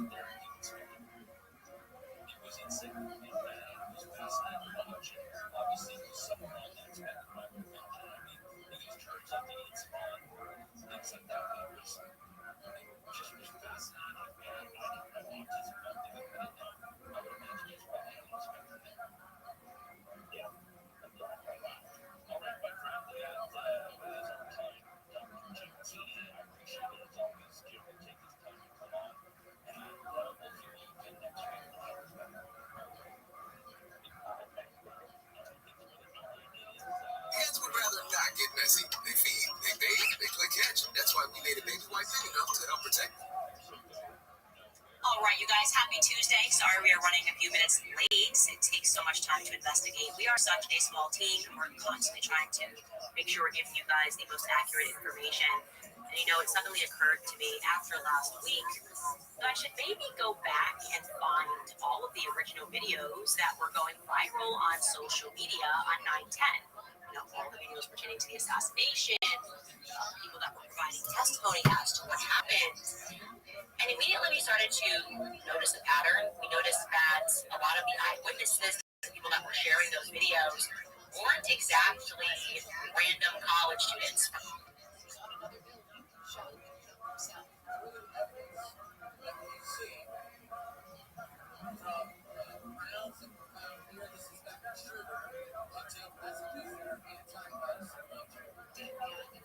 Details on what was written on no law enforcement were in the shooting. And like Mayor Matt says, the city has fully prevented the layoffs of city workers. Sports Tuesday morning, alleged deficit across the nation. 40,000 workers passed the state and other city workers in some important situations in others. We use creative solutions such as transferring positions to other departments, like the port and the airport, and working with general managers to develop Random college students from UVU. Rather, people that either had strong ties to the government or to turning for UA altogether. So what gives? Also later on, we're going to discuss Andrew Colette, the PR agent, close friend of Charlie Clark, to answer questions pertaining to whether or not Charlie Kirk was converting to Catholicism, and whether or not he was offered $150 million from Israel. Except I literally do not know who said of those things, but we'll see how he responded. Anyway, welcome back to Candace. Costa Mesa was charged with having her dog in 2 elections. Registered dog page says that his work so far his office has found no matches. A couple of things that I want to say at the top to help focus some of these investigations that are going on. So people that are sending us emails, and I see a lot of the chatter that's happening. First and foremost, no, Charlie was not wearing an earpiece. He was not wearing an earpiece. I saw some of that earlier footage, and it looked like he was. And I was able to verify that actually what people think is an earpiece that's coming up is actually the necklace that he was wearing. I also want you guys to know that he was not wearing a bulletproof vest. I was able to verify that, and there does seem to be a backstory there. Somebody that reached out who had been providing vests for Charlie, and then no longer was providing vests for him. We'll get to that, but I wanted you to know those 2 facts. All right, now, jumping into what I want to discuss today. We thought we'd go back and re-examine all of the witnesses, okay? The people who spoke out to the press in the immediate aftermath of the killing. Obviously, that's what brought us to Caldera Engineering. The man who owned a couple of houses on that block. We found out that Caldera Engineering, a lot of the employees live on that block. And then, of course, I want to be clear, it doesn't make these people guilty of anything. But I thought it was interesting that I kept seeing this theme that none of these individuals were students of UVU. I guess that's just coincidental. Just to go back, we had already discussed Tiffany Barker and that early morning GMA interview, the Morning America interview that she did with her nieces. So I'm going to show you that again to jog your memory because we have an update. Take a listen. We're joined now by Tiffany Barker and her nieces Alceo and Mia Grant, who were on the audience yesterday afternoon. Thank you for joining us this morning. I know it's been a difficult day for all of you right now. Tiffany, let me begin Would you just tell us what you remember about the scene yesterday?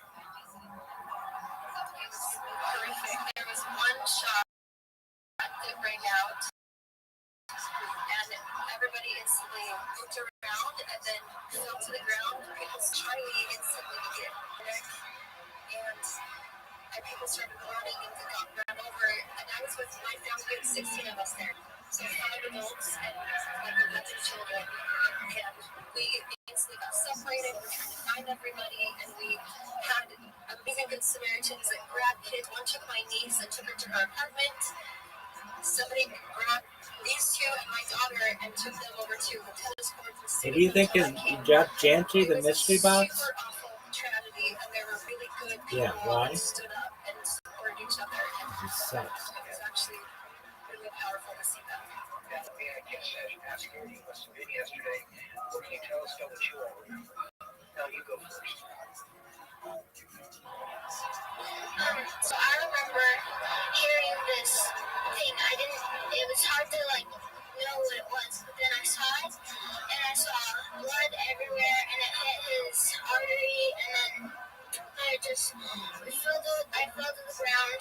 I covered my head with my hands, and then I just started saying a prayer, and then we all ran, we sprinted away, and we ran away and then we met at the tennis courts, and then we couldn't find anyone. It was just me, Mia, and then my other cousin Bella, and then we were calling everyone. We didn't know what to do, and then we finally met up with them, and it was just so scary.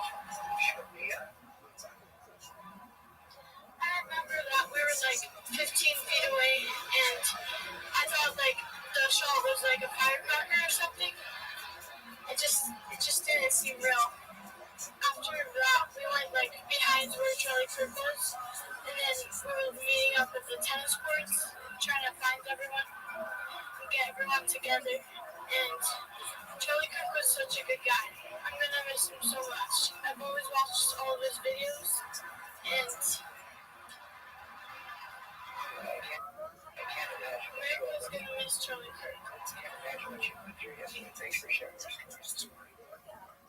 Okay, so to update you and to remind you, I had mentioned that first and foremost, Tiffany Barker is a part of a very political family, a very connected family in the region. The internet sleuths just were on it. Apparently, there's a whole Reddit feed, and they were able to determine that not only is she connected to a big political family that is high up in the LDS Church, but she also forgot to mention, and maybe there wasn't time to mention, to be fair, that they knew Charlie, that the daughter had sung at Charlie Kirk's events. So it would have been something that I think I would have said, but again, it's sort of in the chaos, maybe in the next morning while the manhunt is going on, and in this sort of short stint of speaking to Good Morning America, he didn't have time to give those details. Now, many people were curious, mainly as to why the children were so descriptive regarding the artery, and Tiffany herself made a response video and addressed that question, and here is what she had to say. When we get in the car, we're stuck in the parking lot for an hour and a half. My niece, that was sitting right behind me in this car, filmed Charlie getting shot. She was filming him speaking, and then she said, "Tim, I had that on video," and I said, "Give me your phone. I want you to watch it. Give me the phone." So I took her phone, and the kids in the car with me, because they were closer down by my seat, had seen it really close up, and they saw how much Charlie played. And we're all trying to process that. So I have an hour and a half in the car with my nieces and my 2 daughters, and I'm trying to help them through what we just saw. And they said, "Why did you bleed like that?" And I said, "There's an artery here. Maybe they hit the artery." I didn't know. We didn't know anything, and we're trying to get information. And then I get one text come in that said, "Look, said he's stable." And I told the kids, "You guys okay? He's okay." They're taking turns praying for him. So I connected with her after she made this video, and I wanted to specifically confirm and clarify 2 things. Again, not because I think her or her nieces had anything to do with the assassination, but because they were eyewitnesses. And I first of all wanted to know why Good Morning America reached out with them. It didn't seem to me that any of the videos she put out would have inspired a producer to reach out and say, hey, can you be our eyewitness, provide eyewitness testimony to what took place? And she intimated to me that actually it was a political connection. That was the reason it happened. Her sister ran as lieutenant governor alongside Phil Lehman, and actually Good Morning America reached out to Phil Lehman, and somehow that is how, instead of her, Phil Lehman, or her sister, ended up with her sister's children and her, because they were at the event. Now, regarding her, obviously you heard her explanation for why they mentioned the artery. I wanted to see if they even recorded that footage of Charlie, or if they were close enough to see that. And my answer to that would be no, on the basis of the footage that she gave me. She has not yet provided any footage that would suggest that her nieces saw that graphic or were able to anything that was that descriptive. I think this might have been just a little bit of like political insertion, so to speak. Either way, I will say that any kids being anywhere where a shot is ran out is going to be traumatizing to a child. And of course, she's being honest after discussion. She is the one that kind of gave them the idea regarding the artery. But then I decided to take a look, or just including this, I was simultaneously taking a look at George Zinn. Obviously, I wanted to track down George Zinn, because where was Decoy Boy sitting? Where exactly was he? And I was able to do something that I found to be quite. George Zinn was arrested in the same area, almost in the exact spot where Charlie's SUV departs. Which, to me, if you think somebody is the killer, you probably wouldn't send them in the direction of someone that they just shot. So I wanted to sort of broaden that narrative a little bit further.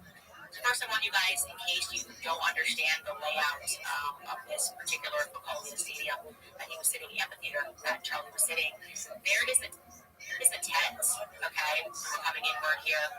You can see that kind of half hexagon that's sitting there. Where that dot is where Charlie is sitting. And you can see there's like a bridge walkway.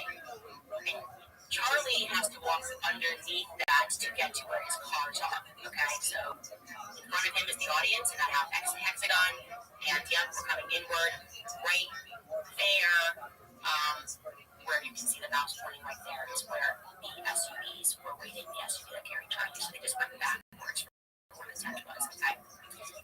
And that underpass is right here. You can see the image of it, and you can actually see now we're in that underpass, and we're sitting here kind of where that SUV was, and you can see the back of the tent that Charlie was in. We were able to determine that it was approximately 40 seconds from the time that the shot rang off to when the security brings Charlie into the waiting SUV. So they moved very quickly from shots to getting him into the SUV, obviously trying to save his life. Then, approximately just 1 minute and 8 seconds later, George Zinn is brought to that exact same territory. So Charlie departs, and about 1 minute and 8 seconds later, we've got George Zinn, and he is in handcuffs. And when I say 1 minute and 8 seconds, I'm building in extra seconds. I'm trying to be as precise as possible. I'm counting and I'm watching everything. But found it again odd that George Zinn is arrested in the exact same area that they just took Charlie. And it's fast, right? And it's especially fast because we then found footage of George Zinn after the shot rings out. And we're going to watch this. He's gonna get up, and people are dispersing everywhere, and he kind of calmly gets up and starts making his way down that stadium. You can see that here. You have the light on him, and his pants fall down by themselves. You can see that his pants did not, like, we were kind of under the assumption that his pants fell down because, I don't know, the police were pulling him, but that's actually incorrect. They just fall down all by themselves, and you can see that a young man comes by to try to assist him. Okay? It's nothing to do with the arrest. Now, to be clear, when we see him sort of making his way down those stairs, we can actually approximate, because we did, I guess for counting seconds, that this happens earliest 30 seconds after the shot is fired. Okay? And this clip, the clip that you just watched, is about 20 seconds long. So it's about a full 50 seconds, and we know that George Zinn is still standing right there, okay? So, somehow George Zinn needs to get from where you just saw him, where his pants fall, to handcuffs in the SUV zone in about 40 seconds flat. Again, that's very fast. We're able to find the footage. He just walks down like you see him. He just is walking down the stairs, and he has his hat in his hand, and he starts waving, and he's going toward the left side of the tent. If you're behind the tent looking forward, like if you have Charlie's view, he is then going to kind of go down, and he walks to the left side of the tent. So I wanted to show you this like second timeline that I put together, because this just lets you know what happened in the immediate aftermath. Charlie, Sam, I'm not sure if I told you to pull that. Can you see that little timeline that we have? Yeah, no worries. I'll give you a couple of seconds, but we have, Charlie gets shot 40 seconds later. Charlie's brought to the SUV. 10 seconds after that is where George Zinn's pants fall down in the middle of the departing crowd. And then a minute and 15 seconds after that shot rings out, George Zinn is waving his hat near the left side of the tent. And then at the minute 48-second mark, George Zinn is in handcuffs, and he is being pulled near where Charlie's SUV has just departed. It's very quick. And all of this takes place in under 2 minutes. Not the vibe that I got, obviously, when you are behind your cell phone and you're getting all of these updates and you're trying to follow all the X accounts to see who has the newest information. I certainly was not under the impression that all took place in just 2 minutes. So then that photo starts circulating online. If you know which one I'm talking about, it's George Zinn, and he's bent down and he is in handcuffs, and that goes viral. So I wanted to get to the bottom of that. Who actually shared that photo of George Zinn in handcuffs? And I was able to determine that was somebody who lived in Utah who advertises with Turning Point USA. And when he did some press about it, he didn't mention that connection to Turning Point USA, but he for sure advertises with them, or has advertised in the past. Again, things are moving unbelievably quickly, and I have now watched that footage from many angles. And there's another thing that happens in the immediate aftermath that stands out to me. There is what I assume must be a donor, a sponsor of some description, or an employee of a donor / sponsor. And he tries to get close to Charlie after the shots are fired, but not in like a rescue way. There was already like a team of men that fly in. And then he gets there, and I'm not sure what the intention is. I don't know if it's just like, obviously you're shocked, maybe you're trying to help, who knows. The security guard just kind of shoos him away immediately. And then what the guy does is he sort of just stands up and he takes out, like, walks to the side and takes out his cell phone. So I'm going to show you that. He's right there in the blue shirt. And, like, I don't know, sends a text. As I'm watching the footage, it goes on a little bit longer, like, sends a text, takes a photo. Not entirely clear what's being done there, but it just sort of stood out to me, like, in the middle of the chaos, seeing that. And I would really like to know who that is, because we had received a ton of messages from current employees at Turning Point that had mentioned that company. He's wearing a shirt that says Wire Finds, and according to the sources at Turning Point, it was a rather Trade takes effect on Saturday. The company hasn't been around for very long. That came out in a really big way in terms of sponsorship for this tour, and that's common sense, given the fact that Wi-Fi, you will notice in the clips of the event, is the backdrop advertiser that's behind Charlie. So maybe this person came because it's his first event of the season, and they are his major sponsors. And like I said, judging by the placement and the fact that a Wi-Fi donor employee is there, we can draw the conclusion that they sponsored this very event. And I'm interested in knowing. What do you think about Flowers? So if you've got any answers for that, please let me know, because I would like to see what I like that movie. took a picture of and to get his Sash Gentry sucks. on things. Certainly would like to identify who that individual is.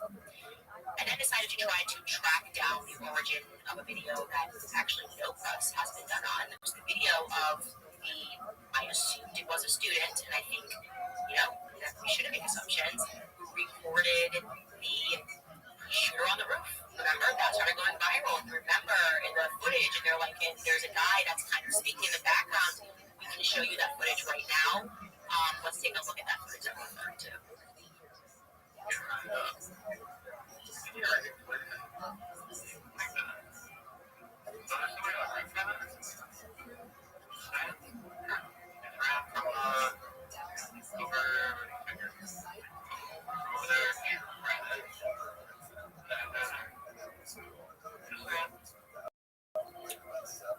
Okay, so this footage proved very difficult to track. What I mean by that is it's very simple for me to find the account that published the video and made the video viral. And when I reached out to that individual, they were immediately responsive, and I said, "Hey, where did you get this? Where'd you get this footage from?" And the individual said to me, "A friend of a friend's family member sent it." So I'm like, "Okay, you're telling me the chain is already twice removed." I said, "Do you know who took the video?" He said, "No, I don't know who took the video." And when I asked the person who sent it to me to tell me who did, because I have all of these journalists, including yourself, reaching out to me trying to get to the bottom of it, he just stopped answering me.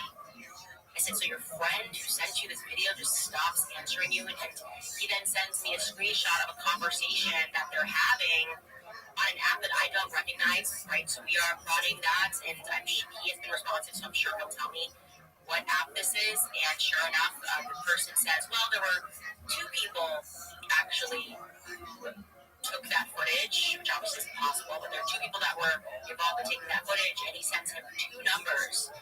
And those two numbers were both Chicago-based. When I looked up whose numbers those were, it looked to me like that was just kind of leading to nowhere. Why are these two Chicago-based numbers? It was very weird and very sketchy. So I have a guy who's on the ground in Utah, and I asked him, the students, to start looking around, fishing around, and seeing if he could figure out who took that photo. Again, operating under the assumption that this must have been a student that was walking by the Pelosi Center. And he comes back and he says, I have a number of an individual. This is allegedly the person who took the footage. And I said, "Do you know that person? Is this a UVU student?" He said, "No." And I said, "Well, where did you get this number from?" And he says, "Well, on the day, there was a guy named Aaron who was walking around and was checking on people. And Aaron is the one that gave me this number. I don't know Aaron even, but he's the person that gave it to me." So then I said, can I have Aaron's number? He gives me Aaron's number, and Aaron also has a Chicago number. So I'm getting from somebody on the ground, and I'm getting from this person on Twitter that all of these Chicago numbers are involved, and that's not making sense to me. And I then tried to text that number of the person who allegedly shot the footage. We didn't get a response today. I finally got a response from that person. With him, he explains that it wasn't just him. There was one other person who he was walking with who saw this person run across. Neither of them are students of UVU. One of them said he was a student at BYU, which is Brigham Young University. And he's like, "Well, I didn't take the footage, but my friend took the footage." And his friend does not have a Chicago-based number, so I am confused. And we asked if he'd be willing to send us the footage and to get us on the phone with the person who actually took the footage. I had a conversation with that individual after all this running around. Hence the reason these episodes take so long to put together, because you're calling people, you're waiting for responses, and what he said to me completely betrays the narrative of what the FBI has put out. I am working to quadruple confirm exactly who this individual is, but he was very much, this is a poor way of saying it, a straight shooter. Said, "Yes, I have a training. I I don't want to give too many identifying details here, but this person himself has a lot of experience with guns and knows guns and helps to train people in that sort of capacity, and said that they observed that individual, the FBI saying that the shooter dropped on the at 12:15 didn't make sense to him. He said earliest it was 12:22 that the individual ran across, set up, took the shot, and I said, well, you must have been there, because he then sent me I wanted to see all of the metadata of when he took that footage, and the metadata begins at 12:22 and goes into 12:23, the very minute that Charlie gets shot. And he says, yeah, I saw the shot, but I had just stopped recording about 20 seconds before the shot rang out. And he said that he told them a description of what the shooter looked like, and it was not the description that the entire world received less than 24 hours later of this person, Tyler Robinson, wearing jeans. Was he wearing jeans? He said no. Actually, this person was dressed in tactical gear and he was wearing a face mask. And he said, according to him, like I said, he has a lot of experience with guns, that this person looked to him like a foreign agent. I don't know if he's going to know how he got that, but he said he was very certain that this person was skilled, knew exactly what he was doing, and was highly trained, like a highly trained assassin, so to speak. He then says something else. As soon as Jordan got arrested and that started circulating, he ran to someone on campus and said, this is the wrong person. I observed this person with my eyes. You have the complete wrong description. The person you're looking for is wearing tactical gear and is obviously young, because I watched him sprint back after taking the shot. I saw it with my own two eyes. And for whatever reason, that never made its way out. That we can see of a description of a person wearing tactical gear. We're kind of left with this idea that he was wearing the now infamous veterans shirts with the American flag on it and some jeans. So he also said something that we had not heard, which is that he knows guns, and the gun that the FBI found was not the gun that he saw. That the gun that he saw was smaller. And I'm going to read you directly a text message that he sent to me, again, protecting his identity. He said, watching the video of the impact, hearing the sharp crack instead of a big hunting rifle's boom, and seeing what looked like a shorter rifle platform, albeit with the absence of the shape of a standard 30-round magazine, the assassin may have used a 10 or 20-round magazine, only expecting to shoot once or twice. I would guess that he was shot with a Hornady V-Max or similar lightweight 223 bullet design for very rapid expansion. Of course, I don't have access to any autopsy reports like you might, but if they found small shards of copper rather than one large copper-coated lead slug, that's the gun and bullet I would expect was used. So I want to share that because I know that a part of this entire thing was our upset at kind of being taken for a ride by the FBI. It makes no sense to me that they wouldn't share those details immediately while this manhunt was taking place. We got every other name and basically every other description, and we're told nothing like what this person who says that he was an eyewitness, he was the eyewitness to this, and that he went right into all this information.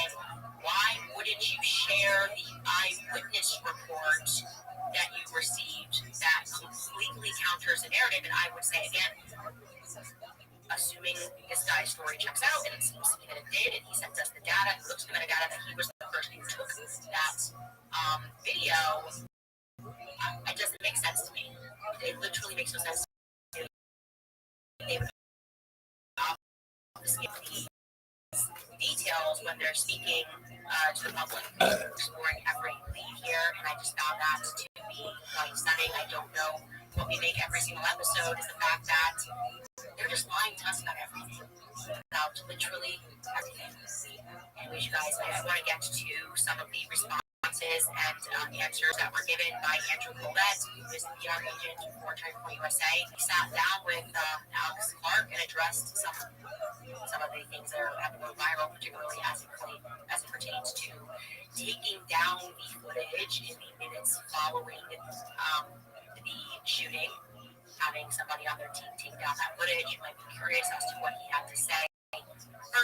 some of our sponsors. Preborn, I've watched too many people who I'm close to be vilified for being up for truth. I've felt the sting of injustice, but I've also felt something else, which is courage. I think most of us are done playing defense. We don't want to water down what we believe to be palatable, because silence is not kindness, it's actually just consent. And right now, the greatest silence surrounds lives that are being ended before they even take their first breath. If we're going to call ourselves defenders of life, then we have to act like that. That's why I'm asking you to join me to fight back with action with Truth of Love for $28. That is what it costs to give an ultrasound, a free ultrasound, to a woman that is in crisis and considering an abortion. Just $28 will help her see the life that is growing inside of her and give her truth that the culture won't. So you shouldn't sit this one out. You shouldn't wait for permission. You can be just as bold and as clear as unapologetically pro-life by heading to preborn.org/Candace right now. Give $28. You can also give 10 times that if you want to. This is the line that we should defend and stand on. Standing for truth, standing for what is right, and saving lives from abortion, standing firm with the gospel. Again, it is preborn.org/Candace. Provide ultrasound. There's $28. Also want to tell you guys about Cozy Earth, because you work hard, you fight for your family, your values, and your future. So when the workday ends, your 5 to 9 should be about one thing, which is comfort. That's why I love Cozy Earth. Cozy Earth is on a mission to make your evenings and every moment that you spend at home the most comfortable part of your day. Their pajamas and loungewear are made from premium, responsibly sourced viscose bamboo. They're soft, breathable, and temperature regulating, which is why you can't go at night without using them. Cozy Earth offers more than just clothing. They have perfected their bubble cuddle blankets. Their blanket offers a combination of comfort and style with its distinctively textured bubble design, intricately woven from ultra soft fibers. These blankets are an absolute must. You should have them in your home. And just so you know, Cozy Earth stands by their quality. Their blankets come with a 100-night sleep trial and a 10-year warranty. Plus, their apparel is backed by a lifetime guarantee. So yeah, they mean it when they say that it is made to last. You can head to CozyEarth.com and use code Candace at checkout for up to 40% off your new favorite pajama set and blanket. So if you get up and post just a survey, you can let them know that you heard about Cozy Earth right here. CozyEarth.com. Use code Candace. You will elevate your downtime with Cozy Earth. All right, so Andrew Colbert, obviously, he's been a topic of discussion. He did Charlie's show with him, and so he sat next to Charlie throughout all of that. They were very close. He's also the PR agent for Turning Point USA, and he's also the one that issued the statement, therefore, about what is now being termed the other magic bullet. And that magic bullet being the first one, JFK, kind of seems like when the government might be involved, you know, bullets tend to have magical properties. Anyways, I've said yesterday, his job is pretty tough, and it's made even tougher by the fact that he's told to say something, he has to say it. That's just how it works in PR. And I'm sure there are lawyers involved as well. He went on to the Alex Clark podcast. Now, it was kind of billed. I think people were expecting, but actually Alex Clark never did say that Erica Clark was going to be the one to answer questions pertaining to Charlie and to clear up some rumors about his personal life. She teased that, you know, they're going to get unfiltered answers to burning questions like, quote, was Charlie converting to Catholicism? Again, I have no idea who said he was converting to Catholicism. I feel like it's like intentionally misrepresenting what was said. Also, she was going to answer, did he take $150 million from Israel? Again, not something that we said on this show. And again, like I told you, they're going to address the SD cards. Now, I was very clear, and I am still kind of shocked by the reaction from the evangelical community. It was totally, it didn't make any sense to me. A, because Erica's a Credo-Catholic. I said was attending the Mass because he was. I said Charlie was praying the Rosary because he was. And I said that as a Catholic, of course, I was begging him to take the next step. Who wouldn't? Of course you want, if you, whatever your faith is, if you're evangelical and someone's thinking about converting, you're going to want to end them on. That totally makes sense. And it wasn't said in an evil capacity.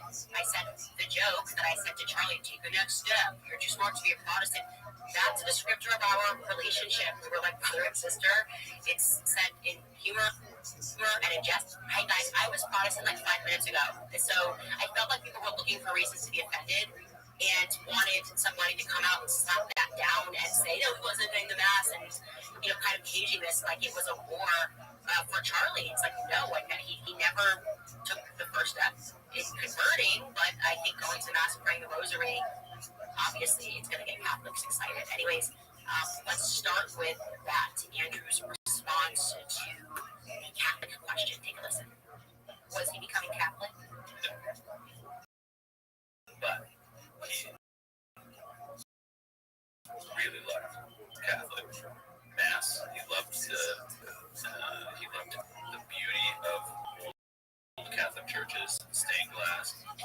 would go to. Yeah, well, Erica's a cradle Catholic. She ended up kind of like me. I grew up Catholic, First Communion, and went to Catholic high school. But then I ended up becoming a Christian in college through Protestant church, through a denominational kind of Catholics aren't Christian. Second Presbyterian, and then it's kind of non-denominational. And I think Erica kind of follows that same path. She and I share that. Also, by the way, I just want to draw attention to, she's posted a photo of her and Charlie and the kids in Mass before, and somebody in the comment section said, oh, were you guys converting? And she said, no, we just like attending sometimes. So she herself had said no. Yeah, and I think Charlie, one of the things Charlie really hated worshiping in like a gym, or have some sort of kind of blank space that you just turn into church. There's no problem. He didn't have a problem with the act of that. He just didn't prefer it. And he loved, again, the ritual, the ancient, feel of a Catholic Mass. And the fact that everybody around the world that was worshiping is Catholic, he loved that. So he had some really big theological hang-ups with that. You can go check the video about debating with Michael Knowles. It's good fun. I mean, they were dear friends, but they loved kind of debating the whole Protestant versus Catholic thing. So I didn't lie about anything. And yeah, he was attending Mass. And so usually if you are ritualistically attending Mass, meaning he likes the ritual of that much, what that means. Like, I don't understand what we're doing. It just feels weird. And to say he converted to Christian, Catholics are Christian. So, he said, like, I think Andrew said I converted to Christianity. Went from being a cradle Catholic. And yeah, there is no question that Erica and Charlie were attending the Mass, and that's what I said. I said that he was praying the rosary, and there's no dispute there. I never said he started converting to Catholicism. I said that the Catholics were kind of thinking, take the next step, Charlie, take the next step. And I don't think it was just architectural for him, far be it from me, to speak on behalf of whether he was just attending because he likes the architecture. It goes a little deeper than that, and I agree that he did have some hang-ups, but that's kind of, when you make that thing of like, he didn't really like having church in a gym, that's a step, right? So for me, that was a step where I was going, okay, like I want something that feels a little bit deeper. It's a journey. Nobody was trying to start a Catholic versus Protestant war. I just shared something about, my final conversations with him, and a lot of the conversations were about faith towards the end. Yeah, that's it. No big deal. Anyways, then they get to the second portion of something that I didn't say. Nobody said the number 150 million, or I didn't say the number, Tucker didn't. I don't know where the 150 million number came from. For being honest, I said 150 million was what BB spent on Operation Mocking Pastor. Now, the way they're going to answer this question about whether or not Charlie was offered money, Israeli money, is interesting. Take a listen. Was Charlie offered $150 million from Israel? As far as I know, no. I had never heard anything like that. Everyone I've asked has said the same thing. And by the way, just for what it's worth, it doesn't matter that would have been coming down. We would have said no. There's evidence that is true. Turning Point does not. Charlie would not accept foreign money. Exactly. He only took American money. Yeah. There's money sent to us, like practically in multiple instances where they're trying to cram it down our bank account. And we said no. We canceled like money wires and things. No foreign money, and also no handouts from the government.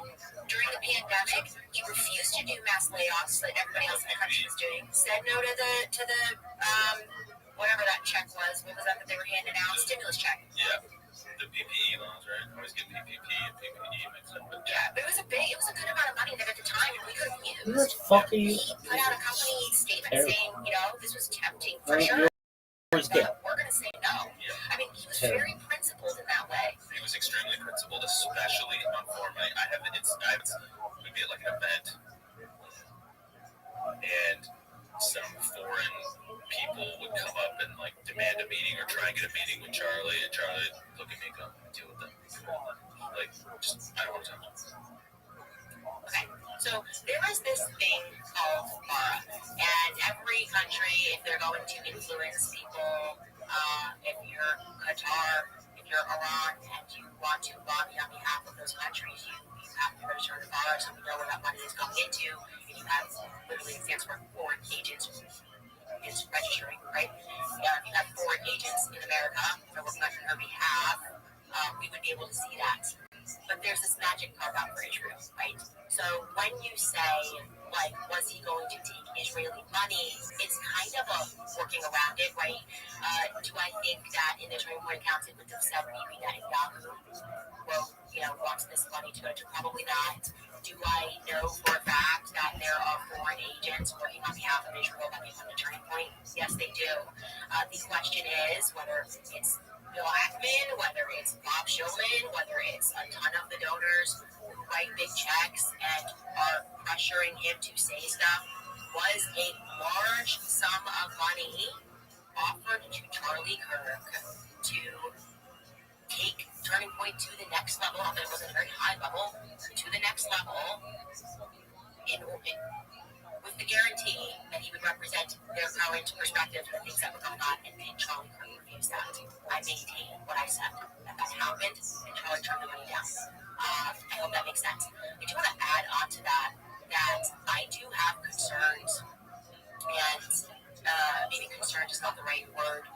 I have rather hopes that Erica, who is taking on this huge step of being the chairman and the CEO, that she has someone in her corner that she really trusts. And what I mean is that I have to be the CEO of my little tiny company, okay? And I realized that how much it involves to understand accounting, to understand how people can create LLCs, a spin-off of LLCs, how money can be hidden and pushed in different directions and into vehicles that you don't understand.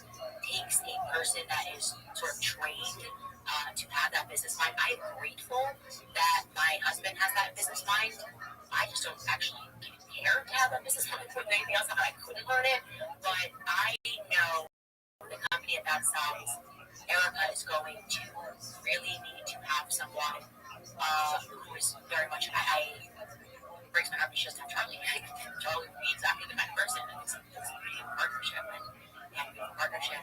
But I worry, I really do worry. I just wanted to express that over to you guys. I'm concerned about that for some reason. I guess the best thing is just asking everybody to pray for Erica, pray that she has the clarity to understand and have people around her who are being honest with her. Because I would not want to be in her position right now. I would not want to be in her position because where there is money, money naturally creates snakes and exploded, and it's very difficult to keep the grass cut low when the yard is not expansive, so to speak. Anyways, they then address the SD cards, and here is what Andrew had to say about the Turning Point affiliates, employee, somebody adjacent to Turning Point, to the SD cards from the camera that was behind Charlie in the immediate aftermath of the shooting. Take a listen. Why did our team start taking down the cameras immediately? Was it just in shock, just thinking like this is what we do, just not thinking it's a crime scene? I think massive shock. I think there's been some stories about the SD cards or whatever. That was because even in the shock, there was an understanding that the proximity of those cameras were going to be evidence, and they wanted to make sure that it didn't get stolen out of the cameras. B, they didn't want anybody to run in. I mean, there was those videos of the kid running, grabbing the hats. Yeah. So there was an understanding. I mean, I talked to the team on that. I said, because we know people can be evil.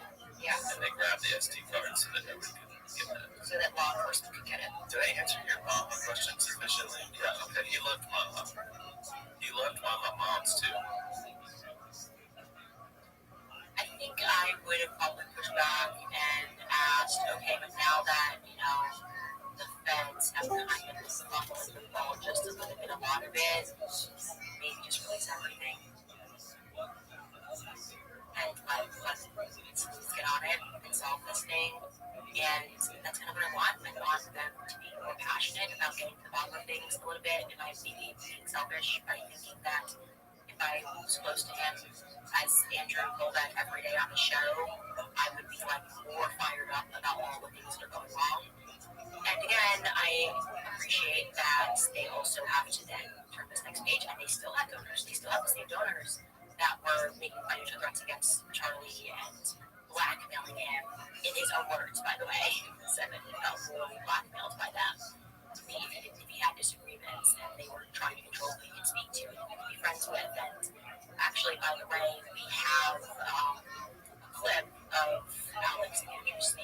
to that for a while. Take a listen.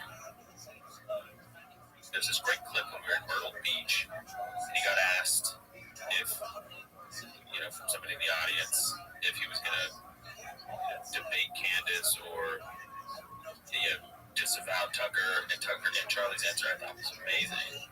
I remember he came off the stage and said, "Do you like that?" I was like, always ask that, Marie. Yeah. He always loved like, yeah, do I look good? Was that a good clip? Do you think I was go viral? Yeah. And I remember saying like, yeah, that was amazing. It was morally so crystal clear. And he basically said, I don't appreciate being morally blackmailed. And and every time people would say that to him, he would dig his heels in. It's like, well, maybe Tucker's going to give 2 speeches now after this. And that is the truth. He said the same thing about when he was in the Hamptons. He was feeling he was morally blackmailed. He was telling people that he was digging his heels in further and saying, I'm going to bring Candace back. You guys kind of bullied this ending. And by the way, that clip he's speaking about, I actually just saw it. It's from August, so not before he lost his life. And here is Charlie in his own words about how he was feeling. She's a great friend. Look, I don't agree with everything Candace says, but you know what I don't do? I don't stop being friends with people just because people morally blackmail me. I don't do that. You shouldn't either. I have different views on things with Candace. I have different views on Israel and Candace. I have different views on a lot of geopolitics. Honestly, I traveled the country with Candace. I went to her wedding. I saw her meet her husband. I went to Israel with Candace, which is one story I'll tell you at some point. But what I don't like is when people demand you must stop being friends with somebody. Whoa. That's a left-wing tactic. Don't do that. I'm not saying you do that. We should never resort to that. In fact, if you believe what I believe, should you want me to be friends with people who agree with us? Shouldn't you want me to also be a tool of influence? And so I think the world of Candace. She's a great mother. She certainly has very, very fun opinions at times. And she's a great talent. She says a lot of stuff that sometimes I don't agree with. But that's what makes our relationship and our friendship interesting. My advice to all of you might not like somebody. Never tell somebody like me to stop being friends with somebody on an interpersonal level just because of disagreement. It's bad, but the left does, and we should rise above as conservatives. Thank you so much. I was a very loyal friend, and I'm going to continue to be a loyal friend to Charlie. I cannot stand to see the lies that are being told. People that are intentionally taking things that I say out of context without trying to pretend that Charlie and I weren't friends. It is maddening, but I know that God never gives any person more than they can handle, and I can handle it. And I am handling it, and I want to get to the bottom of what was going on because I know he was under a tremendous amount of pressure. And like I said, I am hopeful that Erica will speak up more thoroughly, and she's got so much to worry about right now. Chairman, CEO, Celeste, mother. Pray for her. Just pray for her because it is a huge burden to have, and she'll get through it. She'll get through it because she has faith in the Lord. I also want to get to this story because I want to tell you guys we are winning in a very big way. A lot. I think the waking that's happening right now, left and right coming together. And I do want to shout out my lefties here because I felt like I was one of the only people on the right who was anti-vax before it was cool. Like none of my kids were vaccinated, and people thought it was wacky. But before I got there, the lefty moms, left stream moms were actually the ones that were like very on it with like what's in these products. And that was like a weird place I didn't kind of fit in conservative land, being like vocally anti-vax, and took a huge risk in doing our Shot in the Dark series that's available on our website. I think it's the most important series for any parent to watch, whether you decide to do vaccines or not do vaccines. Please be educated. Get educated about each vaccine. You will be shocked when you learn the history of that, how they came together. Maybe not so shocked post-COVID, but very shocked at how much they lie and have all of this fear-based reaction to, in large part, accepting what is poison. And so Trump coming out and making a statement and calling this stuff poison and putting out a list of things that don't need to happen, I'm like, wow. Is he watching A Shot in the Dark? Has Trump signed up to GetUsOwen.com? Is he watching? Is he wearing a CIA hat and watching? I think so. And here's the statement that Trump made. But no mercury in the vaccine. We want no aluminum in the vaccine. The MMR, I think, should be taken separately. This is based on what I feel the mumps, measles, and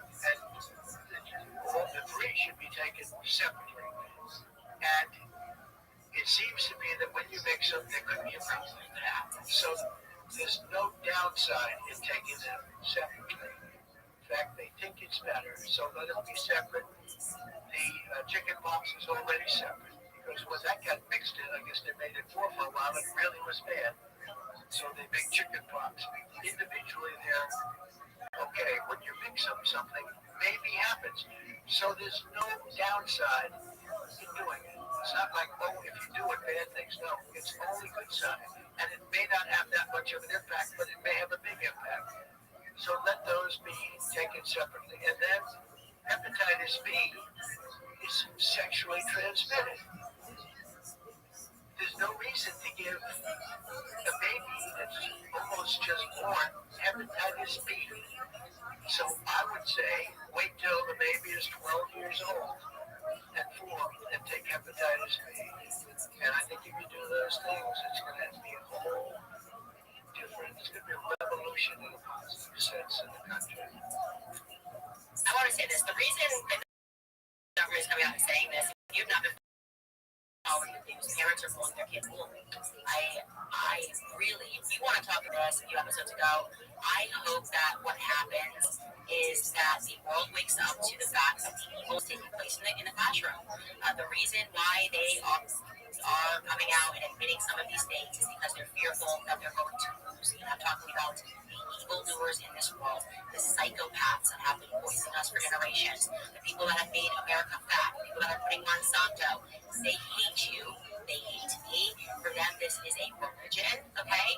And they wish to poison our offspring, their bodies, and their minds. I want to be very clear. Both the bodies and the minds of your children are what they want. That is the one resource that they wish to own. It is our offspring. They poison our minds. That's why they want you to either abort your offspring, have your offspring. They want them to be fat and take drugs, and filled with pharmaceuticals and vaccines. That's the reality. And we have to say that. We have to declare that boldly because now they want our speech because people are waking up. But what you're seeing Trump say is a reaction to the amount of moms that are pulling their kids out of the public school system. And I want to be clear, not just public, private, okay? We began the process 2 weeks ago, 3 weeks ago, of taking our kids out and realizing that we have to be radical because these psychopaths that rule the world are radical. And if you want to take ownership and actually invest in a better future, we have to be in control of exactly what sort of an education our children are receiving. Okay? And everything that's wrong in America and that's wrong in this world is because we gave for our children. You want to be radical, get your kids out of this. You can figure it out. That's what I want to say to you guys. You can figure it out. And we are in their matrix. Let's get out of the psychopathic matrix. So I'm excited because that is really it's a sign of the times. It means parents are fighting and we're winning. And the government is on notice. And I'm like, hey, what if we let some? Not 1 inch. Not our kids. All right, guys, before we get into some of your comments, I want to tell you about Sauna Space because when you are a mother with kids and you have a non-stop schedule, you're still expected to look good, feel good, and function without losing your mind, and that is why I am obsessed with Sauna Space. You've seen those red light panels that are trending, but this is totally different. It's the glow infrared therapy light from Sauna Space. It helps with screen fatigue, and it's amazing for your skin in the morning. It's like natural sunlight, warm, comforting, and it resets your body clock, and at night it helps you relax and get ready for a serious deep sleep. You can even use it as a pain relief on sore muscles, cramps if you have them, and the real game changer is their Firelight Sauna. It's portable, it's powerful. You're getting red light therapy and an infrared sauna all in one. It's your personal wellness sanctuary. Plus, it's a handmade here in the USA with pure organic materials and zero EMFs for the ultimate detox. Sauna Space spent over a decade perfecting their Firelight spectrum, and thousands of studies support the benefits. In the Firelight Sauna, you will sweat hard. It's deep detox. It's faster healing, better sleep, glowing skin, serious relaxation, and even boosts your immune system. So if you are a busy mom like me, who's ready to take 20 minutes a day back for yourself, check out Sauna Space. Head to saunaspace.com/Candace and use code Candace and you'll get a special 10% discount. Again, that's saunaspace.com/Candace. Use code Candace at checkout. Also remind you guys quickly about American financing because you know the cost of everything is still out of control. Many of us are relying on credit cards to cover the essentials. If that debt is piling up, you're not alone. Americans collectively owe over $1 trillion in credit card debt. You might have considered reaching out to my friends in American Financing, but maybe hesitated because you don't want to give up your low mortgage rate. Well, there is good news. They've created a smart equity loan, which is a solution that's designed to help you take control of your finances without touching your current mortgage. Unlike a HELOC, which have varying interest rates, a smart equity loan offers a fixed rate, which means one predictable monthly payment equity in your home to pay off high-interest debt, free up your cash flow, and keep your existing low mortgage rate intact. It only takes 10 minutes to get started. There are no upfront or hidden fees. So call American Financing and start saving now. The number is 800-795-1210. Again, 800-795-1210. Or visit AmericanFinancing.net/Owens. AmericanFinancing.net/Owens. All right, you guys, let's get into some of your comments. What is on your mind? What else should I be looking at? John Heinchel writes, well, thank you so much for that donation, John. The question I have is why now from an LGBTQ person? Charlie has remained consistent there. It just makes no sense. His public views on the genocide and Netanyahu, however, are the things that changed before his assassination. Yeah, I never accepted the Fed slop. That's what I call it, just Fed slop. The whole message is, like I said, MAGA, my dad's extra MAGA. That's supposed to make people that are on the left go, oh my gosh, see, it's because of MAGA dad. So ridiculous. And then on the right, you're supposed to go, trans, it's a trans person. What up, Kwan? He talks about this and da-da-da-da. And like, I just knew spiritually as soon as I found out that Charlie got hit that this was bigger than that. I just knew, and I maintain that, and I think now everyone who maybe we're going to accept the Fed slop now appreciates that everything they're telling us makes entirely no sense. And they're lying, but they're lying about a lot, and there's only one reason to lie, it's because you have something to hide.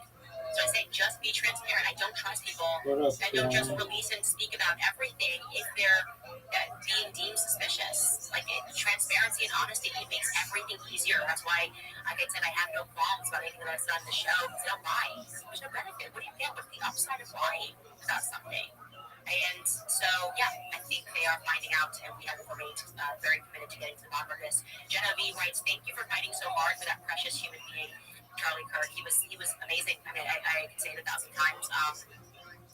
There truly would not be me without Charlie. And I know that I helped his head up during tough times. You know, when you were climbing and fighting through politics, that early phase, and you're unknown, you go through a lot of really tough times, and you're tired. And similarly, he held my head up through a lot of tough times. And like I said, reading the messages, when we were sick, tired, we've just always been at work. And he built that company.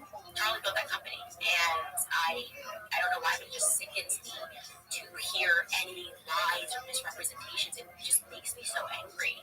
But I know that that's something I have to deal with, my choice emotion. I guess that's my vice is I always have to pull myself back consciously from wanting vengeance. And I don't want vengeance right now. I just want Christ. Christ is king because Christ is truth. And I want the truth about traffic. And I'm not going to get at that moment. Miriam writes, British Muslim here, love the work you're doing, and I so stand by the point that this is good versus evil, slaves versus the elites. Yes, you are amazing, and I keep you and your family in my prayers. Thank you for praying for us. Truly, the prayers work. They are working. And I needed them a lot last week. I feel better this week, which is one thing. I focused in many ways, and like I said, it arrived to me when something I really needed to hear when Erica said that it was quick. And that was eating me up inside, like not knowing that answer. Previously, Temp writes, they didn't kill Charlie, only his physical form. Of course, Charlie lives on with the Lord, our God, in heaven forever and evermore. Yeah, we know that, but it doesn't. You just miss the person. You know, that's what I haven't accepted yet, is that Charlie Kirk is actually on this earth. Like that just makes me really sad. It just makes me really sad, and sometimes the sadness, like I said, just turns into anger, and I know that will kind of, it will change with time. You know that. You never, year on, however you feel, a year on, it will be better. And so I hold on to that. Carl writes, my wife and I love your show. Gang, thanks for always asking questions. You've opened a lot of people's eyes up to the obvious that lying that is going on around us. That is the point of this. I did an interview earlier with a journalist, and she kind of said, what do you think, podcasting getting big, what does it signify? It signifies that we don't believe the establishment anymore. And the establishment seems to go radical and want to control speech as if that's going to make us believe that more. It's a nonsense, a terrible idea. Mary Kelly writes, I love you, Kenneth. You are my Joan of Arc. Prayers for you and your family. Flame of love, rosaries. Thank you so much for that. Chris writes, do we know who paid for the crime scene demolition? The team numbers that were so quickly put down. Normally, universities don't have expendable cash. Our rosaries are with you in prayer and mass. Thank you so much. John 12:23. Answer that with, we love you. That's from Michelle. Maybe it's Michelle and Chris. I don't know. That's another path that we can pursue. I feel like I thought it was the feds who did that. I could be incorrect. Maybe the feeling is not a fact. So I will explore that. That's a good question. MC writes, there is a call on the police scanner after Charlie got shot saying they were looking for someone wearing jeans, a black shirt, a black mask, and a black vest carrying a long rifle. I heard that. I need to go over that scanner, and then they took that scanner when they realized that 3,000 people had suddenly tuned in. They decided to privatize everything. But that is true, which is why we actually have to ask the question, why would we never hear that description if you only have as to what that person was wearing? Obviously, tons of clear footage. If we release it because we're going to see somebody affected here that looks foreign, or we're going to be able to identify the person further and realize it wasn't Tyler Robinson, I-18. And Tyler Robinson is one piece of this. And a lot more people are involved. And I don't have to maintain that anymore by myself because Cash Patel has signified that that is so in his long message that we spoke about yesterday, his long tweet that we spoke about, where he sort of nods to the fact that nothing we're saying at all makes any sense. Alana writes, hi Candace, I wait for your live every day and dread the weekends. What curriculum do you recommend if I were to homeschool my kids? Okay, so we are first doing a trial curriculum for the first time next week, so I will let you know. We're kind of editing it and making it our own, using a classical mixed in with Montessori approach because of the age of my children, and obviously working in our faith, starting with morning prayer and trying to say, okay, what can we teach them? Because I have found that my son really loves math, portions of math, where he knows what's going on. So I'm like, well, we need to do more of that. And obviously we go to live math, which makes it a bit trickier for him. But I'm like, well, why not? Can they learn Latin prayer? So I wanted to get it because I'm still a young Catholic student in many ways, and teach them that because it would be, also an opportunity for me to learn as if I was a preschooler. So we are still working on that, and I will definitively share all that information publicly because I want to inspire moms to take their kids out of school. All of that. I want you, if you're listening, you're on the fence. I know spiritually I shouldn't be sending them there. There is a communist underground in the school. What they want your kids to do is to do drugs. They want to get them into pornography and screens, and the effort is to turn them into slaves. Take your kids out of the school. That would be my advice. Lastly, Lover of Light writes, thank you for all that you do. I know this is a serious time, but don't forget to share some of those funny personal stories, like your daughter forgetting her makeup. Love you, Candace. Yeah, she is. That one's got quite the imagination, my daughter. My favorite thing that kids do at this age is filibuster. If you think congressmen are good, you got to try to get a toddler to sleep and try to leave their room and the things that they come up with. And recently, she told me that her hair hurts. I said, sweetie, I don't think that's a thing. And then she sort of went, and a lot from that, anyways. Yeah, it is another thing that always gets you sometimes, obviously, is just be around children. They are such a light, really are such a light in this world, and I want to know what's that positive, because I know the government doesn't want us to have any. They want to make our tribes smaller because they want to rule over us. Anyways, we'll have more for you tomorrow. Thank you guys so much. We'll see you then.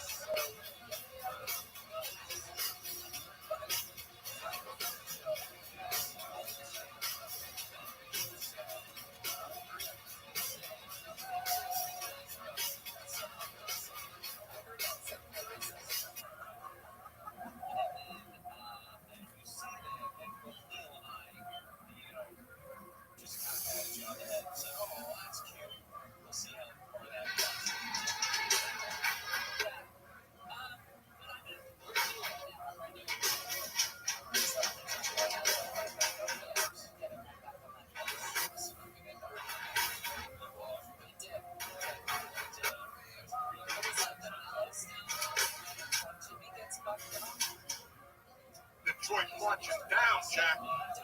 The line is 4.5. And no, but not the worst 53. Let's see what DraftKings has to say. The over-under is 55 points. It's a nice over-under, ladies and gentlemen.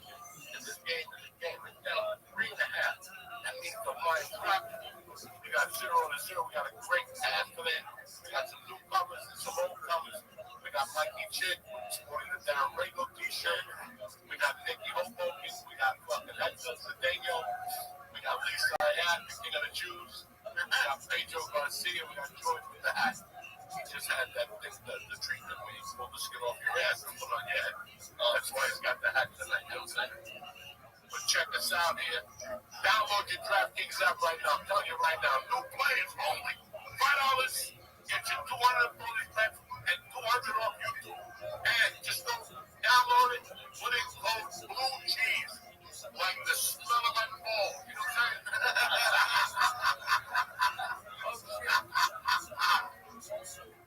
The Lions are underdog. Yeah, no shit. That's what we're talking about. No, but even like plus 145. Like, I haven't put a bet in yet. Like, that's what I'm trying to fucking bet. What are you gonna make? What, be a priest? I'm looking for, you know how I lose and win bets? I'm looking for advice. I mean, it's tight. Don't let the bet look like. I hope everybody had a good week. This is our third week in a row, correct? Yeah, correct. All right. Give him a jab, please. Don't talk it off camera. Give him a fucking jab, please. You got two different conversations going on. You know what that sounds like to the homeowner. The people at home right now, they got to hit check, talk about his fucking dog. You know, whatever. Sit down, relax. We'll get you in the rotate. You gotta get you on camera, chick. You're a star. Look at this shit. You're a star, chick. And then you're on the witness relocation plan. This is family. Always. Look at him. He's like dog. Mikey Chick is in the house. We talked about Mikey Chick. And now you're gonna meet him. He's doing a halftime show. He's gonna dance. He's gonna do magic. Whatever you fucking need tonight. He's gonna tell you about every restaurant in Hudson County. Eats us all the way down and fucking fuck this baby. If Chick don't know it, it ain't dead. How's that mean? If Chick don't fucking, the Chick's been a Jersey resident as long as I've been a felon. You understand? So, think about it. Here we go. Here we go. Breathe. There you go. All right, yeah, you can say it's I love you, motherfucker, but it's a long game. It's a long fucking night when you're a woman. Trust me, don't be dancing. Don't be thinking you're cute. You got Derek Henry and the other fucking savage in the backfield. And you want to win the first quarter. I don't think so. Right or wrong. They just go to battle. They're like gladiators. What do you got over there? I can have something like that. Oh, yeah, he's the king of those. He's been hockey in China. Here we go. Damn, come on. I love Detroit. I can't root for any other team. Like, you're going to play the Patriots. But I did Detroit.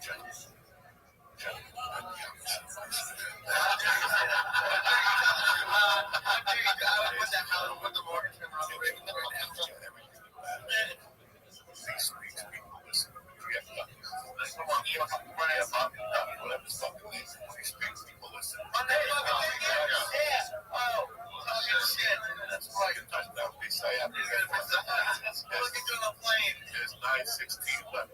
Fucking first quarter. Look at this guy. He got a bad cut. Jerry girl. He got white bitches out there. It's going down at Baltimore. I love the Twins coach. What's that? What's that? Like the shadow. It's not my left. What do you got? What do you got in the container? You got a phone? What do you got?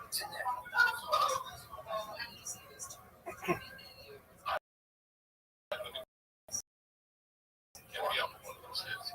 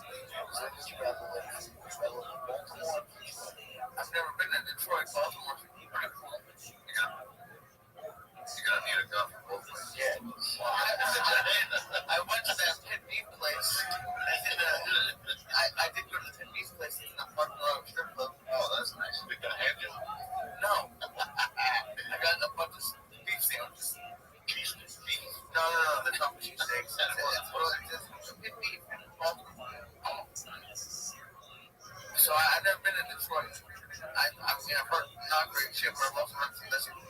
I know a couple comments. It's really bad. There's a couple of comments from Detroit. I don't know much about churches. I mean, mom. Hey, mom. My mom used to go to Baltimore to go for your gamble. That's why. Really? Yeah. She used to come back with crazy ass homeless stories. How would you know the pandemic? Trump fucking want to get away from that shit. That's fucking. That's why somebody was here. Ladies and gentlemen. Oh yeah, dude. You can feel it. It's on fire. What? Rego shirt? It's not Bruce Lee. That's Rego. You don't want to Chinatown. No. They made shirts in Chinatown. You got that bit at the high school. Yeah. Right, check, come here for a second. Spell the smart. Come here. If they ain't fucking that night of a morning, I'm not gonna abuse you. I want you to go. I'm your brother. Come on over and get him over here. Say hello to my little brother, ladies and gentlemen. Mikey check. This is 1981 right there. Trooper. Sweet music, we love him, okay? Because I hung out with his cousin, God rest his soul. Real Northburg, you motherfucking soldiers right here. Represent the project, represent the 16th Street Field, represent it all, cocksuckers. You see that with the church in the back? That's loyalty, that's family. That's 3,000 years of being out here. Like you check, I love you. Thank you for coming. What do you think about the phone? Yeah, he's the business. I'm going to secret location. That's the back end. We got the butler here. We got fucking Bruce Wayne coming down later. Don't tell him the fucking thing. Here we go. We got a game. Let me just see what's going on now.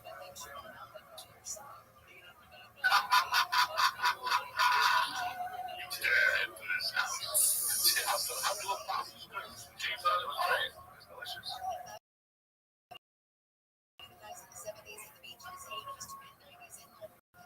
Here's a picture of the jacket. It's for the house. It's for the house.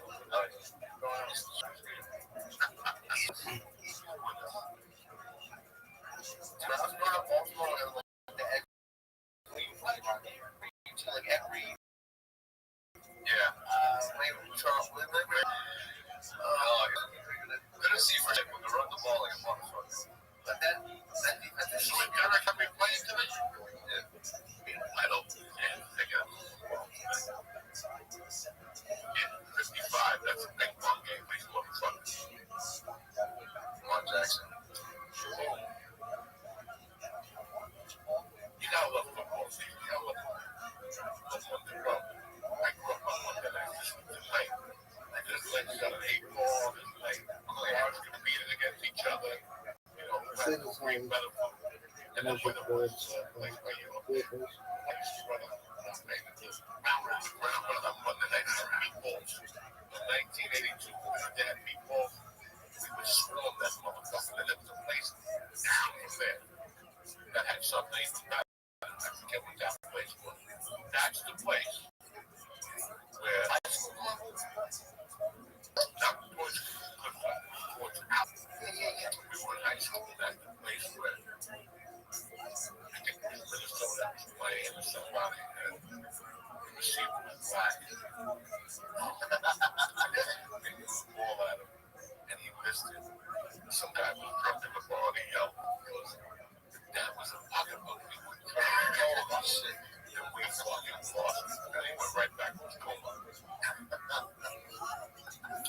That was that bar all the way up there. I think the place was up. No, I was telling my daughter the other day, when you went to this place we were going to on Wednesday night with the kids, right? We go up there. There was a bar called and they give you 6 bottles of Budweiser for $1 and a fucking couple of ice. There was some good fights in there. It was an hour from Northburg. Not even. Whatever that place was, whatever we were going to, it was there. Orangeburg, Maximus.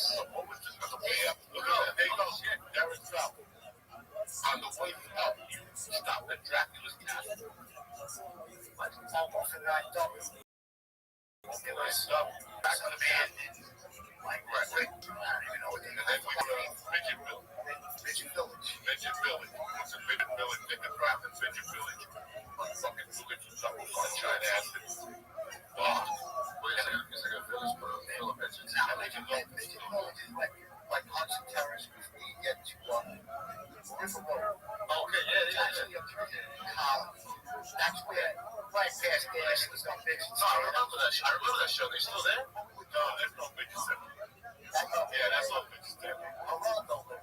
But somewhere in there, this 1980 guy, in the 80s or 83, and they had to get high on the midget building.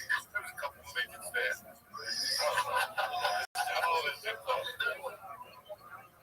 There really was, because they had a little mailbox. They had little houses. That's how I remember. The house was little, and the mailbox was lower like taxi. Get the fuck, man. You know what I'm saying? We can see from the outside when we look at this mailbox. I remember that because I remember going around and they shoot.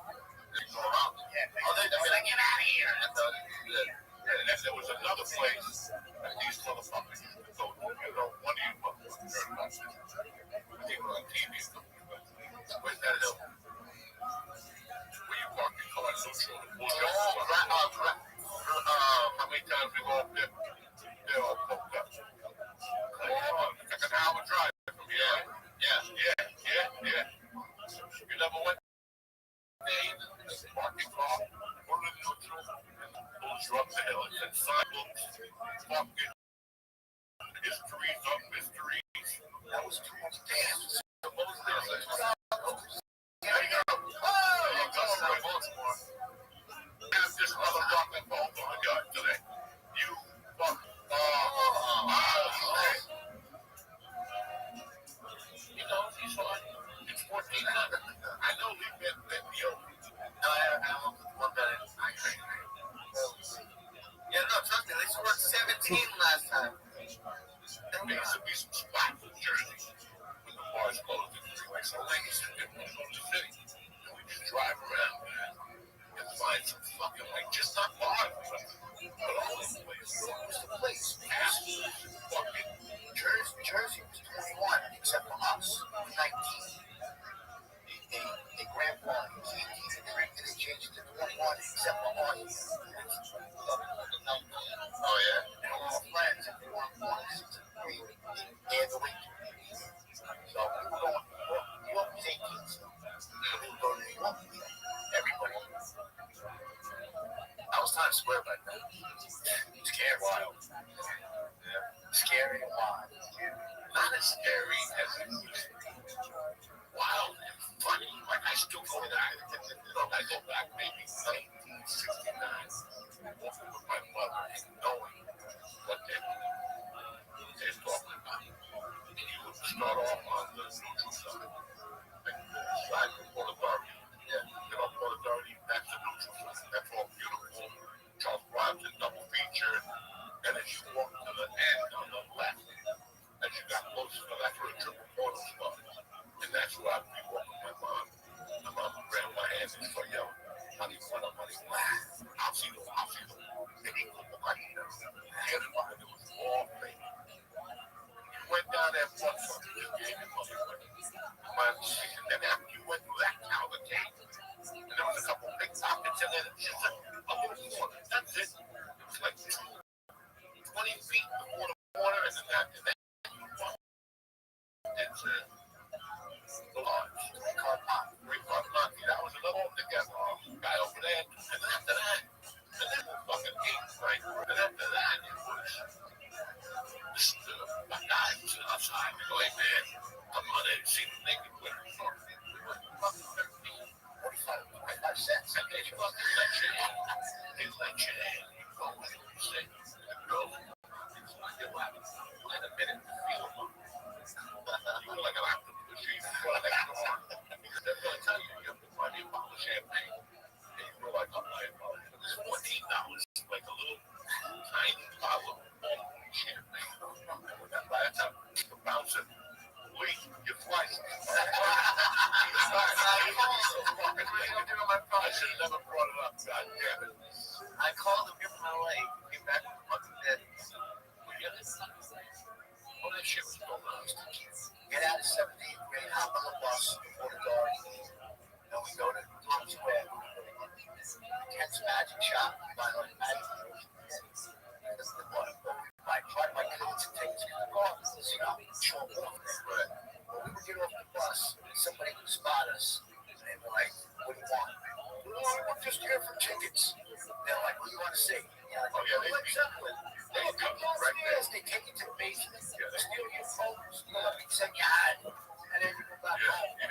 You happy with the rough hours trade? Yep. Ashton Dempsey, you fuck me.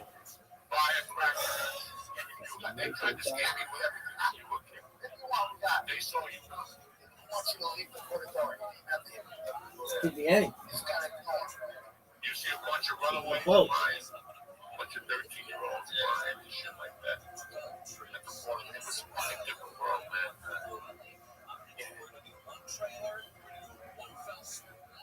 Oh shit. Black Dog Apple, Port Authority. Yeah. Now it's not bad at all. I'm there every week. Yeah, there's like nothing there. There's a Dwayne Reed there. Got it? Oh, one time. What if I drop dead? Yeah, that's what that'd be crazy.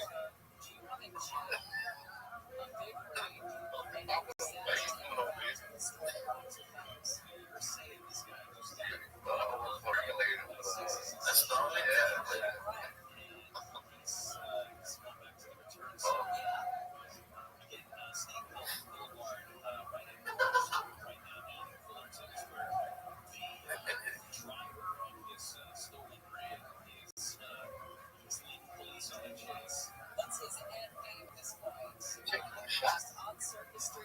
Oh no. Why would he get run back with them? He bumped this on one of his linemen. I hate when they run so far they just get back to the last one.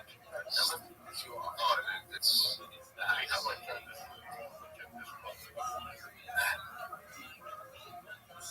is it right over? Might not be there yet.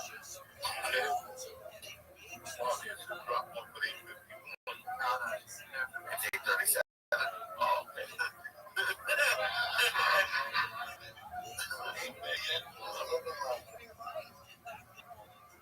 No, only crack.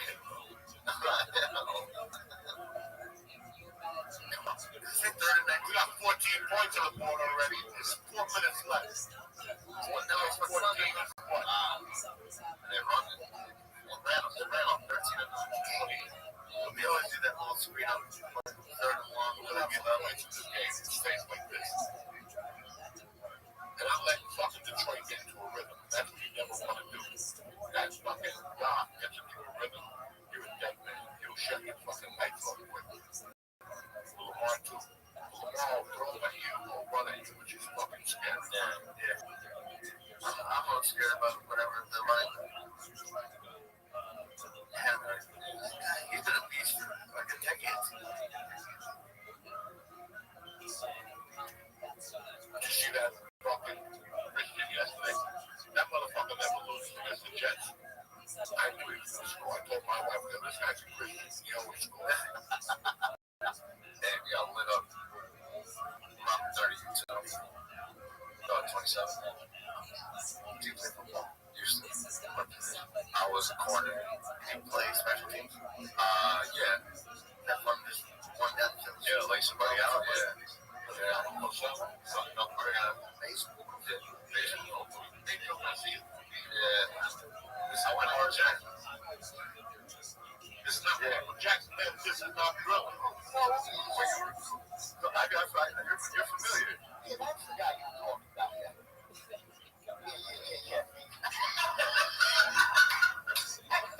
I'm gonna kick your ass, chick.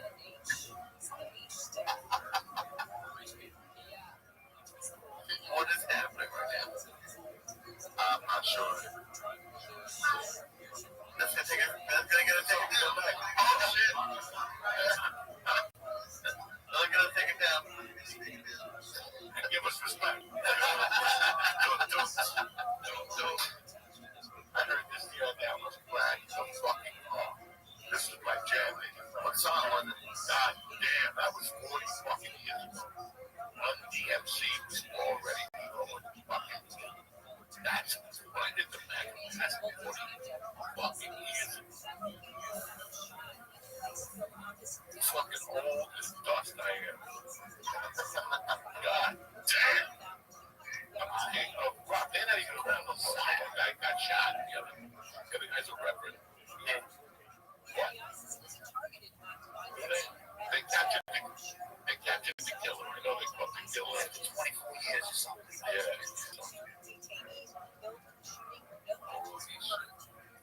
We'll talk by next year, fucking churches will be taking bets. I was talking with somebody today was in Texas, weeks ago. Talking about how interesting years to do.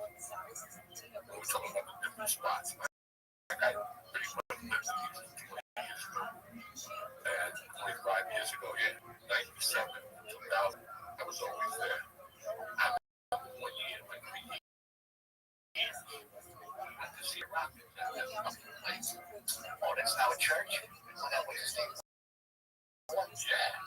3 years. I don't know how many times I go outside and smoke dope on the balcony. People be smoking dope on there. So Joe did shit. But I used to rock it, right? And that preacher to know. That's him? Yeah. Oh, he bought that. Renovated it.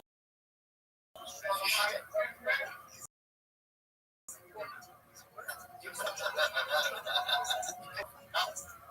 Church.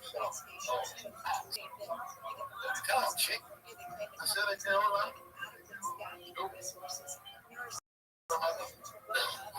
Look straight up toward the Lord. Only God can help her now. Oh, shit.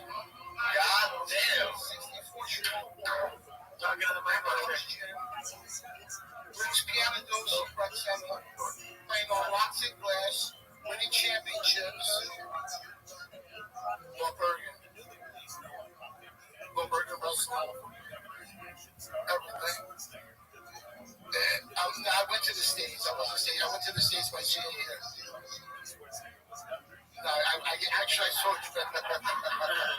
I went myself, though. I went 140. Second region, second district twice. It's all right, no big deal. It was the best football pitcher in history. Oh, Calico, Sacha. There you go. Like, he had Nicole,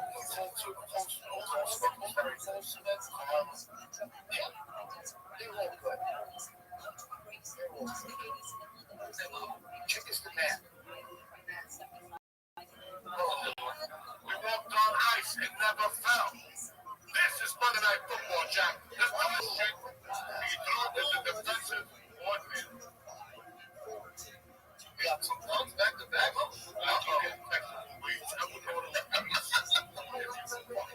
Yeah, man. Eagles, Giants, man. And then I went to private Catholic and played baseball. And all you sucker MCs gotta say please. So far, it's been a very interesting professional football NFL. It came real. We got a flag over there. I'm returned, but we're gonna go. There's another flag. Let me go excited. First game out of up there. Can you his dreams come true? Come on, Harold Goff. Let's do this. We got big bullets in the house. Yo, your boy DMC goes to my gym. Which one is to DMC? DMC, not number.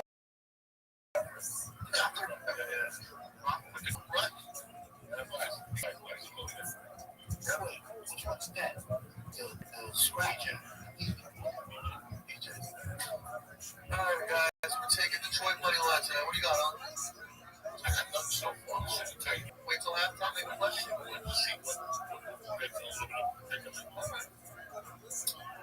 and Lisa had hot, but you got a lot of teeth. I like a woman with a lot of teeth. Me and Lisa had Detroit. I like a woman with a lot of teeth. 2-0 on the church, leads open 2, so hopefully I bring us some good luck. That's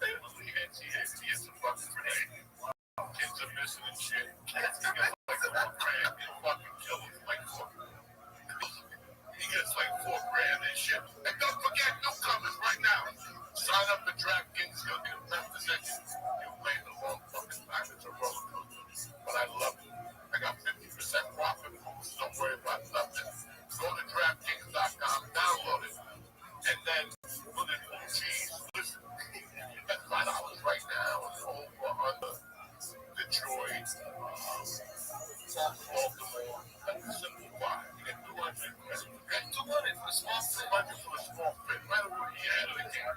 I think they break it into 25 denominations. But look at this, Georgetown without cheese. BLUECHESE. Look at this, DraftKings. I don't gamble either, but we got Georgie, we got Fix. We got everybody. We got Zip, Chick. What's going on over there? Me and Uncle Joe have been customers 10 years. Yep. Since before the fucking event. Since before the big group came in. There was just three guys in the whole world, basically. Latoli and his cousin, my whole team. Some guy came in and pulled him in. Second and 6, man. A minute to do this. Here we go. What happened? Knocking on the door. Knock, he's a far fucking away from the door. Knocking that motherfucker's a mile away. With a cop in between and everything will be okay. That fly's getting different.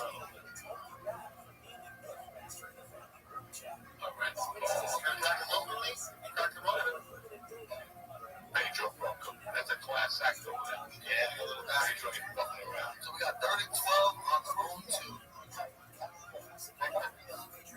Thank you. 3rd and 12 on the 2-yard line. It is not looking good for Detroit. Here we go. Yeah, let's do that again. We got 7 quarterback in Detroit Lions. Over 16. He sucked. Here we go. 3rd and 7. Excuse me. Let's see what happens. Here it is. 3rd down and 7.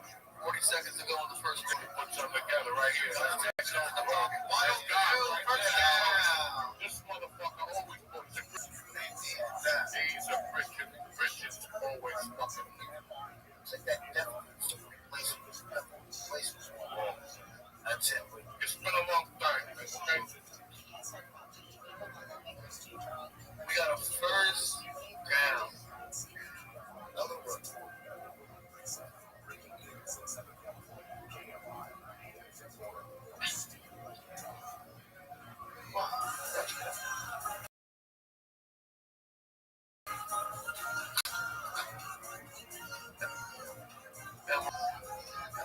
Let's see what the live spread is. Courtesy of DraftKings. Check it. For the crowd is yours. Look at me. Alright, on current spread, 5 points, Detroit getting 5, over under 57.5. There you go, ladies and gentlemen. Nicky Hoboken laid it out here. And that's Mike Lee. What does that mean? There's my man Stephon Diggs here with a regular shit. I don't know. All I know is Stephon Diggs told the chick her ass dunk. And then she got pregnant. I can do that. Better than fucking shout out Cardi B. Cardi B's pregnant. And now another chick came out. If they had a video, Cardi B comes. I don't know who played her. Because Cardi B ain't fucking around. Shit. I got more money than him 2 times. Shit. 2 times. This video, she used to make strong titties. They was torturing him for that. 0 receptions, baby mama. They were fucking laying into him.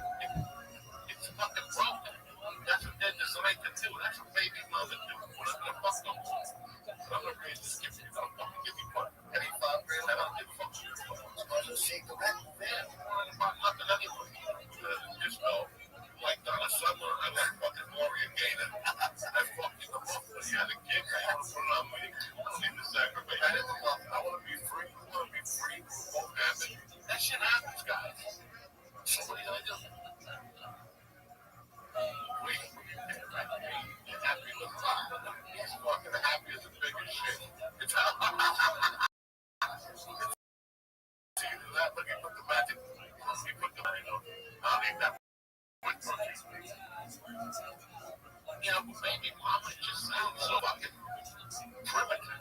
What's that? The Amish. They get them out here when you knock up, they knock up 4 or 5 knock up anybody. Fucking I think they're trying to knock them up, Joe. What? I don't think they're trying to knock them up. Well, okay, I mean, if you're on a fucking club, I stick my dick in a coat with no condom. What am I doing? It's always great not to use a condom. But you just met, you don't know what you're doing. You get diseases. Here it goes. Put a check down. Here we go. Here we go, Long. Here we go, Long. Big steak and eggs for breakfast. You know? Shit, you got muscles. Yeah, I know. I mean, 14 hours a half. Well, he's got his face.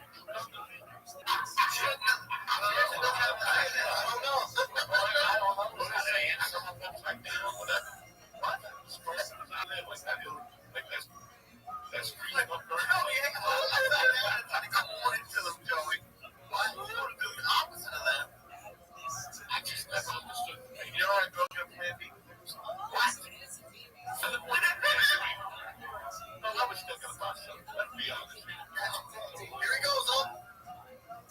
I knocked out 2 women. That's it. 2 for 2, huh? I almost knocked down early. That's all I got out of you. That's all the man needs. 2 below. After that, 11 kids. You're pregnant in high school now. What about you, George? I knocked some up in 16. You got rid of it? I can't talk about it. I'm a Catholic. We know what that means. We got a picture of the outside, and they're going nowhere. I had a big ex-baby mama right now. Ex-baby mama, that bitch is straight. She can't come back to me. She can't say shit. There's no one happier than a dad off the house. It's really good. So I find it. I'm sure it's a pain in the ass. Women want to date the guy that face jumps. In the beginning, they're like, oh my God, there's some chick that is divorced to raise the child. And then you find the guy just comes back. He cheated on his first wife. And yeah, but no matter what you find this happy style, especially in the beginning, it takes fucking energy out of it. It takes the fire out of it. First down, Lisa. Lisa, got a first down. 87 moving forward is the new Lisa.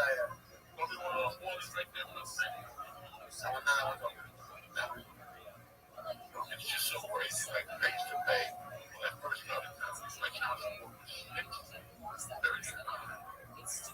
That's a heavy pay. 6:35 back then. That's heavy. But what she took too more. I mean, like, what the deal was, even 250 a month, you pay for day. That ain't bad. But they did 30 years ago, it was 175. Yeah, that ain't bad. We went to court. I got a court. 663 a month, 65.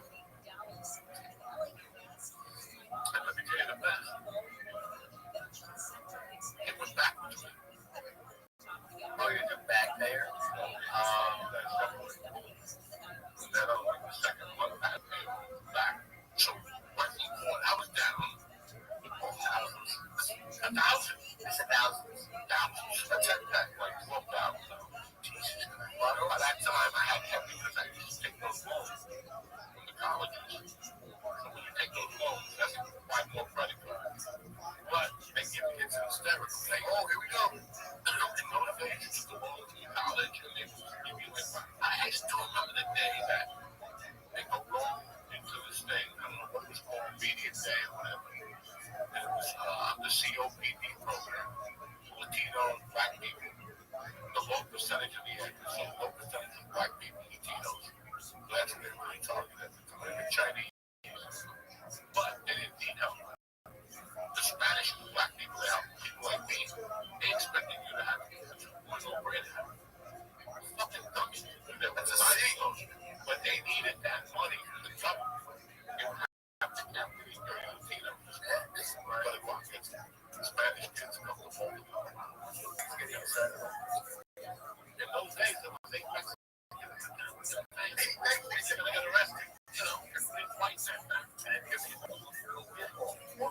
they got Roy. Well, you gotta watch. That's one of What's it called? It's McCarthy.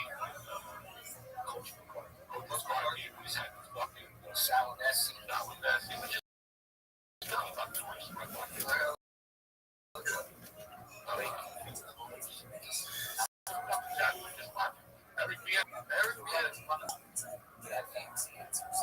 They call a flag. We got dirty laundry, they say. 10 minutes 30, 22 seconds in the second quarter. We got a 7-7. Jared Goff is moving the ball. Oh, it's on the defense. Illegal contact. Penalties decline.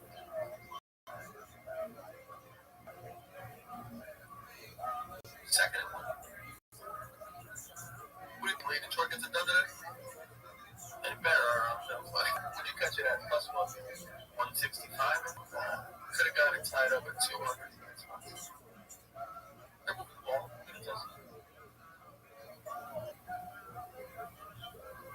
Oh, look at this. Lisa, I got a first down. Honest to God, in the edge of Detroit, but Baltimore tends to fall apart at the end. Yes, they do. And Detroit's playing good game, playing conservative, playing conservative. For this coach, right? I don't even like this game. Let me see what it's This game, over-under, 14. You're right. It just dropped to 53. There you go. So, you have a joy bananas. And they did punt. They both punted. I don't think it's big as that. Nah, they're field goal range. No, he's saying they're not punting. I'm saying they're not making it. But now, I'm going to say this. Run up the middle. Here we go. Here we go. First down, lady. First down. That's a pound, baby. Now, graduate. It's a double before you graduate. It's a double win. It's a big impact. My brother's graduating today, right next to the Citibank card. With debit card. What? So they get a credit card and re-download the draft. They're going to get a file around credit. So they grab you early and they do. This is it. This is a world today, guys. This is it. Housewives, you better fuck that draft. You know, so it's awesome.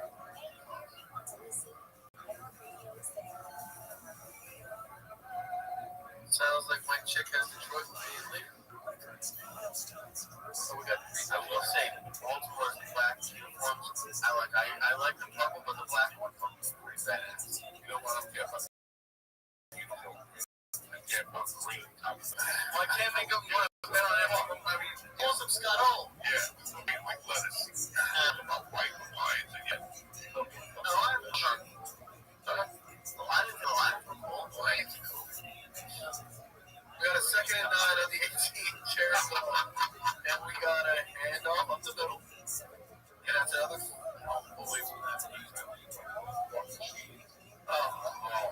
We're going to dose. Somebody's getting dosed. What do you think the Jews are going to do? You think the Jews are going to I can't wait. This is going to be a civil war at Lee's wedding. I'm putting a commentator on the fucking face. This is going to be hysterical. And it's right after Christmas, right? Yep. Day after Christmas. 2 days. December 27th. Lisa had it getting married. Excited. That's going to be all things much. The one I think I'm watching, goddamn, Lee's going to be high in his wedding season. Nah, leave Lee alone. 3rd and 1. First down, Lee.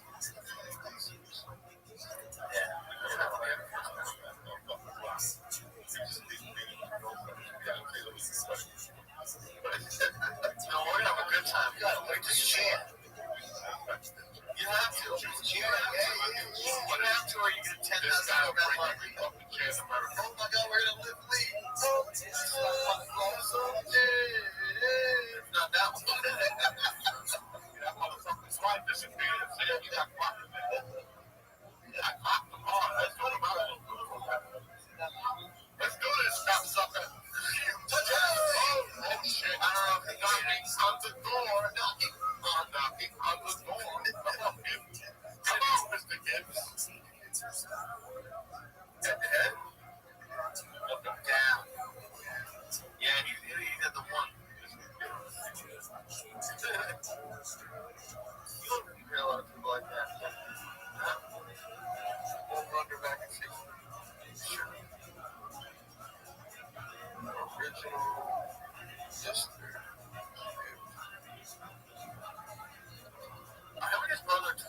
Josine Gibbs. Or they just look over. The original. Mr. Gibbs. That was the freaking movie with Kevin McNally. No, yes, Mr. Gibbs was Sidney Poitier. Mr. Gibbs. You told me to Google. That's what it says.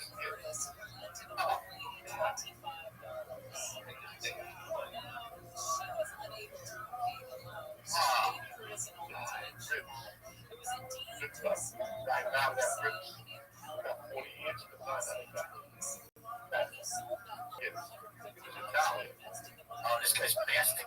Gibbs. What the fuck?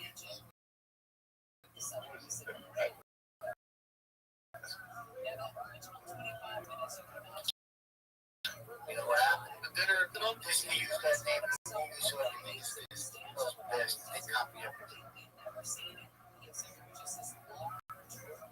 The same type. What happened? Sorry. Letters to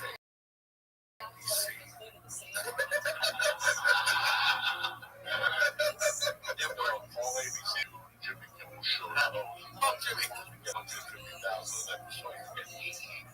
He's back. He's back tomorrow. Is he back?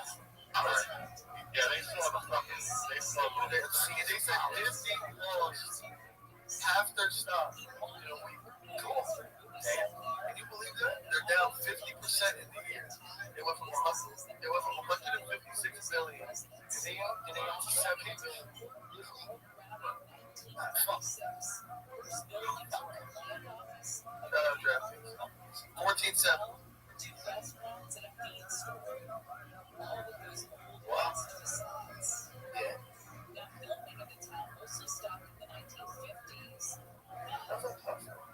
I worked at Epcot for a few weeks. Like 5 weeks. Strange.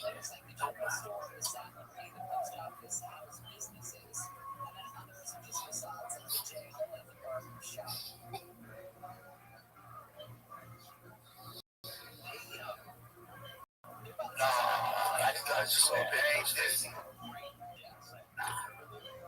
That's a cult, bro. That's fake videos. They're like, No conspiracies here, guys. No conspiracies. Only facts, right, Georgie? right, I saw it. I was the only smoke they wanted to take out of the park. What's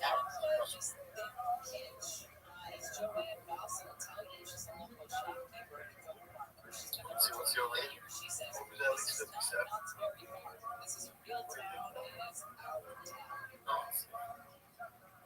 These odds are presented by DraftKings. What do we got on? He's putting in his password.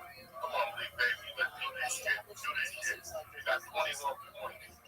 What, when Uncle Joey's cooking something up at halftime. Everybody stay tuned. You know where I'm at right now? It's 55 and a half. There you go. Well, like a fucking TikTok. This like the movie Wall Street. All we need is Charlie Sheen and all that. You know what I'm saying? That's the money line. That's all we fucking got here.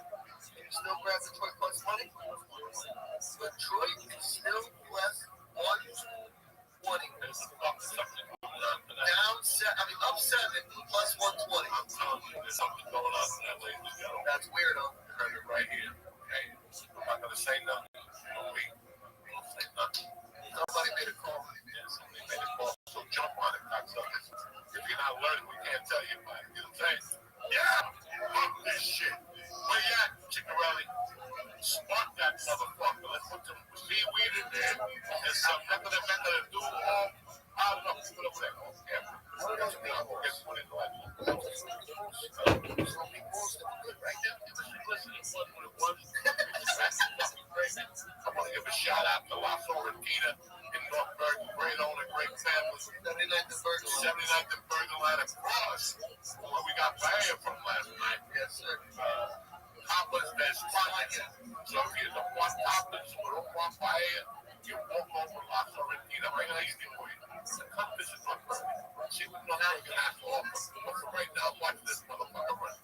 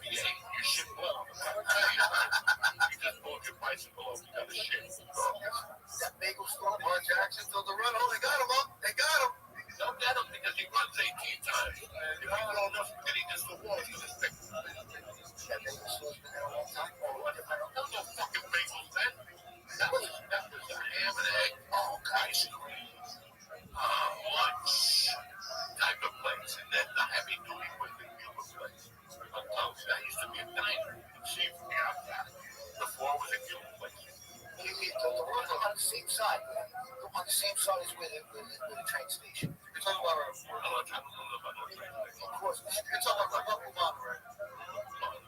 It's just across up. That was Conklin knife. Hold on. Up the corner from Jimmy B. That was a diner. That was a diner for years. Going up the top of the chain. Down. Going colored diner. But behind Google Cabana, there's black guys selling tires. That was terrible. Yeah, they should buy them out. What? Hey, what the fuck? I was trying to. He said they can't. He said they can't. No, I was trying to think. He said that. Sorry. We got a first down. 4 minutes to go. They're on the 40-yard line. Baltimore. On that place down there, if I brought somebody up, like if somebody came to visit me, they go, oh, there you go. I'm going to drive over to North Brooklyn with you. We got to that spot, and you really fucking embarrassed. Because even if I go the other direction, that hotel, going to pay home for a little while, look good, then I get sketchy there. If you come on one side, I get sketchy. That's a good place where I smoke crack. Not crack, freebase. The hooker, Holloway, you never smoked crack. This was free. No, this is really smoked no crack now. We robbed someone. As a kid show, we robbed them for a bunch of coke. And it was great coke. We had it, we were selling it. And the guys were looking for us, selling small amounts. And somewhere or other, I get a call from the dude. I ain't gonna say his last name.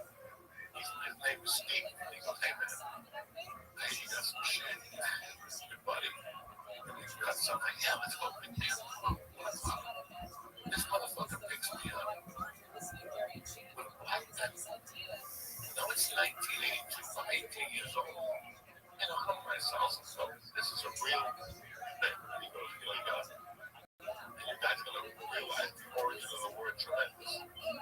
So, the real story was the driver. Roger. I got Roger on this. Roger's got to go to the Bayonne to see these guys open at 9 up a chair, whatever. But Roger's the driver, and this kid Steve in front seat, and I'm in the back. My friend Roger had no patience for anything. Like he did not like this world. Right? He did not like marijuana. He did not like people with long hair, like black people. He did not like drugs, like general drugs.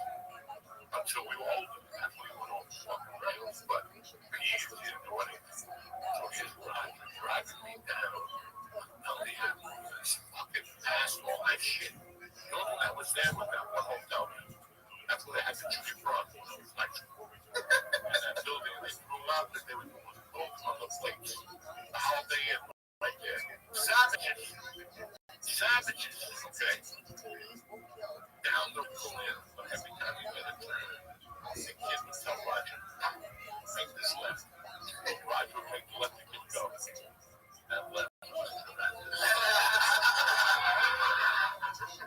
And then you make a right. That right was tremendous. I like the term tremendous. I dated tremendous one time. What the fuck are you doing? You get to the hotel.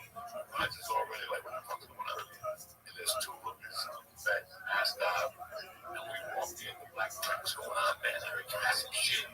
Like, yeah, he goes, I'm going to do this different. He starts cooking a fucking cocaine. Even in front of us. And the two, this is a different world, guys. We're just coming out of high school. We're just coming out of high school and we're fucking doing this. It's 3 in the afternoon. We're smoking Freemason in a fucking hotel room. Off the 1 and 9, we just graduated from prostitutes. Not a fucking one career we have in front of us.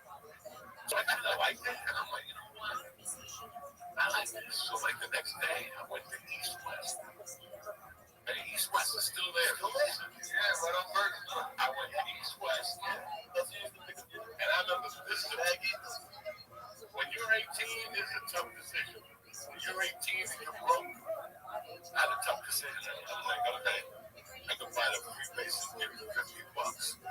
I can buy half gram of coke for 50. I'm like, Dad, I don't know what I'm going to do. Okay, you know what? I'll buy the Freebase and I can front the coke. We'll figure it out next week. And that's exactly what I did. I bought a fucking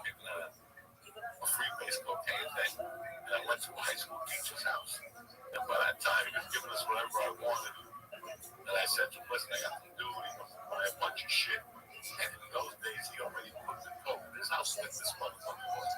God bless his soul. He'd already put the coke in a bottle. And you wrapped it up and had a spoon. And you went to his house. He said, let me get 5 grams. He just give you 5 bottles. Well, that they like 28 fucking grams. I thought he should give me a whole ounce. When I got there, this bag, I'm like, what's this? 28 grams. 2800, whatever the fuck. Fuck. When I'm back tomorrow, I'm getting mad. Look at this. Look at this. They're getting a stand on the fuck. Yeah, that's it. That Detroit, every up. And the next one, I took that coke station kid and I went to my friend's house. And I had somebody else with me and he had a girlfriend. And we started fucking cooking this coke. By 8 o'clock, we were all so fucking smart. Look at it. I wasn't cooking it. And I realized it wasn't working. It's white people shit. It's like when you go to somebody's house and they got a full of coke, they got a full of weed. Look at this! Oh, look at this! Oh, shit! Oh, my God! Look at this! Yo, push down, please. Push down. Get that man. Second quarter. You with Nicky picks tonight. We're making a win. We're getting a win, baby. We're getting Lee a win. So he gives us 35 bottles. I'm paying 28. I get to this guy's house by smoking all around his windows. The light was off, the sun was coming. Just like this when we close on. All of us on the table. All the bottles are upside down. Empty. And I had to get the guy the money that day. Every single bottle was empty and there was nothing down on the fucking table. And they just passed out like fucking, you know what it was.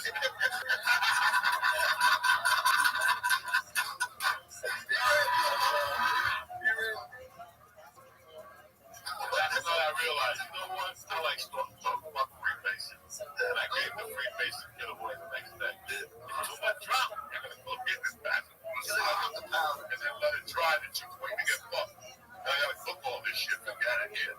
Take the coke to it. Shit. You still come to visit him in Snowmass. He's staying at this guy's house, in the house. He fucking this joint was an Arkansas homegrown. So it was like Sensibility, and it smelled great. We didn't get weed like that. But it was whatever he paid. He cooks a gram of weed, he gets the rock, and he just sprinkles it in that joint. And it was bazooka. He smoked his bazooka. Look at the purple skies of Colorado and shit. Let's flip this back. Give me the history of the bazooka, okay? I guess some dude somewhere went to the city. That guy in the big time Colombians would just take that coke rock, put it in a cigarette. Yeah, right. Just light the cigarette with the coke rock and that coke rock. People have to fix this shit. So I left. I did that in 82. I left in 82. I went to Colorado. But I started cooking like everybody else. And then I came back to North in that winter of 84. If you went to somebody's house, they would go come over to the microwave. I just want to smoke coke. Just me. I got a microwave. Not everybody had a microwave. Not everybody had a microwave. So a lot have a microwave. The second thing it's wrong is, let's go back and get on stuff. I did. So I was like, so you pull something, you know,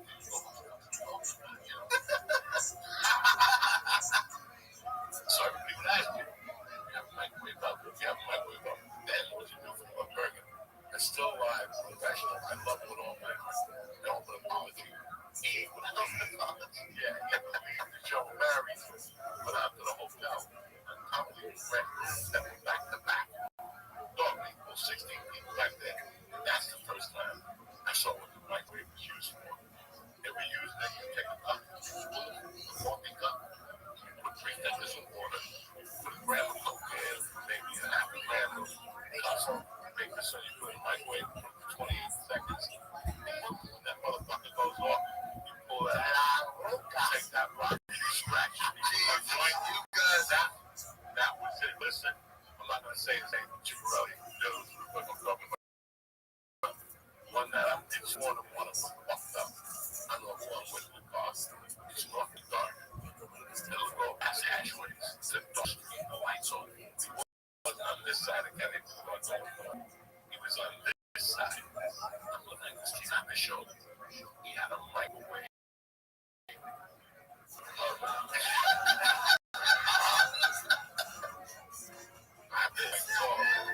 Yeah, I'm talking. Where the fuck are you going? Like I wasn't driving. It was somebody else. Whoa, you understand that? Pull over. And he's like, oh shit. He ran this with the microwave. And he got in the backpack of the same thing. Why do you have a microwave bus? It's at 4 o'clock. I'm telling you, some shit that I didn't want to be in South Street. I don't have a fucking microwave up. So I'm putting my own. That's the insanity that they call it. Yeah, it's not a fucking thing. Yeah, there was no fucking. I got a TV at the house. I still didn't come over and pick it up. I saved it from 1998. I dare you. You can't pick it up. I pushed it down the stairs. My last TV that goes to this. So they come like that. Those motherfuckers. When I came back in 84, those motherfuckers had that building. Circle building on Boulevard East. It was like another dude. And this one that was set on stage in the dojo, this motherfucker. He lived on the 36th floor. He put on a strip around his wrist. That's what they're doing now.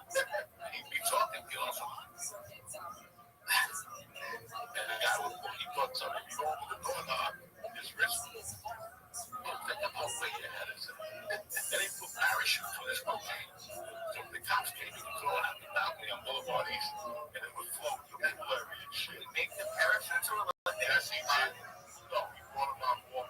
Yeah, he fucking made the parachute. Because they have to get sold to the guy in Google and go, where do I get cocaine for parachute? Parachute for cocaine. It's a good thing.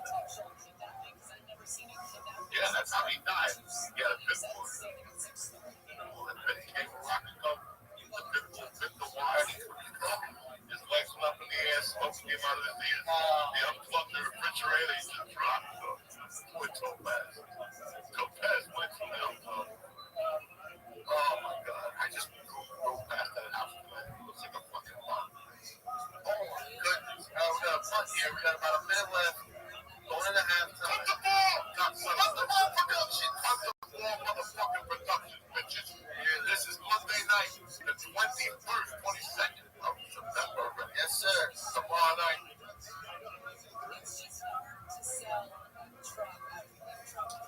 I don't know nothing. I'll rest the receiver. 50 about me on Saturday, man. Something walking down Kennedy Boulevard with a microwave. I didn't have it working. He comes in.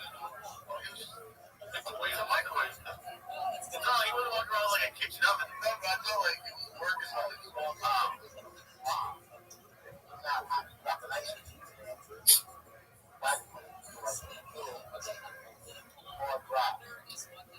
You're not telling me what we do. Right call. Don't do this shit. This is the old that. This is not even do this now. This is not you guys down. This is this is bad people. I don't even get the mic next to the microwave. I'm celebrating this shit there tonight. I mean, the vets and all that. Wait the house blow up. We do not condone that. No. It's a different time, a different world. 30 years. That was even longer. 40 years. I went to the dentist today. The girl that works in the dentist. I used to hang out with her. In 84, 83. When I walked into the dentist, she was like, because you know what I was thinking of? And I used to have on 42nd Street. What a fucking mess. It was how poor. Look, that was the party part. I lasted 3 months. I had a shower. I'm just kidding. The fucking floor. Why would I buy a shower? I didn't give a fuck. You understand? When was I gonna go buy a fucking shower? Yeah, I got But when I came back from Colorado, I fucked around for a little while. I go, you know what? It's time for me to get. I got a girlfriend. You know what? It's time for me to get a response. First, I get the fucking front of that place. First, last, second, that whole fucking thing. So all of a sudden, I move in and she's like, I don't want to. I'm not love you. Okay. So now I'm fucking fucked up, bro. And you're beat. And I got a job. Somebody got me a job at Mr. Thomas. The Galaxy. I worked at Galaxy from 6 to 2. They were me in the thought they would drop me off there. I don't think they ever pushing me out of the car. Like when he brought that over to Sopranos, when he had to go deliver me back. I gotta have shoes on from last night. They were showing get up, you gotta go to work. Those were these walking into the Galaxy. And I go downstairs and I easy in the park. And I go to the guy's house and take a shower and shit. In those days, Papa didn't give a fuck, Jack. Look at Lamar go. So now they're in field goal range for 48 seconds. What do you think here, Lee? What's your prediction? He's not out that big time. No, Lamar snaps his ankle and bites. The breakfast is good. The best thing about that place is the time they had a ball all the way in the back of the house. Walked to the Galaxy, walked into the Red Below, which is very good. Yeah. But then all the way in the back of the place, used to team up in the back and nobody could find you. You were money and not earning. The cops looked at me, just went to that bar. There was never nobody in there. There was a Puerto Rican chick working in the back. Nobody even knew it was a bar. We should go there. Just sit with it. Keep them open. I know my stuff. But this stuff comes in. I go in early apartment. It was 5 towels. That was like the athletes was there. So many stars. When I worked there, it was Ken Griffey. Yeah, Ken Griffey was one. He ain't just the other guy. The guy I love. David Whitfield was there. Ken Griffey really lived there? Yeah. Wow. This area was real in the 80s. This area was really real. Really good to see this area. Yeah. And they were all those things lived here. It's crazy. I remember still when I tell this story with Bernard King, used to practice on the County Court. He lived close. He lived close. We didn't get in. When there was nothing, he got busted by cops. Look it up. When Michael was fucking, he got busted. When he was asleep at the wheel. Wait, when he got busted. They don't like when they finish it. Bernard King. I'm talking about 81,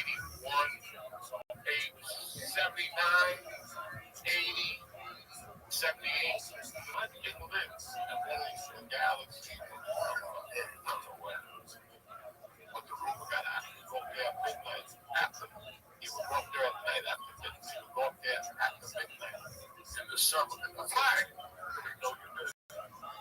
He would practice at night. All of them pass the fair. Cocaine industry. Right in Northburg, New Jersey. What I tell you, wow. Nobody ever repeated that. He got arrested in Northburg. They paid him for it. That's never been told nobody. Wow. So the truth of the matter is, what day is that? Let's break it down for you in America. 70 to 78, so. Okay, 78. And then you got traded to the Golden State Warriors. George, pay attention. Remember this? You got traded to the Golden State Warriors. After we got hurt. They traded him, but don't worry about the hurt. You just read what he told you. He got busted in front of Thomas and Northburg. He fell asleep with no pin on his shirt. That made the paper. So then he went to Golden State. Tell these motherfuckers that we Golden State. I think he beat the Knicks on this one. Scored the 60. And he became the comeback player of the year. And now every player. He went from a player that they were like, fuck that drunk.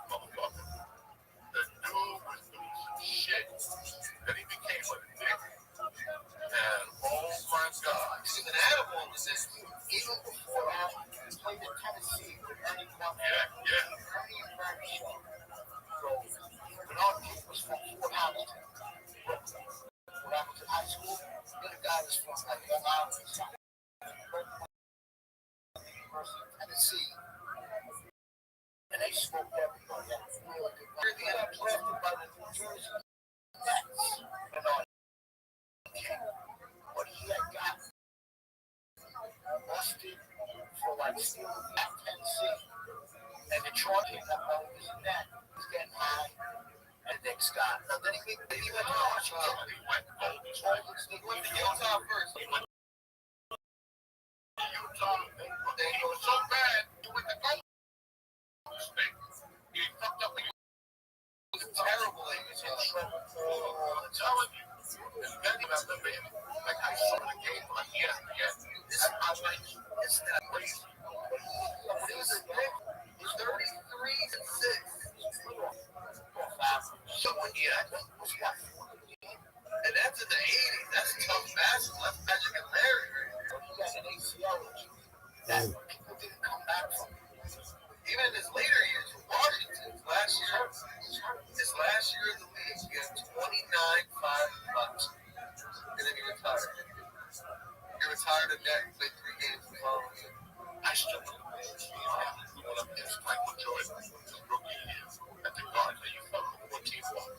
Yeah, you got a MJ at the guard at 14 bucks. No man. Now you want to see LeBron? You're paying $2,000.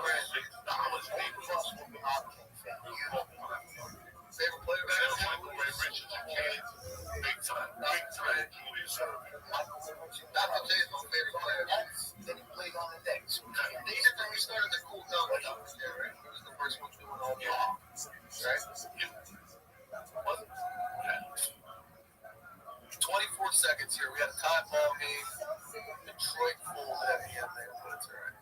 That being league, I know that's. Here we go, Lee. You know, it's so crazy. 35 on the field. I know it's a football game, draft game, but it's such a weird time in history right now because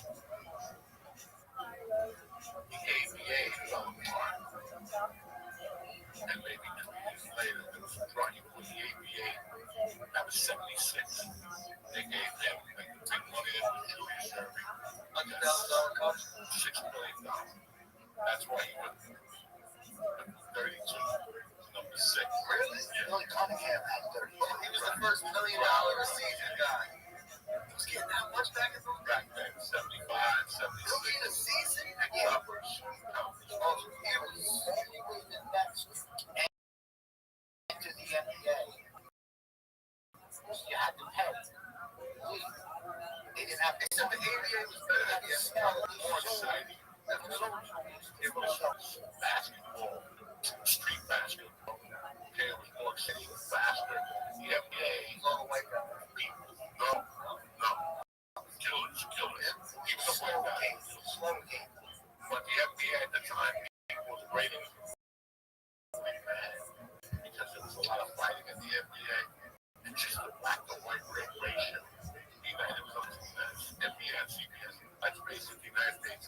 Except the time they were ready. Everybody didn't want to see beat about this time. Yeah, that was an NBA. It was like going weird. And then everything happened with the ABA. It started with the ABA. They were going bankrupt. You know, nobody was going to be fucked. They took about 16, maybe 3, 4, I don't know. But like, bro, they had girls like, you watch NBA.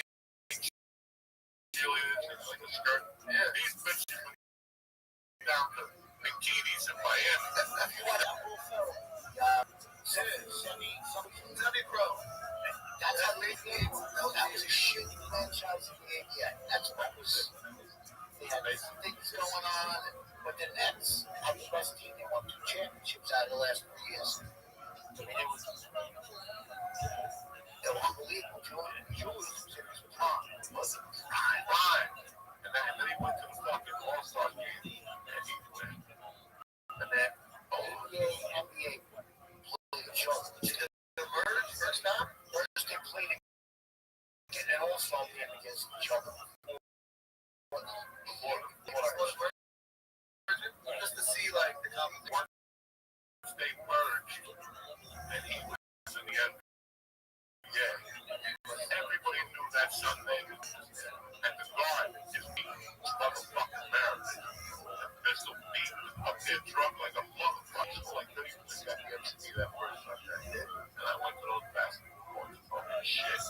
But what nobody knew was around the corner. That was the next generation basketball bird. Fucking magic. Just like that. The next day there's this fucking teams that keeps winning. They won like 10 in a row. They won like 14 out of 5.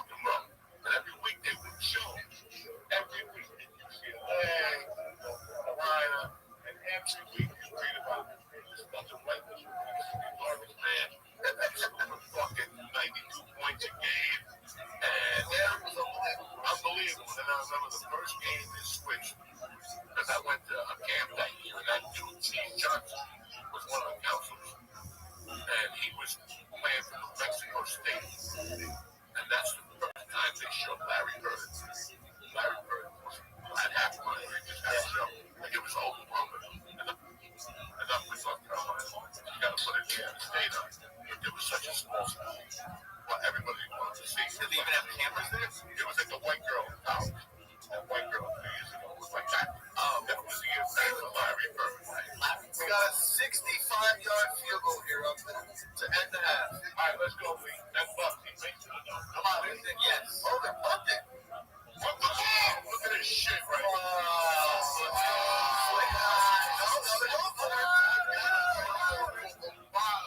Now they are going. It's a punt. Nice. Okay, back to kick. All right, that fucking makes it. I think he makes it. I think so. Okay. I think the world's better if he makes it.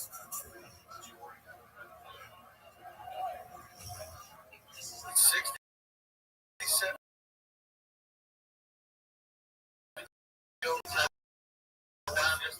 That's a lot of pressure. For the record, if he nails this, they win. You're not coming back to that 65. Yeah, 65 yards. That's a kick for the ball right there. Who's the guy? Tom Dempsey. Let me out of here. 63 yards. That wasn't bad.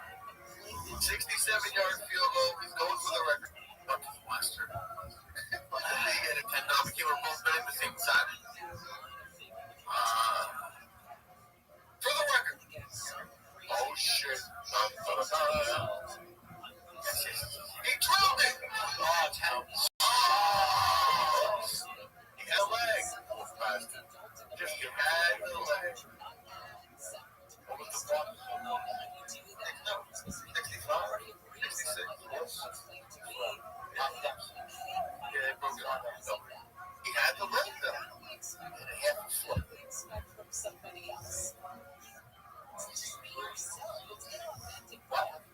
Yeah, like it's nice. He's made out of a wall. Looks like it's oh, so like it's a golf club. They should have been. Oh, really? Get it together, grasshopper.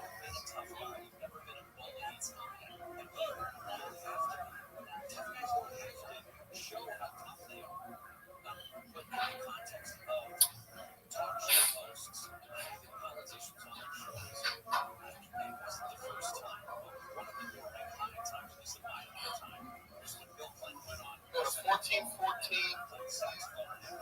14-14. Get in there, chick. Get in there, sell all the things. They don't do for what? You didn't sell the side. No, that's the one for tonight. No, let's get a little skip of that thing. The game. No, I'm tired of it. Yeah, I go to look at the video.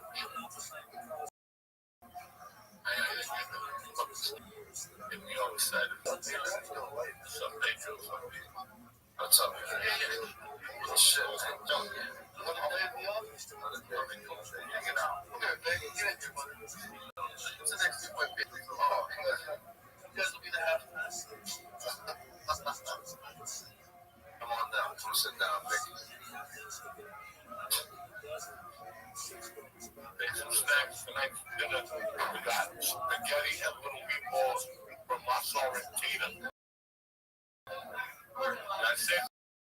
So nice and burger. Get the shit started. Oh, yeah? What's going on, kid? How you feeling? All right. Get Brock Cloud. Oh, no.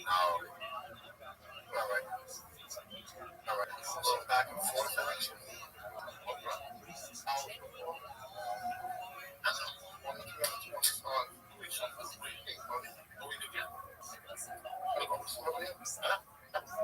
No, you should be want to go in again. You're worried about college football.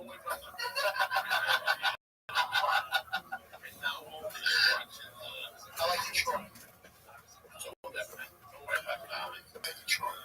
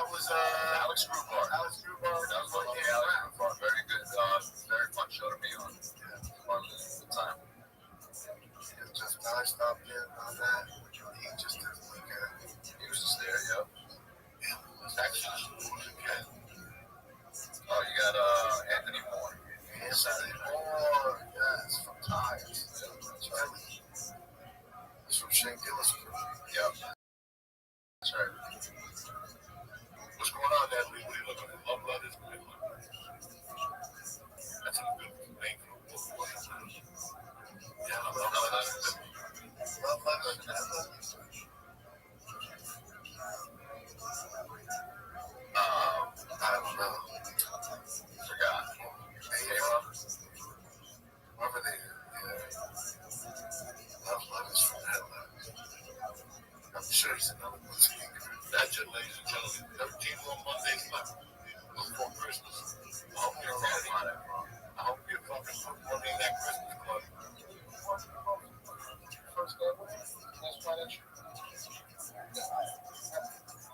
Go to Alamo. That's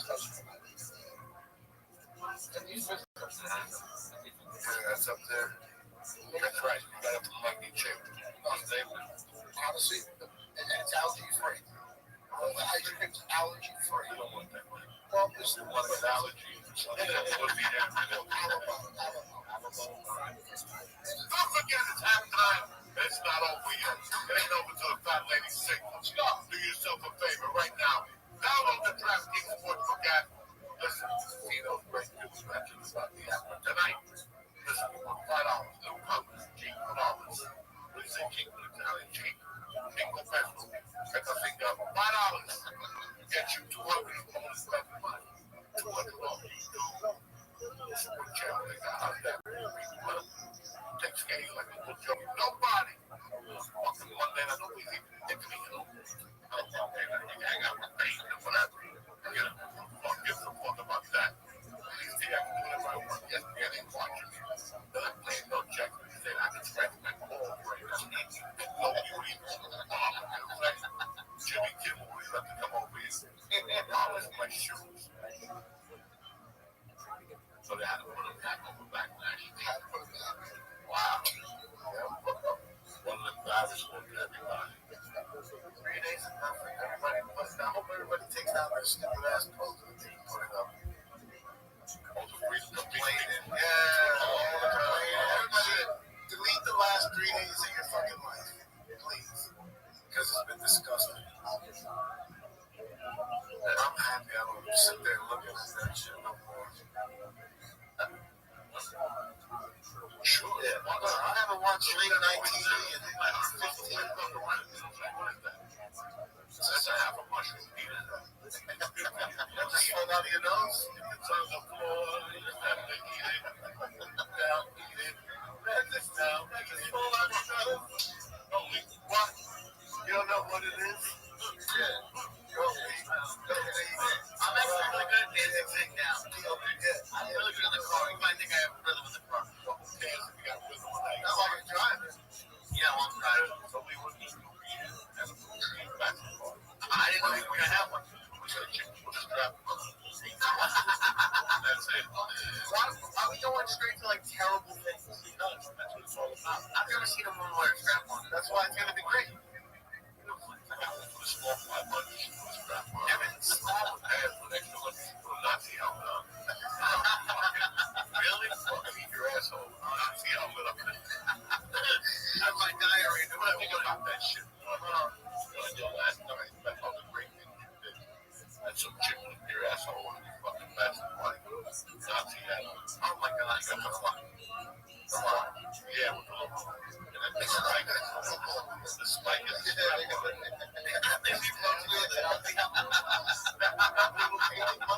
oh, forget. My grandpa's gonna be so proud. How do you know? The Nazi helmet. That's all that fucking matters.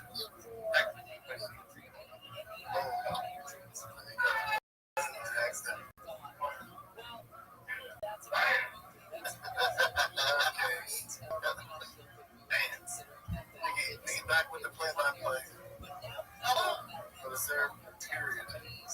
Is it the quarter? Oh, it's quarter football. He's like I don't like sports. No, I just haven't watched football in like years. What do you mean?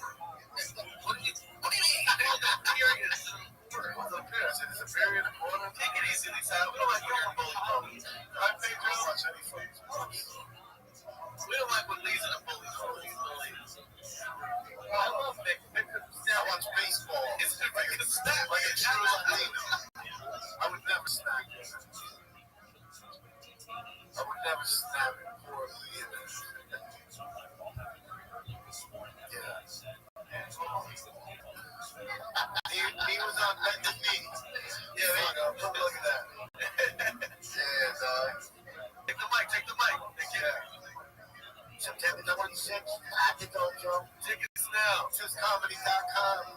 Get your tickets, TipsComedy.com. Vic and Pedro will be there. Oh, yeah, that's right. Yo, shoot your spot. Let them know. That's right.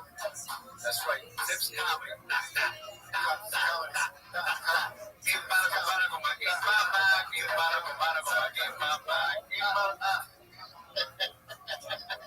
That's right. Oh my God. We're gonna have got the second half started now. Yeah, that's right. 14-14. He's got to lose it for We got a ball game here.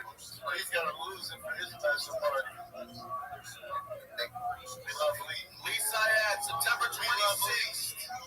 But we're getting those West 11 rounds, 24 North Compound. Don't worry about it. 26th. Lee Syed. Headlining Lee Syed. Oh, word. Pedro's featuring. I'm hosting.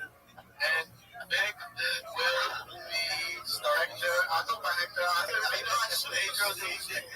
I shouldn't have let anybody be able to. Why? I should have used this thing.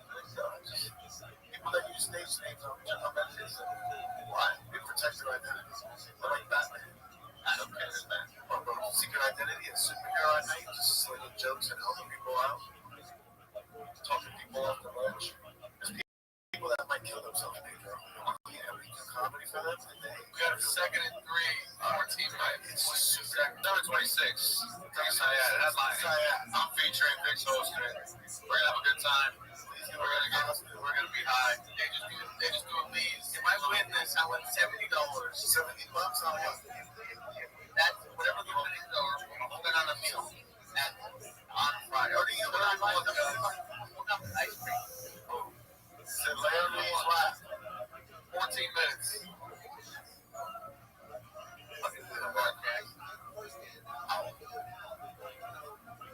Lamar Jackson. The kicker's gone, right? The kicker got the top. It's gone now. I think so. He should be alright. Don't play. This is out of control. This is terrible business, sir. Terrible business. Oh, yeah. All right. Look at Aaron Rodgers strolling in Pittsburgh. 54.5 right now. Tell the Jets. We're just still like kind of high though.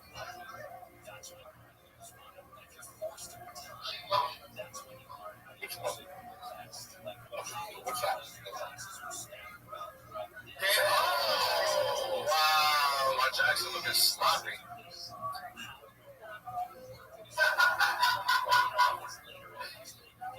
He said, "Really? You gonna touch it on the hot dogs?"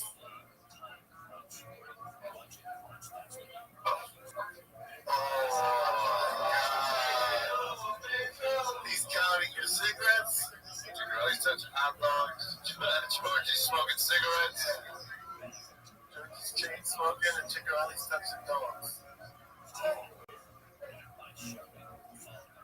Oh, they're bringing it up. Oh, what happened? It's been pleasant.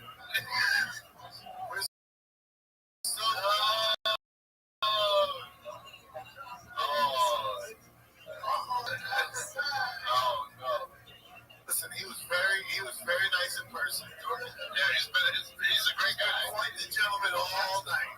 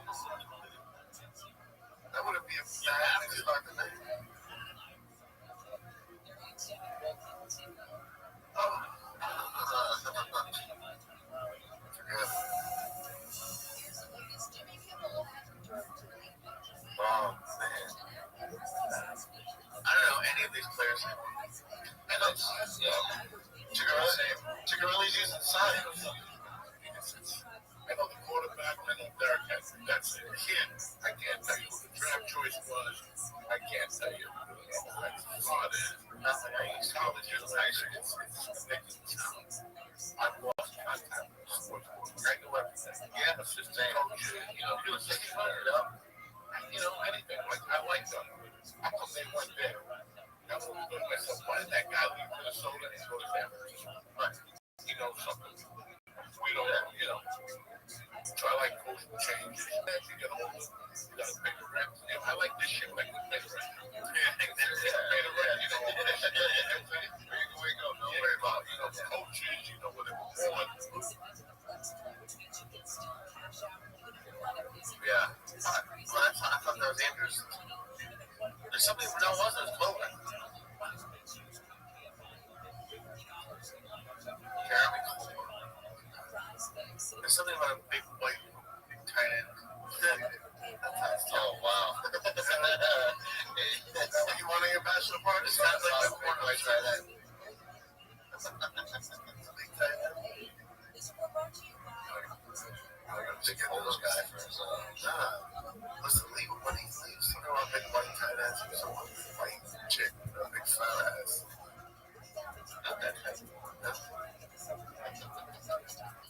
That'll be something different that you like. I like it all. It's a matter of culture. I wish I had hair like that. Did you ever, I know you had an afro, Joe, but did you ever have like long hair? No. I had never went that way. I mean, when people say I can look that way, but I wish mine did. Be a fucking movie star. You ever get a part like that? No, right? People watch spaghetti game in the first week. Yeah. I know, yeah. That explains the fucking lot. That's funny.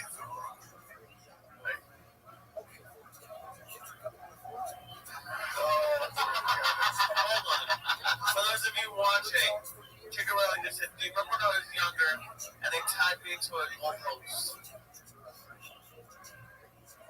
Tell them the story. Go ahead, get it, man. Tell these guys what they did to you. Not me. Not me, dog. I was never part of it. Well, I was in Peavy's on the beach squad. It was like winter time, and there was like a game coming up. I forgot to practice. I was a kid. Yes. And I was in my uniform. I was just hanging out, around the goalpost, and they got me. And they take me to the goalpost. It was freezing out. I was a young kid. Another time, it was Darren Flood, Freddie Clegg, or somebody. Darren Joey. They were flying around. We got the goalpost. At least 45 minutes to an hour. They tortured me. They just found you down there. Hold on. And another time, I was in the back seat, and I think it was Ferraro. It was one of them. And it was by the milk machine over in the old milk machine on 72nd Street. And they took me out the window. They hung me out the window with my underwears, flying around the blocks at the back window. It was crazy. It was nuts. Yeah, I got picked on all the time. Not bullied. Not even bullied. It was like, well, it was that fucking love. It was no bullying. It was getting tough. Yeah, it was getting tough. Tortured. This, that, 64 Street Wall. You had all the cheese. You had Andre Penzies. You had everybody. You had the old school hanging out. Yeah.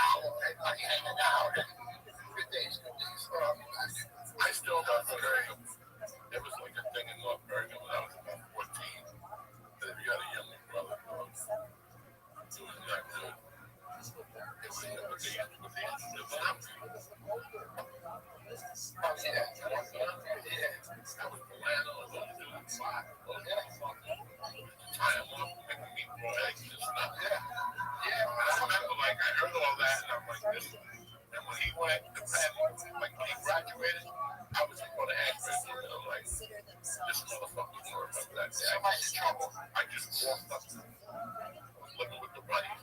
They had him tied up to a bike. You know, these motherfuckers raw, their little brothers. Pillow, he stopped Steve. Because I was there when they used to fucking make the drink shoe polish. I was there. Oh, no, but Rick was young. This is like, oh, yeah, he really, oh, yeah, that's therapeutic. They did that. Yeah, that's when you could do things though back in the day. You can't do that now. You know? But I still remember when Ted Nugent was got it.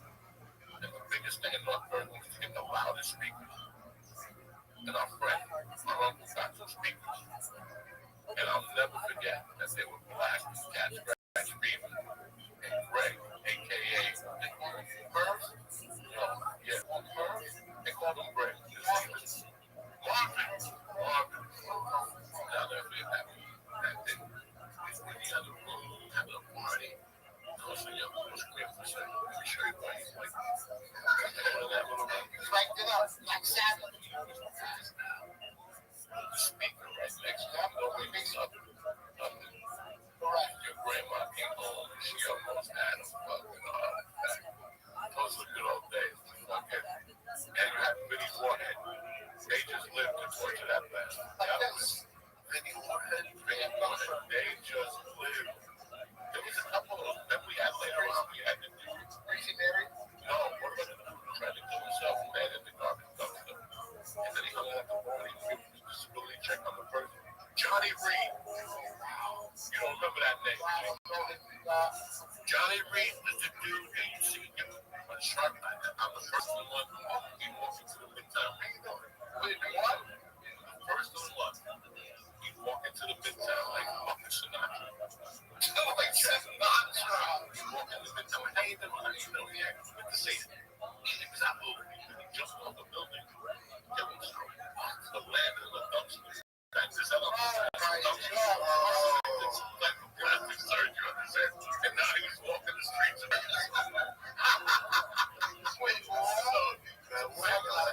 I never knew Johnny Reed till now. He just came into my life between Corky's and the Midtown. One night went to Midtown, and that's when I got the story. He jumped off a building and all this shit. And one night we just sitting there casually with Johnny Reed. I'll never forget it. I'm right there on the chair.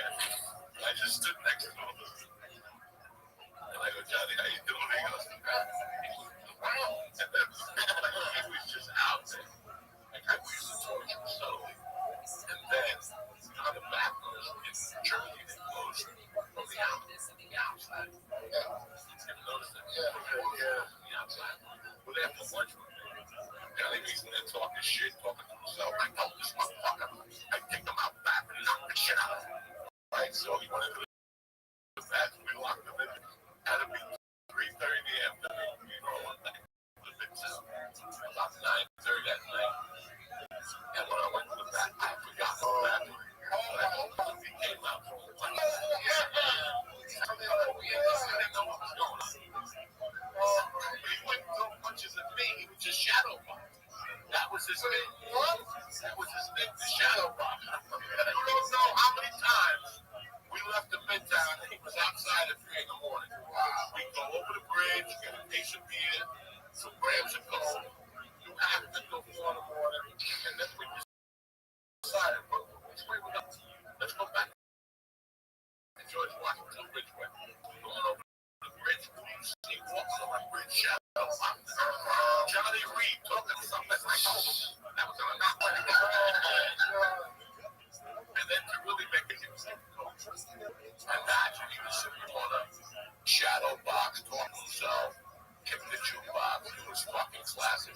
Johnny, Joe, that's what he did. He did everything before the accident. Who gets a suicide wrong? Who's leaving? He's on the dog. All right, so you always welcome here. Like Chick. I love you. Like you, Chick, I love you. Thank you. Show the tattoo. Show them the tattoo. Got the mom tatted on him. Show the camera. No, sorry. Don't do that. Come on, baby boy.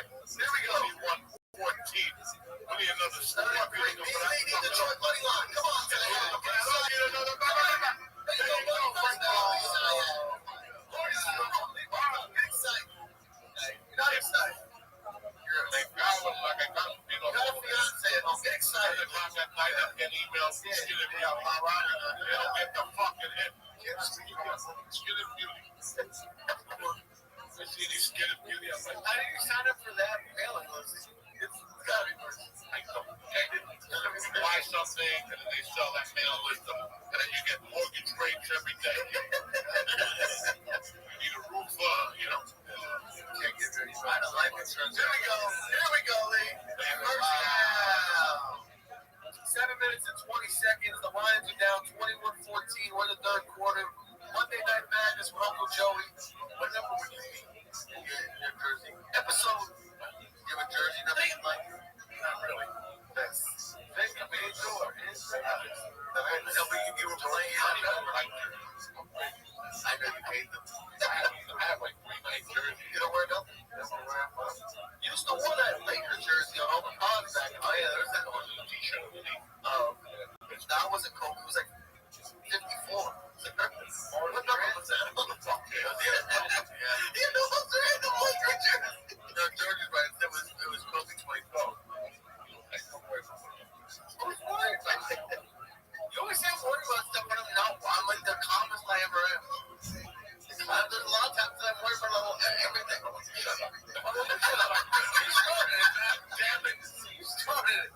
I was sitting here quiet. I get yelled at for that. So I started talking. I get yelled at for that. Well, maybe you're supposed to move. Get back, you get backhanded every time you talk.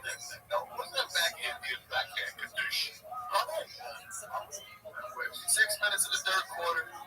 What's your prediction, Sean? You think Detroit comes back or like a motherfucker? All right. Here we go. Flea flicker wide open. First down, East Side. Here we go, man. Right now, take a look at what the money line is now. $25. What's the updated odds, Nick? What do you got for us? Presented by DraftKings. 230. Plus 230. One consumer right now. Over under, what is it, buddy? Right down. Now he's down to 180. Down to 180. 59 and a half. 59 and a half. Chad, I see Lee. If you put $25 right now on the Detroit money line, you get $77 back. I think that's what Why you hesitate? Let's do this shit. Have some faith in yourself. Have some fucking faith in yourself. There you go, right there. Touchdown,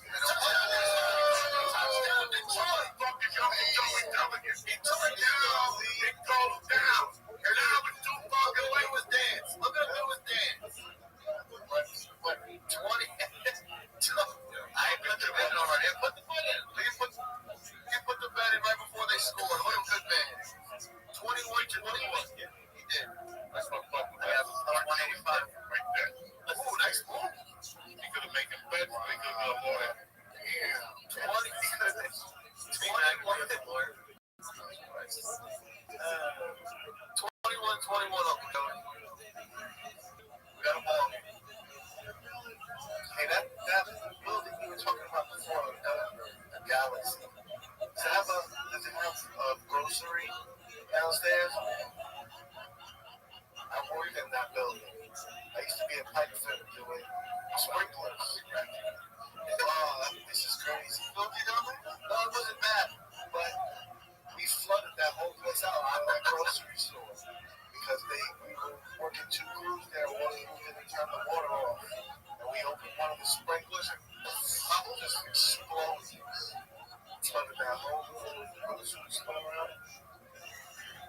Did you get fired for something like that?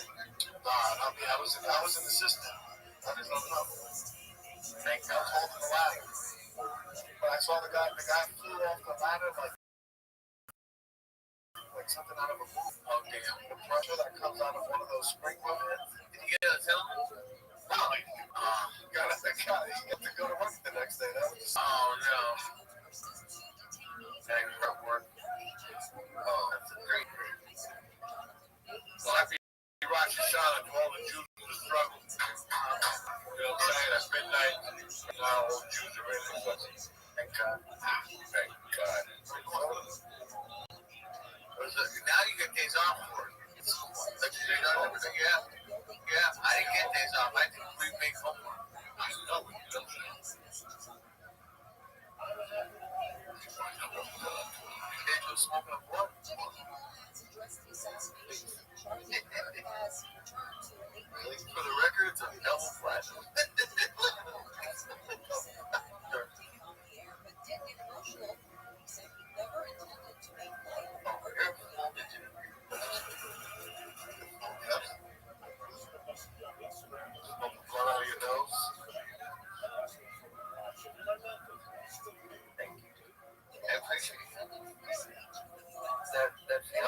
picture with properly.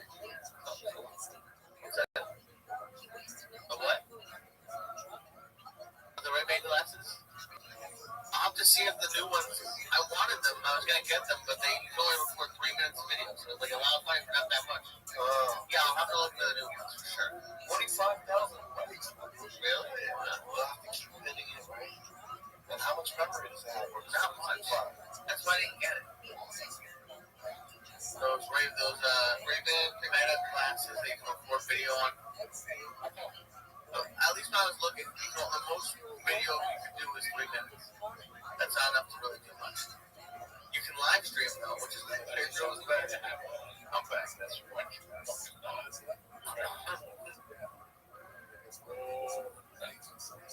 This is a good game. 21-21. 42 in the third quarter. What's the line now? Let's see. 42. Plus Detroit's still plus 1. They went up 195. Plus 3.5. Plus 210 is the money line. They got beat on the money line. Dropped 61.5. A lot of points on. We got 42 right now. We still got almost 61. Yeah. That's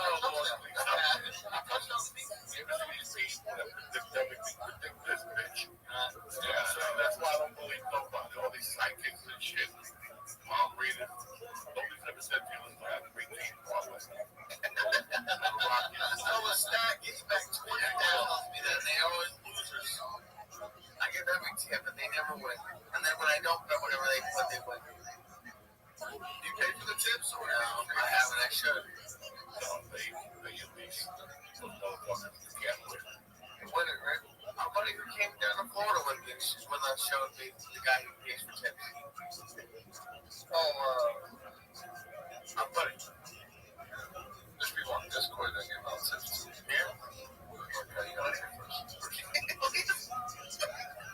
They got buddies, alright? I should start bringing on tips, but you just know to bet against what I bet. You'll make millions of dollars. And then when you do it, you do right or wrong. Yeah, play action pass. Lamar's in trouble. He's been in trouble all night, He's been in trouble all night. I'll let you know that he gets him. Look at that dance.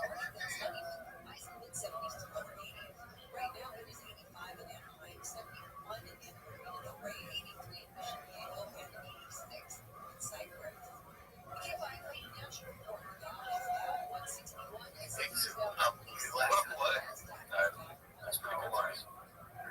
Yeah, look at that guy. That's huge. D-Line. This is the defensive one on Monday night. Oh, it's great, man. Thanks for coming to the church.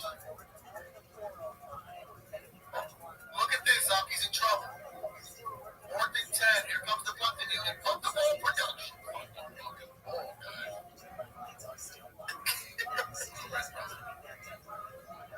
Like check for Rudy. Yo, remember me and you, bro.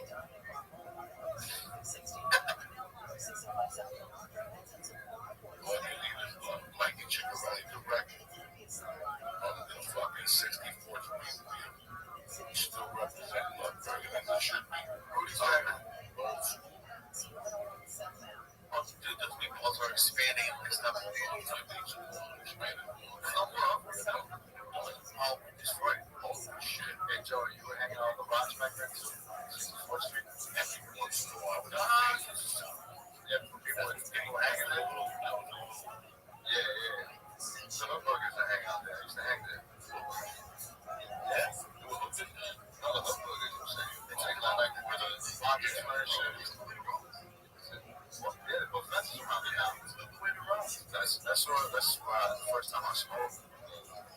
Everything.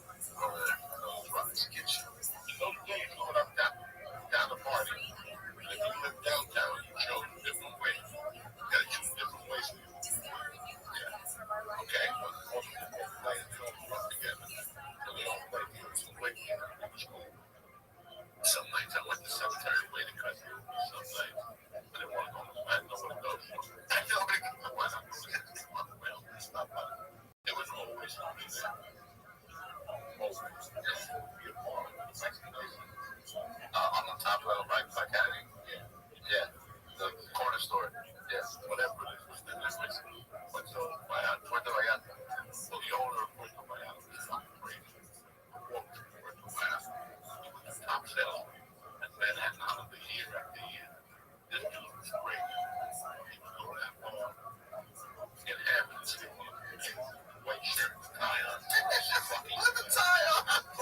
hilarious. But I still remember walking home from this classic. Like, look at cut through the field. I'm hearing all this fucking blast. And I'm hearing ACDC. That area was big ACDC. Like, that was ACDCville. And I remember hearing ACDC getting closer. And it was like 6 motherfuckers in the green room. One of them was Corbin. And as I went up on the rock, they got there, punching the chest. And all this shit. And I'll never forget the cops. Look, 2 sets of cops with lights. And he's like, man, they just drank the Corey and I'm running for mayor in 5 years. Get the fuck out of here. White shirt.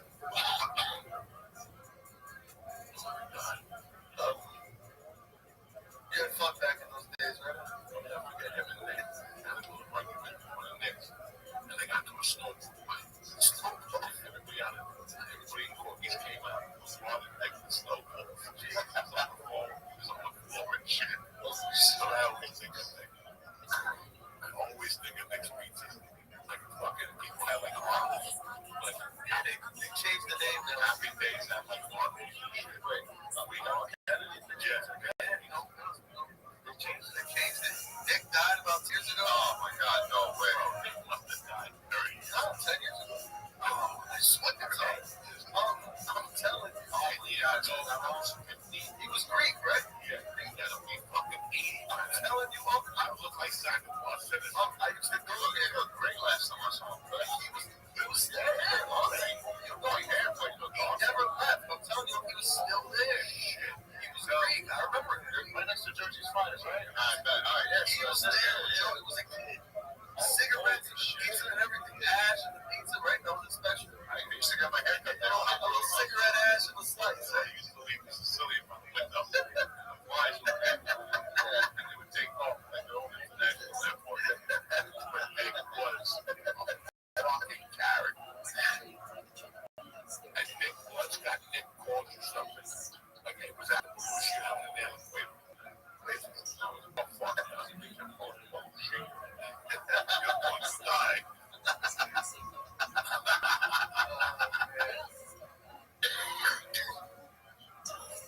I love those. He had a mean fucking sandwich.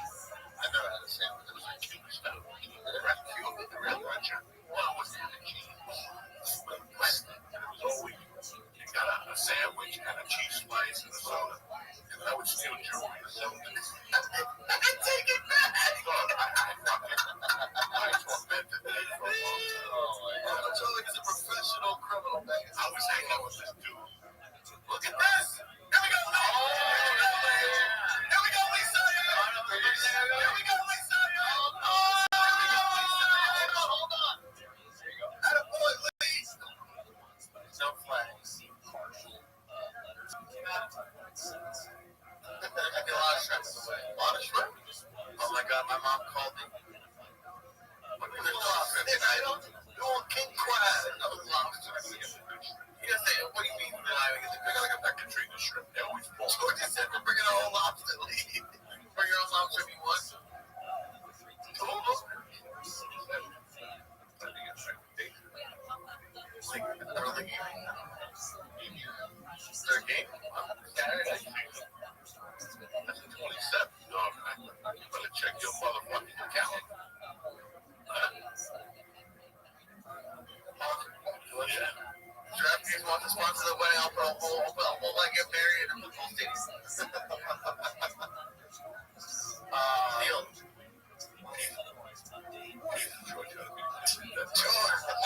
I'll take the over. Over under on the years. He's terrible. Online, Mr. Gibbs. Chumante. Makes me a little while to remember this. This is from an hour ago. Chumante. You ever think about that the whole time? No, it just came to me now. Here we go. I mean, get him. Lee Ronald. I know. See, you got him. No. He said, get him. One offense. So, that's what you did. $77 for $20. I gave you a fucking for $20,000. I asked you for the thing. Told me you're nothing. I had to put the money in. What? Based on that, what's the difference? Give me the small. You're from Florida. The guy, your buddy from Jersey would like to Florida win. It doesn't matter. Just give me the small. swell. Am I so pretty? Then go home with meatballs. We'll cook together. This is not what the that's all Rudy's, you know. Look at the best for example. Rudy's is closed. You imagine a nice butter steak sandwich right now. And a couple orders of garlic bread. Eventually run after a White Castle. Guys, we just had a tremendous pasta meatballs pizza. And we want more. No, that's it. You want a cheesesteak with garlic bread? God damn. I want open steak sandwich, steak fries, little white bread, toast, little butter. I want a milkshake.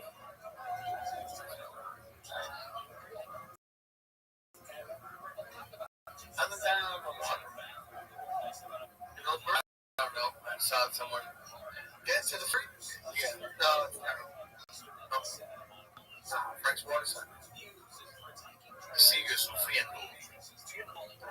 Somebody told me there's a Mexican joint on Boulevard East. On 50th and Boulevard East. It's got a balcony and patio. Chorizo. Yeah.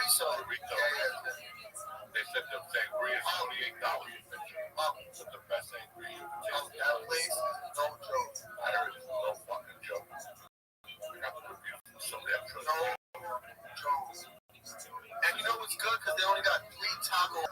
Pork, steak, and I think maybe chicken or ground beef. No fish, pork, or steak. There's no 20 options. That's how you know they go. It's a shout out to lots. Now, pizza. Sorrentino, Sorrentino. I've heard about this many meatballs forever. They lived up to the hype. Delicious. And that pizza was good also. Yeah. Margarita. Pizza house, like great. I like the meat because you can never put one meatball in your mouth. There you go. Unless you can. There you go. You can put a black nut in your mouth. I know what's coming. But, no, please. I'm setting you up. It's the setup and the sleep. I don't need no fucking setup. It works. I don't need no setup. But then don't make money in that picture. No, they took that in South Dakota. Yeah, that's a straight up Ozempic shot right there. Even more, dog.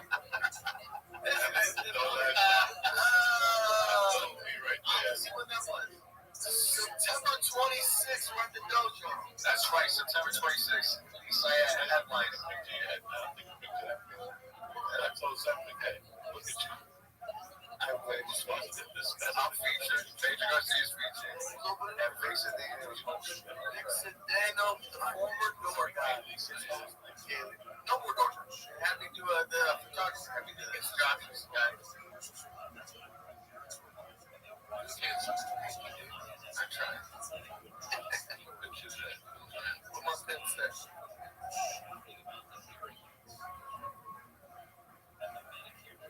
My man Dario, congratulations. Thank you, Dario. There you go, Lee. A little selfie action, ladies and gentlemen. They love you, Lee. I love them. Well, I was 26 when this video. Huh? Oh, yeah, I haven't even won yet. It doesn't matter. Percentage of percentage of what? You didn't give me this pick. Yes, I did. You did not. I asked you for making somebody asking questions. Why not asking questions? I just gave you something like that. I'm mad. And now you're going to profit. You did not. I'm profiting from your availability to make you want to eat a cheeseburger. Thirsty. Take the cheeseburger out of my toes. I'm a buyer. Unbelievable.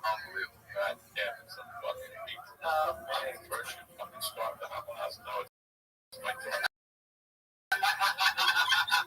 Director of Israel style. That is how I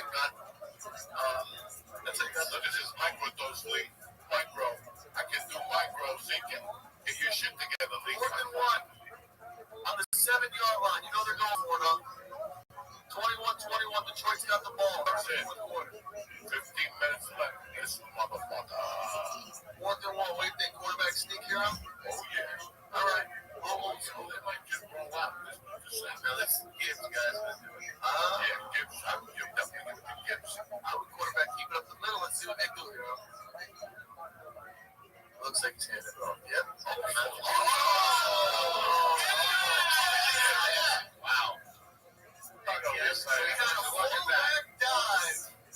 Pitch to the outside. Stop with a diner and a cheeseburger. Like a gentleman. Look at this. If I can find the motherfucker that's open. I know. Fuck, we can go right now. Cheeseburger. Get some sodas. Yeah. That place is 91st Street.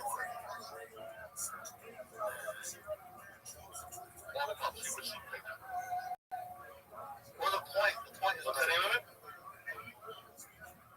What about Gotham City? What Gotham City? That's Richfield. Richfield closed up. Oh yeah? Oh shit. Oh, I thought there was. Oof. With my day, there were 24 hours. Damn. Check the data. See whatever though. Damn, what kind of shit yourself? There you go. 28-21 East Side, baby. I want this game to end right now. Look at this play call. Look, we thought a little bitch. We thought a little quarterback key. How about the fuck that special pitch to the outside? That was the second one. They did the flea flicker too. They got some good play calls.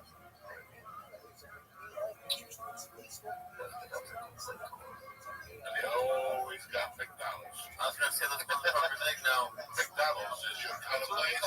Cheeseburgers in your face. French fries up your nose. Whatever up your toes. Last time I went there, I shipped my underwear. McDonald's is your kind. No, thanks for my time. Is your dad watch the WWE? I watch it. Really? You know, when the girl plays, I'm like, sorry. Yeah, how you beginning to get popcorn? You know what I'm saying? But Gotham's open. Gotham is open. At what time? 11:15. That's kind of close. And I was just hoping to point. What's the boulevard doing? See how calm. Oh, please. The guy's still looking into a phone of death. Figuring out the virus.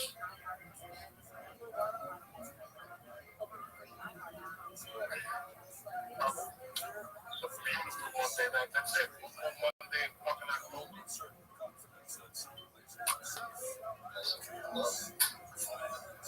Look at me calling mine as a professional. Hi, what's the soup of the day today?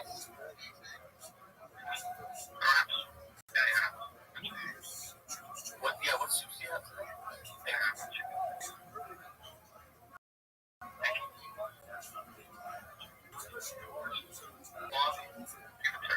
How's lots of balls? Is it good?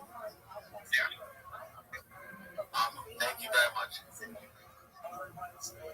That sounded terrible. Yeah, to give it a guy's voice. He sounded sad. Brother Carlos is Applebee's 26. Applebee's. Oh, I got it. Next time you go to Applebee's, you need a rib, turn that rib around. And look at the bottom of that rib. You'll never eat a rib again. No. God, I know. Nobody goes ever. Why would you eat ribs at Applebee's? I would never. I'm just saying. It's like going to Arby's now. Oh, yeah. Some guys like, you know that. Oh. Yeah, the boulevard detective decided to lose about his job. He didn't feel confident about the food. We don't have some good things. The only thing we got open is Spanish. Colombian or Cuban. What's a Cuban food, man? Las Palmas on 61st.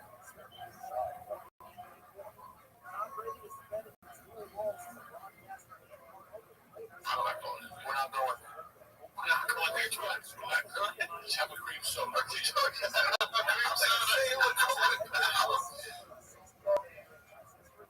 All right, we don't go. Let's boycott it. That's it. Have a soda. What'd you say? Have a soda. Relax.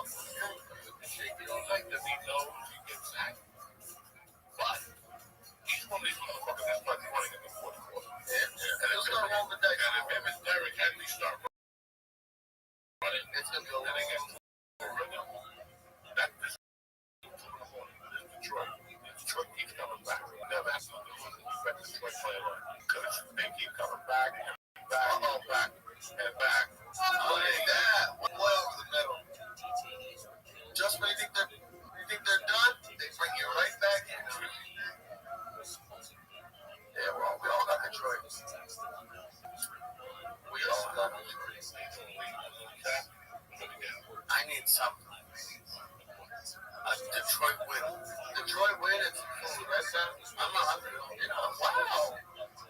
I ate 18,000 meatballs. No. That's tuxedo.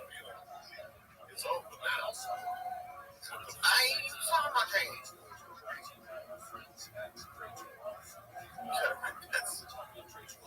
You're gonna go full tie or normal tie? I'm gonna go clown tie. Oh, wow. No, I don't. I think I might make a suit. We'll see. I don't know. Maybe we'll make a suit from scratch. I'll sew it myself. What do you pay to sing with your What? You can't make a fucking suit. I can make a fucking suit. I can make a staple. Figure it out. Figure it out.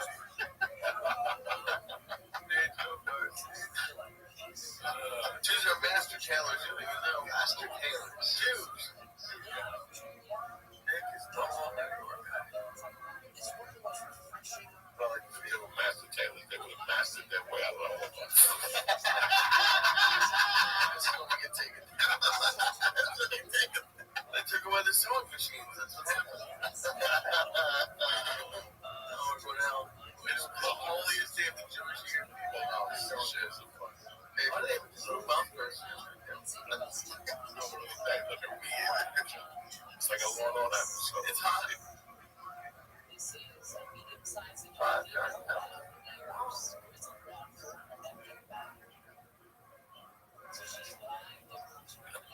You know what else would be nice right now? A little cold fried rice. You know what? I haven't been back to the Cuban Chinese place. What's happening right now? They're open? 10:35. Are they open?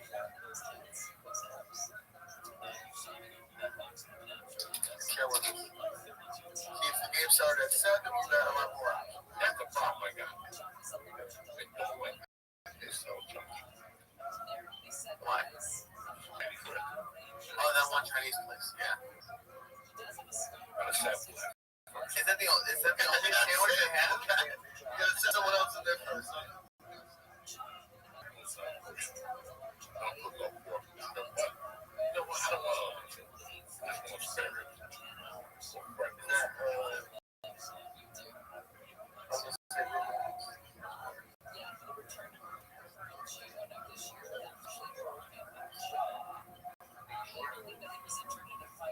With that sauce on it?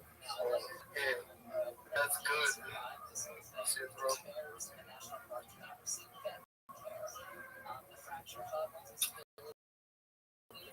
Nothing like good Chinese food. You find it there. There you go. Boom. There you go. Right. You know what I can go for about 6 peanut butter and jelly sandwiches.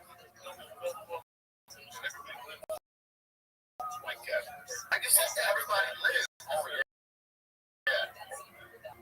I got an hour. I'll nail that point on the 11th. Get ready. Right after that, I go right home at that point. That's like cats. Or terror.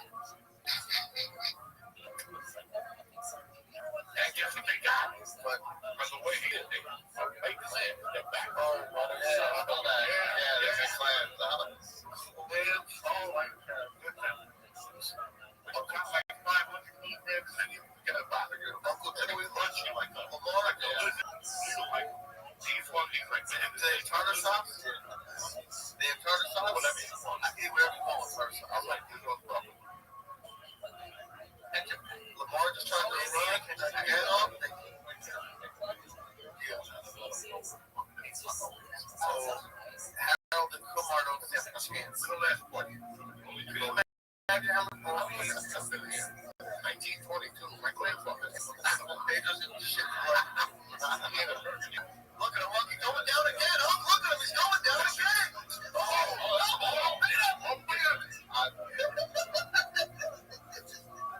Yo, what's the fuck? I think that's the whistle before he's down there. Oh, the whistle. Oh, the whistle.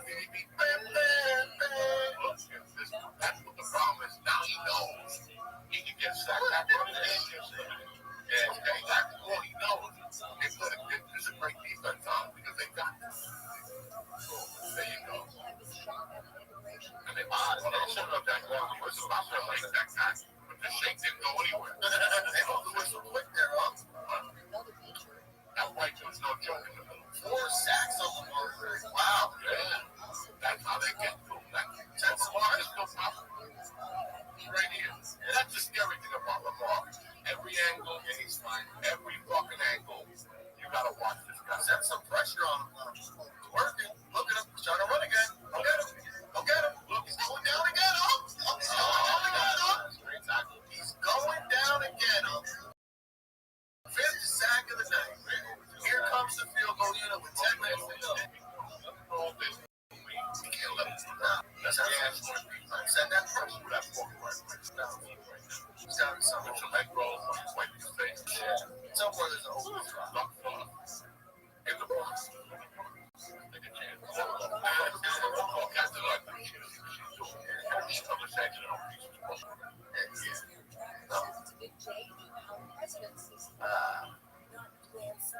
You would took a chance on? You would took a chance on it? Chance. You would rather say what? There's not a chance. I would bet all the money I have. He would not go to the same. He missed it. Oh my God. Oh, they gave us right. Wait, what? What? On the high? Fuck that replay. It's that wax. Look at that hair. Chick, you'll beat him up. Yeah.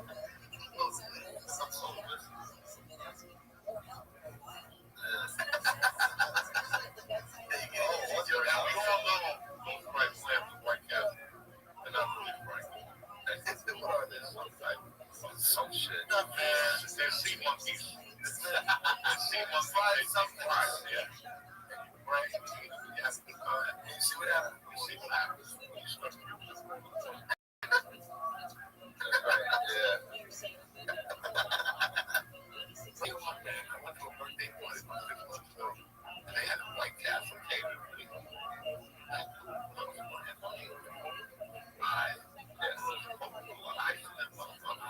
Ain't nothing wrong with that. Ain't nothing wrong. Only sweet 16. Oh, you get a grass cat. The more you eat, one of them's going to be poisonous. Okay? You know what I'm saying? Like if you eat 5 of them, one of them is going to be all they push the whole line in. One hand, there's always a lady there. Missing finger, there's always somebody there. What's it going on 90? Yeah, there's always somebody. That's been there since you were little too. That White Castle always been there. First time I went down, paper contest. My first New Jersey, I don't know what made me go out of the house. Some guy choked up his brother, ran me some paper contest, and I won it. I get the description of the Jersey Journal. That was that. $50. He took me to White Castle. I was going to White Castle, eating like real American. So I'm having a run on. You know, go to bed. Oh, shit. Because I wasn't used to that type of thing. I was also eating. I was alone, so I mean that cute shit. That good shit. Yeah, they got real food. They didn't allow you when I was growing up. Like, I wouldn't even eat fried chicken when I was in Miami. And nobody knew my God. I wasn't allowed to eat it here. Not at all. Your mom was not flavors. No McDonald's. In those days, it was McDonald's. And Kentucky Fried Chicken. That was just Burger King, baby. I don't remember Wendy's when I was older. It was McDonald's, Burger King, and Club. Now, there was really McDonald's in KS. But the first place I had Mr. Pibb, when you're Spanish, when you're a kid in Jersey, you go to Miami, you taste Mr. Pibb. Way better than that. It's the same soda, right? Yeah. Basically, you know, but that's what I love Iron Beer. No, Iron Beer is the Dr. Yeah. Iron Beer is the best of all. Yeah. No. Then I got the guy with his fingers in my French fry. Wipe this not. No. Wipe let it go. We don't want that smell. Can't get rid of it. That's like fucking that dude in Goodfellas. What choice?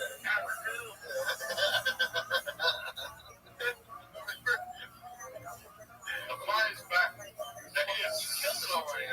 No, I hit him. I knocked him off the court. But he went to the seat. He got a second. He got some energy. Got a little piece of it. Remember when Joe Pesci telling his mom, and he was like, no, what? Give me a little.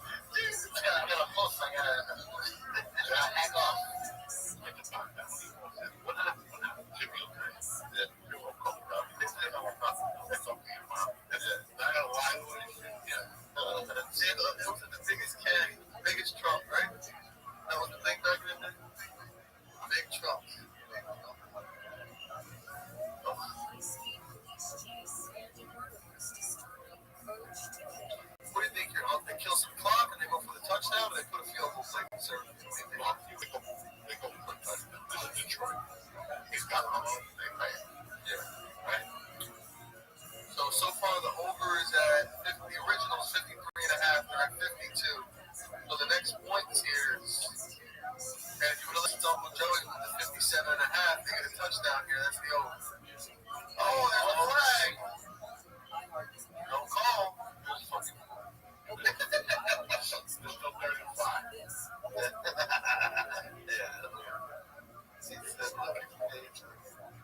Is that guy's real name Tesla? That was like a flag. He's light. It's crazy. Crazy how far goes back. Bring it up. 3rd and 5. Uncle Joey got me moderating this thing. I know the play calls. Here we go. Oh, man. Ball start unless they got the timeout. What do we got here? You got the timeout. Oh, that looks like I don't know. You know, like put the ball. Put the ball. Second down. He said put the ball. That's what I'm surprised. Don't be expecting it.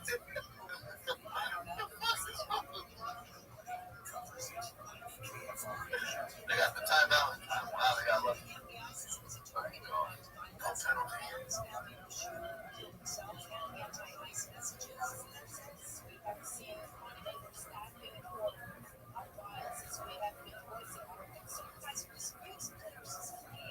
Is that a ring? Yeah. We should be getting rain right now. Yes, they're right all week. Yeah. So come to the Dogger, September 26th. A Jew, Cuban, what are you? Yeah.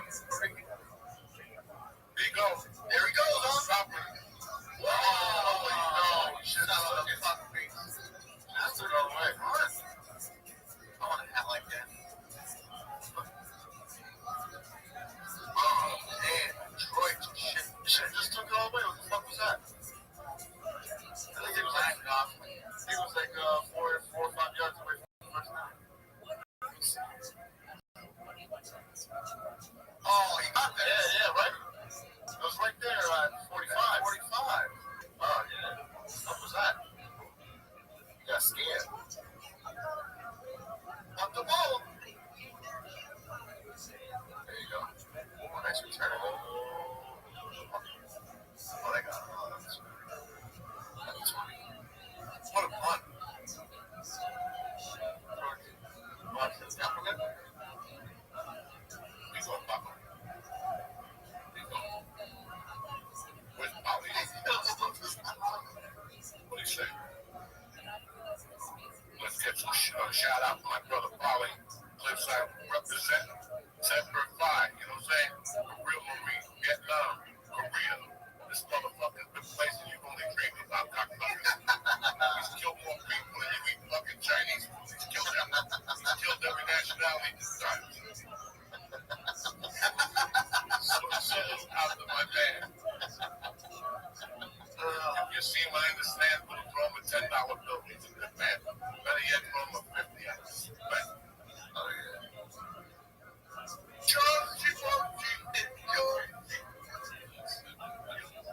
That's chicken in the fucking boat today.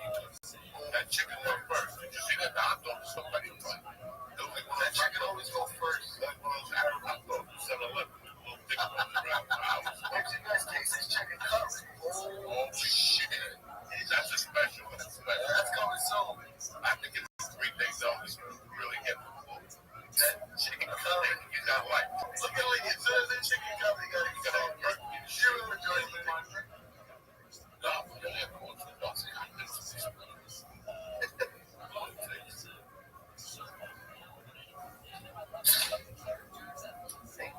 what it's all about on a Monday night with family. You know what I'm saying? I'm trying to figure out how I'm going to get this platform being for the girly thing.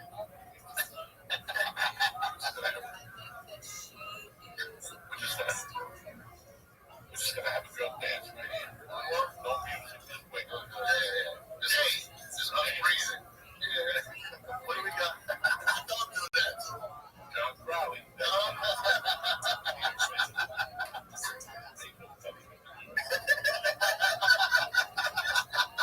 That's the guy you see from the stone that pops up in the door. He jumps out. That was a young Uncle Joey, 1981. Eyes all fucked up, no eyebrows. Straight. That was the freebasing days. Fucking freebasing days. Totally happened. Let's hear it was. Such a prick. Jesus Christ. Wait. Another month. Look, the fly's back. He's flying around. You know, the fly's been chasing him. You see the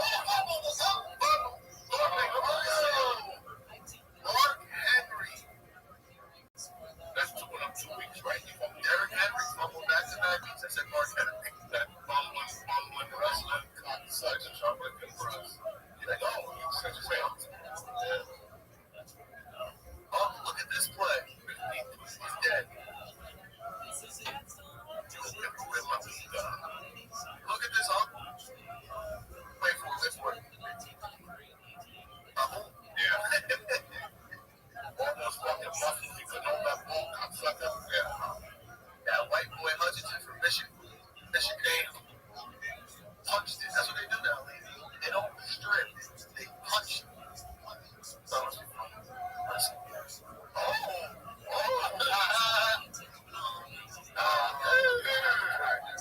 Derrick Henry's getting a little emotional. He's great. He's amazing. I really get shit. I'm going to get the ball. Yeah. All you got to do is run the ball. Anything happens, kick the field goal. Play it safe. Just. Nah, you got to bury these motherfuckers. You got to go for the 6, but you don't want to get over a press. Nah, but you got to bury these motherfuckers quick. Yeah. Because if not, they'll come back and you're only up by 4. Yeah, think about that. They're going to score one. They're going to score another. They're going to score another. Don't think it's over. There's 8 minutes left in this game. 6 minutes. 6, 8. That's a big difference. I think we could run down. 7 minutes, cocksucker. We got to put a touchdown on the board right now. Right now. You got to wait. There we go. Right now, Lee. Oh, yeah. Waiting for what now, Lee? God damn it. They're waiting for Reggie. Oh, yeah, right now.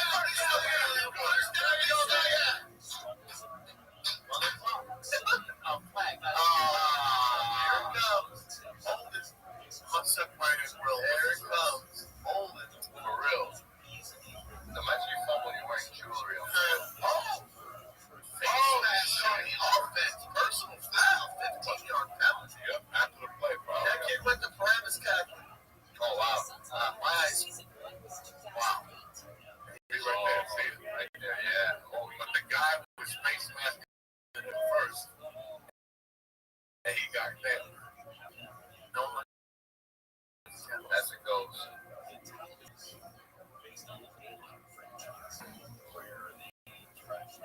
Only running back with a fumble in each of his first 3 games. Great back calls. Second and 22.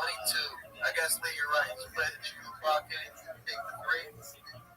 I'm not saying take the 3, but now it's different. Second and 20. He's not the only person.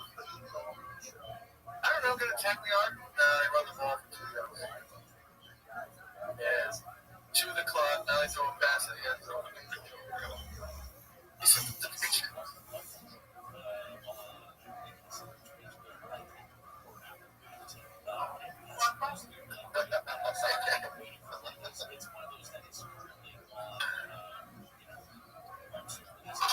Look at them quick.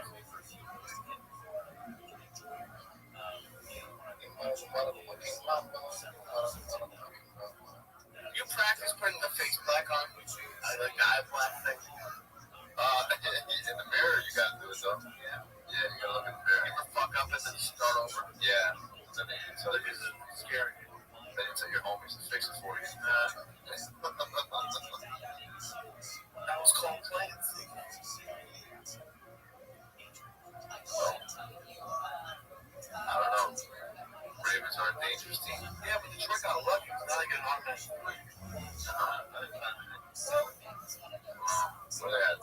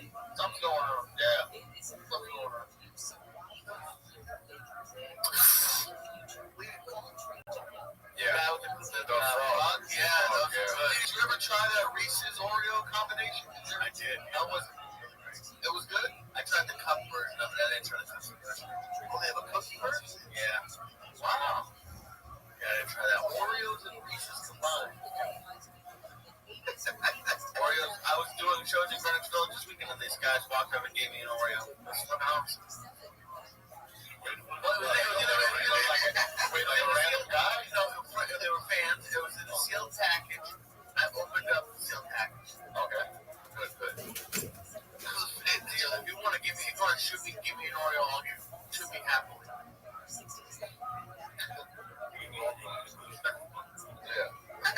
Sex. My album better.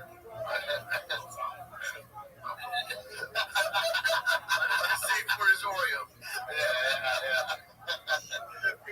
Oh my gosh, sorry. Well, that's the bad one. Where we going for his bachelor party? Huh? Where we taking? George. We can't tell him. Like, she doesn't give a fuck. Put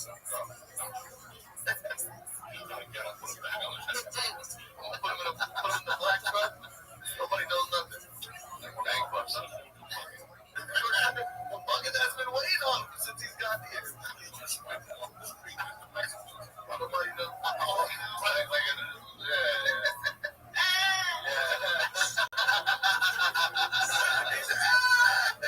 Oh my God! Look at this. Remember that guy? 97 Hutchins. He's sick. I haven't seen Lamar get blown like this in a long time. He's blown to that line. They can't block. Look up. Bubble. Now, you guys try to block. Ran right through him. Get off me. Get off me. Get off me. Bubble. Jesus, they jumped. Second and 16. They're just going to blitz. Look. Not a play. He's tired. And they have to. Oh, my God. Now they're going to come up and hit him. Nowhere to go. Oh. That's my hill. 5:37 to go. DraftKings for the crowd. It's yours. DraftKings, baby. Maybe not tonight. Maybe you pull the trigger next Sunday. The only way to go. Go to DraftKings. Just not going to bet it. What's the game Thursday night? This Thursday? Seattle and the Cardinals. All right, thank God we're not calling that game. What we got next Monday, Lee? Oh, we got 2 games. 3rd and 12 with 5 minutes to go in the fourth quarter. Detroit is up by a touchdown. Here we go. We got some pressure. Here goes Lamar. He's going down again. He's going down again. Wow. He went to Don Bosco. Look at this guy. Still in the league.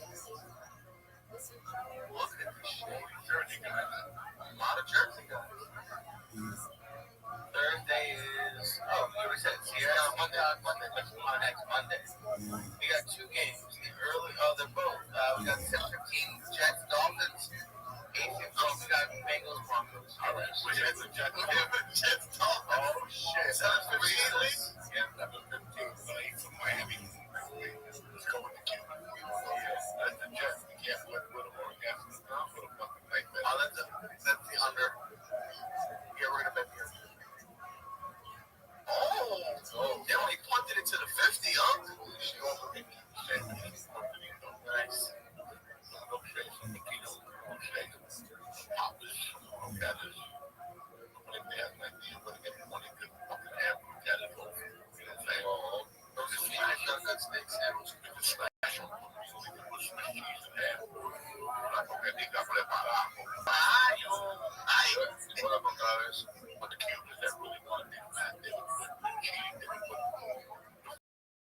First level,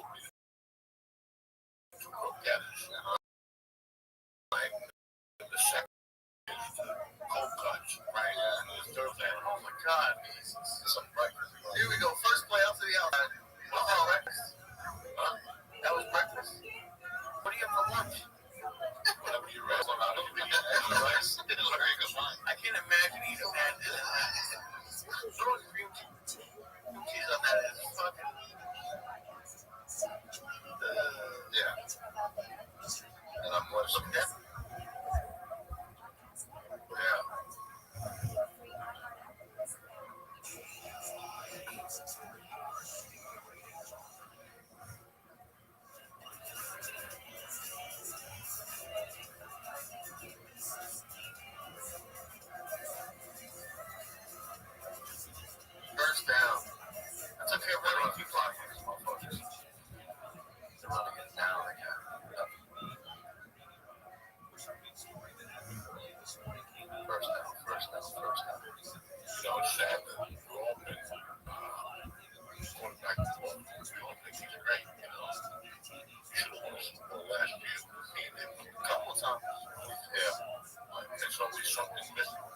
He's got 3 MVPs. Yeah. In 8 years, he's got 3 MVPs. They got to protect him. That's a tough game. I know that Detroit was plus 200. Doesn't make sense. I mean, that's why it's extremely important to have a strong line. Football.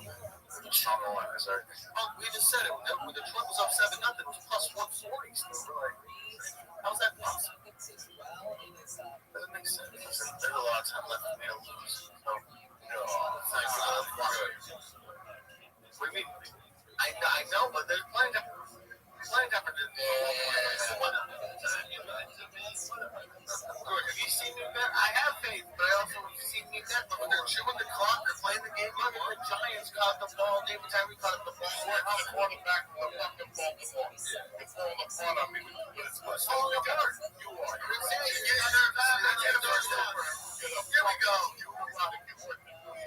With a 16-year-old training girl. Jesus Christ. Jesus Christ. Fucking erotic. With the kiss and death on yourself. I'm surprised you don't hit out fucking little Becky.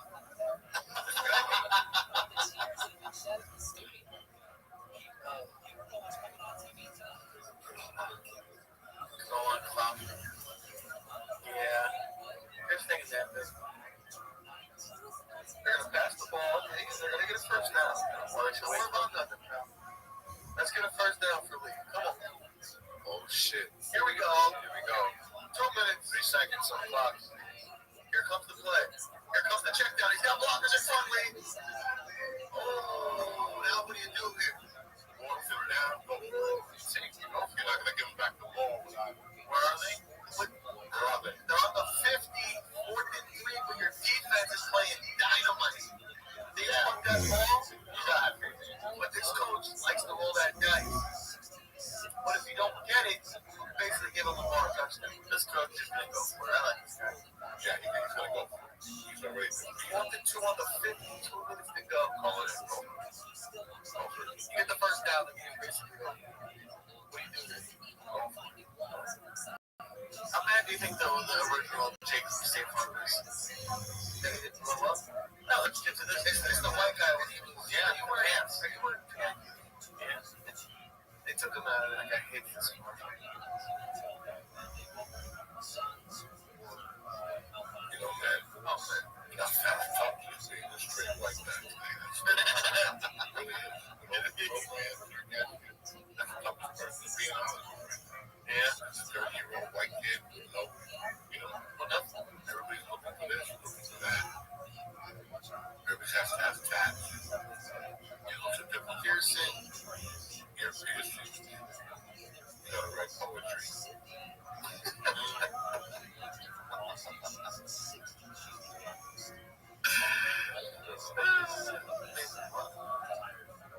The breakfast at that lounge stinks. The American Express. Where are they? Yeah. Oh, they Express has their own, which you can hide in. No, they do. American Express has one. At every airport? Not every airport. They have it at JFK.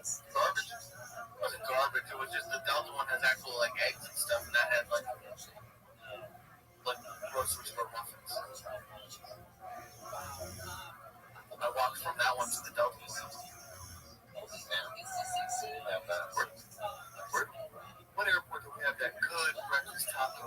Is that I was coming back from Austin? You said that was going to be the spot too. You said it's going to hit like 5:30 in the morning.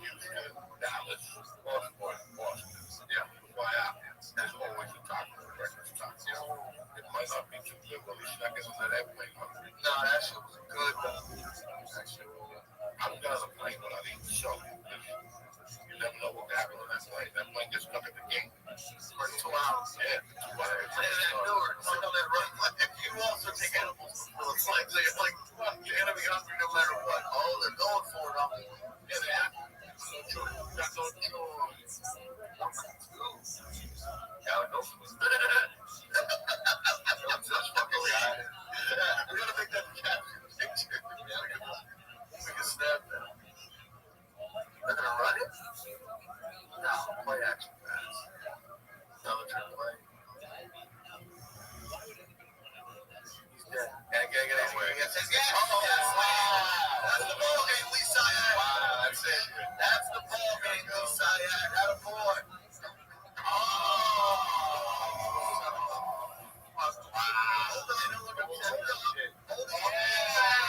That penalty is declined.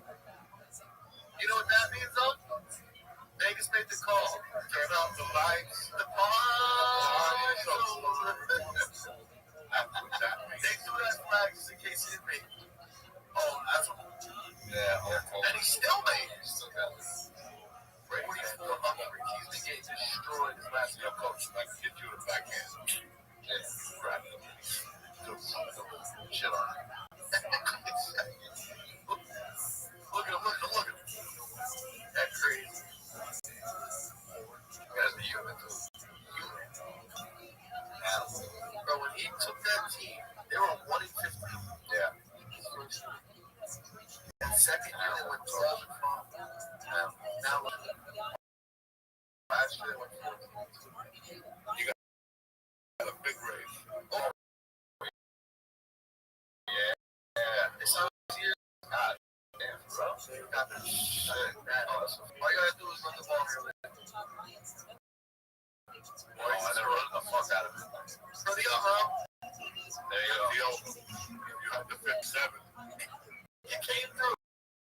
It came through. They just gave up.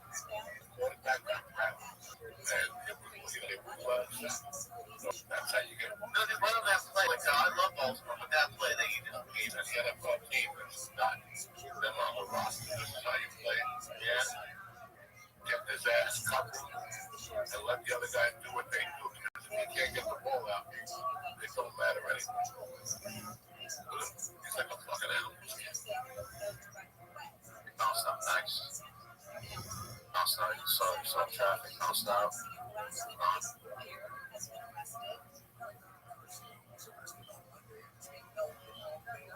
I mean, that horrible TV game, especially this year, right? I mean, that was a great game against Buffalo. Yeah, and they lost. That's right. Forgot about that game.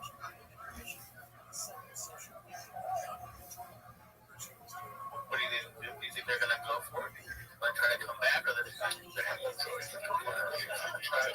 They still got 3 timeouts. Yeah, you got to do something. Look at that. You would have never thought that. Run up and down. Everybody been there. Dude, I looked. That was what that meant. I think it was like halftime. He had like 35 or something already. That one was at 52 total for the team or something. Boy, that Dallas team in the 90s, right? You gotta watch that. Crazy. What was it called? The White House. That's a long 8 episodes, an hour piece.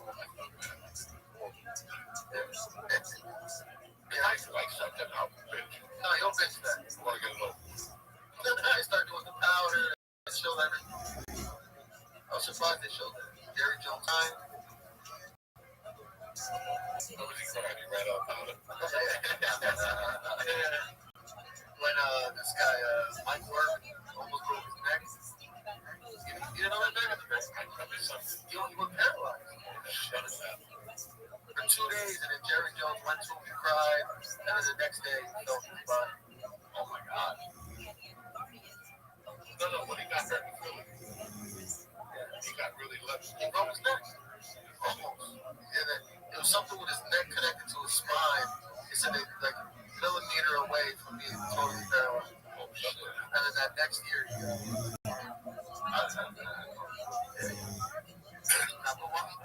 I knew Dallas. Everyone kept saying Dallas in the 90s, but we're going to find out. We're on Netflix. There you go. That's where you go. Gotta go for it, though, right?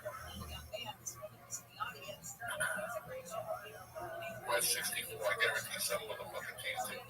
Yeah, like 7. Man, this is coming. It's like Chicken-Rally. There could be a late touchdown here. You're like Chicken-Rally with 25. This guy put $5 to win $100,000 2 away. That's gotta be me. 23. I told him that. Hawaii put 25. Oh my my God, this guy's dead. Look at him. Oh, look at him. Shucks, I'm sorry. They're sad.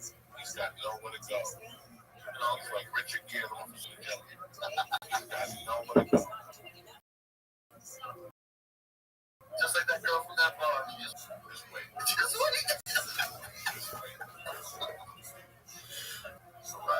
They have the time. They're not going to use it because they want to save it for their imaginary defense. I think they just they want to go home. 3rd and 28. He's going to go down again. They're going to throw a check down for 10 yards. Oh my! What the fuck? Look at this! He got now 3 bullets. See that? Oh shit! Lamar Jackson. Thank God somebody did something. Yeah. That shit, bro. Imagine if you had 1 seconds left.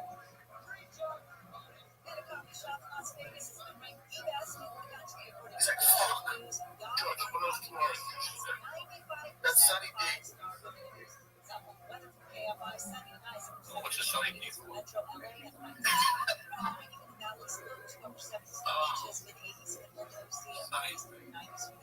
Tequila. Oh, yeah. Oh, where's vodka? Oh, there it is.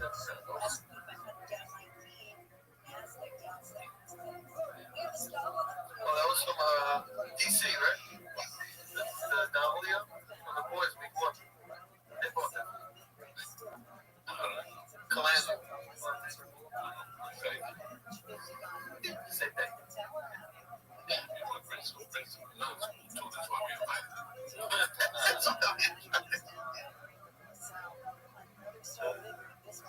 Oh, shit. 40 seconds to go, guys. The Ravens are down by 2 touchdowns. Lamar's on the run. He's running for his life. That sucks, man. Just running. That sucks. Every play you got to be ready to run. As a quarterback. Look at this. He has his mouthpiece on the top of his helmet. That's the thing I see with receivers a lot. They don't wear their mouthpiece. Oh, God, they want to talk. I'm what? They want to talk shit. George is right. What happened? Oh, that's what it is. Yeah, they want to talk shit. Like, I think it is funny. This guy ain't me. Everybody getting fired. What the fuck is blame on? That's the general manager. How'd I know?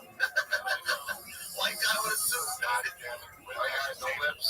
He's never seen it. Went crazy. Like he's crying. Threw his t-shirt up in the stands. Antonio Brown. Yeah. Was that him on the pod? What is that, Antonio Brown? He wears helmets on the podcast. I think so. He got burned. Oh, you're right. He shot someone. Look at this. For the over from Mike Ciccarelli. Over yet, oh shit. Look for the news. He's still there. They're going to get an onside kick and score.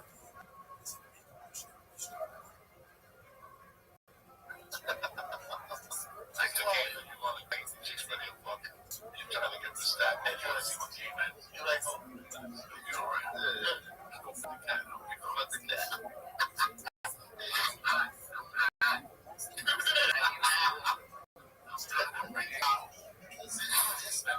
To me, I saw the movie one time. The walk turned.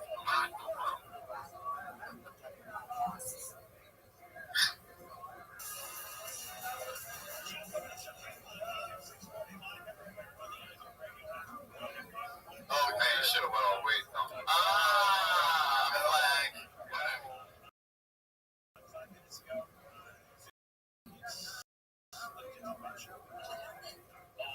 Lions. Oh, Jesus Christ. Knocking on the door. Knocking on the door.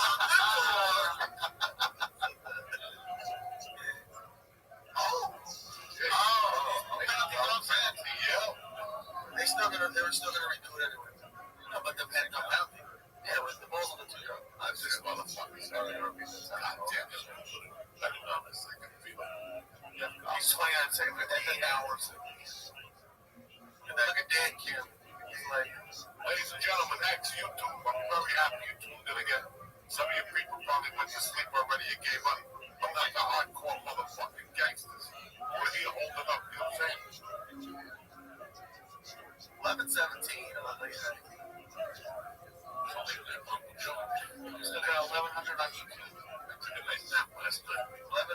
jujitsu still strong. Let's check it. People watch the party. 4 hours in? Shit. It don't matter, so we're having a good time. That's all that matters. Some people want to watch it, some people, whatever. That's not total for the night. That's right now. It's a fucking that right now, right? That's right. 11,000 on. I'm watching that. 11,000. Look at this, ladies and gentlemen. Here comes the outside kick. Get the hands tee now. Hands tee. I've been ready. They're 1 for 11. I don't know if that's a good or a bad sign. I don't know if you see it. When Tyson Fury won his fight, the guy was like, Jesus Christ! He started singing that song. And the outside kick was for the win, Lee. Detroit wins the ball game. Lee's a winner. There's plenty of time to mess up. How was there plenty of time to mess up? Oh, I fumble on a kneel. That wasn't a bad one. Fumble on a kneel.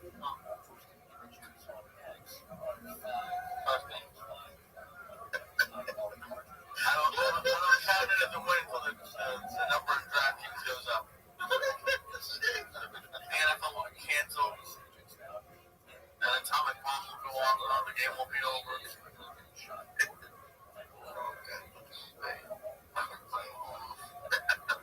It can happen. And that's the ball game. That's the ball game, ladies and gentlemen. Again, DraftKings Monday. Listen, be ready for Thursday night. Download the app. $5 gets you 200 bonus bets. Instant like that. Nothing wrong with that. And you get 200 off the YouTube TV. YouTube TV. Next week, Baltimore plays the Chiefs on Monday night. No, just baseball. An early game next week. We got Jets in Miami, 7 o'clock game. Be there or be square. Love you. See you next week.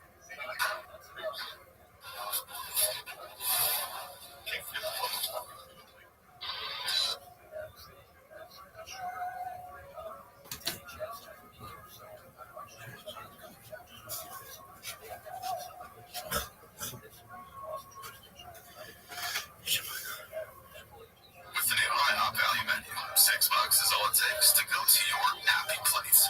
Where your breakfast faves like pancakes, eggs, and bacon, or French toast with sausage and eggs are all just $6. The new value menu, every day at IHOP.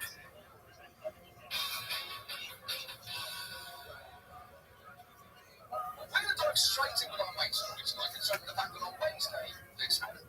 Overnight, ABC holding late-night talk show host Jimmy Kimmel off the air hours after a threat from the head of the Federal Communications Commission.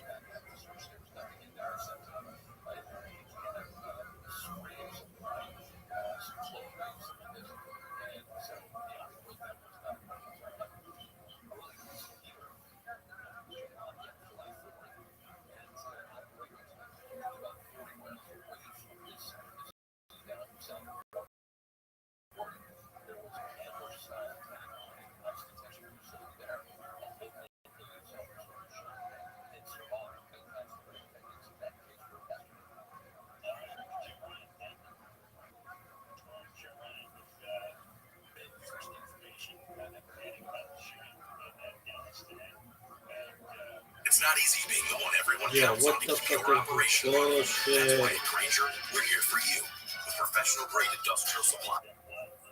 This episode is brought to you by Upstart. More on that later. Let's get into the do. But before we do, I want to tell you, and I apologize for this, it's not something I really wanted to do with Phoenix. I'm not going to be there this weekend with everything going on, with all the announcements from the CDC, with all the announcements from the DOH. It's not smart to be out there. Let's get through this thing. Get past it, have some fun. So, Phoenix House of Comedy, my dates have been rescheduled. I'll be there September 24th through the 26th.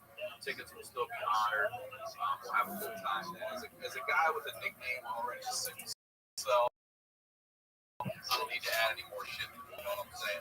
I'll see you.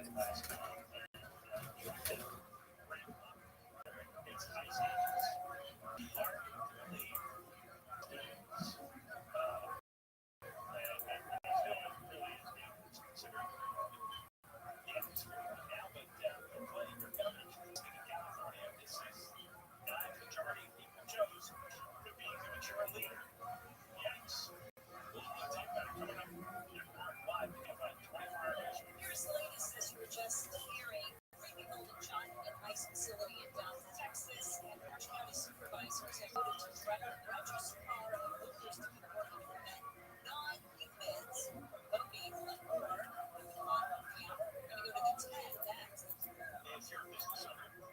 Don't you listen? You can't afford to be charged. Simply can't.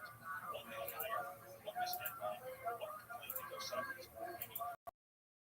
Staring at the 6 figure plus. And that's what I want to tell you about Guardian HR, a full service HR solution with attorneys on call. Whether you have 5 employees or 5 self-diagnosed provides information for harassment claims. It's like having an HR department exactly overhead. You even get your own dedicated HR manager because your team and your business get the support you need. Guardian HR. Protect your business. Costly lawsuits. Thousands of businesses using Guardian. Visit guardianhr.com today. Step tour their platform and services with a member of their team. Tell them John sent you. Protect your business from all this nonsense.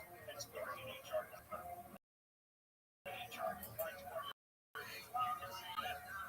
Your Toyota dealer strike the Toyota Scam truck with Toyota.com is in the city.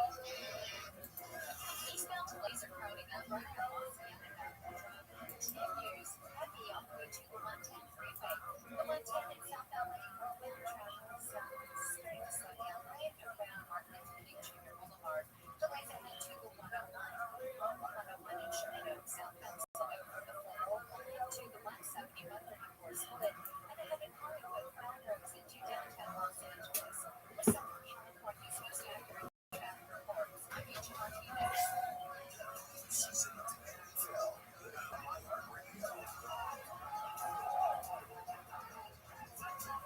Start more on that later. Let's get into the news. But before we do, I want to tell you, and I apologize for this, it's not something I really wanted to do in Phoenix. I'm not going to be there this weekend with everything going on.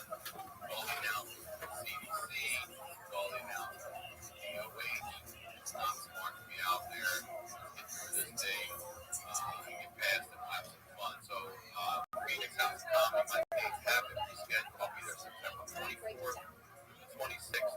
Tickets will still be honored. We'll have a good time there. As a guy with a nickname already sick to sell, I don't need to add any more shit to the list. You know what I'm saying? I'll see September.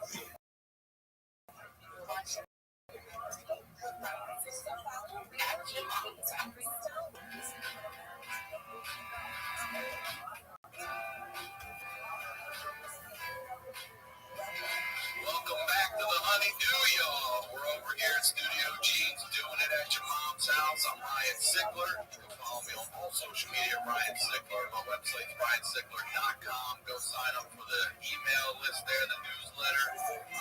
Phoenix House of Comedy. I'll be there this weekend, the 19th through the 21st. I'll be at the La Jolla Comedy Store March 26th. And I'll be at the Red Room in Huntington Beach April 3rd. And then I'll be up in Vancouver.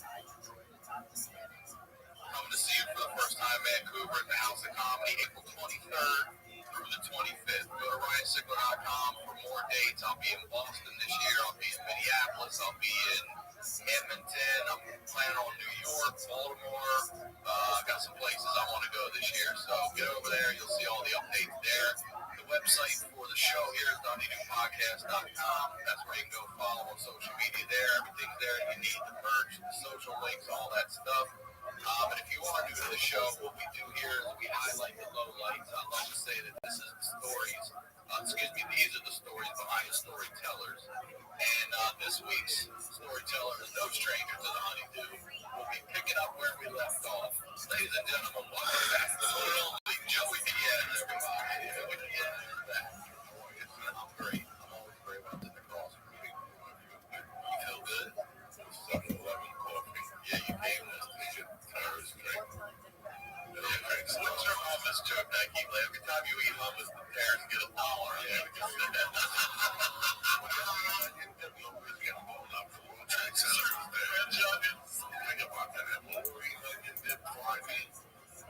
fucking shit smells like that from that looking soup.